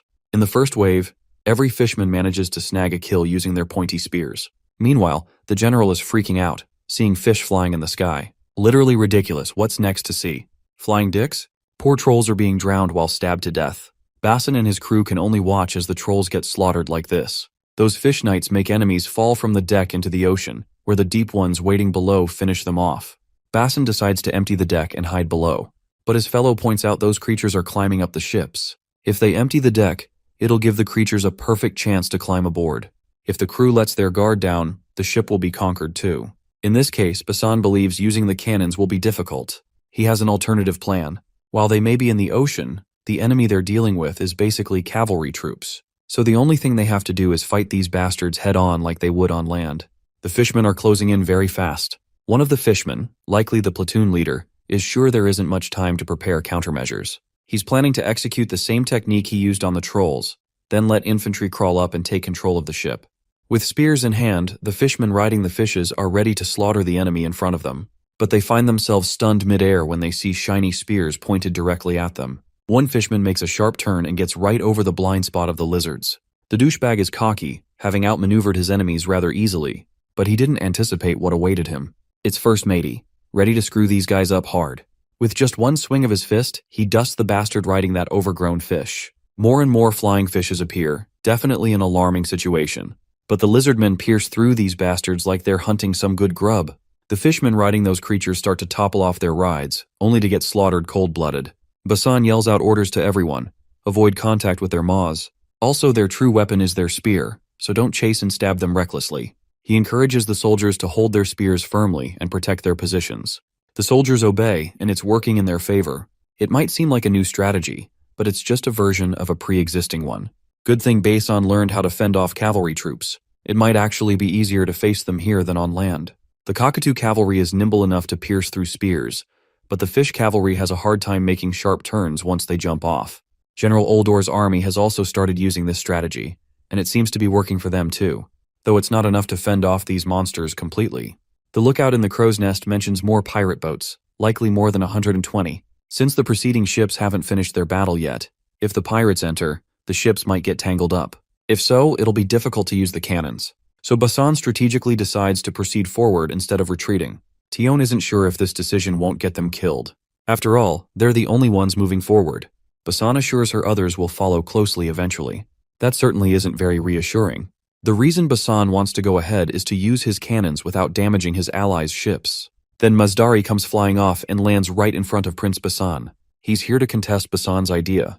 You see, if Basan uses cannons while allied forces and those 100 pirate ships are close together, the pirates and allies would be obliterated simultaneously. Basan doesn't get why he would want to attack his own allies. As far as Mazdari knows, he thought Hukrin had a hostile relationship with other nations. And this is the God-gifted opportunity to decimate the allies under the pretense that open fire was the only choice to defeat the pirates. Mazdari was the last person Basan expected to hear this crazy plan from. But Basan lets him know that he would never try to attack his allies given the current circumstances. After all, the battle against the Deep Ones isn't over, and you can't be sure these 120 boats are the last line of defense. Losing sight of the grand scheme in chase of immediate gains is the thing of fools. Mazdari notes how Basan is strangely similar to his god and believers in this aspect. Basan overhears Mazdari a little, who immediately switches the topic, saying he just came to lend his magic power. It's good if they're ready with all their guns. After all, a dangerous one is heading right toward them. One particular pirate ship is heading straight toward them at crazy speeds, towed by a massive fish. It seems to be the captain's ship, a buffed-up pufferfish. Instead of air, this bad boy packs some muscle under his skin. His only order? Destroy the opposing ships in sight. As for his formal introduction, he's the Deep Night Pirates boss, the Black Order High Priest, Yahun. And the big fella pushing this giant-ass ship is Ancient Sparkling Tail, a sea serpent. Yahun is screaming his fat ass off on his ship, confident in his prowess. He envisions destroying everyone, taking control of the entire continent, and becoming the top person of the order. This crazy-ass serpent is actually an abominable god. It's likely the Deep Ones tamed the abominable god, and now they're cracking the whip. It's a mystery to Nebula how these guys even tame these sea creatures. A little about abominable gods. Abominable gods and abominations are enemies that players need to defeat. They are treated as monsters that players must defeat to receive domain trophies. The only reason abominable gods follow the evil god Shacha is likely because Shacha has a unique domain that allows him to control these abominations. You see, after defeating Jiol Wubi, Nebula obtained a unique domain as well, namely, the Domain of Corpses. That was a completely new, unique domain, so maybe Shacha also has a unique domain as well. The pirate ships have already gotten dangerously close. Everyone will bump into each other at this rate. Eldar worries if he isn't going to do anything about it. Well, Nebula has a policy against butting in unnecessarily. There's still hope here, and that hope is Mazdari. Finally, the cannons are put into action. Sadly, the cannonball just bounces off after hitting the abominable god, as if the cannonball were made of plastic. Since regular cannons are ineffective against this behemoth, Basan orders the soldiers to prepare the king cannon. They're supposed to lower the arc and aim it right in front. The chance of success is low. There's no guarantee the monster will stand still and get hit by the cannon. Forget hitting. They can't even be sure if the cannon will do any real damage. Basan doesn't exactly applaud his fellow for such pessimism. According to Hukrin military law, saying things that lower morale during war must be paid with one's life. Mazdari is ready to help, though he makes it clear he can't use magic whenever he pleases, as there are certain conditions involved. First, he needs to be able to touch the monster's body, then tie it down so it can't move. Furthermore, he needs enough time to drink a cup of tea.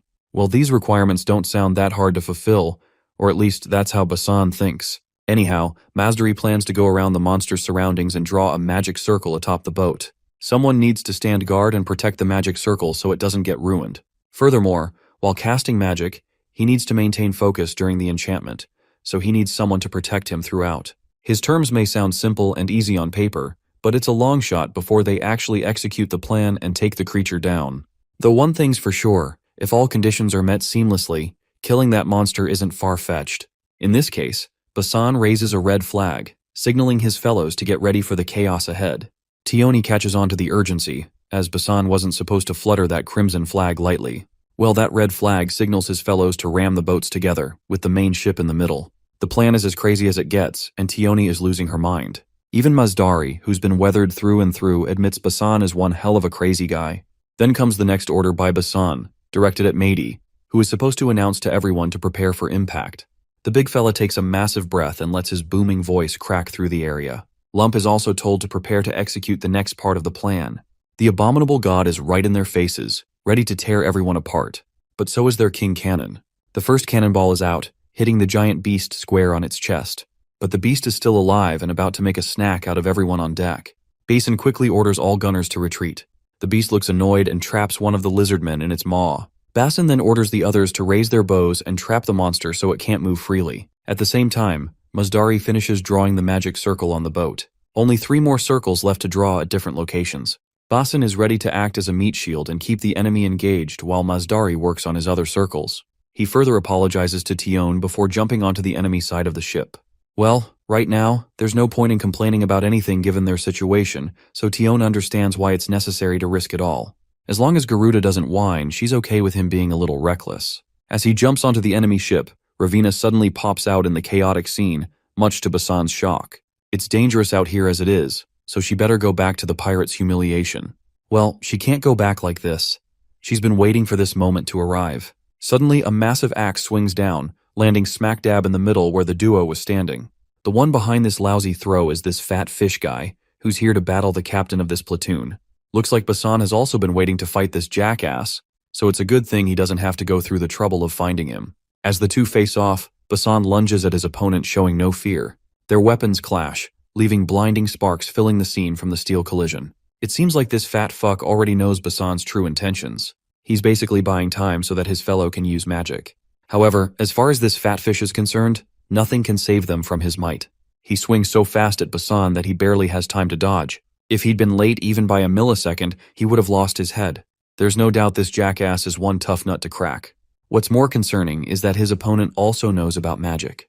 Not only does this fat fish know a lot about magic, he also knows how mages use others as sacrificial lambs just to buy enough time to draw some weird images on the floor. It's something this big fish strongly contests. Basan, however, refuses to empathize with this bastard, since he isn't on the same emotional level as this fish. Regardless, Yahun the fat fuck claims he won't let their mage succeed. And just as he says this, the abominable god is set free by the fishman, much to our boy's annoyance. If things keep going like this, the sea serpent will escape, and they'll be screwed for sure. But this is when Masdari makes his comeback, having already done his part of the project. The entire area is now under the range of this giant enchantment circle. Literally no one can escape it, even if they want to. The radius of effect is so big that the fat ass who was once barking nonsense is left with his filthy mouth wide open. But surprisingly enough, nothing actually happens, giving this fat ass a moment to sneer at this failed attempt. If the magic circle is off even a little bit, or if the spell stutters, the magic always fails. So executing a successful magic spell in such chaos is next to impossible. Well, looks like this dude is about to get proven wrong.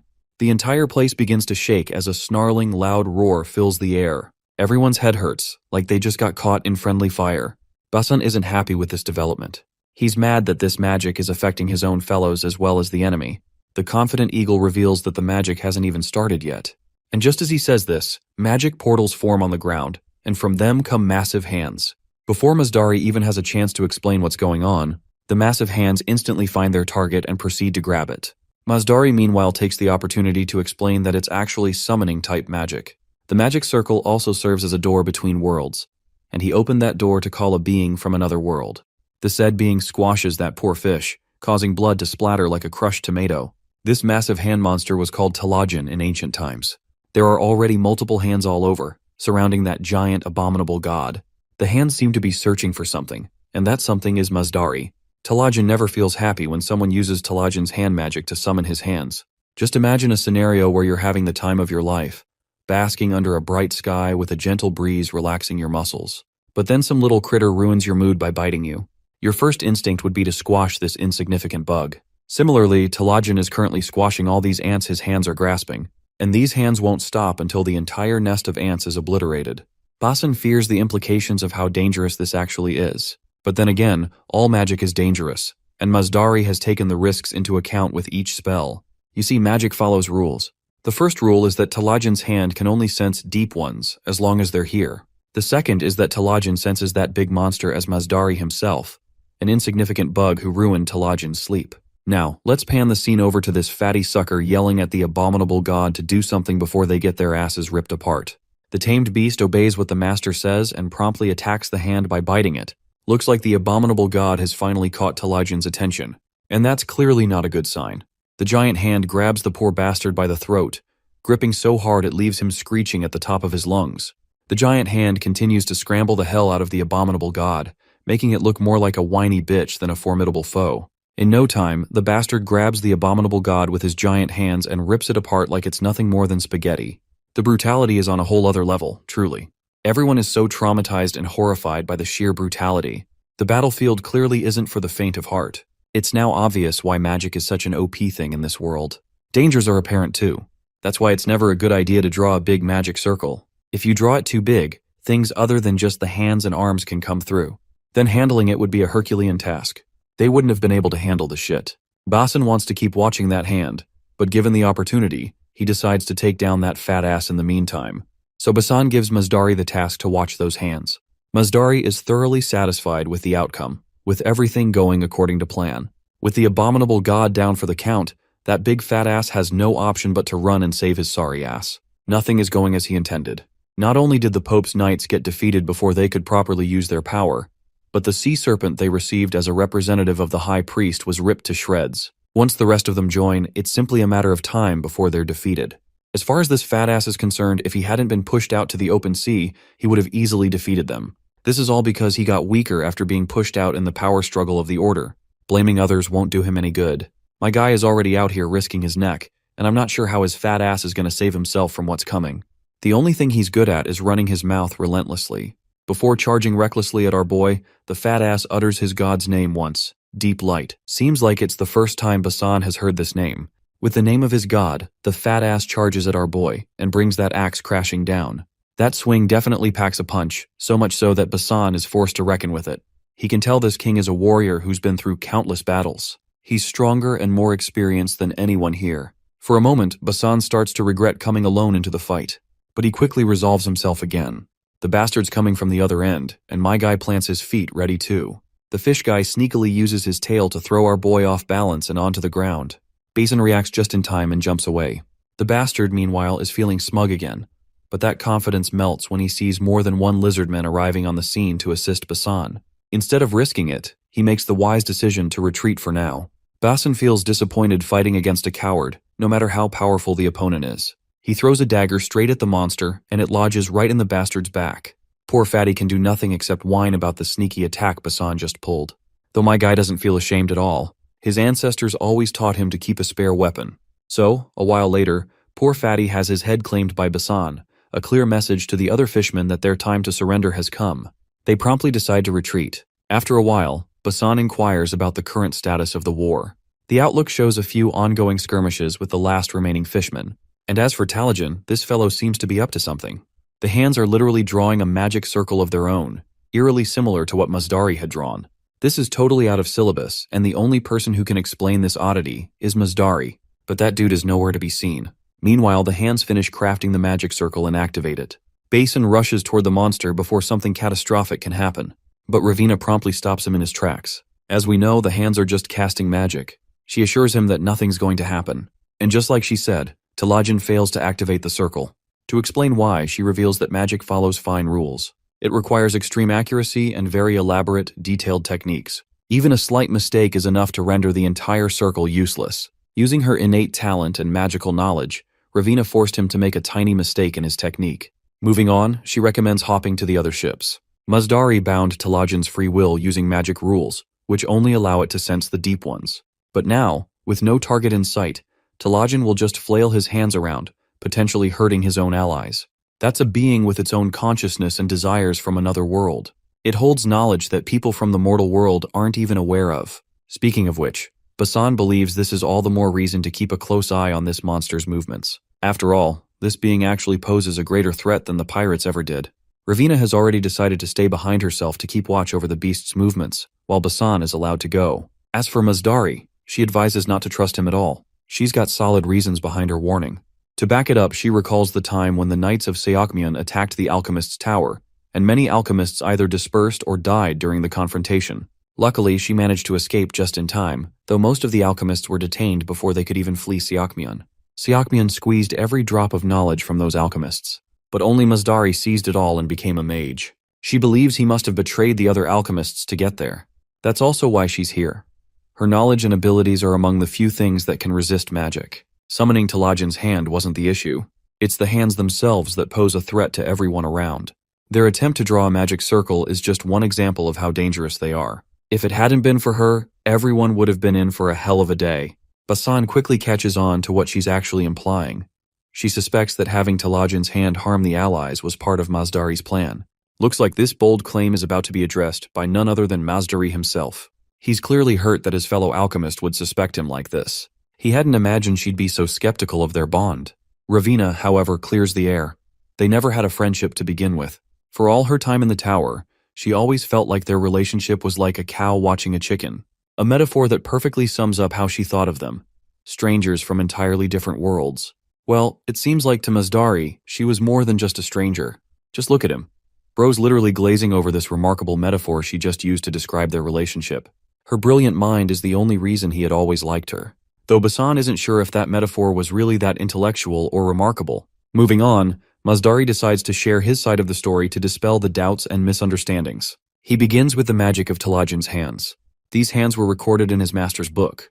The book warned that if left unchecked, they'd eventually cross over into this land. He had already anticipated that Ravina was capable enough to prevent that from happening, which is why he took the gamble of summoning the hands. And the gamble paid off in the end. But there's another reason he summoned them. Mazdari is certain there are multiple spies who've already infiltrated Hukrin's ships and are secretly working for other nations. Basan confirms it. In fact, he suspects there are likely more than 10. Continuing, Mazdari explains that those spies likely witnessed him defeat the water monster with magic. They also probably saw the moment when Talajin's hands attempted to cross over, and that's exactly what he wanted. Now those spies will report back that Mazdari tried to trick Hukrin and cause massive damage. It all fits now. Mazdari plotted everything to mislead the spies into believing he's still loyal to Seokmyeon. Now those spies think Mazdari boarded Hukrin's ship to attack it, and he tried to achieve that by not deactivating Talajin's hand magic. When Talajin tried casting a spell of his own, it was Ravina who blocked it. If that's how the story gets reported back to the other nations, it will reinforce the idea that Mazdari is loyal to Seokmyeon.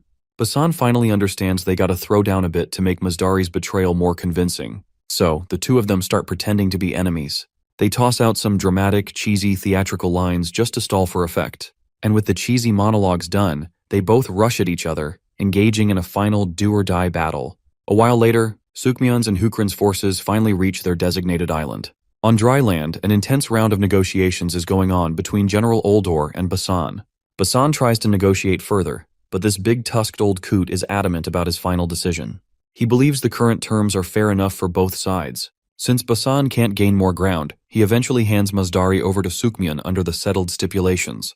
Apparently, Hukrin receives a ceasefire for several days and dominion over Doltan Island.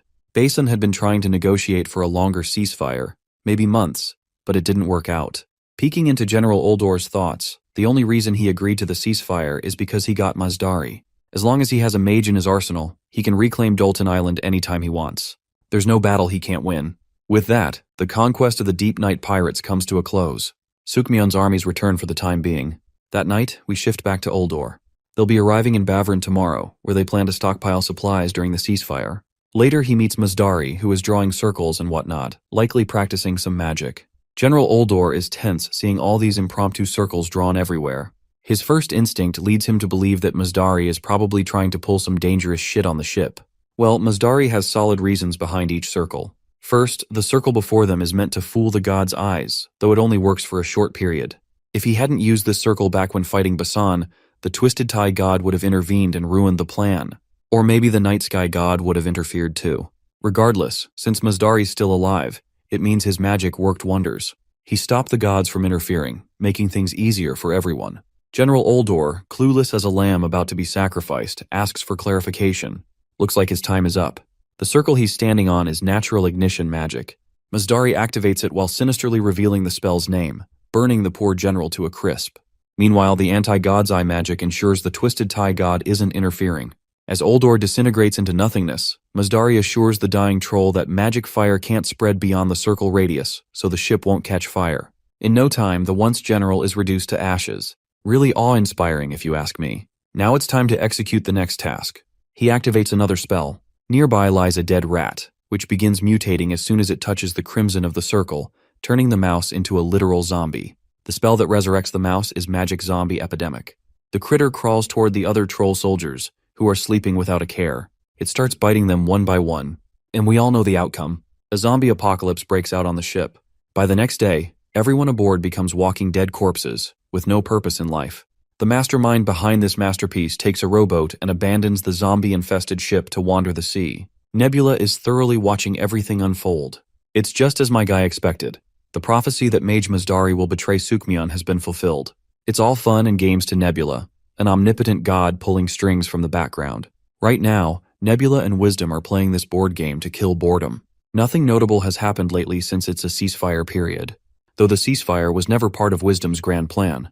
Wisdom also decides to invite Eldar for a game. Nebula isn't interested in playing with anyone he thinks isn't a challenge. He's played against almost every player by now, and no one has come close to beating him, so playing Eldar would be boring.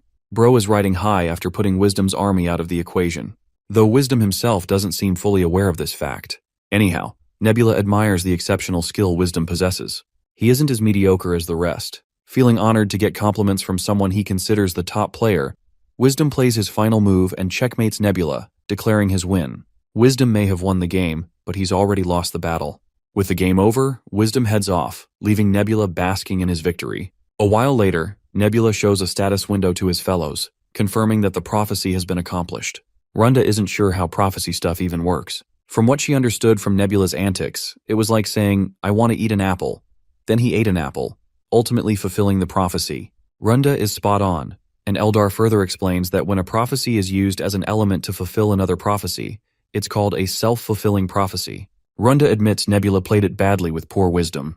It's rather commendable what Nebula achieved through sheer wits. When the stage was set, Nebula purposely asked for a game of Go to divert Wisdom's attention, so Wisdom didn't realize Mazdari's betrayal. Though by now, Wisdom might realize he got played. Runda again compliments Nebula for what he achieved, but it's not over yet.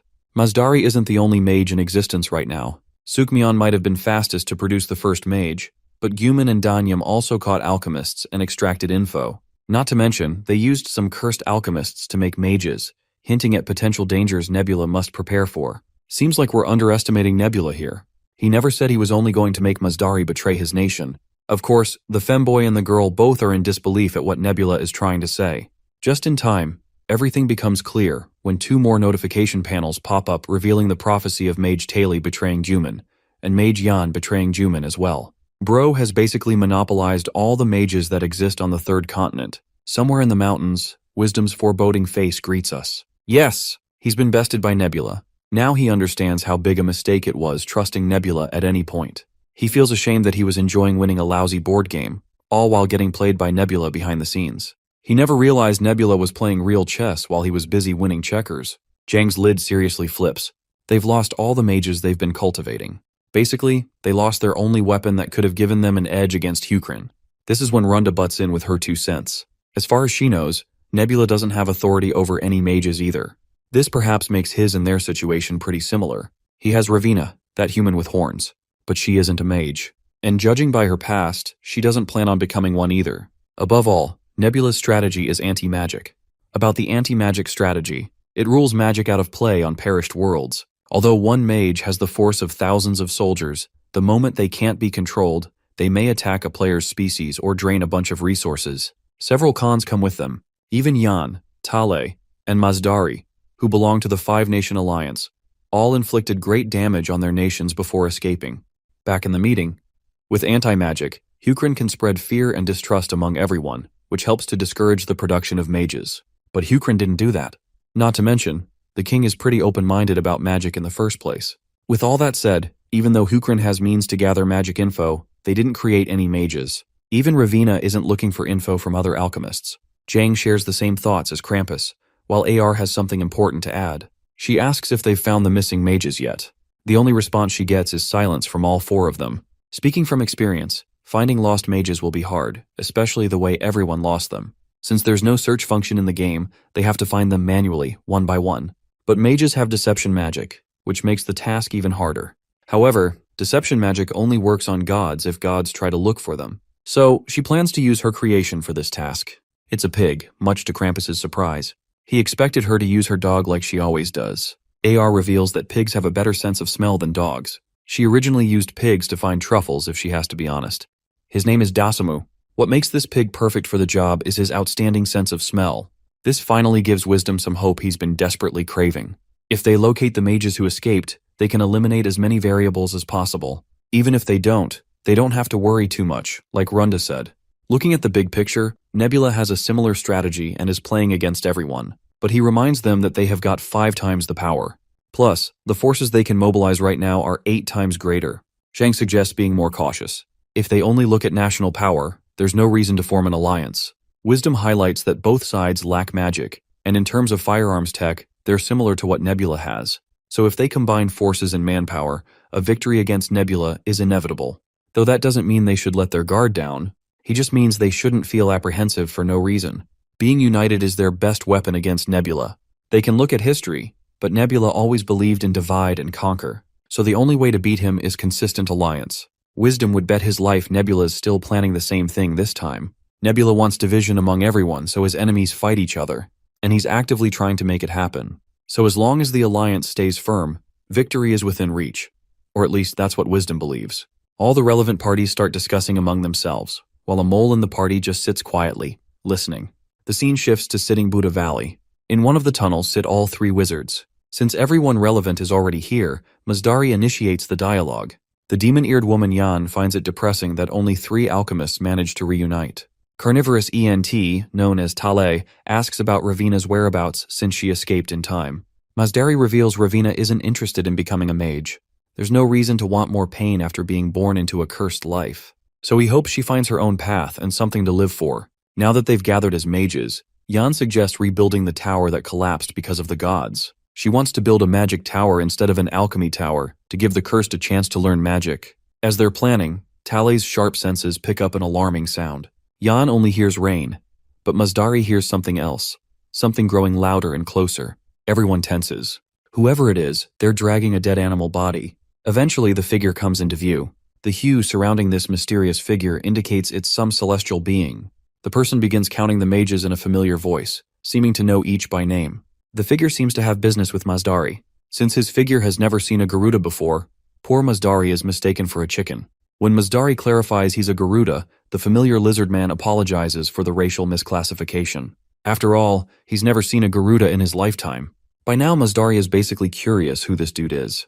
But the lizardman says his introduction is unnecessary. All they should know is that he's the night sky's messenger. Yan questions how he found them, to which he claims he never tried to look for anything. He merely followed this pig. Of course, the pig seems to be AR's familiar, which the lizard man has hunted down already. He reveals the pig is a god's creation, sent solely to find them. If it hadn't been for the messenger's interference, they would have been exposed already. Mazdari finally realizes who this person is. The one with the power to easily kill God's creations, an apostle of the night sky with a lizard man's appearance. If he's not mistaken, it's Rakrak. As far as Mazdari can tell, Rakrak is here to claim every mage's life. Unsurprisingly, Rakrak denies having such motivations. Besides, everyone would have been dead long ago without his interference. Tali is grateful but highlights that the pig's death will likely lead to their location being exposed.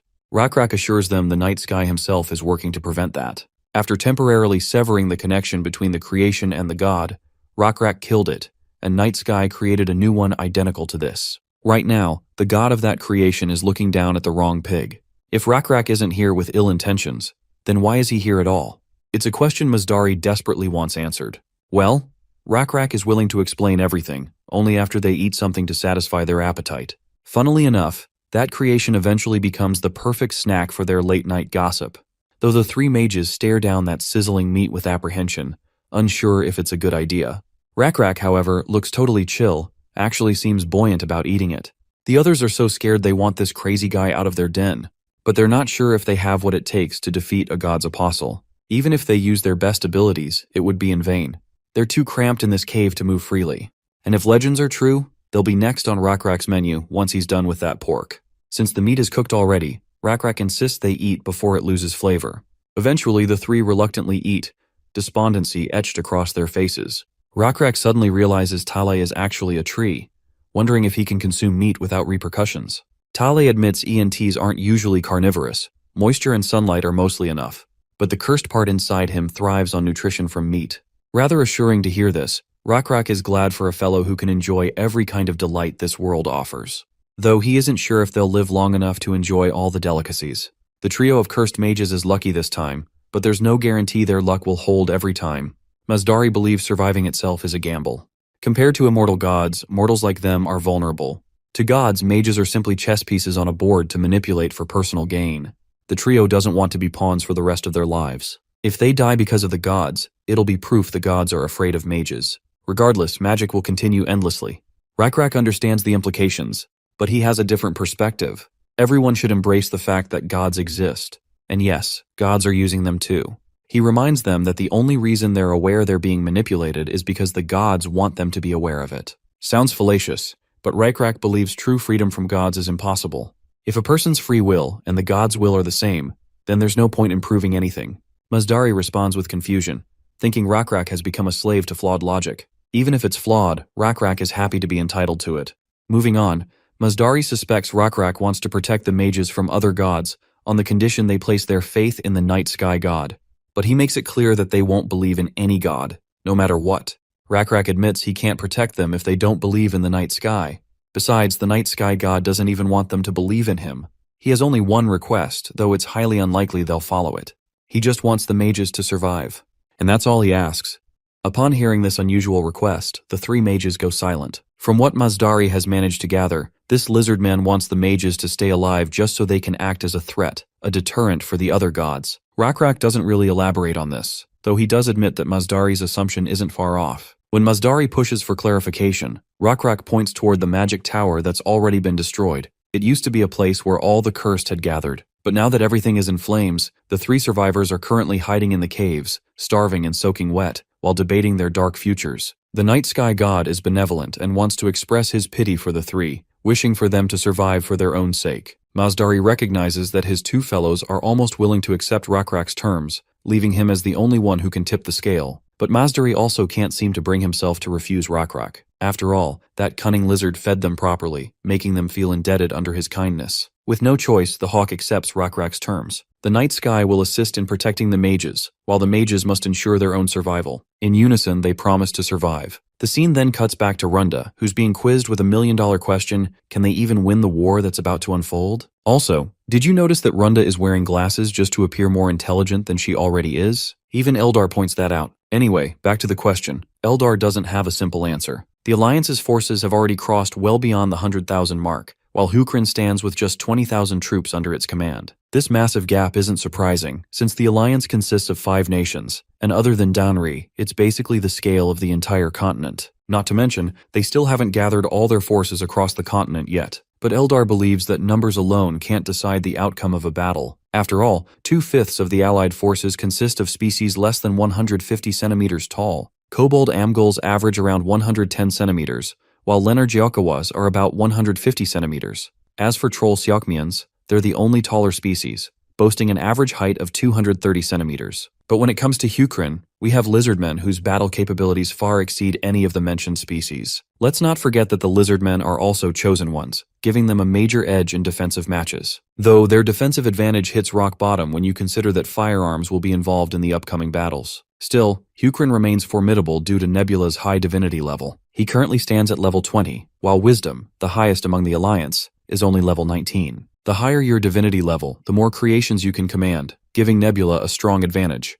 Even with all the odds in Nebula's favor, Runda reminds her fellow that they're up against 5 gods. The mention of 5 gods surprises Eldar, who thought the Alliance only had 4 members. Plot twist time, the 5th member of the Alliance is Runda herself. Now Eldar doesn't object to this woman joining whatever side she wants, but what puzzles him is the fact that she was literally cooperating with Nebula up until this point. Runda throws a tantrum in response, reminding him that Nebula knows about her weaknesses and uses them as leverage against her. Then she pulls an Uno reverse card and starts patronizing Eldar instead, questioning for what purpose he's supporting Nebula. Runda only cooperated with Nebula because it benefited both sides. But now that it's no longer the case with a massive war approaching, she won't cooperate with him anymore. But let's be real here. The only reason she's cutting ties with Nebula is because she fears Nebula might end up losing, and the others would never accept her for acting as a double agent. That's when Eldar makes Runda aware of another cruel reality. If Nebula actually wins against the Alliance, it'll be just as devastating for her. Nebula would devour her for siding with the enemy. Well, Runda has already taken that into account. She's sure that Nebula will punish her for the betrayal, only to forgive her later on.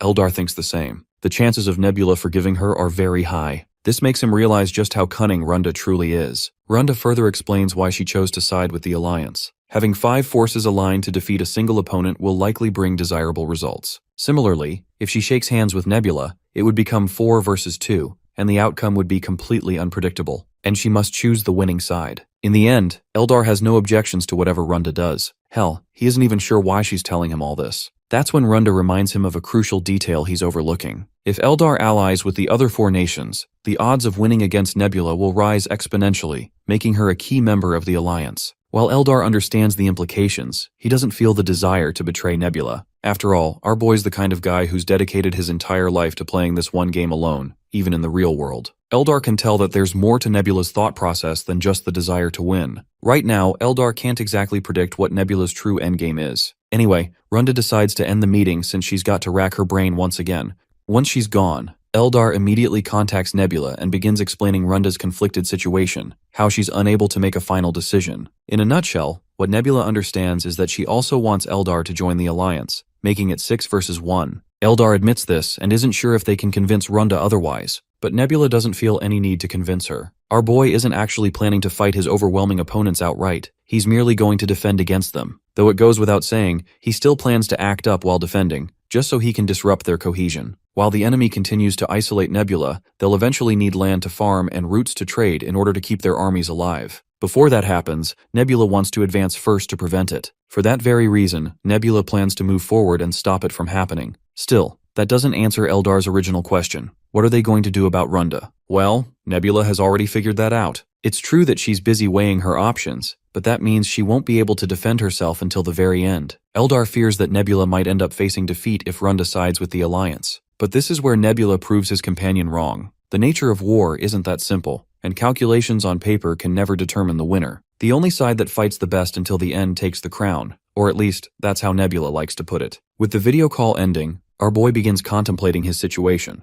He had already expected Runda to betray him, but he's still not sure why Eldar has decided to stick with him. A month passes, and the first battle between the Alliance and Hukrin has already begun. A modest force of 10,000 Hukrin soldiers ventured out into the wilderness to defend their territory, and returned after completely obliterating Danyum's 30,000 troops. We then cut back to 1 month earlier, inside Hukrin's Orizon Great Meeting Hall. As Kyle Lack Orizon enters the Grand Chamber, the prince cuts straight to the chase and dives into business. He inquires about the most recent, unexpected event that took place. Turns out, a mage from Sokmyon betrayed his nation and went as far as burning their ship before escaping. The strange thing about this news is that Sokmyon now holds Hukrin accountable for the incident. The council members further reveal that there were questions about why Prince Basan, who was supposed to have gone east, was found in the southern archipelago. However, the council addressed these questions by simply stating that it was His Majesty's will for Basan to be there. Now, the Sokmyon envoys are demanding solid compensation and an official apology for the arsenal incident. And if they don't receive their so-called reimbursement, there will be consequences. From what the council understands, this whole talk of compensation and apologies seems like a pretext to initiate war. First of all, the council wants to fact-check whether what Seokmyon is even claiming is true. Secondly, even if it is true, there's no reason for Hukrin to meet their demands. Well, it seems Kyle had already predicted that war was inevitable, and he grimly addresses his council members to start preparing for it. Of course, the council members aren't thrilled about the prospect of catastrophe, but Kyle believes they have no choice but to fight the 5-nation alliance. Kyle wants to uphold the ancestral belief that even Raykrek honored If you fight, you must fight to win. One of the council members objects, insisting they avoid war at any cost to ensure Hukrin's prosperity. Once again, Kyle reminds them that war is inevitable. After all, if the gods overseeing them want these unpleasant scenarios to unfold, there's no way mere mortals can resist their will. We then cut to our boy, watching the live broadcast of Kyle declaring war. He reflects on his civilization's current power level, roughly equivalent to that of ancient Rome. Nobles identify themselves as soldiers, meaning they carry the duty to fight when war breaks out. The quality of training and equipment is ensured. They form the backbone protecting the capital and the borders as Hukrin's regular army. Their numbers stand at 10,000, but Nebula doesn't want to deploy all of them at once. He also wants to ensure the safety of the internal front. If the regular army gets exhausted, its quality drops, which would force the need for new recruitments. Our boy isn't fretting about what's about to happen at all. He's surprisingly chill about the war, because Kyle, being the smartest of the bunch, is handling things brilliantly. King Kyle divided the regular army into the central army and the local army. The central army consisted of elites who would attack external enemies, while the local army would protect individual regions. New recruits were also gathered and similarly divided between central and local units. The central forces were to face the enemy directly, while the local forces acted as reserves, helping with farming and maintaining resource production even during wartime. With this, the central forces consisted of 4,000 regulars and 8,000 recruits. Of course, the longer the war drags on, the more they gotta recruit. This can prove harmful in the long term. They just can't recruit all the manpower like that. Nebula can already tell that this war is going to be a long one. Back to Kyle. He selects 10,000 troops from the Central Army and dubs them the Land Army. This newly designated division of 10,000 troops is assigned to march north of Arizon for war. The scene then transitions to a land stretched far out in the west, a place nobody really knows about, where Wisdom and Zhang are having their personal meeting. Zhang is out here calling Wisdom out, exposing him for faking confidence during the alliance meeting, acting all sure about winning the upcoming war. The Crystal Head clearly knows that reality is far from that. The truth is, he can't determine the actual chances of victory. Even if the alliance has superior numbers, there are weaknesses they can't afford to overlook. Wisdom doesn't want to sound this pessimistic either. He's just as hungry for victory as the others. If they end up losing despite giving it everything, then so be it. There's no point wasting time feeling dejected over something inevitable. Zhang shares similar thoughts, though his massive hate boner for Nebula makes him even less willing to let him conquer this continent. Zhang also drops an interesting tidbit. There's a possible rat within the alliance, so he suggests they prepare some countermeasures just in case things go sideways. Lastly, there's something that sets Nebula apart from the rest of them, an apostle. No matter how well prepared the alliance is, victory or defeat will ultimately depend on the apostle's actions. Wisdom claims he already possesses an entity that he can turn into an apostle. He also knows the conditions required to create one. The entity must be above level 21, its legends must be widely known and revered among the population, and lastly, it must have internalized faith in its god. Since Wisdom already knows the requirements, Zhang feels relieved. He doesn't need to explain a thing. Wisdom then reveals the entity he plans to make his apostle, a mutated troll named Ledin Bial Osur, the son of current king of Seokmyeon, Dermaldine's 21st child. Here's a little about this king. In order to strengthen his royal authority, he once set his first and third sons on fire while they were alive, earning him the title of a man of pure cruelty. And Wisdom has no intention of stopping the king's cruelty. After all, he believes fear and cruelty are two factors that make manipulating others far easier. Being the god he is, Wisdom intends to make full use of this, turning it into a strategy that's both effective and efficient. At the end of the day, he admits that cruelty alone doesn't make a nation strong. Hukrin is living proof of that, the strongest nation on the continent without relying on such methods. But in Wisdom's eyes, the only thing he lacked before was cruelty, and this time, he won't hesitate to use it to his advantage. Since he doesn't fully understand what Nebula is planning, Wisdom wants his own strategies to be as sharp and efficient as possible. With the war approaching, Wisdom plans to create a war machine he can personally control, one that will eventually replace Seokmyeon's cruel king. The only difficult part about this game-perished world is that controlling individuals is tough due to their individuality and strong sense of identity. But now, Wisdom has found the means to control them, cruelty itself. The entity he currently wants to manipulate is Ledin Bial Osur, a mutant troll with red skin, the 21st child of the king. Born from a concubine, Ledin was cast out of the palace because of his red skin. But when it comes to raw attributes like strength, intelligence, and camaraderie, Ledin Bial Osur easily ranks among the top 1% of the population. However, since Ledin lives a fulfilling life in his humble circumstances, Wisdom wants to motivate him to take more drastic steps, and killing Ledin's mother will serve as the first step. One day, when Ledin returns home, he finds his mother dead,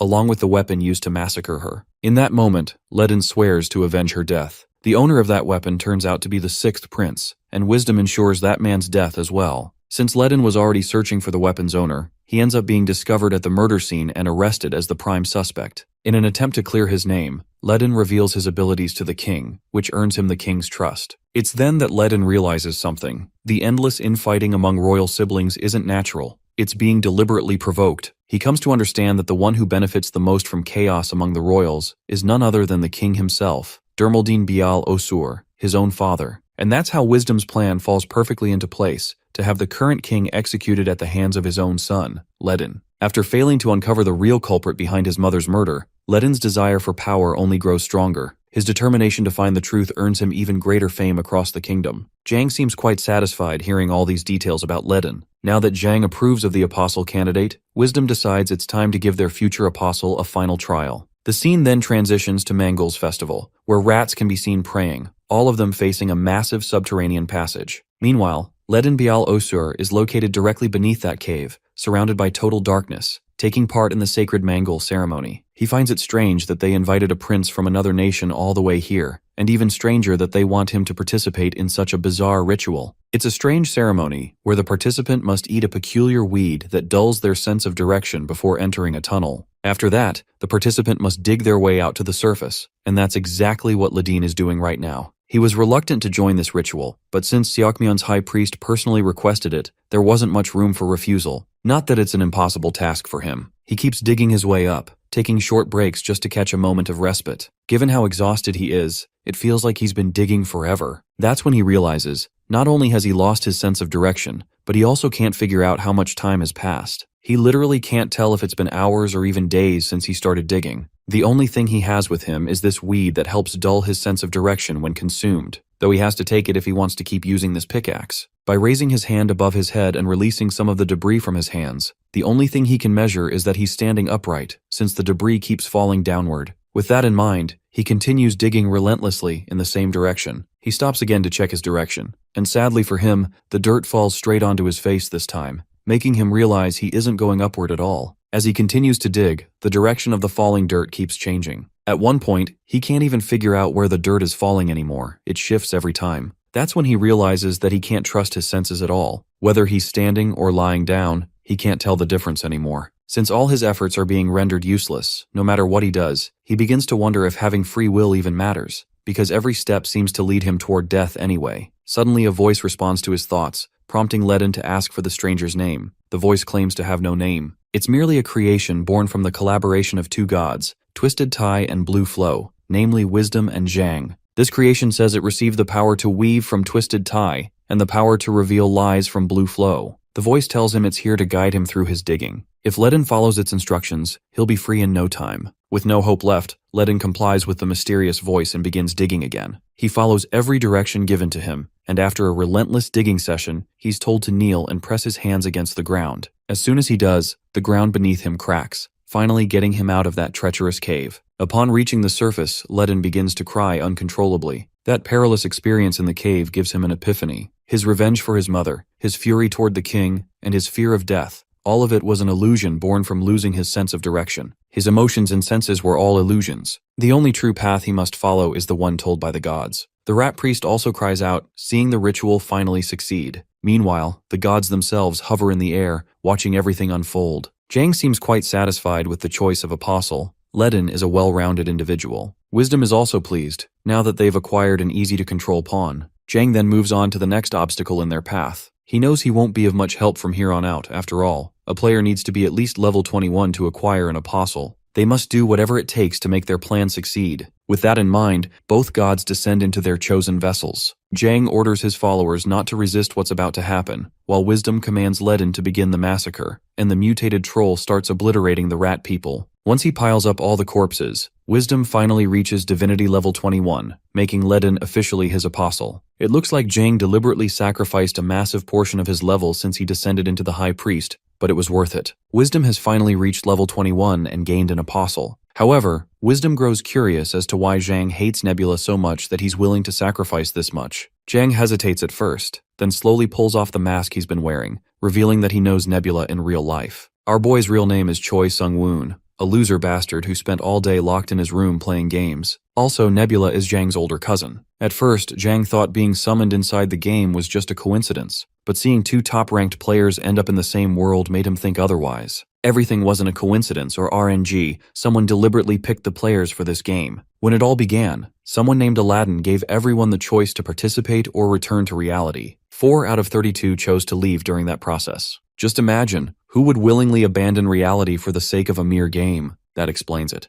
Those who chose to stay are the abnormal ones. The fact that 27 people stayed out of 32 clearly shows the ratio of abnormal people is quite high. Even wisdom has figured that much out already. The ones who orchestrated all this had planned to select only people who'd willingly participate. And since Nebula is obsessed with this game and has always dominated the leaderboard, it goes without saying that he'd join too. If he joins, that means no one can take him down. It would be easy for him to claim the top spot. That's exactly why Zhang joined, to ruin Nebula's gameplay. Back to business, Zhang volunteers to spill everything he knows about Nebula. If they can exploit Nebula's weaknesses, they might finally gain an edge. The scene then transitions to the Alliance members gathered in discussion. Krampus has just learned that Seokmyeon's king has been replaced. What grabs his attention is the fact that the son murdered his own father to claim the throne. He seriously wants to know if that's supposed to be okay. Wisdom assures him that it was part of the plan. While they're about to explain the rest, Zhang quietly decides to keep one thing to himself. His divinity level dropped because of that very plan. It currently stands at level 8. If he reveals that in front of everyone, it wouldn't take long for the information to reach Nebula. Still, he doesn't regret the choice that caused his level to fall. Gaining an apostle is far more valuable than losing a few levels. After all, apostles are literally the core of Perished World's gameplay. Right now, Elden Biel Oswar isn't as renowned or revered as Rakrak,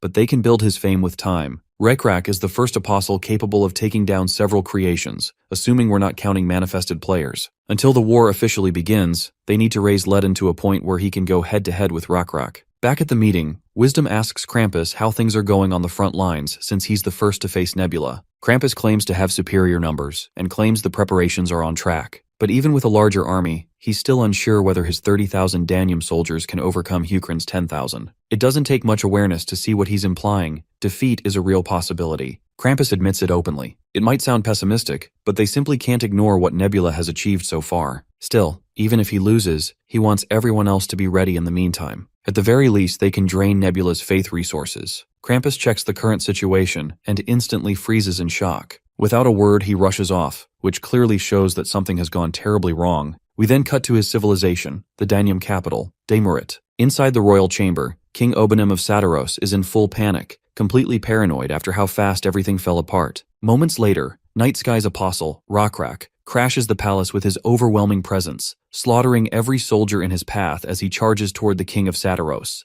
Obanim is literally drenched in sweat, too terrified to even speak. Despite his desperate attempt to talk his way out, Rakrak doesn't hesitate. He splits the poor man's skull clean in half, giving him a swift and painless death. Meanwhile, Nebula is having the time of his life, racking up victory after victory with minimal effort. Eldar watches him in silence, puzzled as to why Nebula would risk placing his apostle inside the enemy's castle. After all, that apostle is his trump card, and using it recklessly could prove fatal. But Nebula sees no reason to hold back. It's not like apostles are fine wines meant to sit and ferment. Eldar reminds him of the danger involved. It's only because Krampus wasn't paying attention and joined today's meeting that things went smoothly. Nebula admits it was a huge gamble, but thanks to Runda's tip, he managed to snatch victory. There was always a chance that Krampus wouldn't attend the meeting, or that it would end early. But the gamble paid off big time. He gained something far more valuable. In fact, he gained several things from that move, but most importantly, he left an impression that he's capable of non-standard plays, which in itself is a huge win. In Perished World, there are generally two play styles. The first is high risk, high return. The second is low risk, low return. Normally people would assume that the low risk, low return path is safer and therefore more advantageous. But that's actually not true. The high risk, high return playstyle is the better one. Why? Because safe plays are predictable and easy to counter. Still, Nebula prefers moderation in everything. However, the acceptable level of risk varies from person to person, so it can never really be measured. Right now, Nebula is steadily securing an advantageous position. Given how massive the risk was, it's safe to assume that his rewards will be equally huge. We then cut back to the Alliance meeting once again, and this time, everyone looks miserable for obvious reasons. Wisdom could have never imagined, even in his wildest dreams, that Nebula would go this far. By general consensus, Nebula was supposed to use his apostle carefully. Krampus, on the other hand, is the most devastated, having lost his armies. What gives him a bit of hope is that the king's castle is still standing, and a new king can be chosen from the royal bloodline. There are still around 30,000 troops remaining. From what Krampus understands, Nebula is trying to apply psychological pressure. Even though there weren't many material losses, the internal unrest is severe. Even AR's king is terrified, which is why she's assigned a creation to guard the king. Krampus suggests avoiding regular meetings to prevent more disasters like this.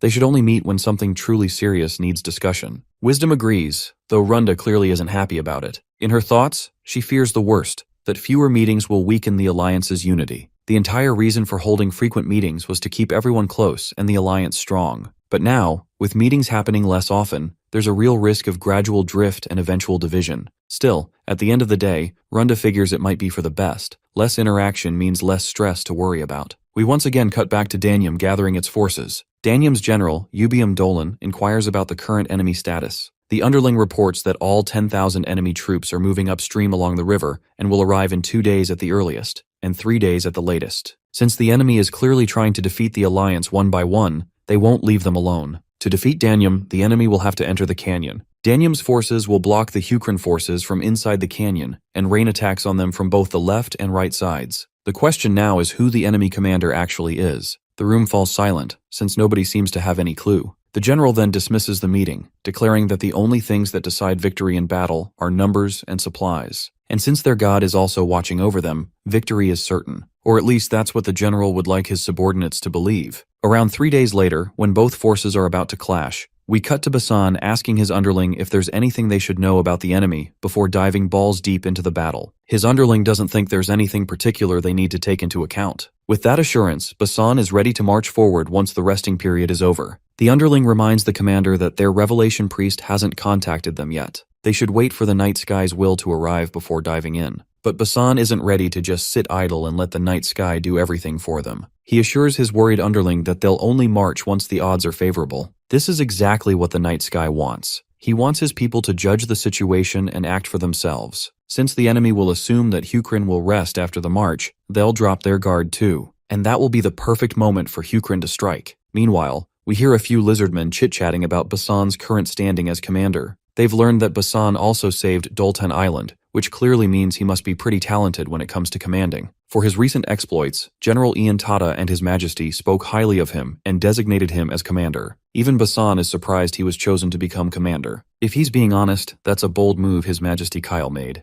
Of course, it's not like Basan has any intention of losing. It's also true that Hukran is at a huge disadvantage due to the geography and the enemy's overwhelming numbers. But we all know that numbers don't necessarily decide the outcome of war. If Hukran can prepare for an immediate battle in such a short time, Danyam's army will be shaken. The final nail in the coffin is Rakrak, who descends from the skies like a goddamn meteor, grabbing everyone's attention. The Chad of the lizard race makes such a dramatic entrance that even the enemy is startled. In retaliation against Rakrak, Krampus sends all his creations at once to deal with the one and only Rakrak. Krampus is certain his creations won't allow Nebula's apostle to interfere in the coming battle. Feeling confident, his creations lunge at Rakrak in unison. A clash erupts, one visible across the entire forest. Rakrak is currently running and jumping, trying to outpace those wild beasts. The enemy commander is over the moon seeing Rakrak getting pushed out of the front lines. The soldiers also burst into joyful celebration, thinking victory is practically guaranteed. But to their dismay, this is exactly what Commander Basan wanted. He's glad Rakrak is doing exactly what he expected him to do. Even though the enemy has more numbers and terrain advantage, Basan is confident he won't lose. After all, the enemy he's facing is still just a number of people, and Basan has never lost to an army of people before. Meanwhile, Krampus's creations are still chasing Rakrak, who has even sustained a nasty cut across his face. Without hesitation, he conjures his weapon, leaps into the sky, and swings his electrified spear. The creations dodge the strike and leap toward him in a counterattack. Of course, Rakrak isn't a slowpoke either. He sidesteps the attack with ease. We cut back to astonished lizardmen watching Rakrak go toe-to-toe with those beasts. Meanwhile, Basan's lackey is still trying to wrap his head around Basan's eccentric way of thinking. It's obvious the commander is confident because he's achieved so much at sea, but the lackey hopes that confidence isn't misplaced. He reminds his commander they have no choice but to enter the pathway in front of them, since Hukran can't let the enemy's first wave pass through. The enemy has blocked the canyon and they're already experts at climbing rocks. This is exactly why Hukran is at a severe disadvantage if they enter that way. However, Basan is glad the formation is the same one he planned. Hukrin is currently moving in an encircling formation toward the canyon entrance, just as Basin desired. Of course, it's a stable formation, but proper offense will be difficult. If they need to enter, they'd normally have to form a wedge-shaped formation to funnel through the narrow canyon. But Basan doesn't think that's the appropriate formation for this scenario. Consider the canyon entrance as the mouth of a dog. Now imagine tickling its snout with a foxtail. It'll sneeze, obviously. Basin assures his henchmen to just watch everything fall into place. Even though the enemy has bodies specialized for mountain terrain and are equipped with new weapons, they're still stubbornly using traditional fighting techniques of the past, and their formation is likely the same. With all that in mind, Basin commands his troops to aim at the canyon walls and unleash fire. The soldiers promptly bombard the canyon walls with cannonballs, smashing everything left and right, causing debris to rain down on the enemy. Before they're buried entirely, the enemy commander orders his men to respond in kind. But the soldiers report that the foot soldiers are densely packed, which is delaying the carrying of cannons. In that case, the commander orders them to simply raise the cannons to the top of the canyon. Once again, the soldiers report the consequences. Either the cannons or the people will get damaged.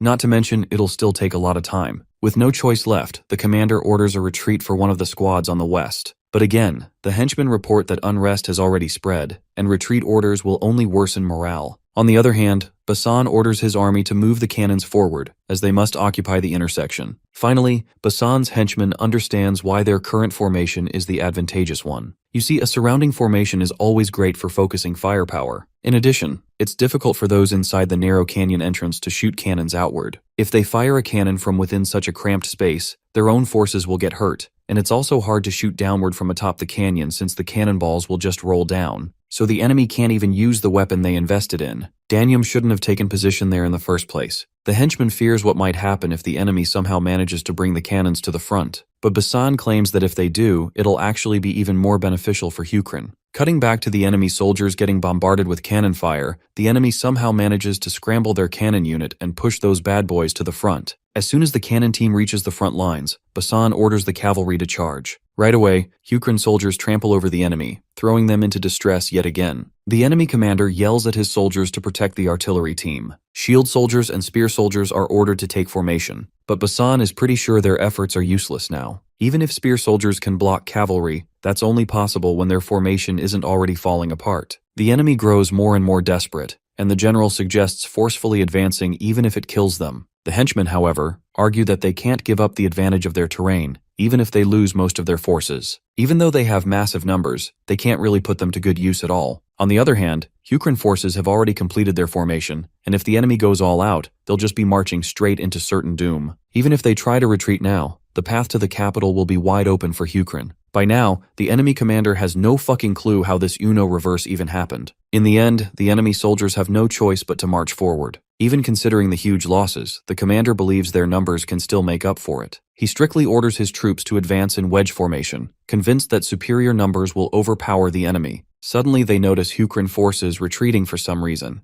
The commander assumes it's because of the enormous numbers on their side and decides to capitalize on it. But we already know it's far from the truth. Basan's sassy smile shows he isn't done yet. Basin commands his army to charge, riding on his bird and personally joining the attack. As expected, Hukrin's army overwhelms the enemy, stabbing and killing them left and right. Hukrin's cavalry tears into the enemy formation from the middle, splitting them into two. The enemy soon realizes the cavalry attacking them is a completely different one. With their front forces already isolated, maintaining the front line becomes impossible. Now all the soldiers can do is wait for orders from their commander, who has absolutely no clue what to say. He eventually orders his men to open a path so the allied cavalry can move forward, insisting that saving the front forces should be the priority. One henchman argues that sending cavalry forward is meaningless. The smartest option is retreating back into the canyon. Another white goat reminds his short-sighted comrade that the rear has already begun charging, so it's too late to go back. The captain decides to let the soldiers stay focused on the battle and continue charging while maintaining the tight foot soldier formation.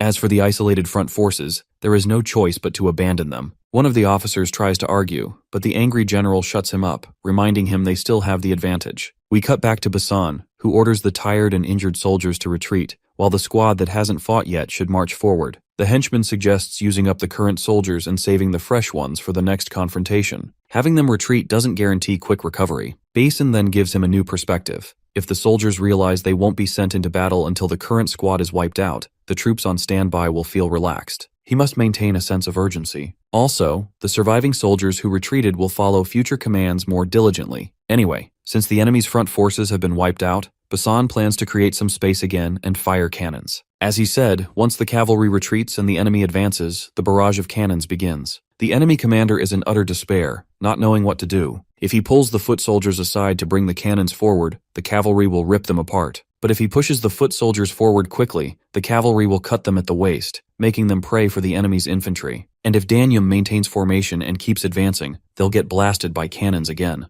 The commander feels trapped with no answers. Meanwhile, Basan believes retreat is actually the best option for the enemy. Even he wouldn't have hesitated if he were in their place. Suddenly, Basan notices the enemy seems to have come up with something new. He immediately orders the lizardmen to charge forward. The enemy commander sees Hukrin advancing their foot soldiers, which aligns perfectly with his plan. He orders the east side to endure while sending heavy infantry to push the other way. Sadaro's heavy infantry is known for their strength in breaking foot soldier lines, giving the enemy a much-needed sliver of hope. Somehow their plan works, and the captain feels proud that the heavy infantry managed to push back Hukrin's foot soldiers. He then orders them to push forward and secure more space. As long as the Allied forces exit the canyon, victory is within reach. But Basan has yet another surprise in store. Once the enemy soldiers march far enough, they suddenly find themselves staring directly at cannons. In just a moment, all those soldiers are flattened. We then cut to Nebula's perspective, explaining the strategy known as the hammer and anvil. Basically, this tactic became standard since the ancient times of Alexander the Great. The one Basan is using is the most basic form of it. Hold the enemy at the front with strong foot soldiers, then use artillery and cavalry to continuously strike from the top and sides.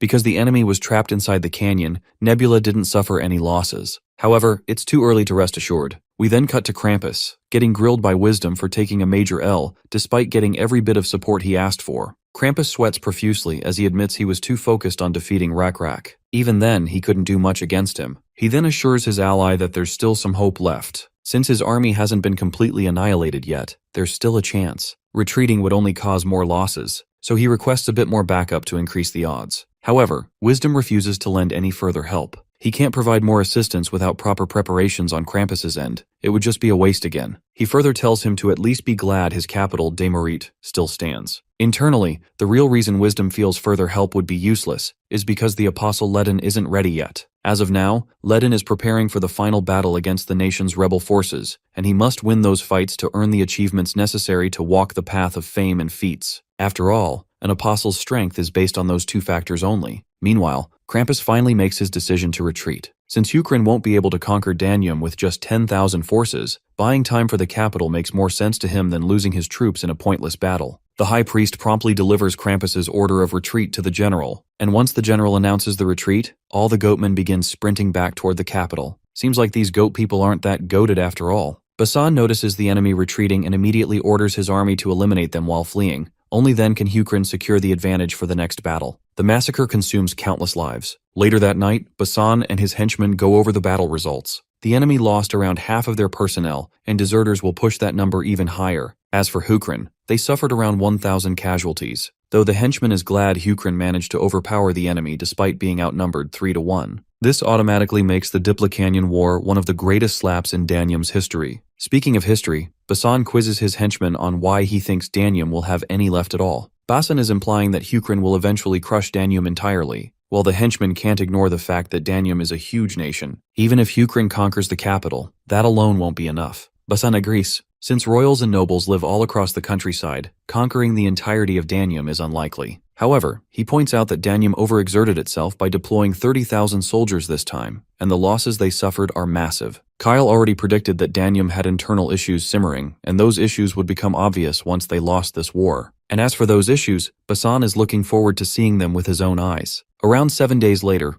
Hukrin's army arrives at Danyum's capital, Demerit. General Ubaim Dolan's daughter steps out of the castle to greet Hukrin's commander. She introduces herself as Alanju Dolan. She is the master of Demerit and also the king of Danyum, and she is here to surrender willingly. That's exactly what Basan mentioned to his henchmen earlier. We then cut to a devastated Krampus, who has no clue where everything went wrong. While the other alliance members were preparing, Krampus was supposed to buy time, but everything collapsed in the blink of an eye. He is currently in talks with Nebula, who wants to know Krampus's thoughts on whether he intends to surrender. Of course, the poor guy can't even bring himself to face his fellow god. He weakly asks Nebula if he's really that bad at this game. Nebula acknowledges that Krampus isn't a bad player at all. This prompts the red guy to ask a follow-up. If he isn't bad, then how did he end up losing? Nebula answers by pointing out that Krampus's main goal was to let the Chancellor gain power after the king died. Krampus admits this, explaining that he thought the Chancellor was the most talented one. Since that guy had a bottomless hunger for power, Krampus believed he could rally the chaotic nation and unify everyone. This is exactly why Krampus framed General Ubaim, who had returned after losing, and then had him charged with treason and executed. With Ubaim alive, the Chancellor wouldn't have gained absolute power. Krampus thought it was the obvious move, though he never imagined that Ubaim's daughter, Aranju, would revolt out of revenge. After all, she wasn't someone particularly capable. Krampus genuinely wants Nebula's insight into whether he made the right choices. First, Nebula points out that Krampus overlooked the fact that an individual can grow when given the right opportunity. But he also says the play wasn't bad. It was actually the best choice at that moment. However, what Nebula understands is this.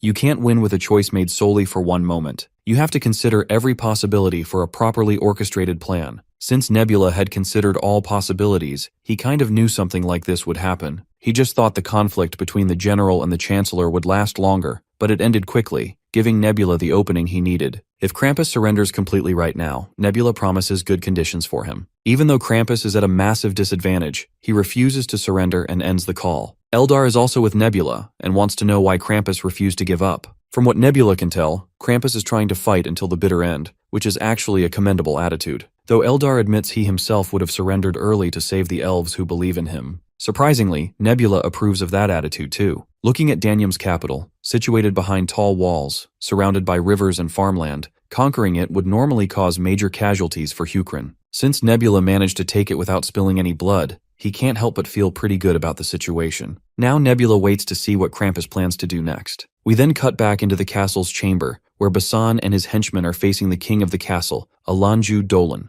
To gain a little ground in the negotiations, Alanju first points out the massive army under her command. If Hukrin had tried to take the capital by force, there would have been a lot of casualties for Hukrin. With that in mind, she wants a middle ground that serves her as well. But Basan counters, mentioning that it was Danyum who helped them get inside the castle, and if they start right here and now, Hukrin can easily take it down. Alanju Dolan makes it abundantly clear that excessive requests from Hukrin's side won't be tolerated. If rumors spread that Hukrin is cruel, very few nations will surrender in the future. This means way harder battles ahead for Hukrin. Cutting to Nebula, he finds her way of handling negotiations quite cunning and bold. He likes the approach she's taking. Eldar is surprised Nebula isn't simply interested in claiming the capital outright without restrictions. Nebula explains that Damaret is still a palace where the religion rules with heavy influence. If Hukrin directly acquires the capital, there will be repercussions. For now, he wants to figure out what Krampus is plotting, which option he plans to choose. A few days pass. With Hukrin's support, Alanju Dolan's coronation ceremony begins. This ceremony would officially crown the king of Danyum, who has an amicable relationship with Hukrin.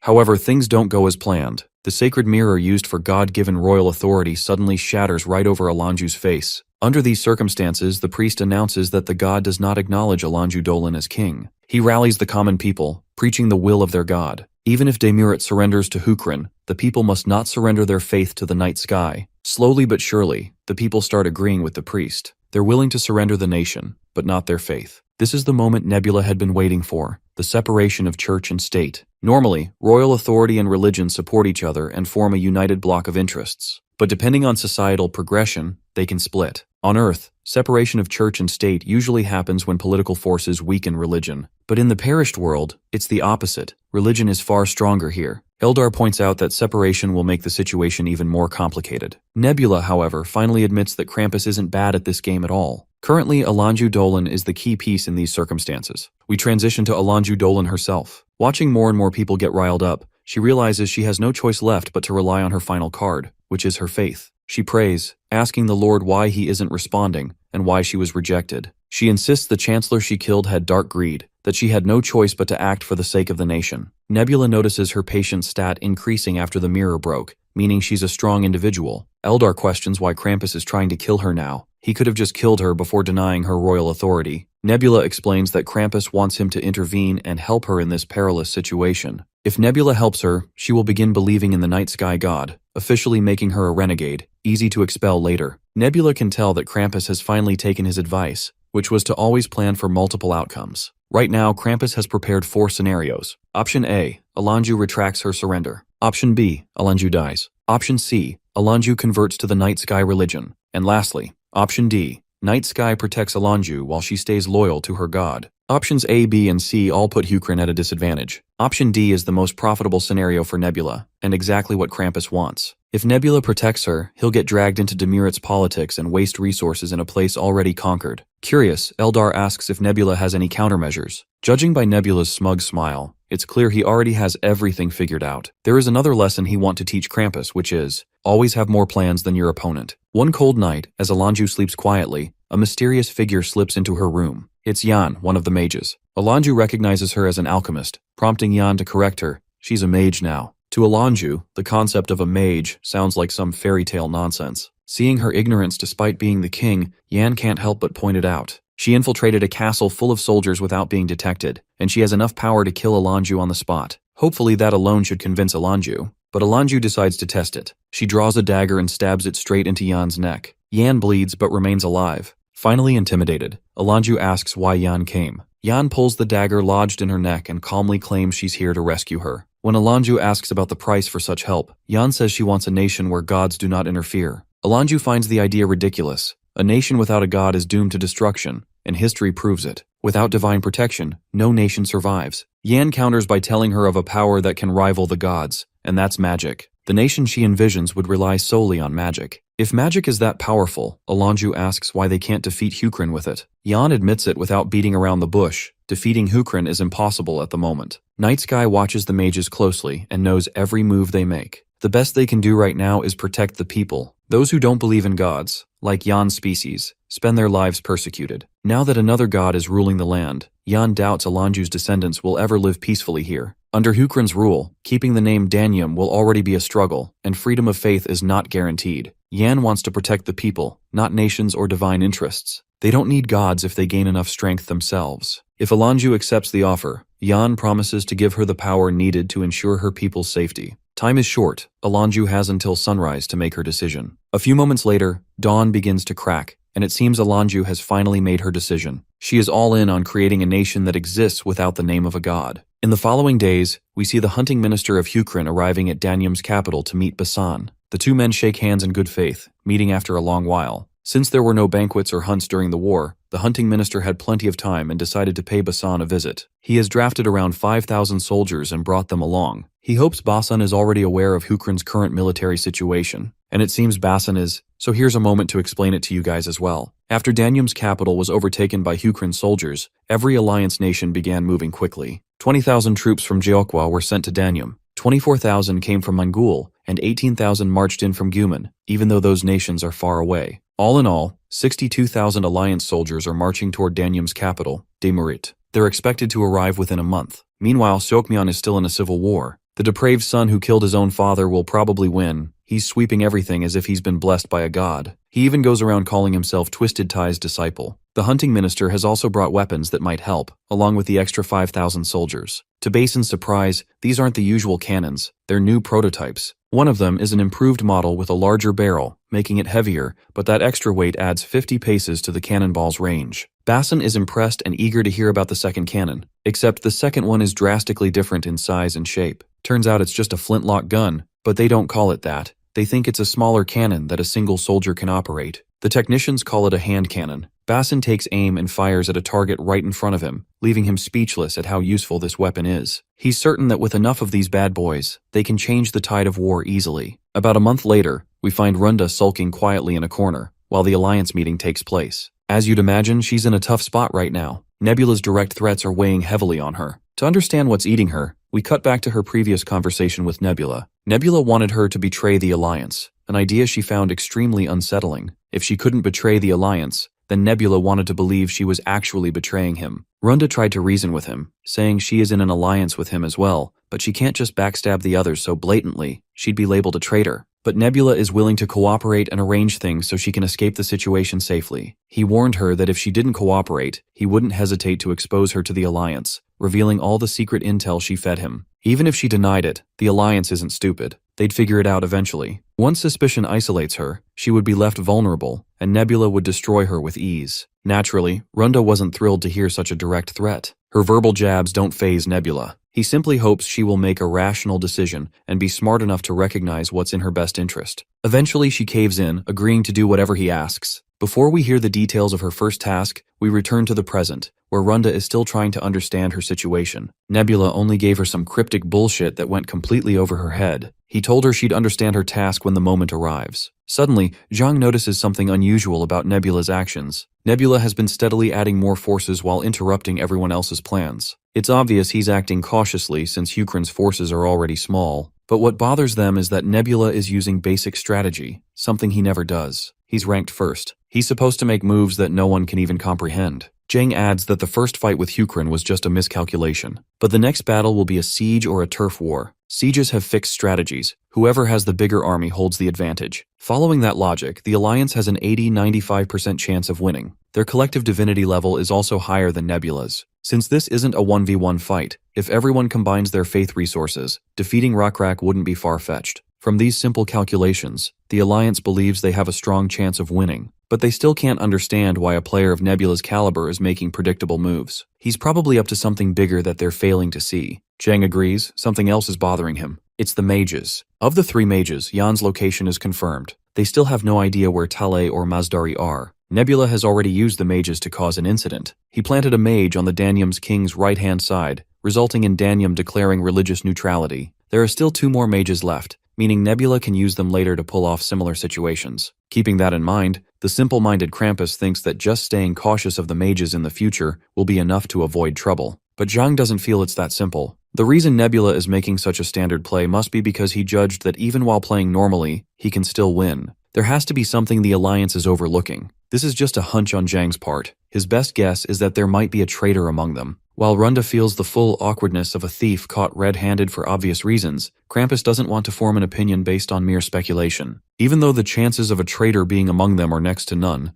Zhang can't ignore the fact that Nebula would definitely use this card if he could. If there is a traitor in the Alliance, they need to guess the closest suspect. Of course, Runda starts sweating like crazy, being the mole in the hole she is. It's a nightmare situation for her. If they point at her, she's finished. But surprisingly enough, Zhang declares AR the real culprit, completely flipping our expectations. Naturally, AR is in disbelief at the sudden accusation, and so is Runda. The situation has gotten way too complicated for her to process. She tries to reason with Zhang, wondering if he has any actual evidence to make such a bold accusation. But Zhang casually admits it's just his guess. When AR keeps pushing him to explain the logic behind his hunch, Zhang shifts everyone's attention to the screen window. He shows a Nyx visiting Guman and Hukrun several times. Though this Nyx doesn't hold any noteworthy title, he's just a merchant. Zhang even tried sending a priest to grab him, but Nebula intervened and killed that Nyx on the spot. AR thinks for a moment, then clearly states she had no ties with that Nyx whatsoever. This prompts Zhang to ask why that particular Nyx was meeting up with a lizard man,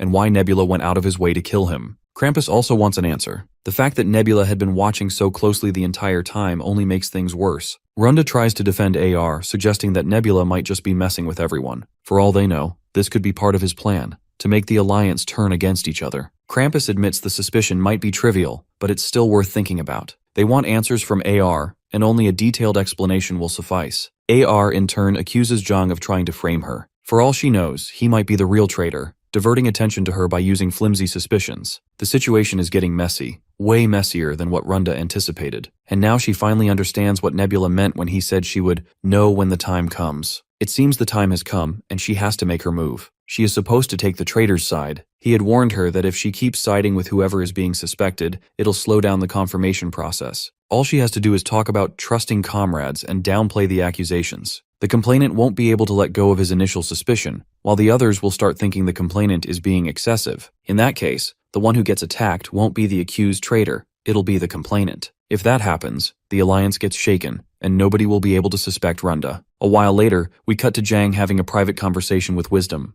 There had been enough evidence against AR, just enough to make at least Krampus or Runda agree with Zhang. Still, those guys aren't really believing that AR could be the traitor. Now he feels he might have gone too far with the accusation. But Wisdom gives him another angle to consider. What if Nebula wanted the Alliance to suspect each other, and purposely fabricated this whole scenario to distract everyone? The only reason he would create such a distraction is to make the Alliance ignore the real traitor. This automatically implies that there is indeed a traitor, but it's not AR. Zhang lists himself, Krampus, and Wisdom as possible suspects, but he knows it's unlikely. This only leaves Runda, who doesn't look suspicious at all. In this case, Wisdom decides to run an arithmetic hypothesis to deduce the real culprit. What problems would appear if Runda were the traitor? Instantly, Zhang's mind catches something, and everything clicks in that moment. As the realization dawns on him, he starts losing his mind because they are in deep trouble. Unfortunately for them, the Alliance had already placed Runda and AR's camps close together because Runda was supposed to keep an eye on AR. Krampus is with them too, but he only has 2,000 forces. Long story short, if Runda decides to ambush them, she can take them down easily. However, Wisdom assures him it won't be smooth sailing.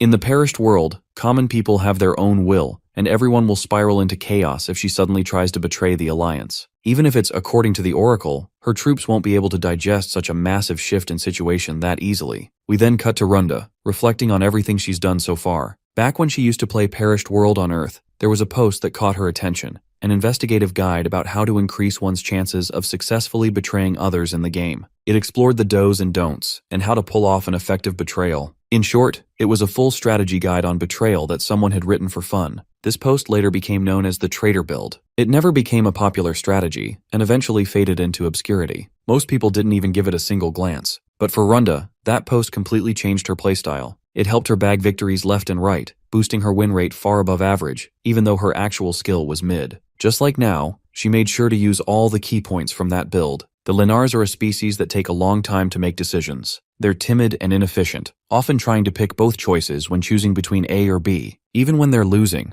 they still make indecisive decisions. Because of this, players rarely pick this species. But for Runda, the Lenars perfectly complement her playstyle. That's why they're the perfect patience build for someone like her who doesn't have a ton of raw talent. Runda chose a flower to represent Jokwa's religion, the all-changing flower. The important part of this flower is the fruit with a shell. You can't tell whether it's ripe until the shell is removed. Since it's extremely difficult to know when the all-changing flower ripens, it's used as the main tool to foresee fortune. The process is called a decisive statement. Now, one of the Lenars, Jokwa's general-to-be, Bulko, notices that the fruit of the all-changing flower has ripened. This is alarming because according to today's decisive statement, if the fruit is not ripe, they must protect the allied forces. If it is ripe, Jokwa must betray them. For Lenars, right and wrong don't matter. All decisions are predetermined by their god. They believe the reason they are slow and indecisive is so they don't stray from their god's will. With full faith in their hearts, they begin the massacre, fulfilling their god's command. Krampus is too late to realize Jokwa's forces have betrayed them. They've already killed Guman's great general and are marching to ambush their captain. Runda has stopped responding. No one even knows where she is. They try to contact Wisdom immediately while Lenars tear through the Alliance forces. AR is devastated that they realize the true traitor's identity so late. The situation is absolutely dire. Guman's officer in command has already been assassinated. Zhang suggests sending their creations immediately, but Wisdom strongly opposes it. Dimmerit's castle gates have opened, and Hukrin's forces are pouring out, meaning the match is fully set. Zhang decides to have his forces march at full speed. However, Wisdom predicts they're going to lose anyway. If they intervene as gods, Nebula and Runda will do the same, putting the Alliance in an even tougher spot. The best move for now is to retract their forces and retreat. Wisdom adds that even if the Alliance loses their frontline forces, they still have their second expeditionary forces. But AR refuses to let her soldiers get slaughtered. She feels she must intervene to save them. Krampus is thinking the same. Those 2,000 soldiers are all he has. He'd rather fight tooth and nail than lose everything. If he loses Daymerit like this, he'll have to give up managing his main species, the Satiros. Even if losses are inevitable, he won't go down without struggling. Now everything depends on what Zhang intends to do. Unfortunately, Zhang declines to join them. His divinity level is actually very low, something he hasn't told anyone. He can't explain why he can't help right now, because then he'd have to admit he suspected a traitor in the Alliance. He sacrificed his divinity level to create an apostle. If he joins the front line, he'll have to reveal the truth, that his level has dropped to 8. He already created a misunderstanding by claiming AR was the traitor, and if he's going to hide his divinity issue, he might as well hide it till the end so no one exploits his weakness. Zhang orders his army to retreat, leaving Hukrin's cavalry to chase them. It's the best he can do for now. As for AR, it would be best if she abandoned her army and withdrew. Even if she uses her faith right now, it won't help her in future battles. But AR isn't in a position to abandon her soldiers. Guman's internal affairs are a mess. Some nobles have started believing in the night sky, likely due to Nebula's behind-the-scenes meddling. Since Guman is a nation where the king's power is weak, if she loses now, she won't be able to guarantee a second expeditionary force. Zhang is bewildered hearing such a worrying reveal. The woman apologizes for hiding such crucial details. She never intended to cause trouble. Now she realizes she wasn't the only one struggling because of Nebula's schemes. She held back the information partly because she didn't want to look like the only one suffering,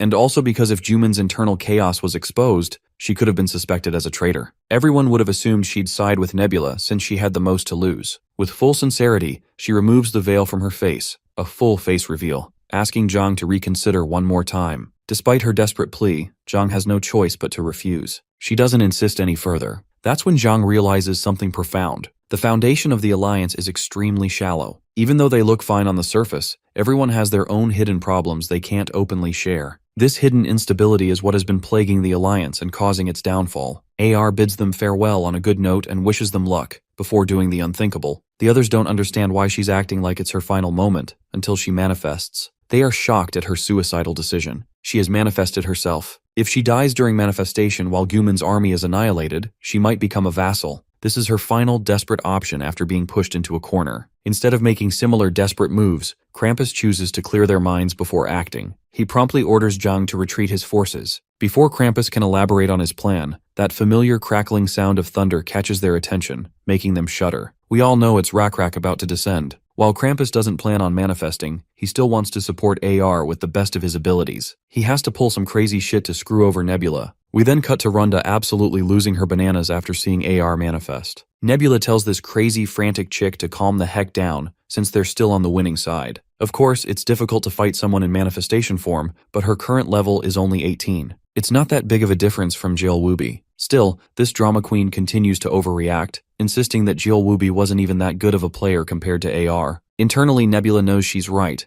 AR is way ahead in terms of gameplay. But that's not the point he was trying to make. Just judging from the size of AR's manifestation form, she's way more effective compared to Jill Wooby. After all, at the end of the day, it's the player's faith and domain that determine the extent of the manifestation skill. The type of ability that manifests with form, however, mostly depends on one's playstyle. Jill Wooby's manifestation form was an extreme build focused on physical abilities, and that's not a build players usually prefer. The reason? It consumes way too many faith resources. As a result, most players minimize physical force and use the remaining cost to invest in other stats. Once AR starts wreaking havoc, Runda's people find themselves in a tough position and decide to retreat. But it's already too late. They're getting shredded, causing Jukwa to lose 300 soldiers in an instant. Unsurprisingly, the drama queen nearly passes out seeing such a massive hit she just took. The silly bean starts clinging to Nebula, begging him to do something before her forces are wiped off the face of the earth. Nebula assures her to calm down. Shit hasn't taken a sharp turn yet. Meanwhile, Rakrak has already descended onto the battlefield. AR and Nebula's apostle lock eyes with each other. With just a simple gesture of her hand, she makes dark energy erupt from the ground and launch a surprise attack toward Rakrak, which the lizardman dodges immediately. He keeps dodging left and right with his godlike speed. Nebula and the drama queen are watching the fight unfold. Runda is certain Rakrak can't possibly handle AR alone. Nebula agrees, admitting Rakrak does need some assistance.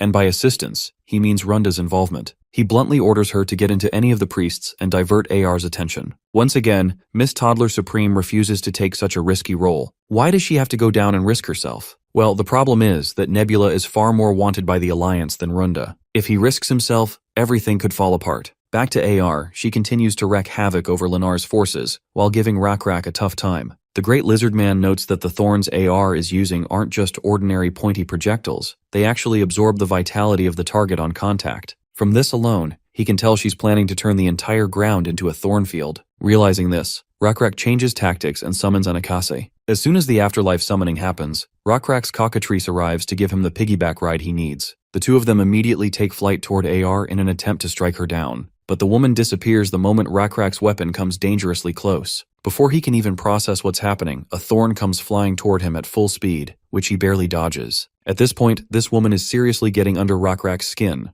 To make it worse, she's no longer alone. The creations of allied forces, including hers, has also arrived to support her. Krampus and her creations have arrived to support her. We then cut to Krampus. Bro is itching to take down this annoying Rakrak for good this time. The creations roar as they launch counterattacks against our apostle. The fearless lizardman dodges the first strike, only to then face a massive reptile about to devour him. Luckily, that reptile gets knocked aside by the one and only Great Mantis, giving Rakrak a clear signal to advance as the path is cleared for him. While Mantis fights the creations, the apostle of the Sky Knight god charges forward at full speed. But unfortunately, the lizardman gets knocked out along with his bird by a massive claw. As soon as they hit the ground, Rakrak begins to dread the worst. Those thorns could erupt from anywhere. However, he soon realizes the thorn attacks have stopped. Seems like AR's attention has been drawn to something else. Turns out it's Runda in the forest, who has descended into one of the priests. She has definitely caught AR's attention, and the way this furious woman is staring at the traitor does not look good for Runda. Of course, this gives Rakrak a golden opportunity to strike. As AR chases Runda, Rakrak also begins his pursuit. Seeing this mere apostle following her, AR's anger flares even more, and she conjures a massive blob of vitality-draining substance, trapping Rakrak inside it. Nebula instantly recognizes what kind of play she's going for. See, Nebula's greatest merit in manifesting isn't size, it's the skillification of his domains. If an apostle obtains skills through notoriety, the player or the god can form their possessed territory into the manifestation form's skills. These skills can be set by the players themselves, and the form, range, and power can all be adjusted to maximize efficiency and resource consumption. The thorns from earlier were probably made by combining the small domains of metal roots. She set teleportation as her movement skill, but this kind of play is too standard. AR is forgetting one crucial thing. Rakrak killed an evil god. And you know what kind of title an apostle earns with such a massive feat? A god killer. When the attack target is a god, any negative effects that occur while fighting them are resisted. Apostles gain skills according to their fame. There is no way a mental control technique meant to shake his psyche would work on Rakrak. As Rakrak launches another attack, it squarely connects and injures her deeply. The woman vanishes from sight again. That's when he notices she has abandoned her assault, likely buying time to recover from her injuries. By the way, AR is pronounced Dark Book as her god title, while Runda is called All Decisions by mortals. Rakrak has a hunch that Dark Book is furious at all decisions for the betrayal, so she must be trying to attack the apostle Runda has descended into. However, if she uses her black thorns to attack all decisions, then he will also be able to locate Dark Book's position. As he tries to focus to sense AR's location, Nebula calls him out, telling his apostle to forget about Dark Book for now. But Rakrak fears that all decisions will be in danger if he lets AR do her thing. Nebula assures him that it doesn't particularly matter what happens to all decisions. I mean, he's not saying they're abandoning her, they simply need to figure out another way for her. We then cut to AR, who has sustained some pretty nasty injuries and is trying to heal. Just as she decides to change her course of action, she spots Runda in the woods. Her anger flares once again, ready to make Nebula and Runda both regret whatever they've been plotting against the Alliance. As Runda is running as fast as she can, she gets knocked out by AR's thorns. One of the thorns even lodges directly into her shoulder. Poor Runda lies there like an injured lamb in front of a roaring lion with limitless fury. The lion, AR, grabs her prey by the neck and begins choking her. With no choice, Runda suggests joining forces together, a suggestion that only enrages AR even more. Runda is the last person she would ever trust, and she makes that abundantly clear by smashing her head right into the ground. The poor Lennar screams in utter pain after getting slammed down. AR further humiliates the traitor by stepping on her and making her scream even louder. Instead of inflicting more pain over a defenseless Lennar, Runda suggests she go take care of Rakrak first. In fact, she claims that AR is making a mistake by neglecting the Nebula's apostle. She points out how Rakrak isn't chasing AR at all. Hearing this, Dark Book suspects the reason Rakrak isn't chasing is because he must be occupied by Krampus's and her creations blocking his path. Or at least that's what she thought. But she is proven wrong when thunder strikes, its majestic light blinding everyone in the vicinity for a split second. It's Rakrak, bruised and injured, and these injuries came at the cost of Krampus and AR losing all of their creations at once. Did you know how big AR has messed up? Just listen to this. For a player to use a skill, they need a certain divinity level, and to maintain that level, they must not lose their creations. If the creations are killed, the very summons they relied on end up becoming their weakness. Promptly, AR receives a notification that she's lost all her creations and lost XP, causing her level to drop from 19 to 13. With her level dropped, her manifestation skill becomes useless, leaving her completely exposed for Rakrak to strike. As he dashes toward her with his weapon, she tries to cast her last bit of mojo, but since she doesn't have enough faith resources, she can't initiate any offensive attacks. That moment of vulnerability proves fatal. She gets struck right in the belly. Rakrak then stomps over the woman and drives his spear straight into her chest, electrocuting her on the spot. After taking down the immediate threat, Rakrak helps all decisions get up. The players are quickly notified that player AR has been vassalized, and the leading contributor to her defeat was Nebula, with approximately 64% contribution. Seeing this notification,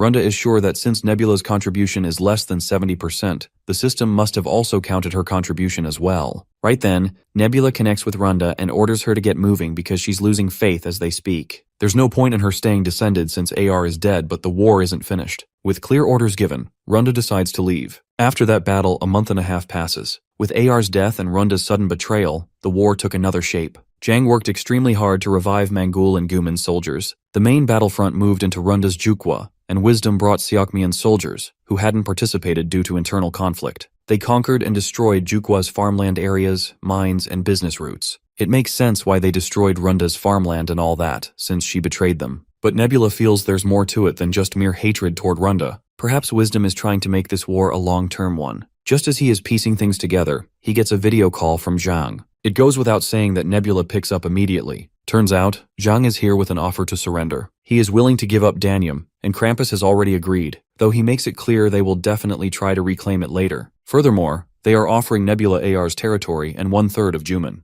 Along with that, the Alliance will return the territories they occupied in Jukwa. There's more Zhang is willing to add, but Nebula is more interested in hearing the conditions he's supposed to accept. In this case, Zhang lays out his needs. First, Nebula must stop the war with no retaliation. Second, it's about AR's vassal status. Before Zhang even finishes speaking, Nebula rejects the offer outright, even without hearing the remaining conditions. He simply doesn't care. Everyone knows who's on the losing end. Without wasting another second, Nebula ends the call. After the call, Runda meekly questions his reason for rejecting the conditions. Accepting the surrender is in their best interest since the opposition is offering everything they've got. Nebula agrees the offer was alluring, enough that he can already tell he would have had major advantages in future wars if he accepted. Runda doesn't understand what he means by future wars. If he accepts their surrender, he will emerge victorious, leaving no wars left to fight. She insists there's no need to be obsessed with unifying the continent. Nebula claims he isn't obsessed with a perfect victory or total unification. If a ceasefire comes with benefits heavily in his favor, he'd normally take it. But Zhang specifically said he wanted AR's vassal status. He's trying to revive her if Nebula is interpreting their intentions correctly. After all, if vassalization is lifted, they'd regain numerical advantage, and once she's revived, that wouldn't be good. Of course, the ceremony to lift vassalization is expensive and time-consuming. But one thing is certain, they plan to continue the war, and Nebula doesn't want to add unnecessary difficulties to his future. We then cut to Guman's castle. Inside the castle, we meet Guman's prime minister, Kaloa Lata. The woman is staring at a strange candle, deeply upset that her god hasn't responded to her for a long time. This likely indicates that Darkbook has indeed died, and the one who killed her is the same person who killed the evil god. It's Rakrak, of course. Many are devastated by this news. Even the king hasn't left his bed in months. But such collateral damage was predictable. After all, a nation without divine protection is bound to collapse. Hukrin's forces are pushing internally, trying to persuade Guman's citizens to side with Hukrin. Mangul, who was allied with Guman, is now requesting Guman to merge with them instead. This unprecedented situation has put the Juman people in a dilemma over which side to choose. At the moment, they just want to side with whoever is less bad. As the Prime Minister is struggling with her thoughts, with no god's guidance, she is startled when ENT walks straight into her room. He is here to assist, and perhaps give her a solution to her worries.